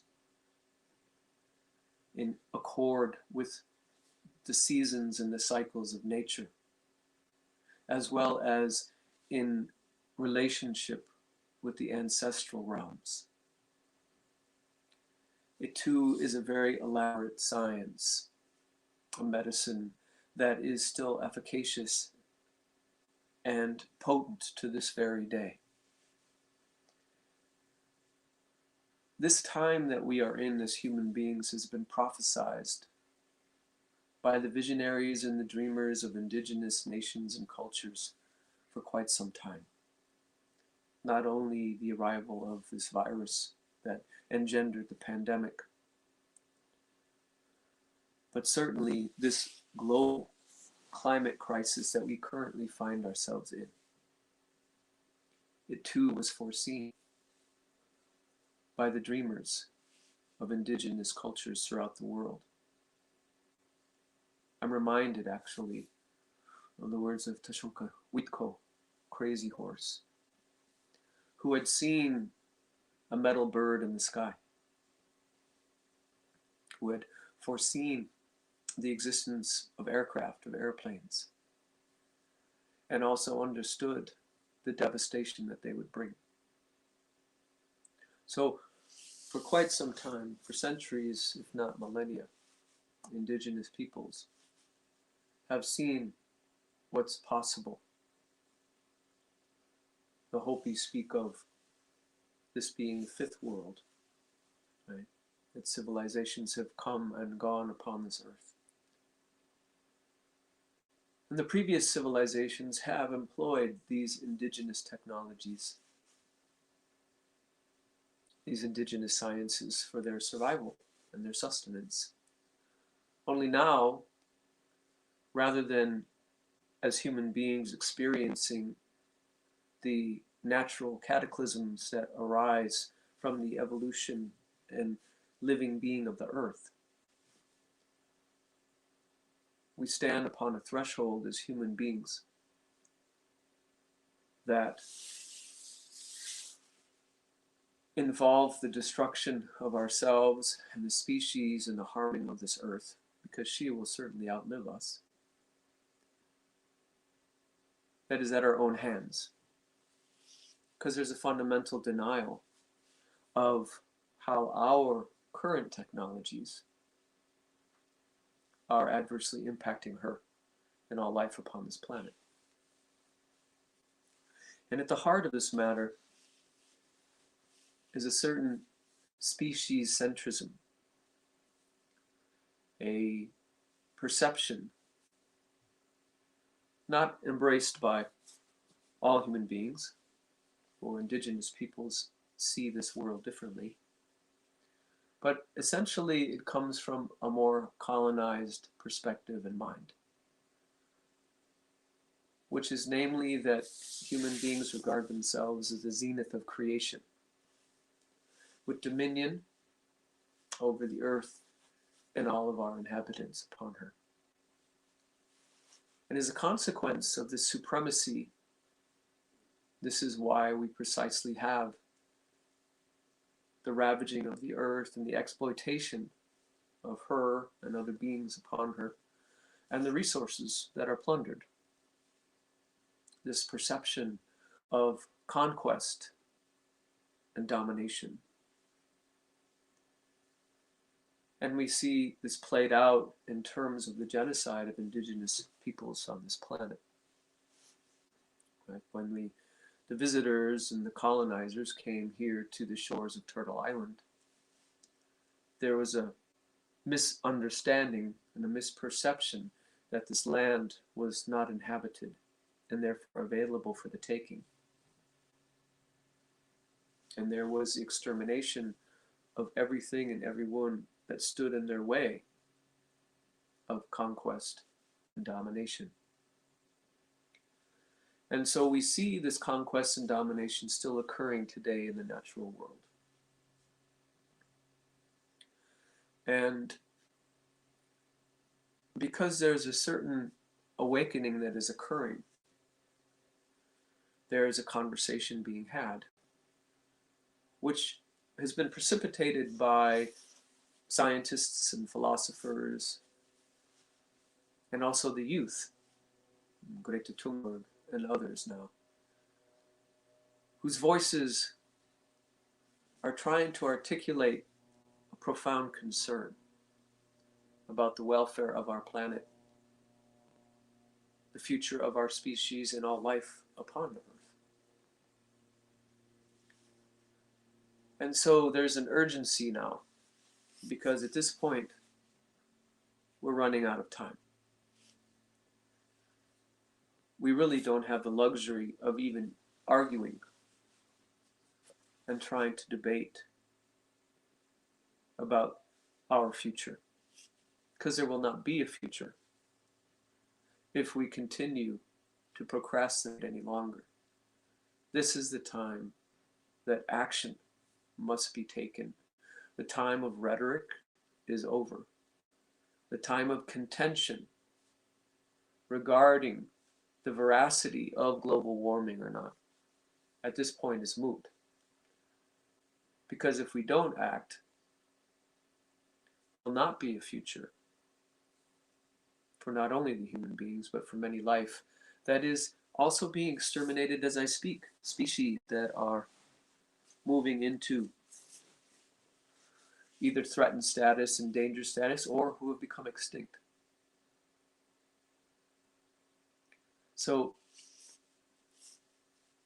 the very conversation about technology and how it can be utilized in accord with nature must, at the very essence of it, involve the indigenous understanding that our actions must be considered for 7 generations and beyond.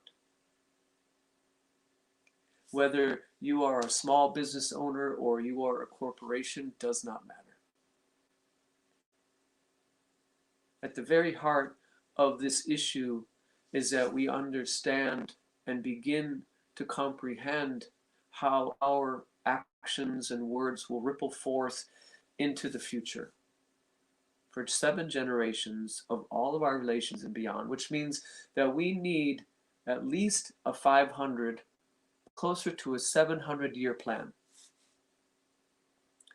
That's how far our vision must extend. So we not think about our immediate family or the immediate consequences of our business models, but that there is a forecasting and a prognostication from here 500 and 700 years. Because ultimately, it's not about profits.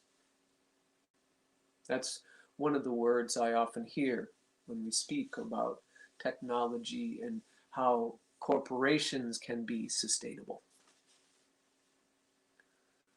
How we can be in alignment, to generate revenue and yet be aware of the earth, but often that is just lip service.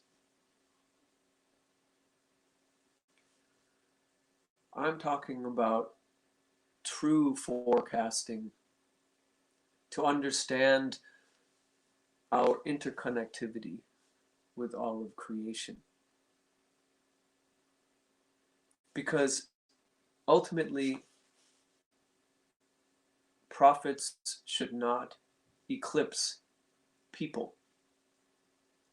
And what I mean by people is not just human beings, but all of our relations.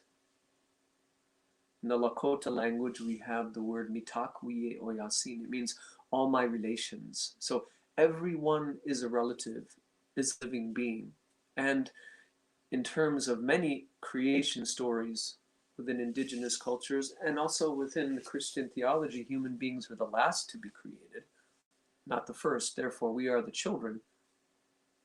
We have the most to learn from our elders, namely those who have gone before us. In this case, the elementals, earth, air, fire, water, the bacteria and the viruses, the plants and the animals, all who existed before our arrival upon our Mother Earth. So we look to them for counsel on how to live in balance and walk and live in balance with each other and with the natural world. So those are the people that I'm referring to. So in our purification lodges, for example, we do not use the word rocks, which implies a certain inanimation, but rather we say stone people, eagle people, bison people. So all beings are people, not just human beings. So prophets should not be eclipsing people, and certainly should not be eclipsing this planet. To put prophets before people and this planet is really just a self-serving agenda, which ultimately will yield isolation and destruction. Because when all of the resources are squandered, when there is nothing left, when the water is contaminated, when everything has been exploited and exterminated, we will not be able to consume money. It's not nutritional. There's no nutritional value. And again, if we do not have resources in order to survive, then it doesn't matter how much money you have, because there will be nothing to buy. And ultimately, therefore, we will perish along with many other beings on this planet.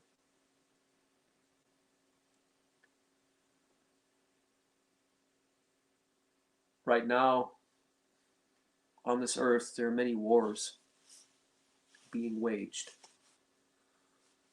in the name of oil, another resource which is beginning to dwindle.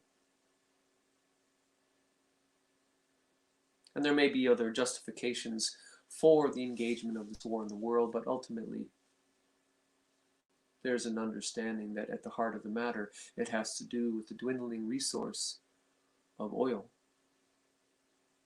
being extracted from the earth.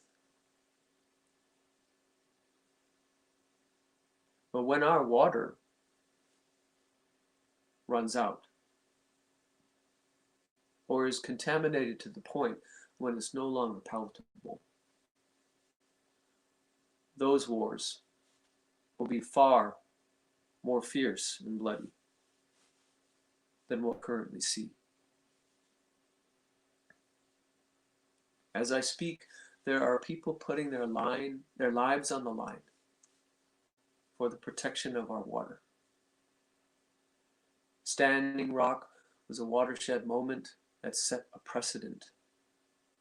And there are those who are engaging in the protection of water throughout the world, as well as the protection of our very earth herself, the protection of the air, so that we may breathe clean air. You know, there is also an epidemic of individuals with respiratory issues now, with asthma and other debilitating conditions of the respiratory tract because of the pollution of our air. There are those that are actually protecting the fire. Many of the wildfires that have been raging throughout California and the West Coast could have been mitigated had we looked to the indigenous wisdom of tending to our forests in a different way. Learning about cultural burns, cultivating an intimate relationship with fire as an elder, to understand how to use that to manage our earth and allow for the sustainability and the preservation, the regeneration of the earth, and also its fecundity, so that we can also survive in relationship to the earth through agricultural practices that are also sustainable and respectful. And I will say that if our technologies and our corporations and businesses do not at the very least consider the earth and how to be in proper relationship with her sustainability, then we are creating models of unsustainability. If the current technologies we have harm the earth, then those technologies are not productive and will ultimately be unsustainable themselves as we destroy the earth herself. It's a direct relations.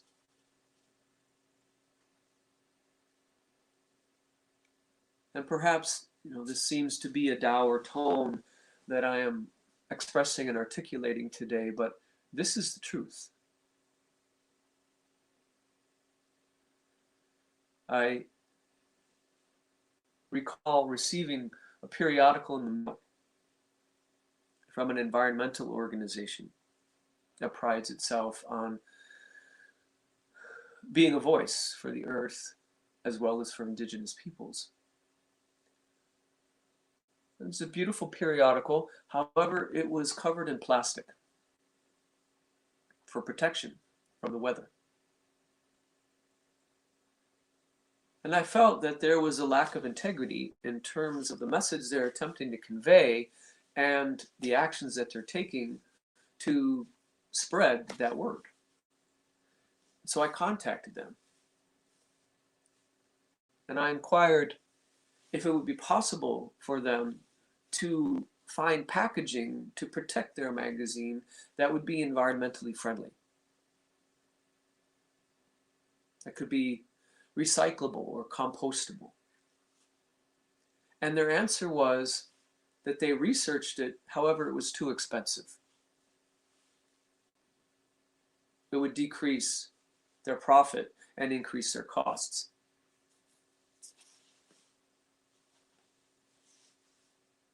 And for me, that's the heart of the matter, that we can do lip service to protecting the earth, to taking care of our relations, to respecting indigenous ways and values. But if at the heart of the matter our actions are not in accord or congruent with that, then we're out of integrity. And I certainly let this organization know that this was the case.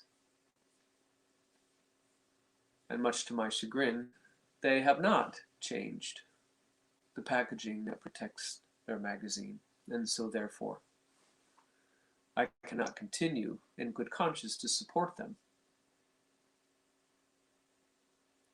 I see this also playing out in many other arenas. I happen to be a scuba instructor as well.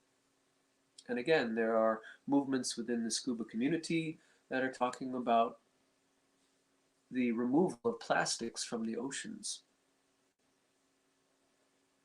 because our oceans are littered with rubbish, particularly plastics, that get into both the flora and the fauna in the aquatic world. And unfortunately, this equipment that's necessary to engage in that sport is also surrounded by plastic when it's being transported and on the display shelves of many scuba shops.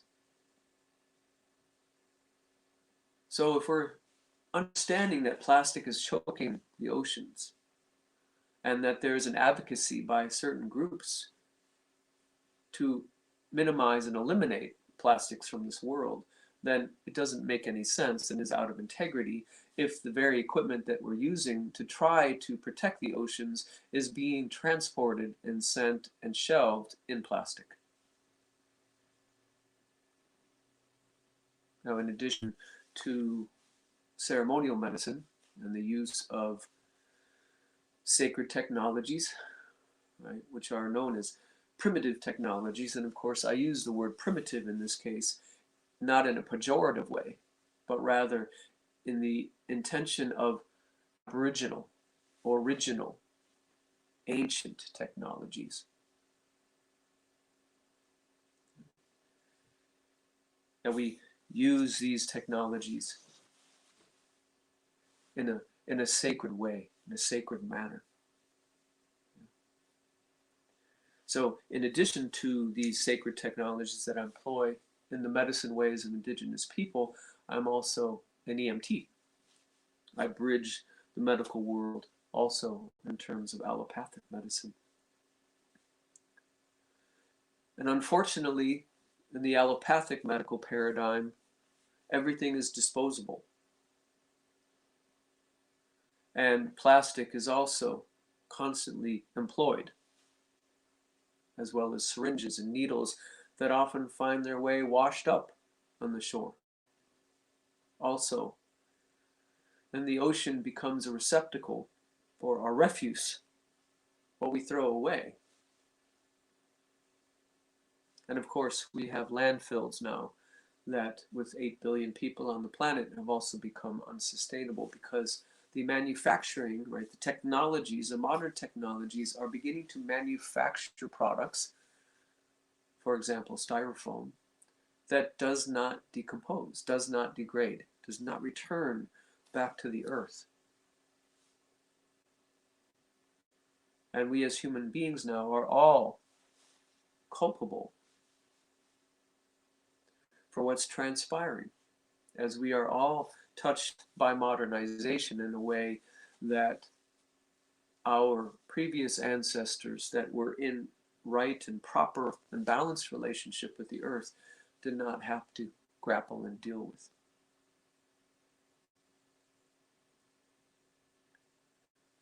I do believe, however, given this bleak forecast that I'm sharing with you,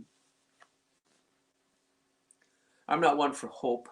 I believe hope is a passive affair. Rather, it's necessary for us to take action, as I mentioned, and to endeavor. And I do believe that due to the currents of energy and intention that are being mobilized in this time of great urgency, when we are at this threshold of unsustainability, I do believe that it's possible if we put people and the planet before profits, and we begin to allow our minds and our hearts and our ingenuity and our intelligence to devise solutions that are going to be sustainable for our earth and all beings upon her, I think it's possible for us to turn the tide.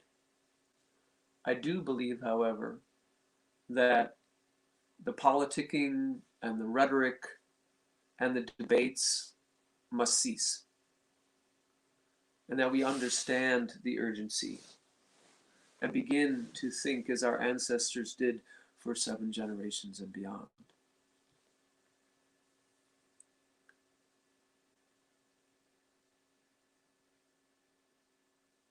Without this profound mobilization,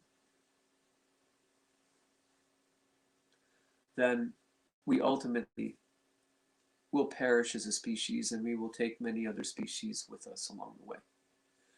And so ultimately what we have forgotten as a species is our collective original instructions, which namely are not to be the zenith of creation with dominion and control and manipulation of this earth and all relations upon her, but rather her protectors, responsible, loving stewards. But the heart of the matter, it requires us to decolonize, to return to our intrinsic indigenousness, to remember the way that our ancestors were in harmony, in balance with the natural world, with the ancestral realms. To stop the self-absorption of ourselves as a species and begin to find our place within the web of creation, being considerate and aware of how our actions and our words have consequences far-reaching beyond what we comprehend. For our children and their children's children, for 6 generations beyond our immediate children, are counting on us, as are all the species on this planet, to protect and watch over us, to be stewards, not in control of their destinies or this earth, but loving protectors. And this involves us, therefore, to learn how to sacrifice, because there's far too much comfort that we desire now. I say that we've become a little soft around the spiritual middle, so to speak. There was a resiliency in our ancestors. There was a hardiness based upon their intimate relationship with the natural world. But as we have sought to become more comfortable, we've actually fallen asleep. And the consequence of this sleep is that we're forgetting. So this is the time that we remember. And therefore, if our corporations and our business and our modern technologies are not putting the earth and all of our relations at the forefront of their mission and their purpose, then it's purely an agenda of self-absorption.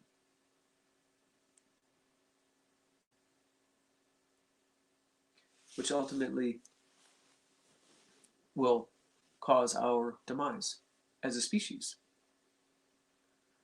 Therefore, we must also work together cooperatively.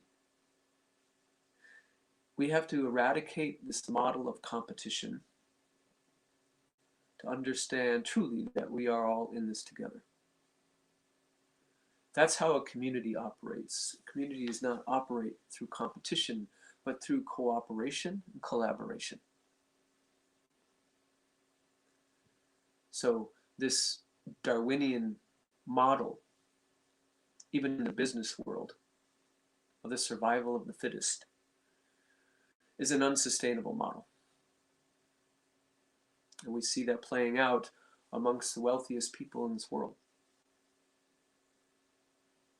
Rather than sharing the wealth, and fortunately there actually are individuals of great means who are actually being generous now, giving back. But through a sharing of these resources, then we may all survive and flourish upon this earth. But again, that means that we have to be aware. Self-importance, self-absorption, egotism, species centrism have no place in an indigenous model of balance and reciprocity. So even in addition to an awareness of the earth at the forefront of any mission statement within a business or corporation or technology, is taking care of the people that are within your employ. To take care of those as family, as community. And again, it's not enough just to hold the mission and the purpose of protecting the earth, but rather looking at the fundamental level of how your business is operating infrastructurally. Are your products that you are using environmentally friendly, green products, they say? Right. Is your packaging, the receptacles that you transport it in, also environmentally aware? So at the foundation of our business practices and models and technologies, that we are placing the earth first, placing the people first, as I mentioned. Because when we have a cooperative, collaborative model, then there's actually going to be sustainability and prosperity for everyone.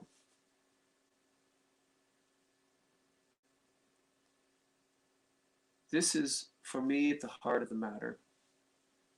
And I've been very honored that certain leaders within business have approached me to assist them in refining, revising their practices so that they are in proper relationship to the earth, that they are regarding the people within their organization not as expendable resources, but rather as human beings.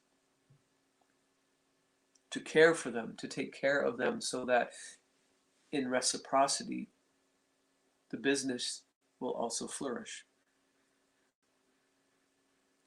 This is what is necessary for us to move forward as a species. It's not an either or proposition, but it's a both and. It is possible for us to create sustainable business models, technologies that also care for the earth.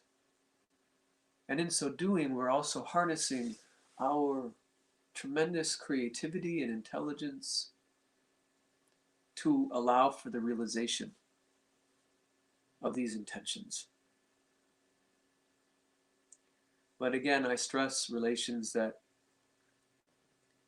we cannot procrastinate.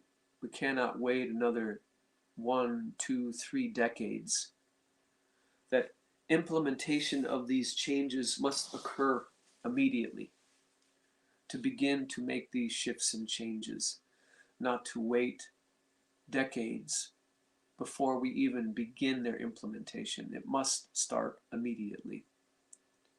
Otherwise, there will not be a livable earth for us.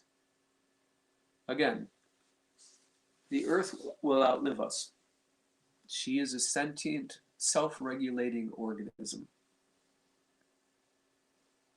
And certainly, if we have seen the evidence of what transpired in the pandemic, when she was given a moment of respite from our intense human activity upon her, we know that she will be able to survive. But the question is, what is our legacy for future generations? How many other species must perish before we wake up? And of course, if we do not alter our actions, we too, as a species, will perish upon her. And she will reclaim the civilizations of the earth and start over. As a result of Mitakuye Oyasin, all migrations, and understanding the sentience of all living beings on this planet, I often wonder what the species think of us, how they regard us, as self-absorbed, self-important, infantile creatures that are not taking their responsibilities seriously.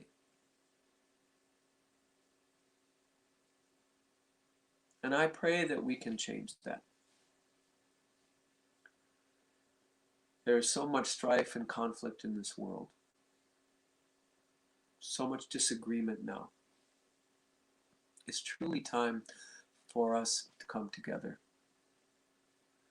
to have the difficult conversations, not to dismiss and discard people because their point of view is not in alignment with our own. Our ancestors had ancient science, technologies, these ceremonies that I mentioned earlier, that involved protocols of conflict resolution to bring understanding so that we can be in alignment, so that we can have consensus about a trajectory going forward hand in hand toward the horizon that we all see looming in the distance, that is already here, that has arrived, and which have been prophesied.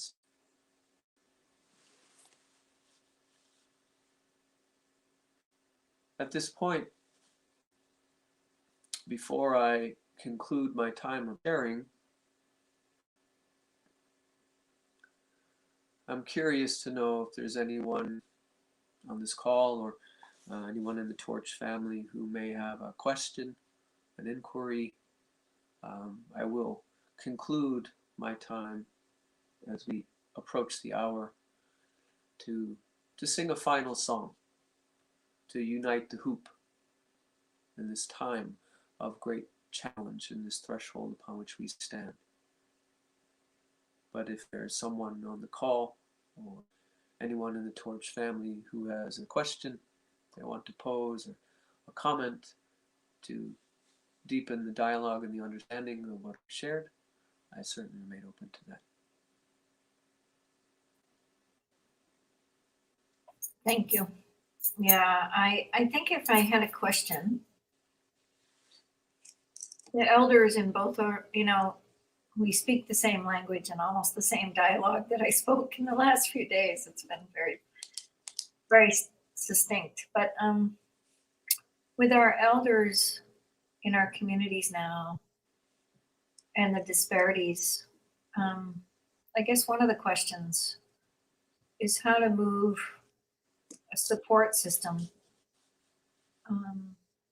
possibly through technology, to create the storylines of our elders, and what you would possibly do to be able to create that system change right now, or or ideas around that system change.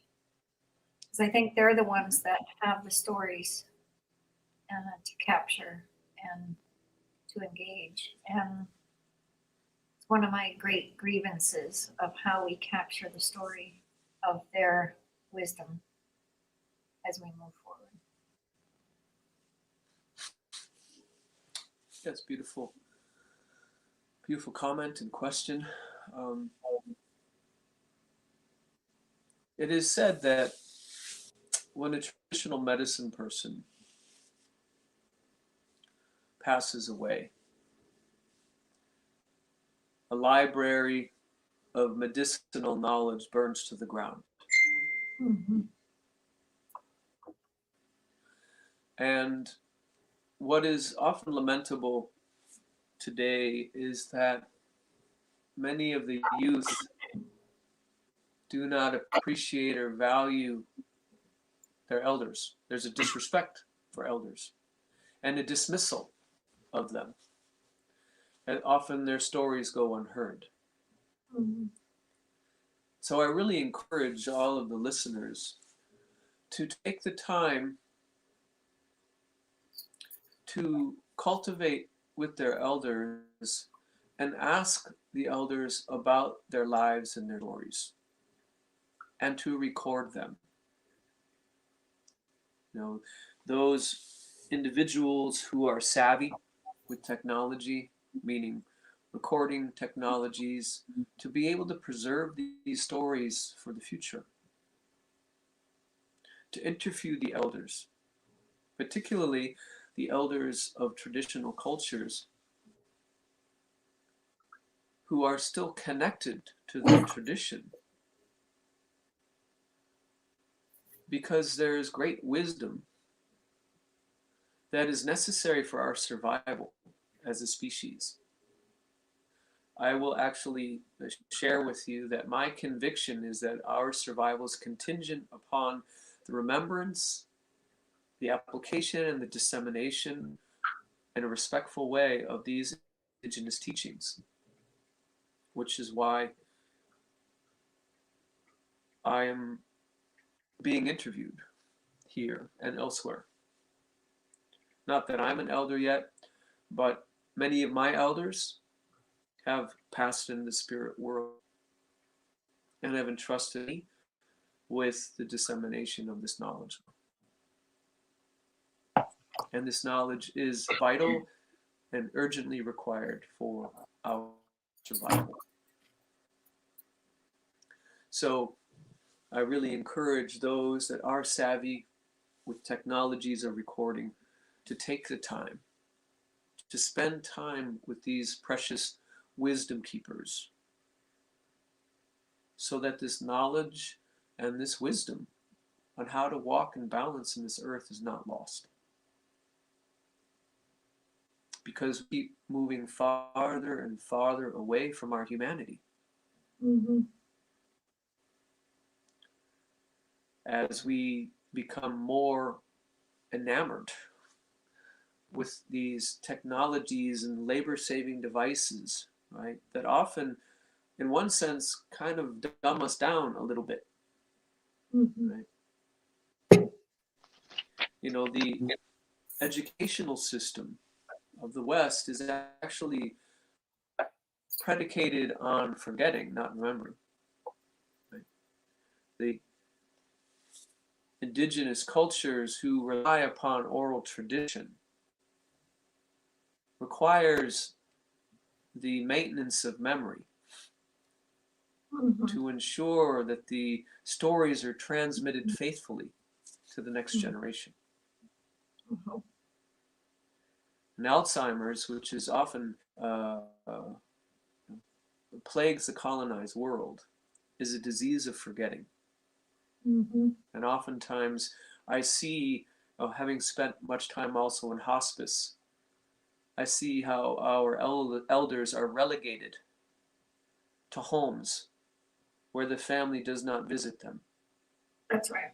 And they often perish alone, well before COVID, right? Oh yeah, well before COVID. Yeah, people And were seeing it with COVID, but it definitely Yeah, it was well before. That's why I stopped nursing, because my heart ached so much for a while, because I was just doing elder care, and I just had to stop because I was so brokenhearted. My Lakota mother, she made her journey in her late 90s, and she was still woven into the matrix of the family till the day she perished. Beautiful.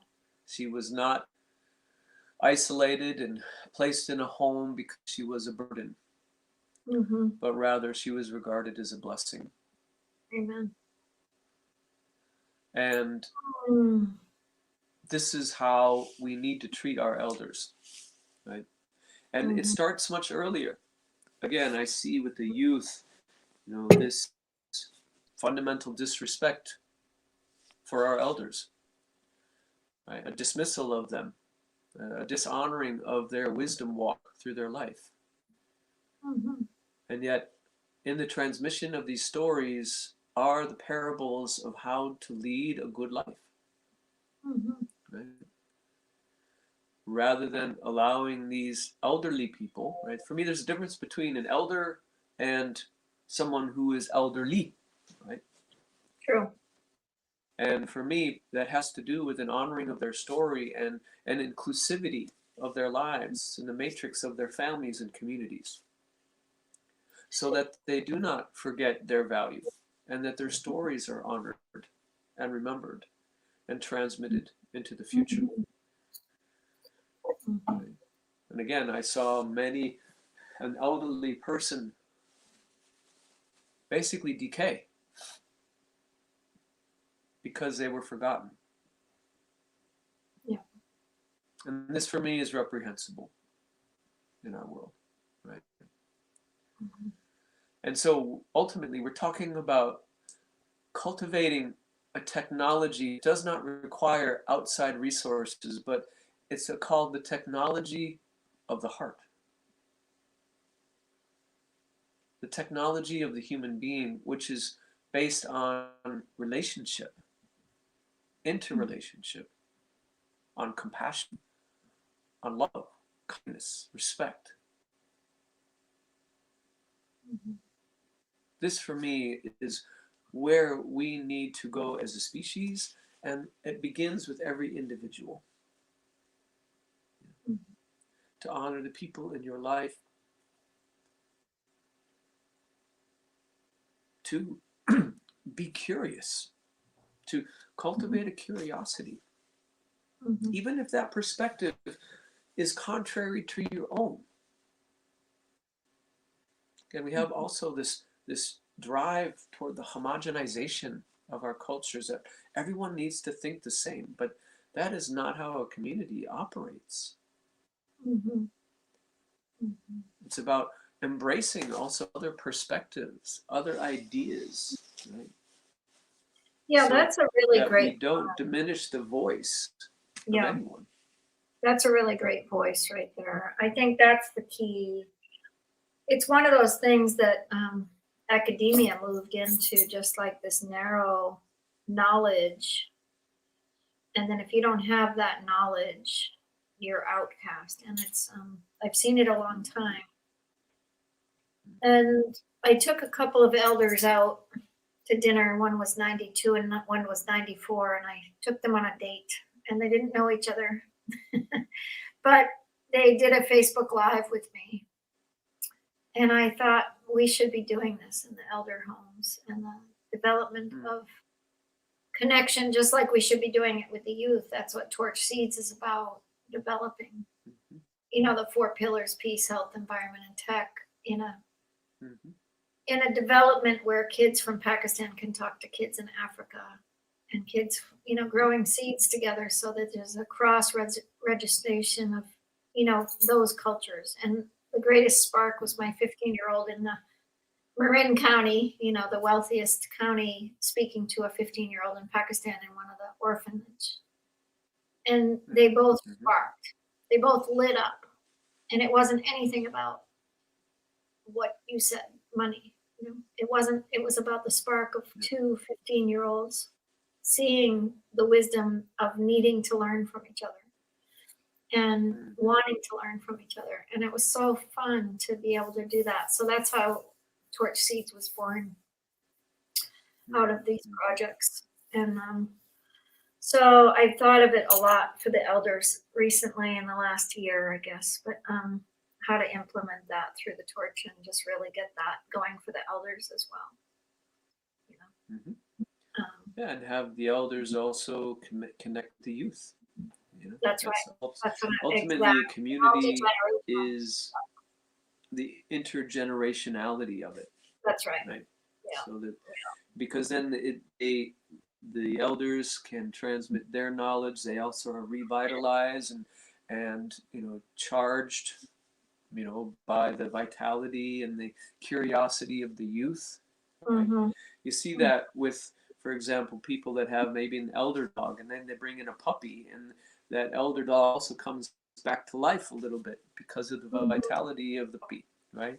And then the elder dog is also helping to guide the puppy and learning, the puppy learns how to conduct themselves in the family.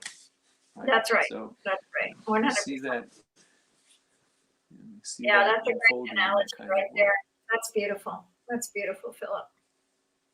Wonderful. Well, you were our last speaker, and then I think Pravin just came in with maybe one more, but we can close our circle now with your song. And I appreciate you so much coming, and I'll let you have the center.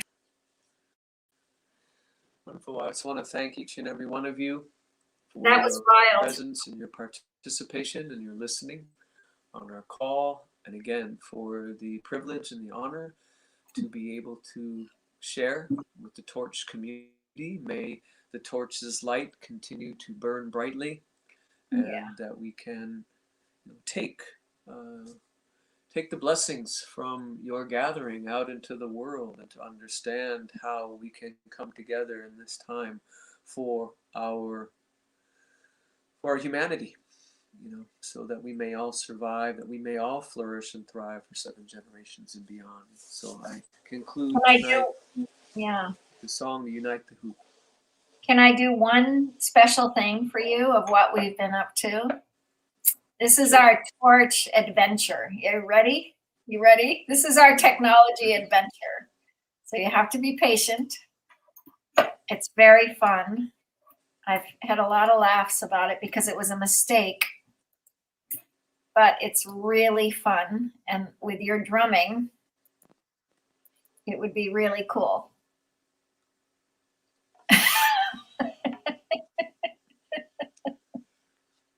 All right. So I'm gonna forward and backward. We call it Heaven's 7 Gate. generations beyond, forward and backward. All right. Do you want me to take it off?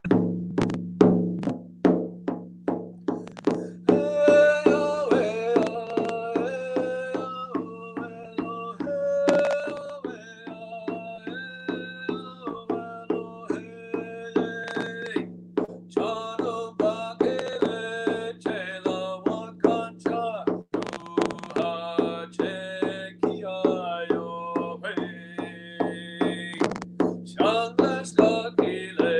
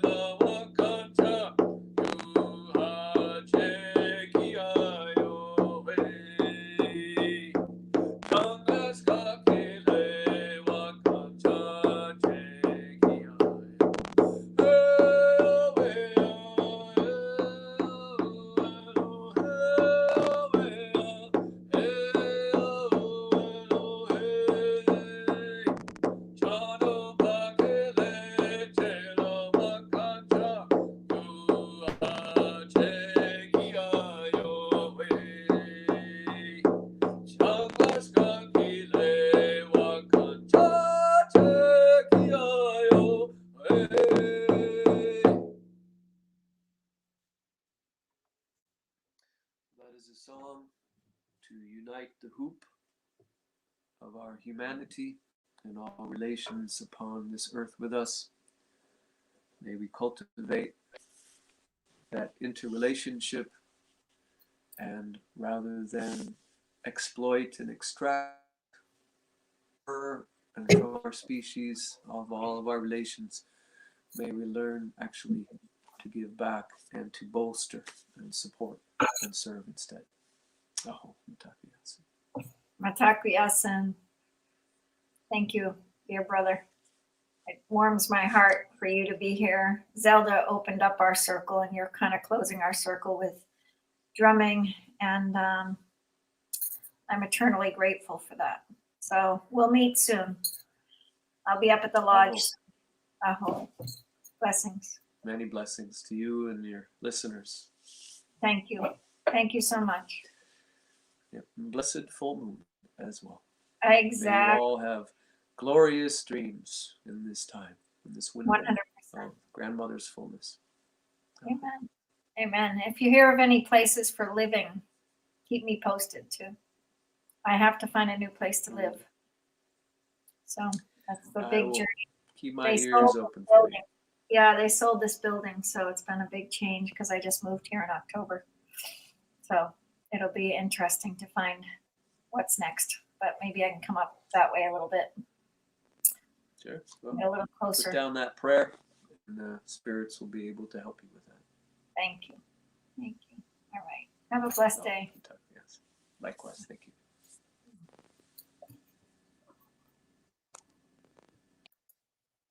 Well, that was wonderful and beautiful. And we're very grateful to Chief Philip to spend time with us to create a circle with the drumming, with Zelda opening up the circle with the sacred hoops and the sacred hoop of drum with Chief Philip. So for me as an Indigenous friend, Pravin, I feel so honored about the drumming, you know, I feel so honored. So I'm grateful that our friend Fiza is here. She is part of the Torch family early on. Glad you're back, sister. Welcome. Welcome from Australia. Hi. Welcome from Australia. Wow. There we are. Australia's in the house. Nice. How are you? Very beautiful. And a beautiful event. What a beautiful event. I'm grateful to be here. Grateful that the circles are opening. And it's just wonderful. So we welcome you with open arms. And I hope you and your family are well. I'm going to leave you. Alhamdulillah. Yeah, I'll leave you with Pravin. And so good to see you. Thank you. All right. Blessings. And come to our closing circle. By the way, Philip, I know you're in the back, but the closing circle tonight is 6 o'clock is music, or just a ocean of music by Sahar, and then it's going to be celebration around 7. Everybody's welcome. Okay. So I hope to see you. Thank you, Sir Pravin.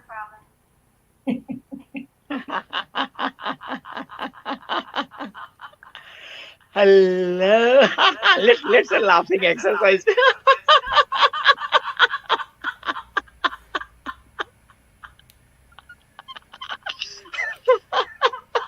Oh dear. Oh dear, dear, dear. Oh, God. Fizazi, you are the special one. We just finished the closing ceremony, and we got a surprise guest, which is you. Like 3 days, tons of speakers came and gone. We did the closing ceremony. We just witnessed closing ceremony with the drums, like traditional one. And still here. Hello. I am the Torch King. I am honored, privileged, humbled, blessed, and super excited to introduce you on Torch Tech 2021, the annual event of Torch Tech 2021. Pizza, how can I introduce, man? Pizza Khan is a fire. Pizza, when I think about pizza, man, out of 5 elements of our life, the fire, the fire. I've seen the pizzas breaking, having the breakthrough. When the egg breaks from outside, life ends. When the egg breaks from within, life begins. Oh my God, oh my God, oh my God. We have tons and tons and tons of hours and hours and hours of talk, even though we didn't meet each in person. Fiza Asif Khan born in Dil, Pakistan. Yes, Dil, Pakistan. Ja, Pakistan. And right now, Fiza Asif Khan is live for you from all the way from Australia. Australia, Yes, you Melbourne. heard that right. Melbourne, Australia. Yes, yes, yes. And mother of amazing princess. Yes, mother of amazing princess and beautiful wife. Beautiful wife. Yes. And breaking the barriers in the religion, breaking the barriers of entrepreneurs, breaking the barriers of self-help industry. And my God, today I have seen Fiza Khan's two posts, man. Like, blown me away, man. I know this is it, man. This is it. This is it. So without further ado, with your warm welcome, with your lots of hearts, wow, like and sharing, and take lots of notes from none other than one and only the Allah has ever created, Fiza Asif Khan. Yes, my name is Khan. Her name is Khan. And She is the fire. relationship guru. She is the relationship guru. Yes, absolutely. Yes. Fiza Asif Khan, take it away. And today, yes. So, from where I start? What do you want me to share? Okay, what do you want you to share? What do you love the most? Peace, health, environment, tech. I love peace and health Peace and health. Beautiful, beautiful, beautiful. because they both Out are of peace. interrelated. I'm sorry? Both are interrelated. I totally agree with you. You cannot ride two horses at the same time. Which one do you love the most out of peace and health? I will go for peace. Peace That's within. it. That's it. Fiza Asif Khan. In Islam, there is Allah. In Christianity, there is baptism, right? Here, we have torchism. Torchism. So this is torchism moment happening. Close your eyes, please, my soul sister. Are you going to give me $1 million? Right there. You asked for and you got it. You asked for and you got it. Allah is giving me. Yes. So close your eyes, please. Okay. Breathe in. Breathe out. Breathe in. Breathe out. Last but not least, breathe in. Breathe out. Fizazi, you are the Torch Peace Ambassador. On behalf of Torch family, as the Torch King, as the Torch Ambassador for peace, for health, for environment and technology. I decree and declare you that you are the Torch Peace Ambassador. Welcome to the Torch family. Thank you. Welcome. Pleasure. You're welcome. What is peace to you? Peace for me is calmness, satisfaction, contentment, gratitude, kindness, love. That's all. When you combine all these together, that is equals to peace. Beautiful, beautiful.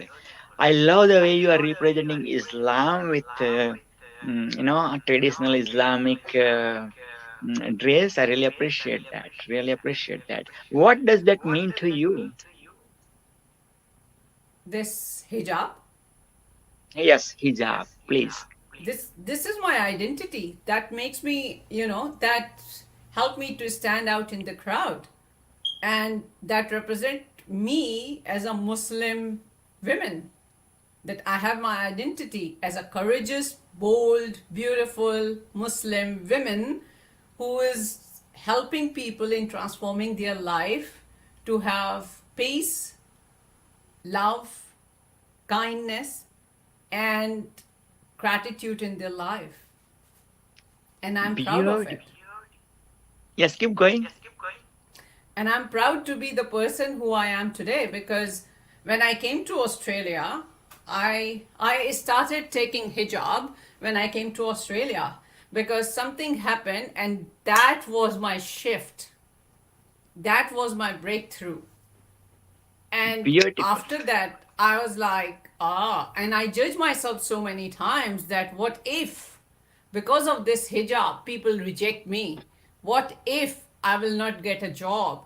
And then I had a discussion with my husband, and he said, always remember why you started taking hijab. Why?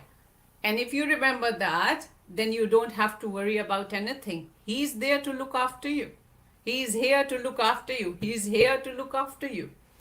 And believe me, when I applied for my first job, because I was so desperate in a sense that my husband and I, we came to Australia on a student visa, and I was on a spouse visa where I can work full time.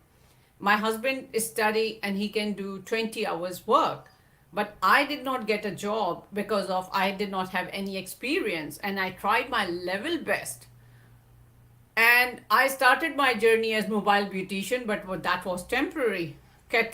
Party planner, temporary. I was looking for permanent job.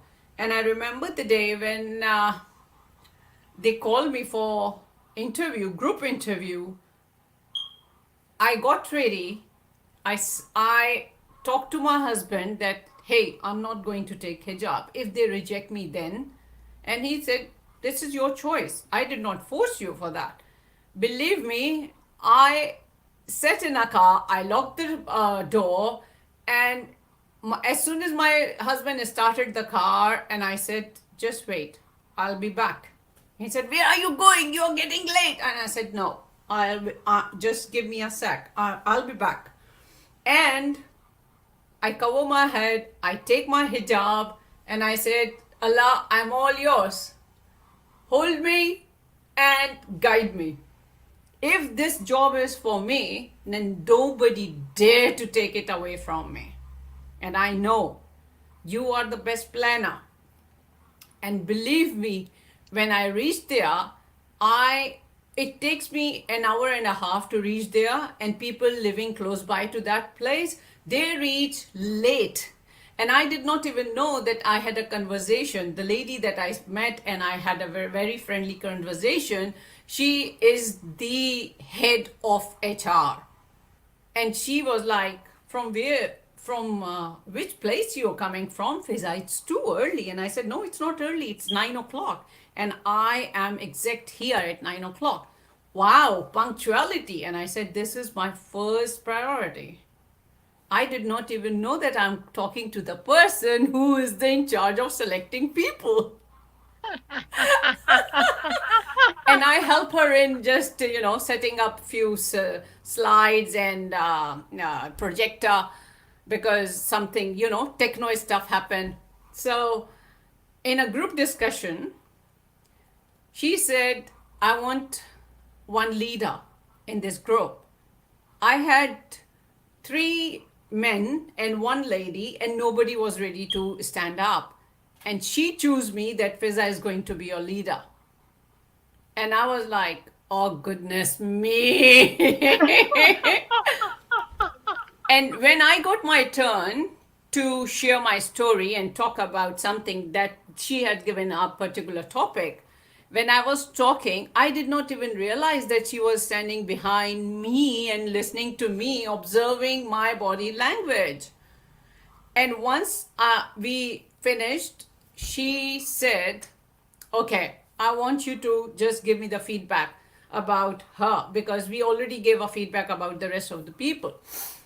And the feedback that I got, oh my God, that was incredible. That change, that boost my energy and confidence.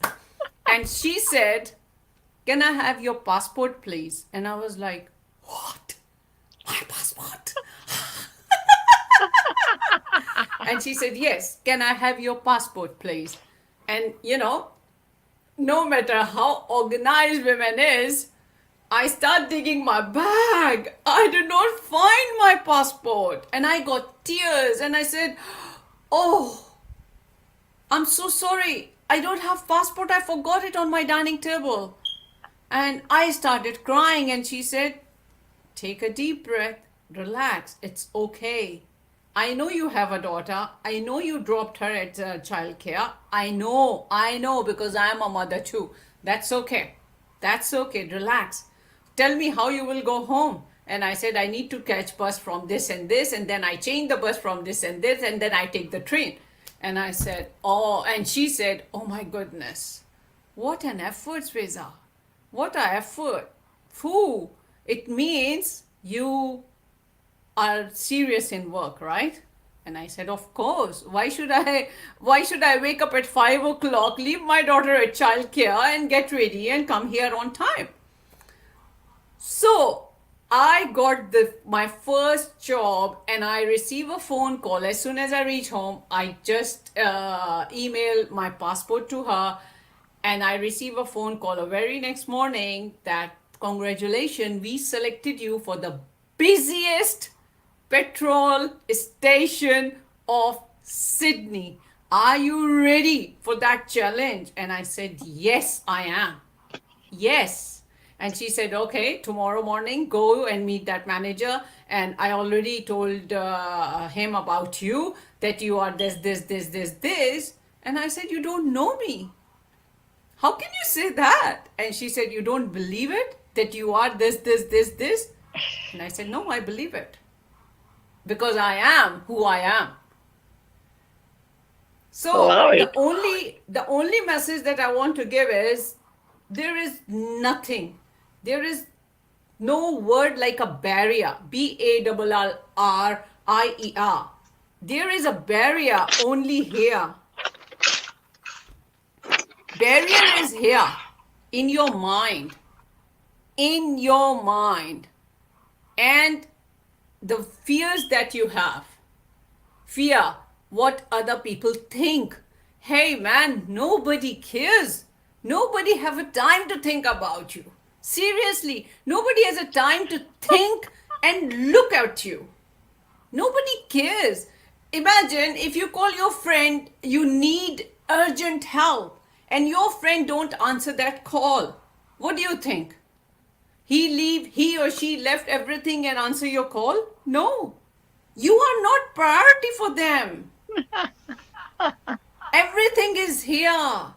You are enough for yourself by the grace of God, Jesus, whatever you call. There is only one divine supreme power. We gave different name to that power. That is Allah, that is Jesus, that is Bhagwan, Om, I don't know. But I know only one thing. There is one, only one. And we all are one. Because we come to this world as a pure soul. We don't know which religion we belong to. We don't know anything. Because as a soul has no gender. No gender. Believe me, soul has no gender. It's all about you and you.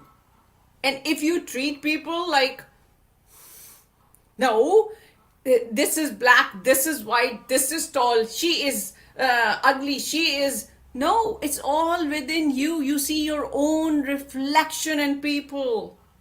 Believe me, because when I invested, I am a relationship guru and I'm in Australia for last 12 years. And in 12 years, I keep on helping people. For 8 years, I have done for free. But when I started saying that people are taking me for granted and they are not taking my suggestions seriously because they said, so I invest in myself to fill my cup first, because I am a suicide survivor. I tried to attempt suicide, although I know that it's prohibited in my religion, but I was on that edge when I said enough is enough, because I did not have peace within me. I was like a stupid person. I was just chasing people for my happiness, for my peace. I did not even know that everything is within me. Everything is within me. And I got to spiritual guidance. That was a long story. I just cut it short. When I was about to hit my car and I was driving on 140 to hit that road train, and the road train is huge trucks, double carriage trucks. As I about to hit my car, I got a spiritual guidance from my dad and granddad. I saw them spiritually in front of my car. People said that I made stories. I don't need to make a story because I know that I have that instinct. I can easily sense invisible. Those people who don't see that, I can see it. God has gifted that to me. And my dad and granddad, they stopped me. Otherwise, because Allah has different plans for me. My eyes was full of tears. I couldn't see. And all of a sudden something happened like, psst, because that was my timeline. Allah has written something that, okay, and at this moment, I would help her to change her life. And that happened. I stopped my car.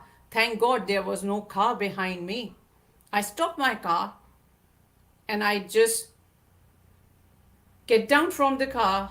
I spread my arms like wings. I look at the sky and I said, God, I'm all yours. I'm all yours. And now I'm in front of you as a relationship guru, Australia's #1, or you can say Australia's leading relationship guru. I am the voice of humanity. I am the light of humanity. Because I know the pain. I had been through that. I know the pain that you all are going through.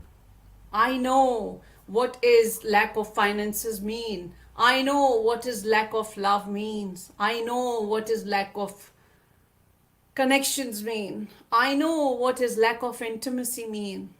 I know what is neglection mean.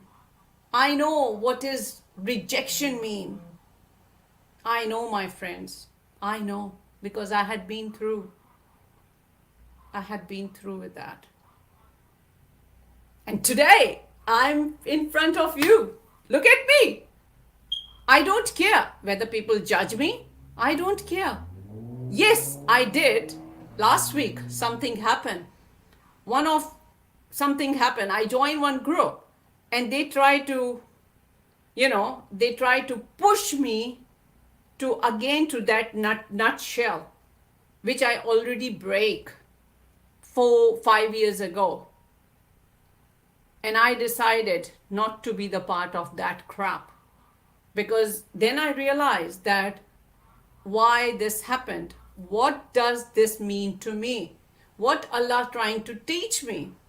And I realized that Allah convey the message through these crappy people that you are enough for yourself. You don't need anyone to guide you and teach you. You connected with the wrong people. Someone else is waiting for you to connect. Someone else is waiting for you to listen to your story. And I posted 2 amazing, extraordinary content yesterday. For me, that is yesterday. But for you guys who are in America, Canada, it's today. And that is like a fire. And I received so many messages. People were targeting me that you, being a Muslim woman, you are not supposed to talk about this. And you know what I told them? Thank you so much for being the fan to flame my fire. I'm not going to stop.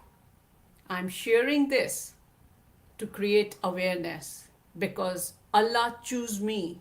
Allah selected me for this journey. If you have any issue, if you get triggered, dive within. There must be something within you that is bothering you. Nothing to do with me. I'm here to help you in transforming your life. I'm here to hold your hand, to help you to walk on your journey, to live with authenticity. I am authentic. I don't have any issue. And you know what, my friends? Someone messaged me, are you a single mom? And I was like, whoa, another thing. And I said, why? And he said, I feel sorry for your husband, because you are such a courageous and bold woman. How can your husband tolerate you? And I told him and the rest of the people who asked me this question, that my daughter and my husband, they are my wings. They help me to fly. Without their support, I'm nothing. So thank you very much for asking me this question. And my husband is my head crown. And in our culture, it's called Sartaj. Because of him, I am here. Because of his support, I am here. And first, I filled my cup. And when it started overflowing with love, gratitude, kindness, confidence, no depression, no anxiety, just love, love, love, love. Then I stood up like a being relationship guru, because I don't share what I did not apply in my life. I don't only talk, I prove it. Yes, this is what it is. This is who I am, Fiza, the relationship guru, Australia's #1 relationship guru.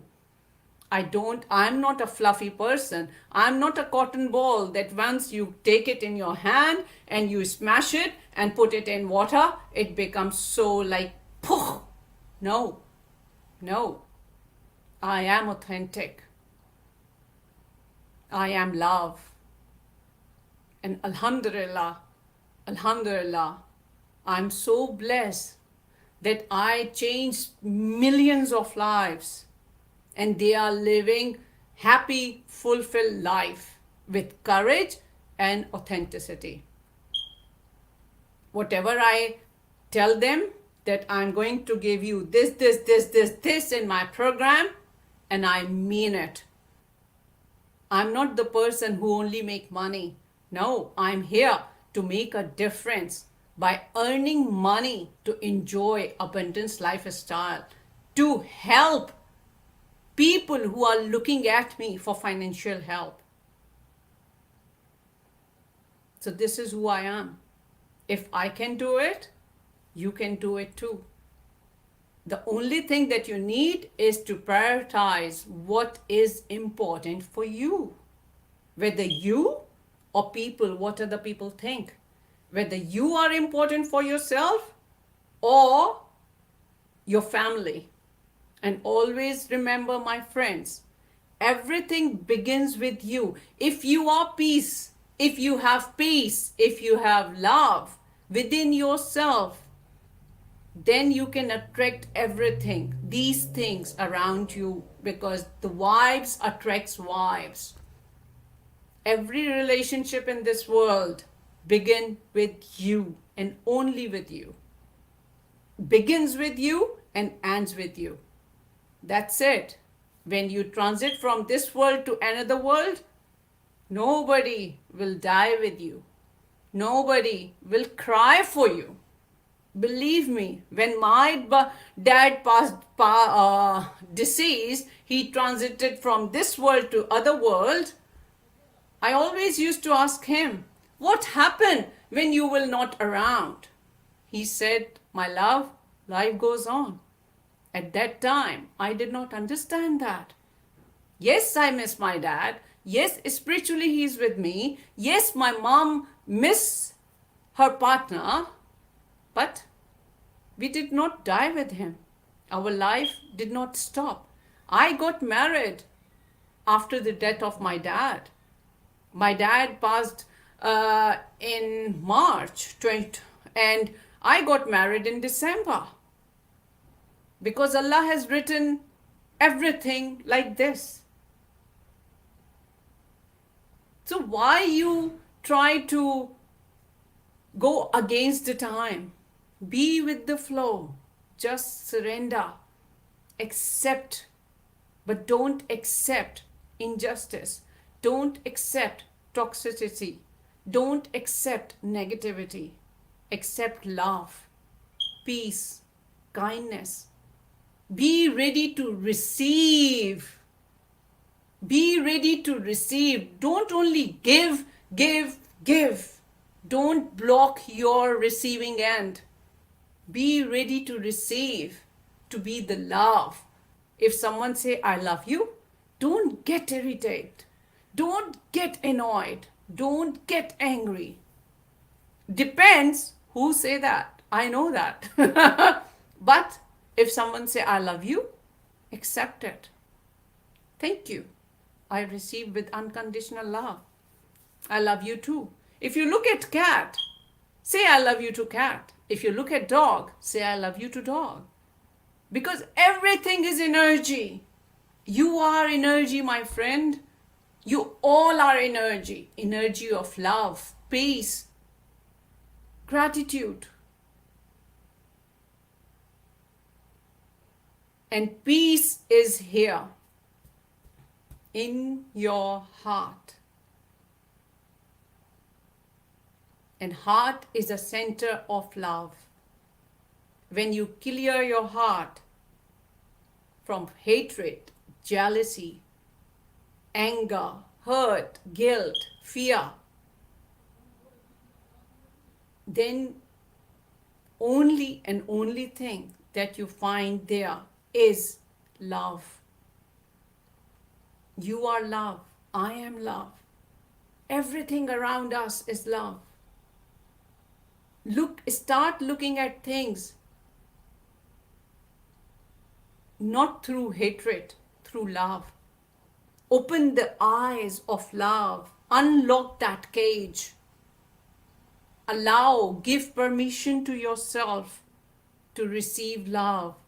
Give permission to yourself to be you, beautiful being, because you are beautiful. You are amazing. You are peace. You are love. You are light. Here I must have to share one story, very small. I have a friend. She had a breakup. I don't suggest people to just, destroy their home, their marriage. No. I tried there, I helped them to save, to change themselves, to transform their life first. And if they see that there is no result, they are not getting any result after all those actions and efforts, then they have to move on. She called me and she said, this happening in my life, because I know her for last 25, 26 years, and I know her story. But I disconnected with her for some reason. And I keep on getting very, very strange, yucky vibes from her. And one day I called her and I said, she's in my country, she's in Pakistan. And I called her and I said, is everything okay? And out of the blue, I called her. And she said, no. Believe me, I got goosebumps when she said no, because I already sense it. I spiritually visited her place and I saw and observed her husband's attitude with her, the way he was yelling and insulting her. I was spiritually present there. But I did not say anything to her. I wanted her to speak up, to just break the fear. And now today, she is doing a course. I suggested her that, please, are you ready to hold my hand? And she said, yes. And I helped her. And she was in doubt. She was very doubtful that, oh, if I will not gain anything then. And I said, don't worry, you will not lose it. And now she's regaining her confidence. She is doing one course in Pakistan. She started expressing herself by writing. She's doing copywriting course. So helping people is not only to make money. Helping people means to guide them in a proper way where they will find their purpose. I know money is energy. I know without money you can't even bring food on table. But money, money, money. Please delete this. Always money, money, money, money, money. Don't chase money. Get to that level where money chases you, because you are energy. Money is energy. It is exchange of your energy. Get to that level when you attract people who are ready to invest. Get to that level that God start showering abundance from known and unknown sources. And that start from here, from your heart.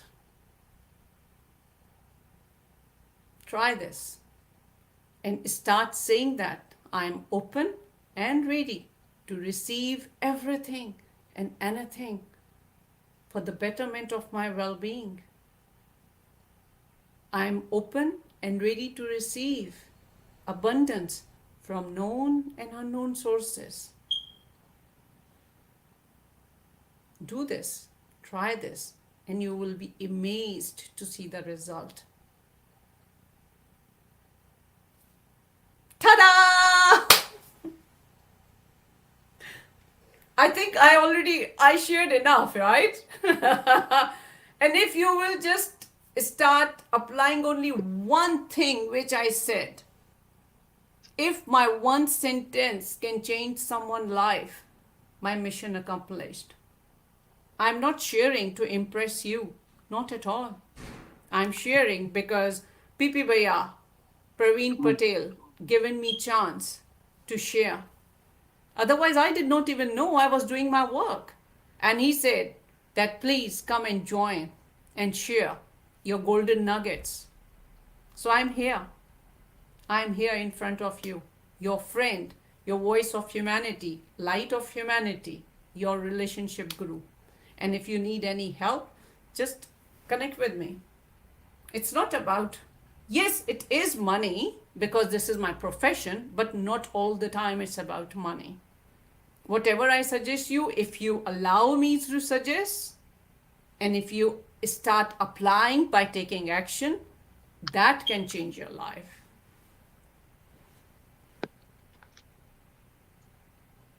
Fizazi, I'm blown away. Like I got goosebumps. Today you shared. How come I'm hearing the echo? Okay, I'm going to go away from the stream. I'm going to come back from the stream. Wait. I mute myself and let's see, yeah? Oh, from my side. Okay, hold on. My side.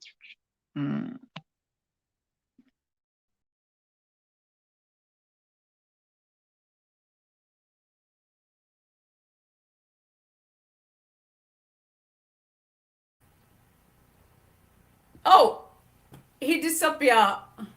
Anyway, he'll join us soon. He's here now. Yes. Welcome back.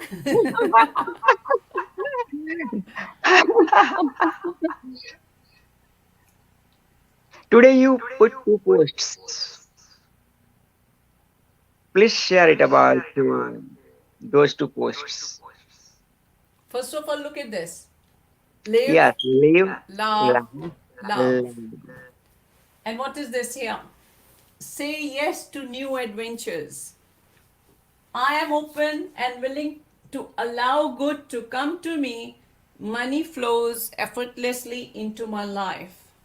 And another one, I smooth sea, never made a skilled sailor. One more time. What is the last one? A smooth sea, never made a skilled sailor. Wow. Let me go to the right point. Let me think of Titanic. Fizazi, what's your opinion about oh God. You're talking about my 2 posts, right? Coach me right now. Coach me live. I'm just sharing. भाड़ में गया image. Okay, Fizazi. What happened? Are you okay? You mesmerized with my talk? I'm the pornographic addict for decades, Fizazi. My marriage was broken 6 years ago because of my addiction watching pornography. I didn't take physical relations except my wife, but I was so addicted with pornography, Fizazi. My marriage suffered. Fizazi, yes, I am recovering from that, but like still like once in a while, let's say once a month or sometimes twice a month also I watch pornography. Fizazi, help me out. I need your help. And person, there are millions of people. They need your help. That's it, man. I did it, man. I did it. That's okay. Help me out. That's okay. At least you realize that you made a mistake.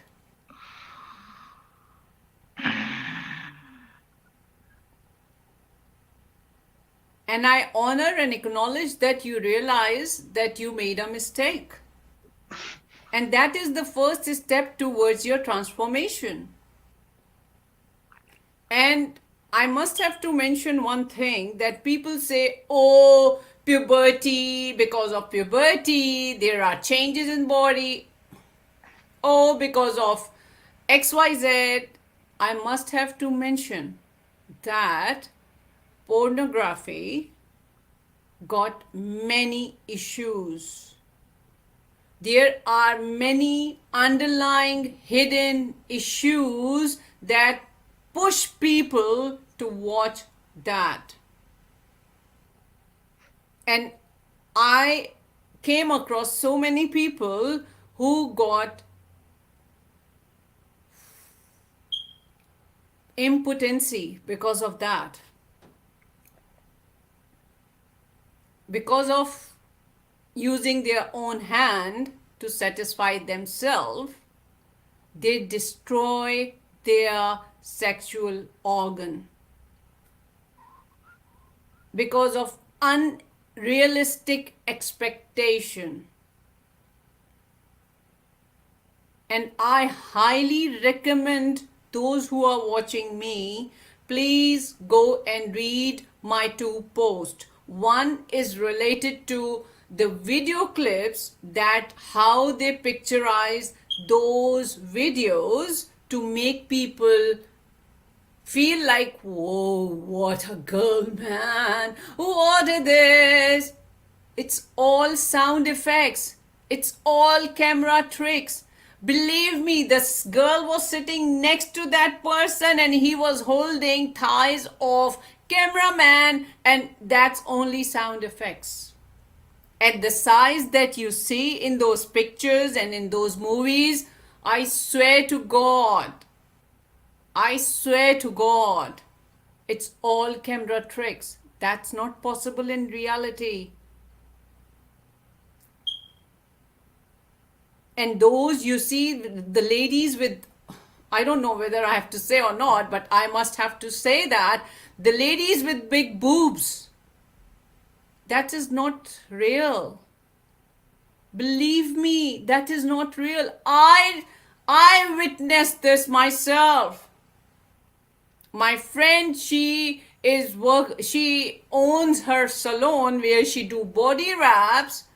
And one day when she get back home after work, she called me. Instead of entering in her house, she knocked my door like a, impatient person. And she said that, Fiza, I want to share something, because my friend and I, we judge ourselves because of our body. That we are very skinny, we are this, we are that. And she was so impressed by that lady. She got thick lips, she got whatnot. And when she was wrapping her body, accidentally, she touched her boob. And she said, oh, I'm so sorry. And when she touched her boob, her finger gone boom. And she got so embarrassed. And that lady started laughing. What do you think? She took her name and she said, what do you think? Is this my whole body natural? No. This is not natural. You are more beautiful than me. Because I have a fear of rejection. Because I am a party girl, so I used to go in parties. I do this just to please people, not to please myself. I am so guilty about this. And I was like, what? And she said, Fiza, I want you to meet her. And I told her that I will bring my friend and we will catch up for coffee. And she said, okay, fine. And when my friend and we went to meet her,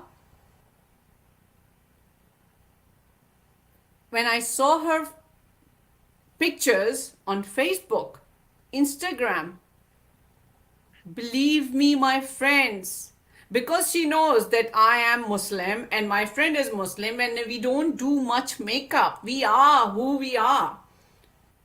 When she was waiting for us, we did not even recognize her without makeup. So please, people, please stop faking your life. Please. I am here to help you.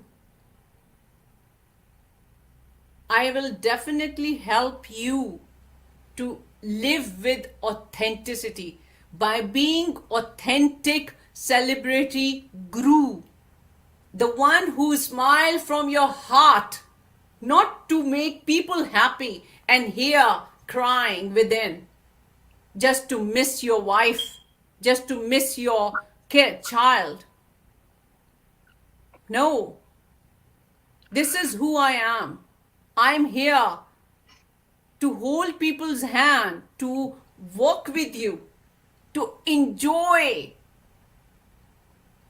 without judging you, without saying that, you are stupid. Why you done this? You don't have to do this. I'm not like that, because I know the pain when coaches just attack you, because I had been through that, and I hate that coach. I hate that coach. I literally mean it. But now whenever he comes in my mind, I always send love, because he needs healing. Because coaches are here, gurus are here to support you and help you, not to judge you. Only those people judge whose cup is not full.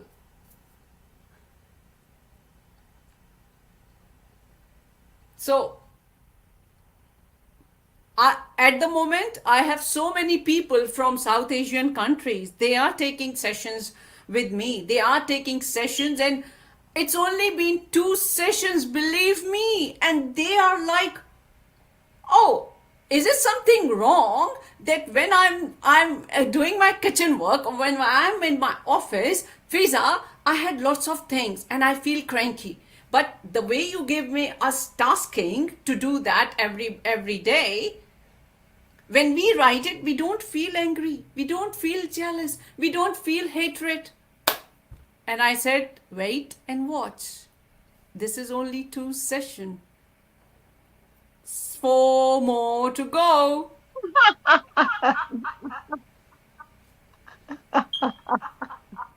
And if people say I'm expensive, I only ask one thing. As compared to what?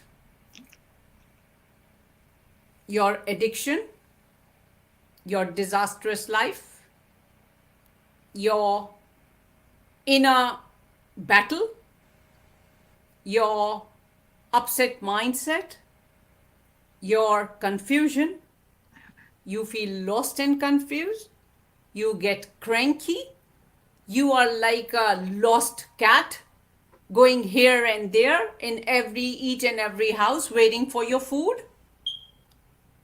I'm not expensive. You are expensive. You are precious. You are worthy. Only and only when you realize it. When you acknowledge that money is just energy. And the way you invest in yourself, no matter what, that start radiating in each and every area of your life. I invested nearly $50,000 in my personal development to save my relationship with my handsome, smart husband, because I don't want to lose him. I don't want to lose him. I don't want to shatter my daughter's confidence by labeling that she belongs to a broken family. And all the fault was within me, not in him. I was looking at my own reflection in me. I was looking all my insecurities and pouring and blaming him. And one after, and I was like onion. After investing myself, when my coaches, and like what I do with my clients, when I start peeling one after another layer, they peel it themselves. I only guide them. They use their subconscious mind, their own thoughts in peeling their past and looking to the reality that, oh my God, the cause of my anger is not my husband. This is my sexual harassment, that someone sexually harassed me when I was 2 years old. Can you imagine 65 years old recall that sexual harassment? Imagine for 65 years that person carried that burden. And that person said, "Holy crap, how I come to know that?" And I said, "You follow instructions."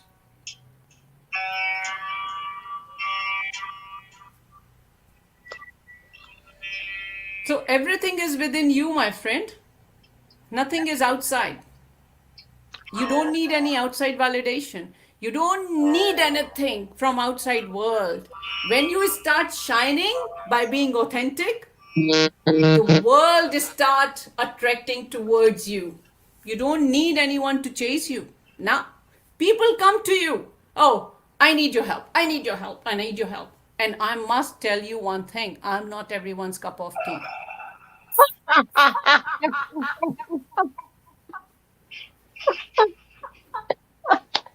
None of us are anyone's all cup of tea. That's what makes the world go round. Yeah. I think that's what makes the world go round. Cup of tea. I was just talking to Philip before this was out, and he said that the indigenous cultures always had that in place. That everyone didn't have to be the same, because you needed the other voices to be able to make balance with life itself. You know? Yep. Yeah. Well, thank you so much. Beautiful. We're My on to pleasure. our next journey. Stay in if you'd like. We're bringing Sahar up. He's a good friend. And he's going to be playing our closing circle. We've got a beautiful 3 days, Mr. Robin.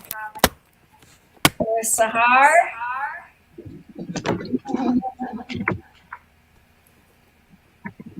Hello. Beautiful. So this is Fiza from Australia, originally from Pakistan. Dr. PPP, Pravin, we know from before. And we welcome you to bring out this the end of this chapter of 3 days. And then we're going to celebrate. So thank you so much for playing music for us. I'm just eternally grateful. Pravin, you have something to say? Yes. Fiza Kasif Khan, my baby.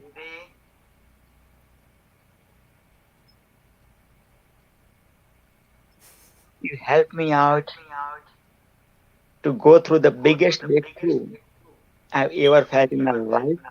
This was the one thing was stopping me to bring out my autobiography, The Celebrity Guru. When I read Mahatma Gandhi's autobiography, Mahatma Gandhi wrote in his book, my experiments with truth, in that book, about his incidents when his father about to die. Always he goes, taking care of father, like giving massage to the father. I think the echo's coming from your phone. Turn your phone off. Before the heart is still happening actually. I don't know where the echo's coming from. My phone is off. Huh.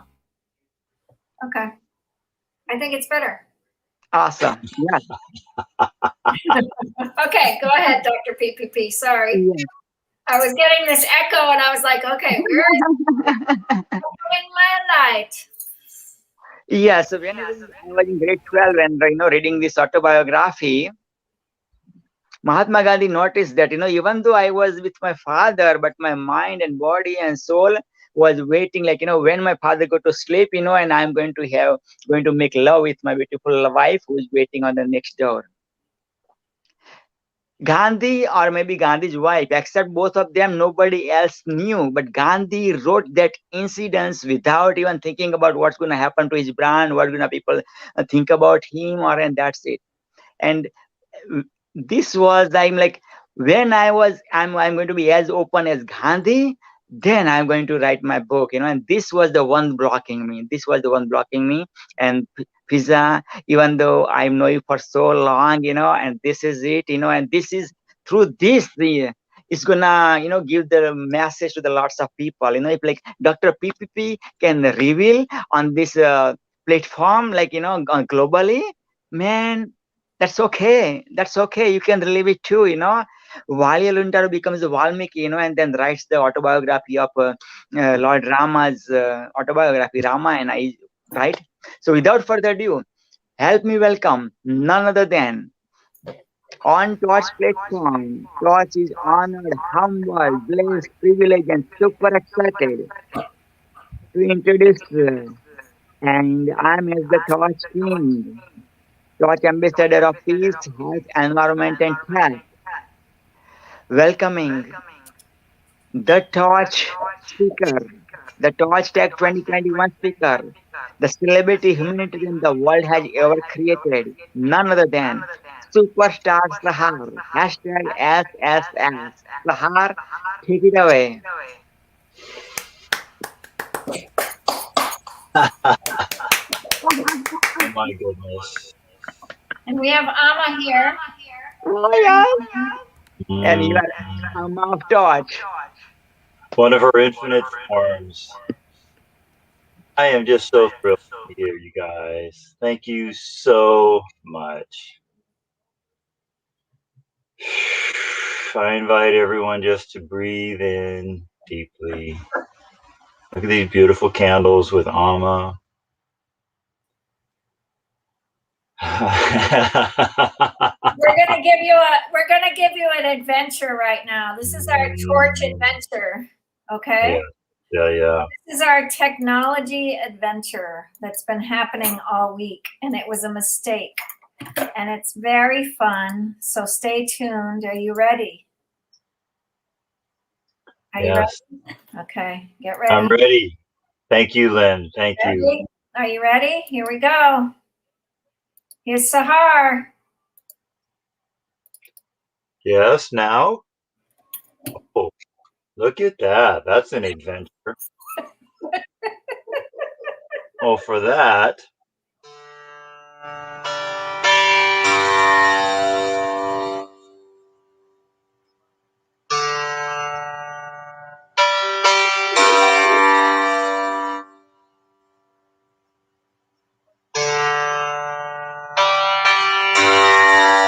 So please put me back into the main screen.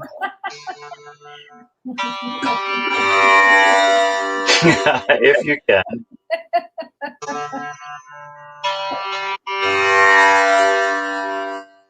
Technology is so fun. Yeah, there we are. Welcome. How perfect that here we are on this weekend and we are discussing technology, as I'm holding it, the marriage of technology and the natural world. And I am so stoked. I am so grateful, hugely, that life brings to me, through this very medium, so much of my life. More than half of my connections are here, right here. And I have the huge honor of connecting with people all over the planet. My therapy practice, half of it's here. My work of inspiring people, most of it's here. And my beloved, my beautiful beloved Alice, I met her here. And I and she connect so often right here online.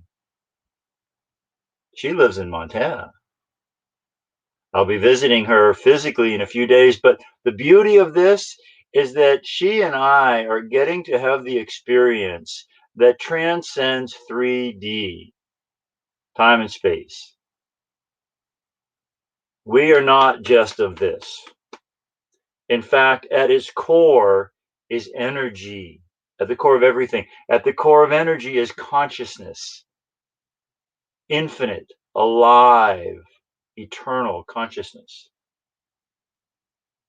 We're given through this medium to feel another's consciousness, not to just rely that the way we connect with them is this way, but truly the way we connect with another being is in their presence, their consciousness. And that can be done obviously right here. You're feeling my presence in this very moment. Although you could be anywhere on the planet, you feel the essence that is me, transcending space. And if you watch this in days to come, transcending time. Beautiful. I have this opportunity in my life to feel the energy, the consciousness of my beloved, and to connect with her profoundly, deeply, as much as we choose, much of the time, really deepening into the most important aspects of relationship: communication, true intimacy, getting each other into me you see, which is allowing myself to be seen, which is vulnerability, transparency. That can be done right here in our looking, in our conversations. As we get to know, we feel more deeply and deeply into the energy, the energetic presence of each person. We feel all the way, we have the capacity, the invitation to feel all the way to their truest consciousness. Their truest consciousness. We don't have the distraction of the physicality. We have their presence. How beautiful is that? What a gift this is that we've been given to truly connect with another's consciousness, presence. And that's the part that is eternal. Our bodies age. They go through all kinds of processes. But the part of us that is eternal, our consciousness, that goes on, our presence, that goes on. So I want to share with you about the ocean of consciousness, the ocean of peace. We are given this medium of technology. And there are those who say that we are given this medium as we are given the medium of light, the medium of so many different inventions to remind ourselves who we are. We were given the medium of the microwave to remind us that nothing is just solid, that it's all energy. We were given the mediums of the phone, the video, the computer, and so many other things to remind us that we're telepathic. We're empathetic, that we actually transcend the physical and can connect, to remind ourselves what are innately our own abilities, that we naturally, in our most natural way, have the capacity to connect with consciousness wherever and whenever, beyond time and space. The computer is a vehicle to remind us about who we are naturally. And one profound way of accessing that is dropping into the stillness beyond the mind that says I'm separate and alone and small and insignificant and unlovable, disconnected. Whew. So tonight we're going to sit in 3 rounds of meditation. And I invite you in this next few moments to reflect on that ocean of peace within you. In East India, for thousands of years has the question, who am I, been explored, where individuals have used their consciousness as their own laboratory. Thousands of years this has been the exploration. And long ago, there were many scriptures written describing who we are, the most important question in life. Who am I? That's the question we're all asking. Every way we answer, who am I, is how we are in the world. Who am I in this moment? Am I a victim? Then I see my world is filled with perpetrators and I should be fearing. Who am I? I'm a lover. Oh, I see opportunities to love with gratitude. Beautiful. That's how we answer, who am I in each moment? The East has had this answered for millennia. And in the words Satchitananda, Sanskrit for Sat Chit Ananda, is a description of who we are, essentially, our eternal self. Sat is existence, or the experience of I, just I. Chit is awareness of that existence. I am. You often will hear the term I am that I am. I am. Sat, existence. I. Chit, awareness of that existence. I am. And Ananda is bliss absolute. Bliss absolute.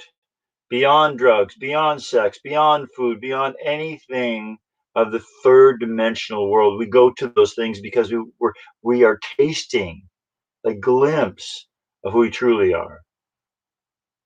Infinite bliss. Infinite bliss. Sat Chit Ananda.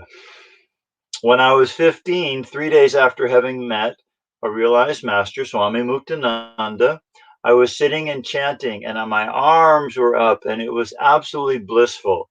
And in a moment, my consciousness shifted from this skin and bone, this bag of bones, to infinite awareness. Infinite awareness. There was no place or time that I was not. There was no center of the universe. This was all of this. There was no thought in this consciousness, in this mind, completely thought-free, such that in the thought-free state, one can access that. So I had no thought, infinite awareness, and bliss. Oh my God. Absolutely the most exquisite experience ever. Bliss absolute. So beautiful. I had this experience that lasted some time, and when the thought came in, this is awesome, it started to shrink down because I was saying this, I was identifying it. The moment we identify something, we limit its possibilities. We limit it, its infinity. And over time, I came back to this, but that experience has always stayed with me. This is who I truly am. Who I truly am. Stillness of consciousness, infinite awareness, and bliss. Absolute. And that's who each of us is. So tonight we're going to sit for 3 rounds of meditation, 5 minutes, 10 minutes, and 15 minutes. And I want to invite you now to get comfortable. I want to invite you now to turn off all the electronics other than the one you're listening to this. And I want to invite you to either listen to this through your best speakers or through your best earphones, earbuds. As we move into, because I will be playing the tambura,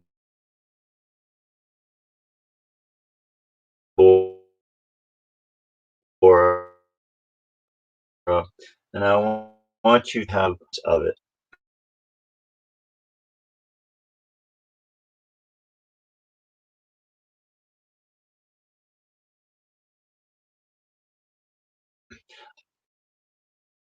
Meditative instrument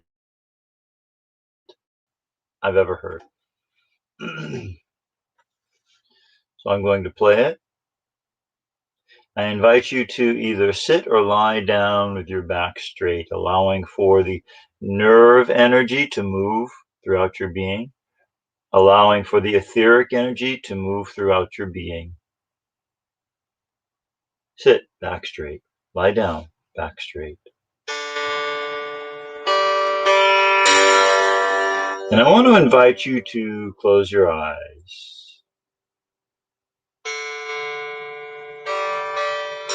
Bring all your attention to your listening.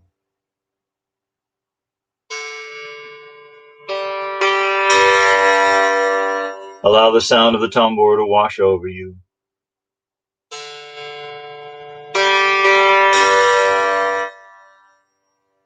Allow your breathing to slow way down.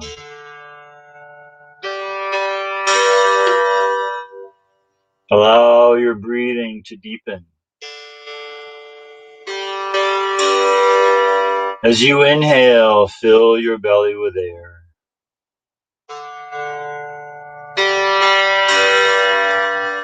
As you exhale, release all tension.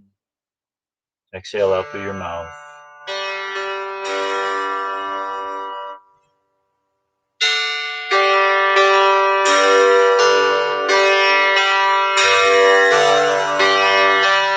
Breathe slowly and deeply.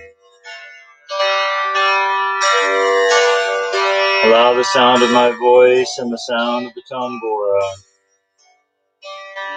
to be an invitation for you to drop into peace.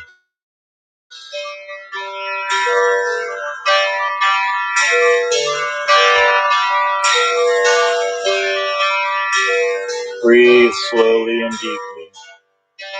And allow yourself to let go of the outside, turning your attention within.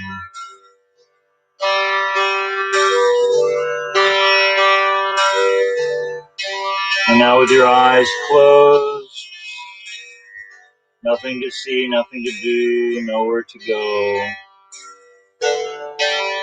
Imagine you can allow yourself to drop down as though your consciousness is behind your eyes. And you allow yourself to drop down now, like a pebble, gently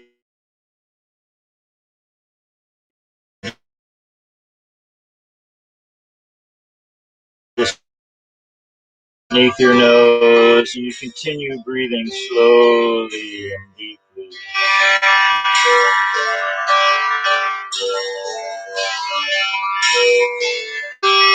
Continue dropping down beneath your mouth.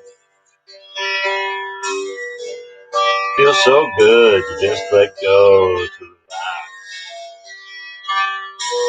Drop down beneath your chin and your jaw.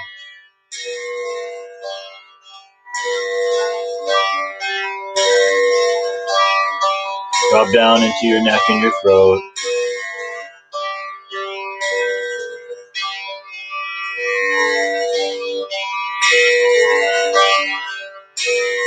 And feel yourself drop into peace.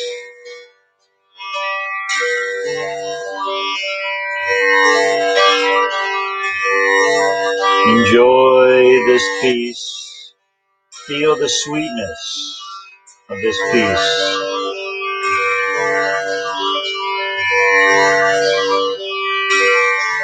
How good it feels.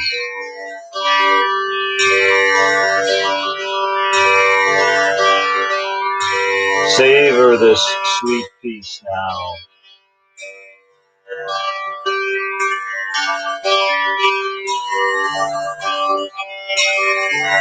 And as you breathe down into this peace now,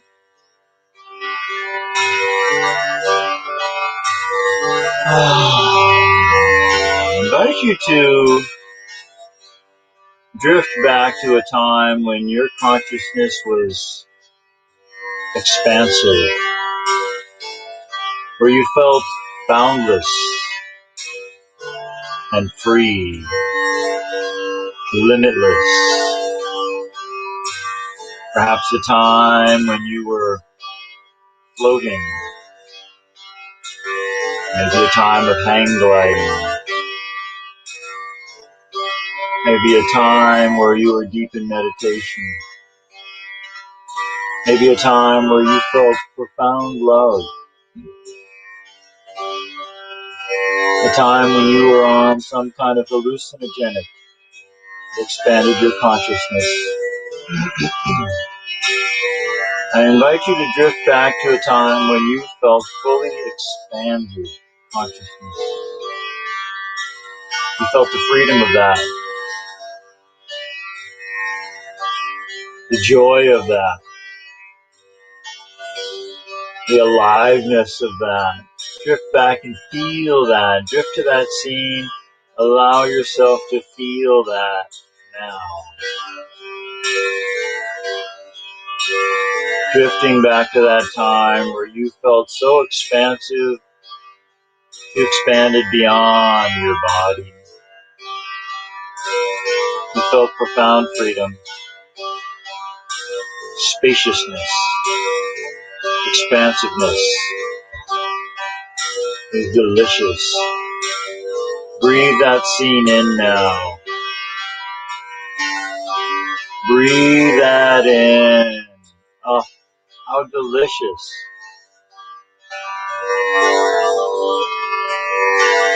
Yes. Enjoy that.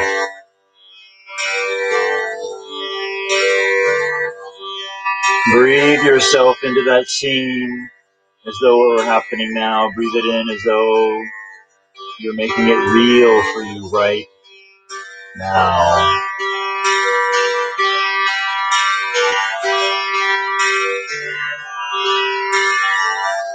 And as you experience this beauty, this expansiveness, I invite you to allow a word that for you best represents this experience to come to mind.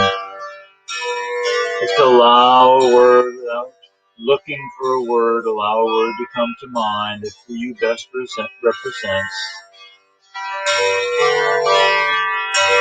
the experience you're having now.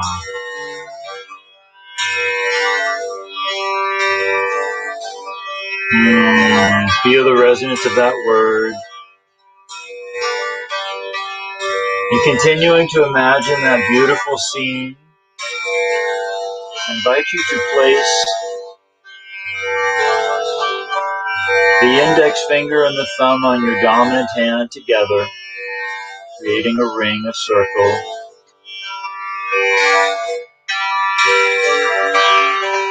And I invite you, as you imagine the scene now, to take in 3 deep abdominal breaths, repeating that word silently to yourself with your fingers connected.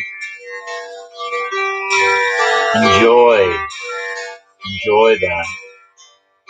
What you're doing now as you breathe this in is you're doing an anchoring technique as a way of anchoring this experience.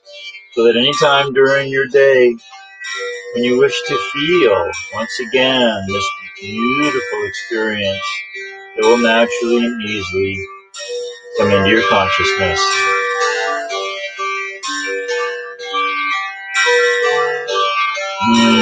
Beautiful. Separate your fingers now. And continue breathing slowly and deeply into the peace and the sweetness you're experiencing. This is a taste of the ocean of peace, of consciousness, of joy that is you.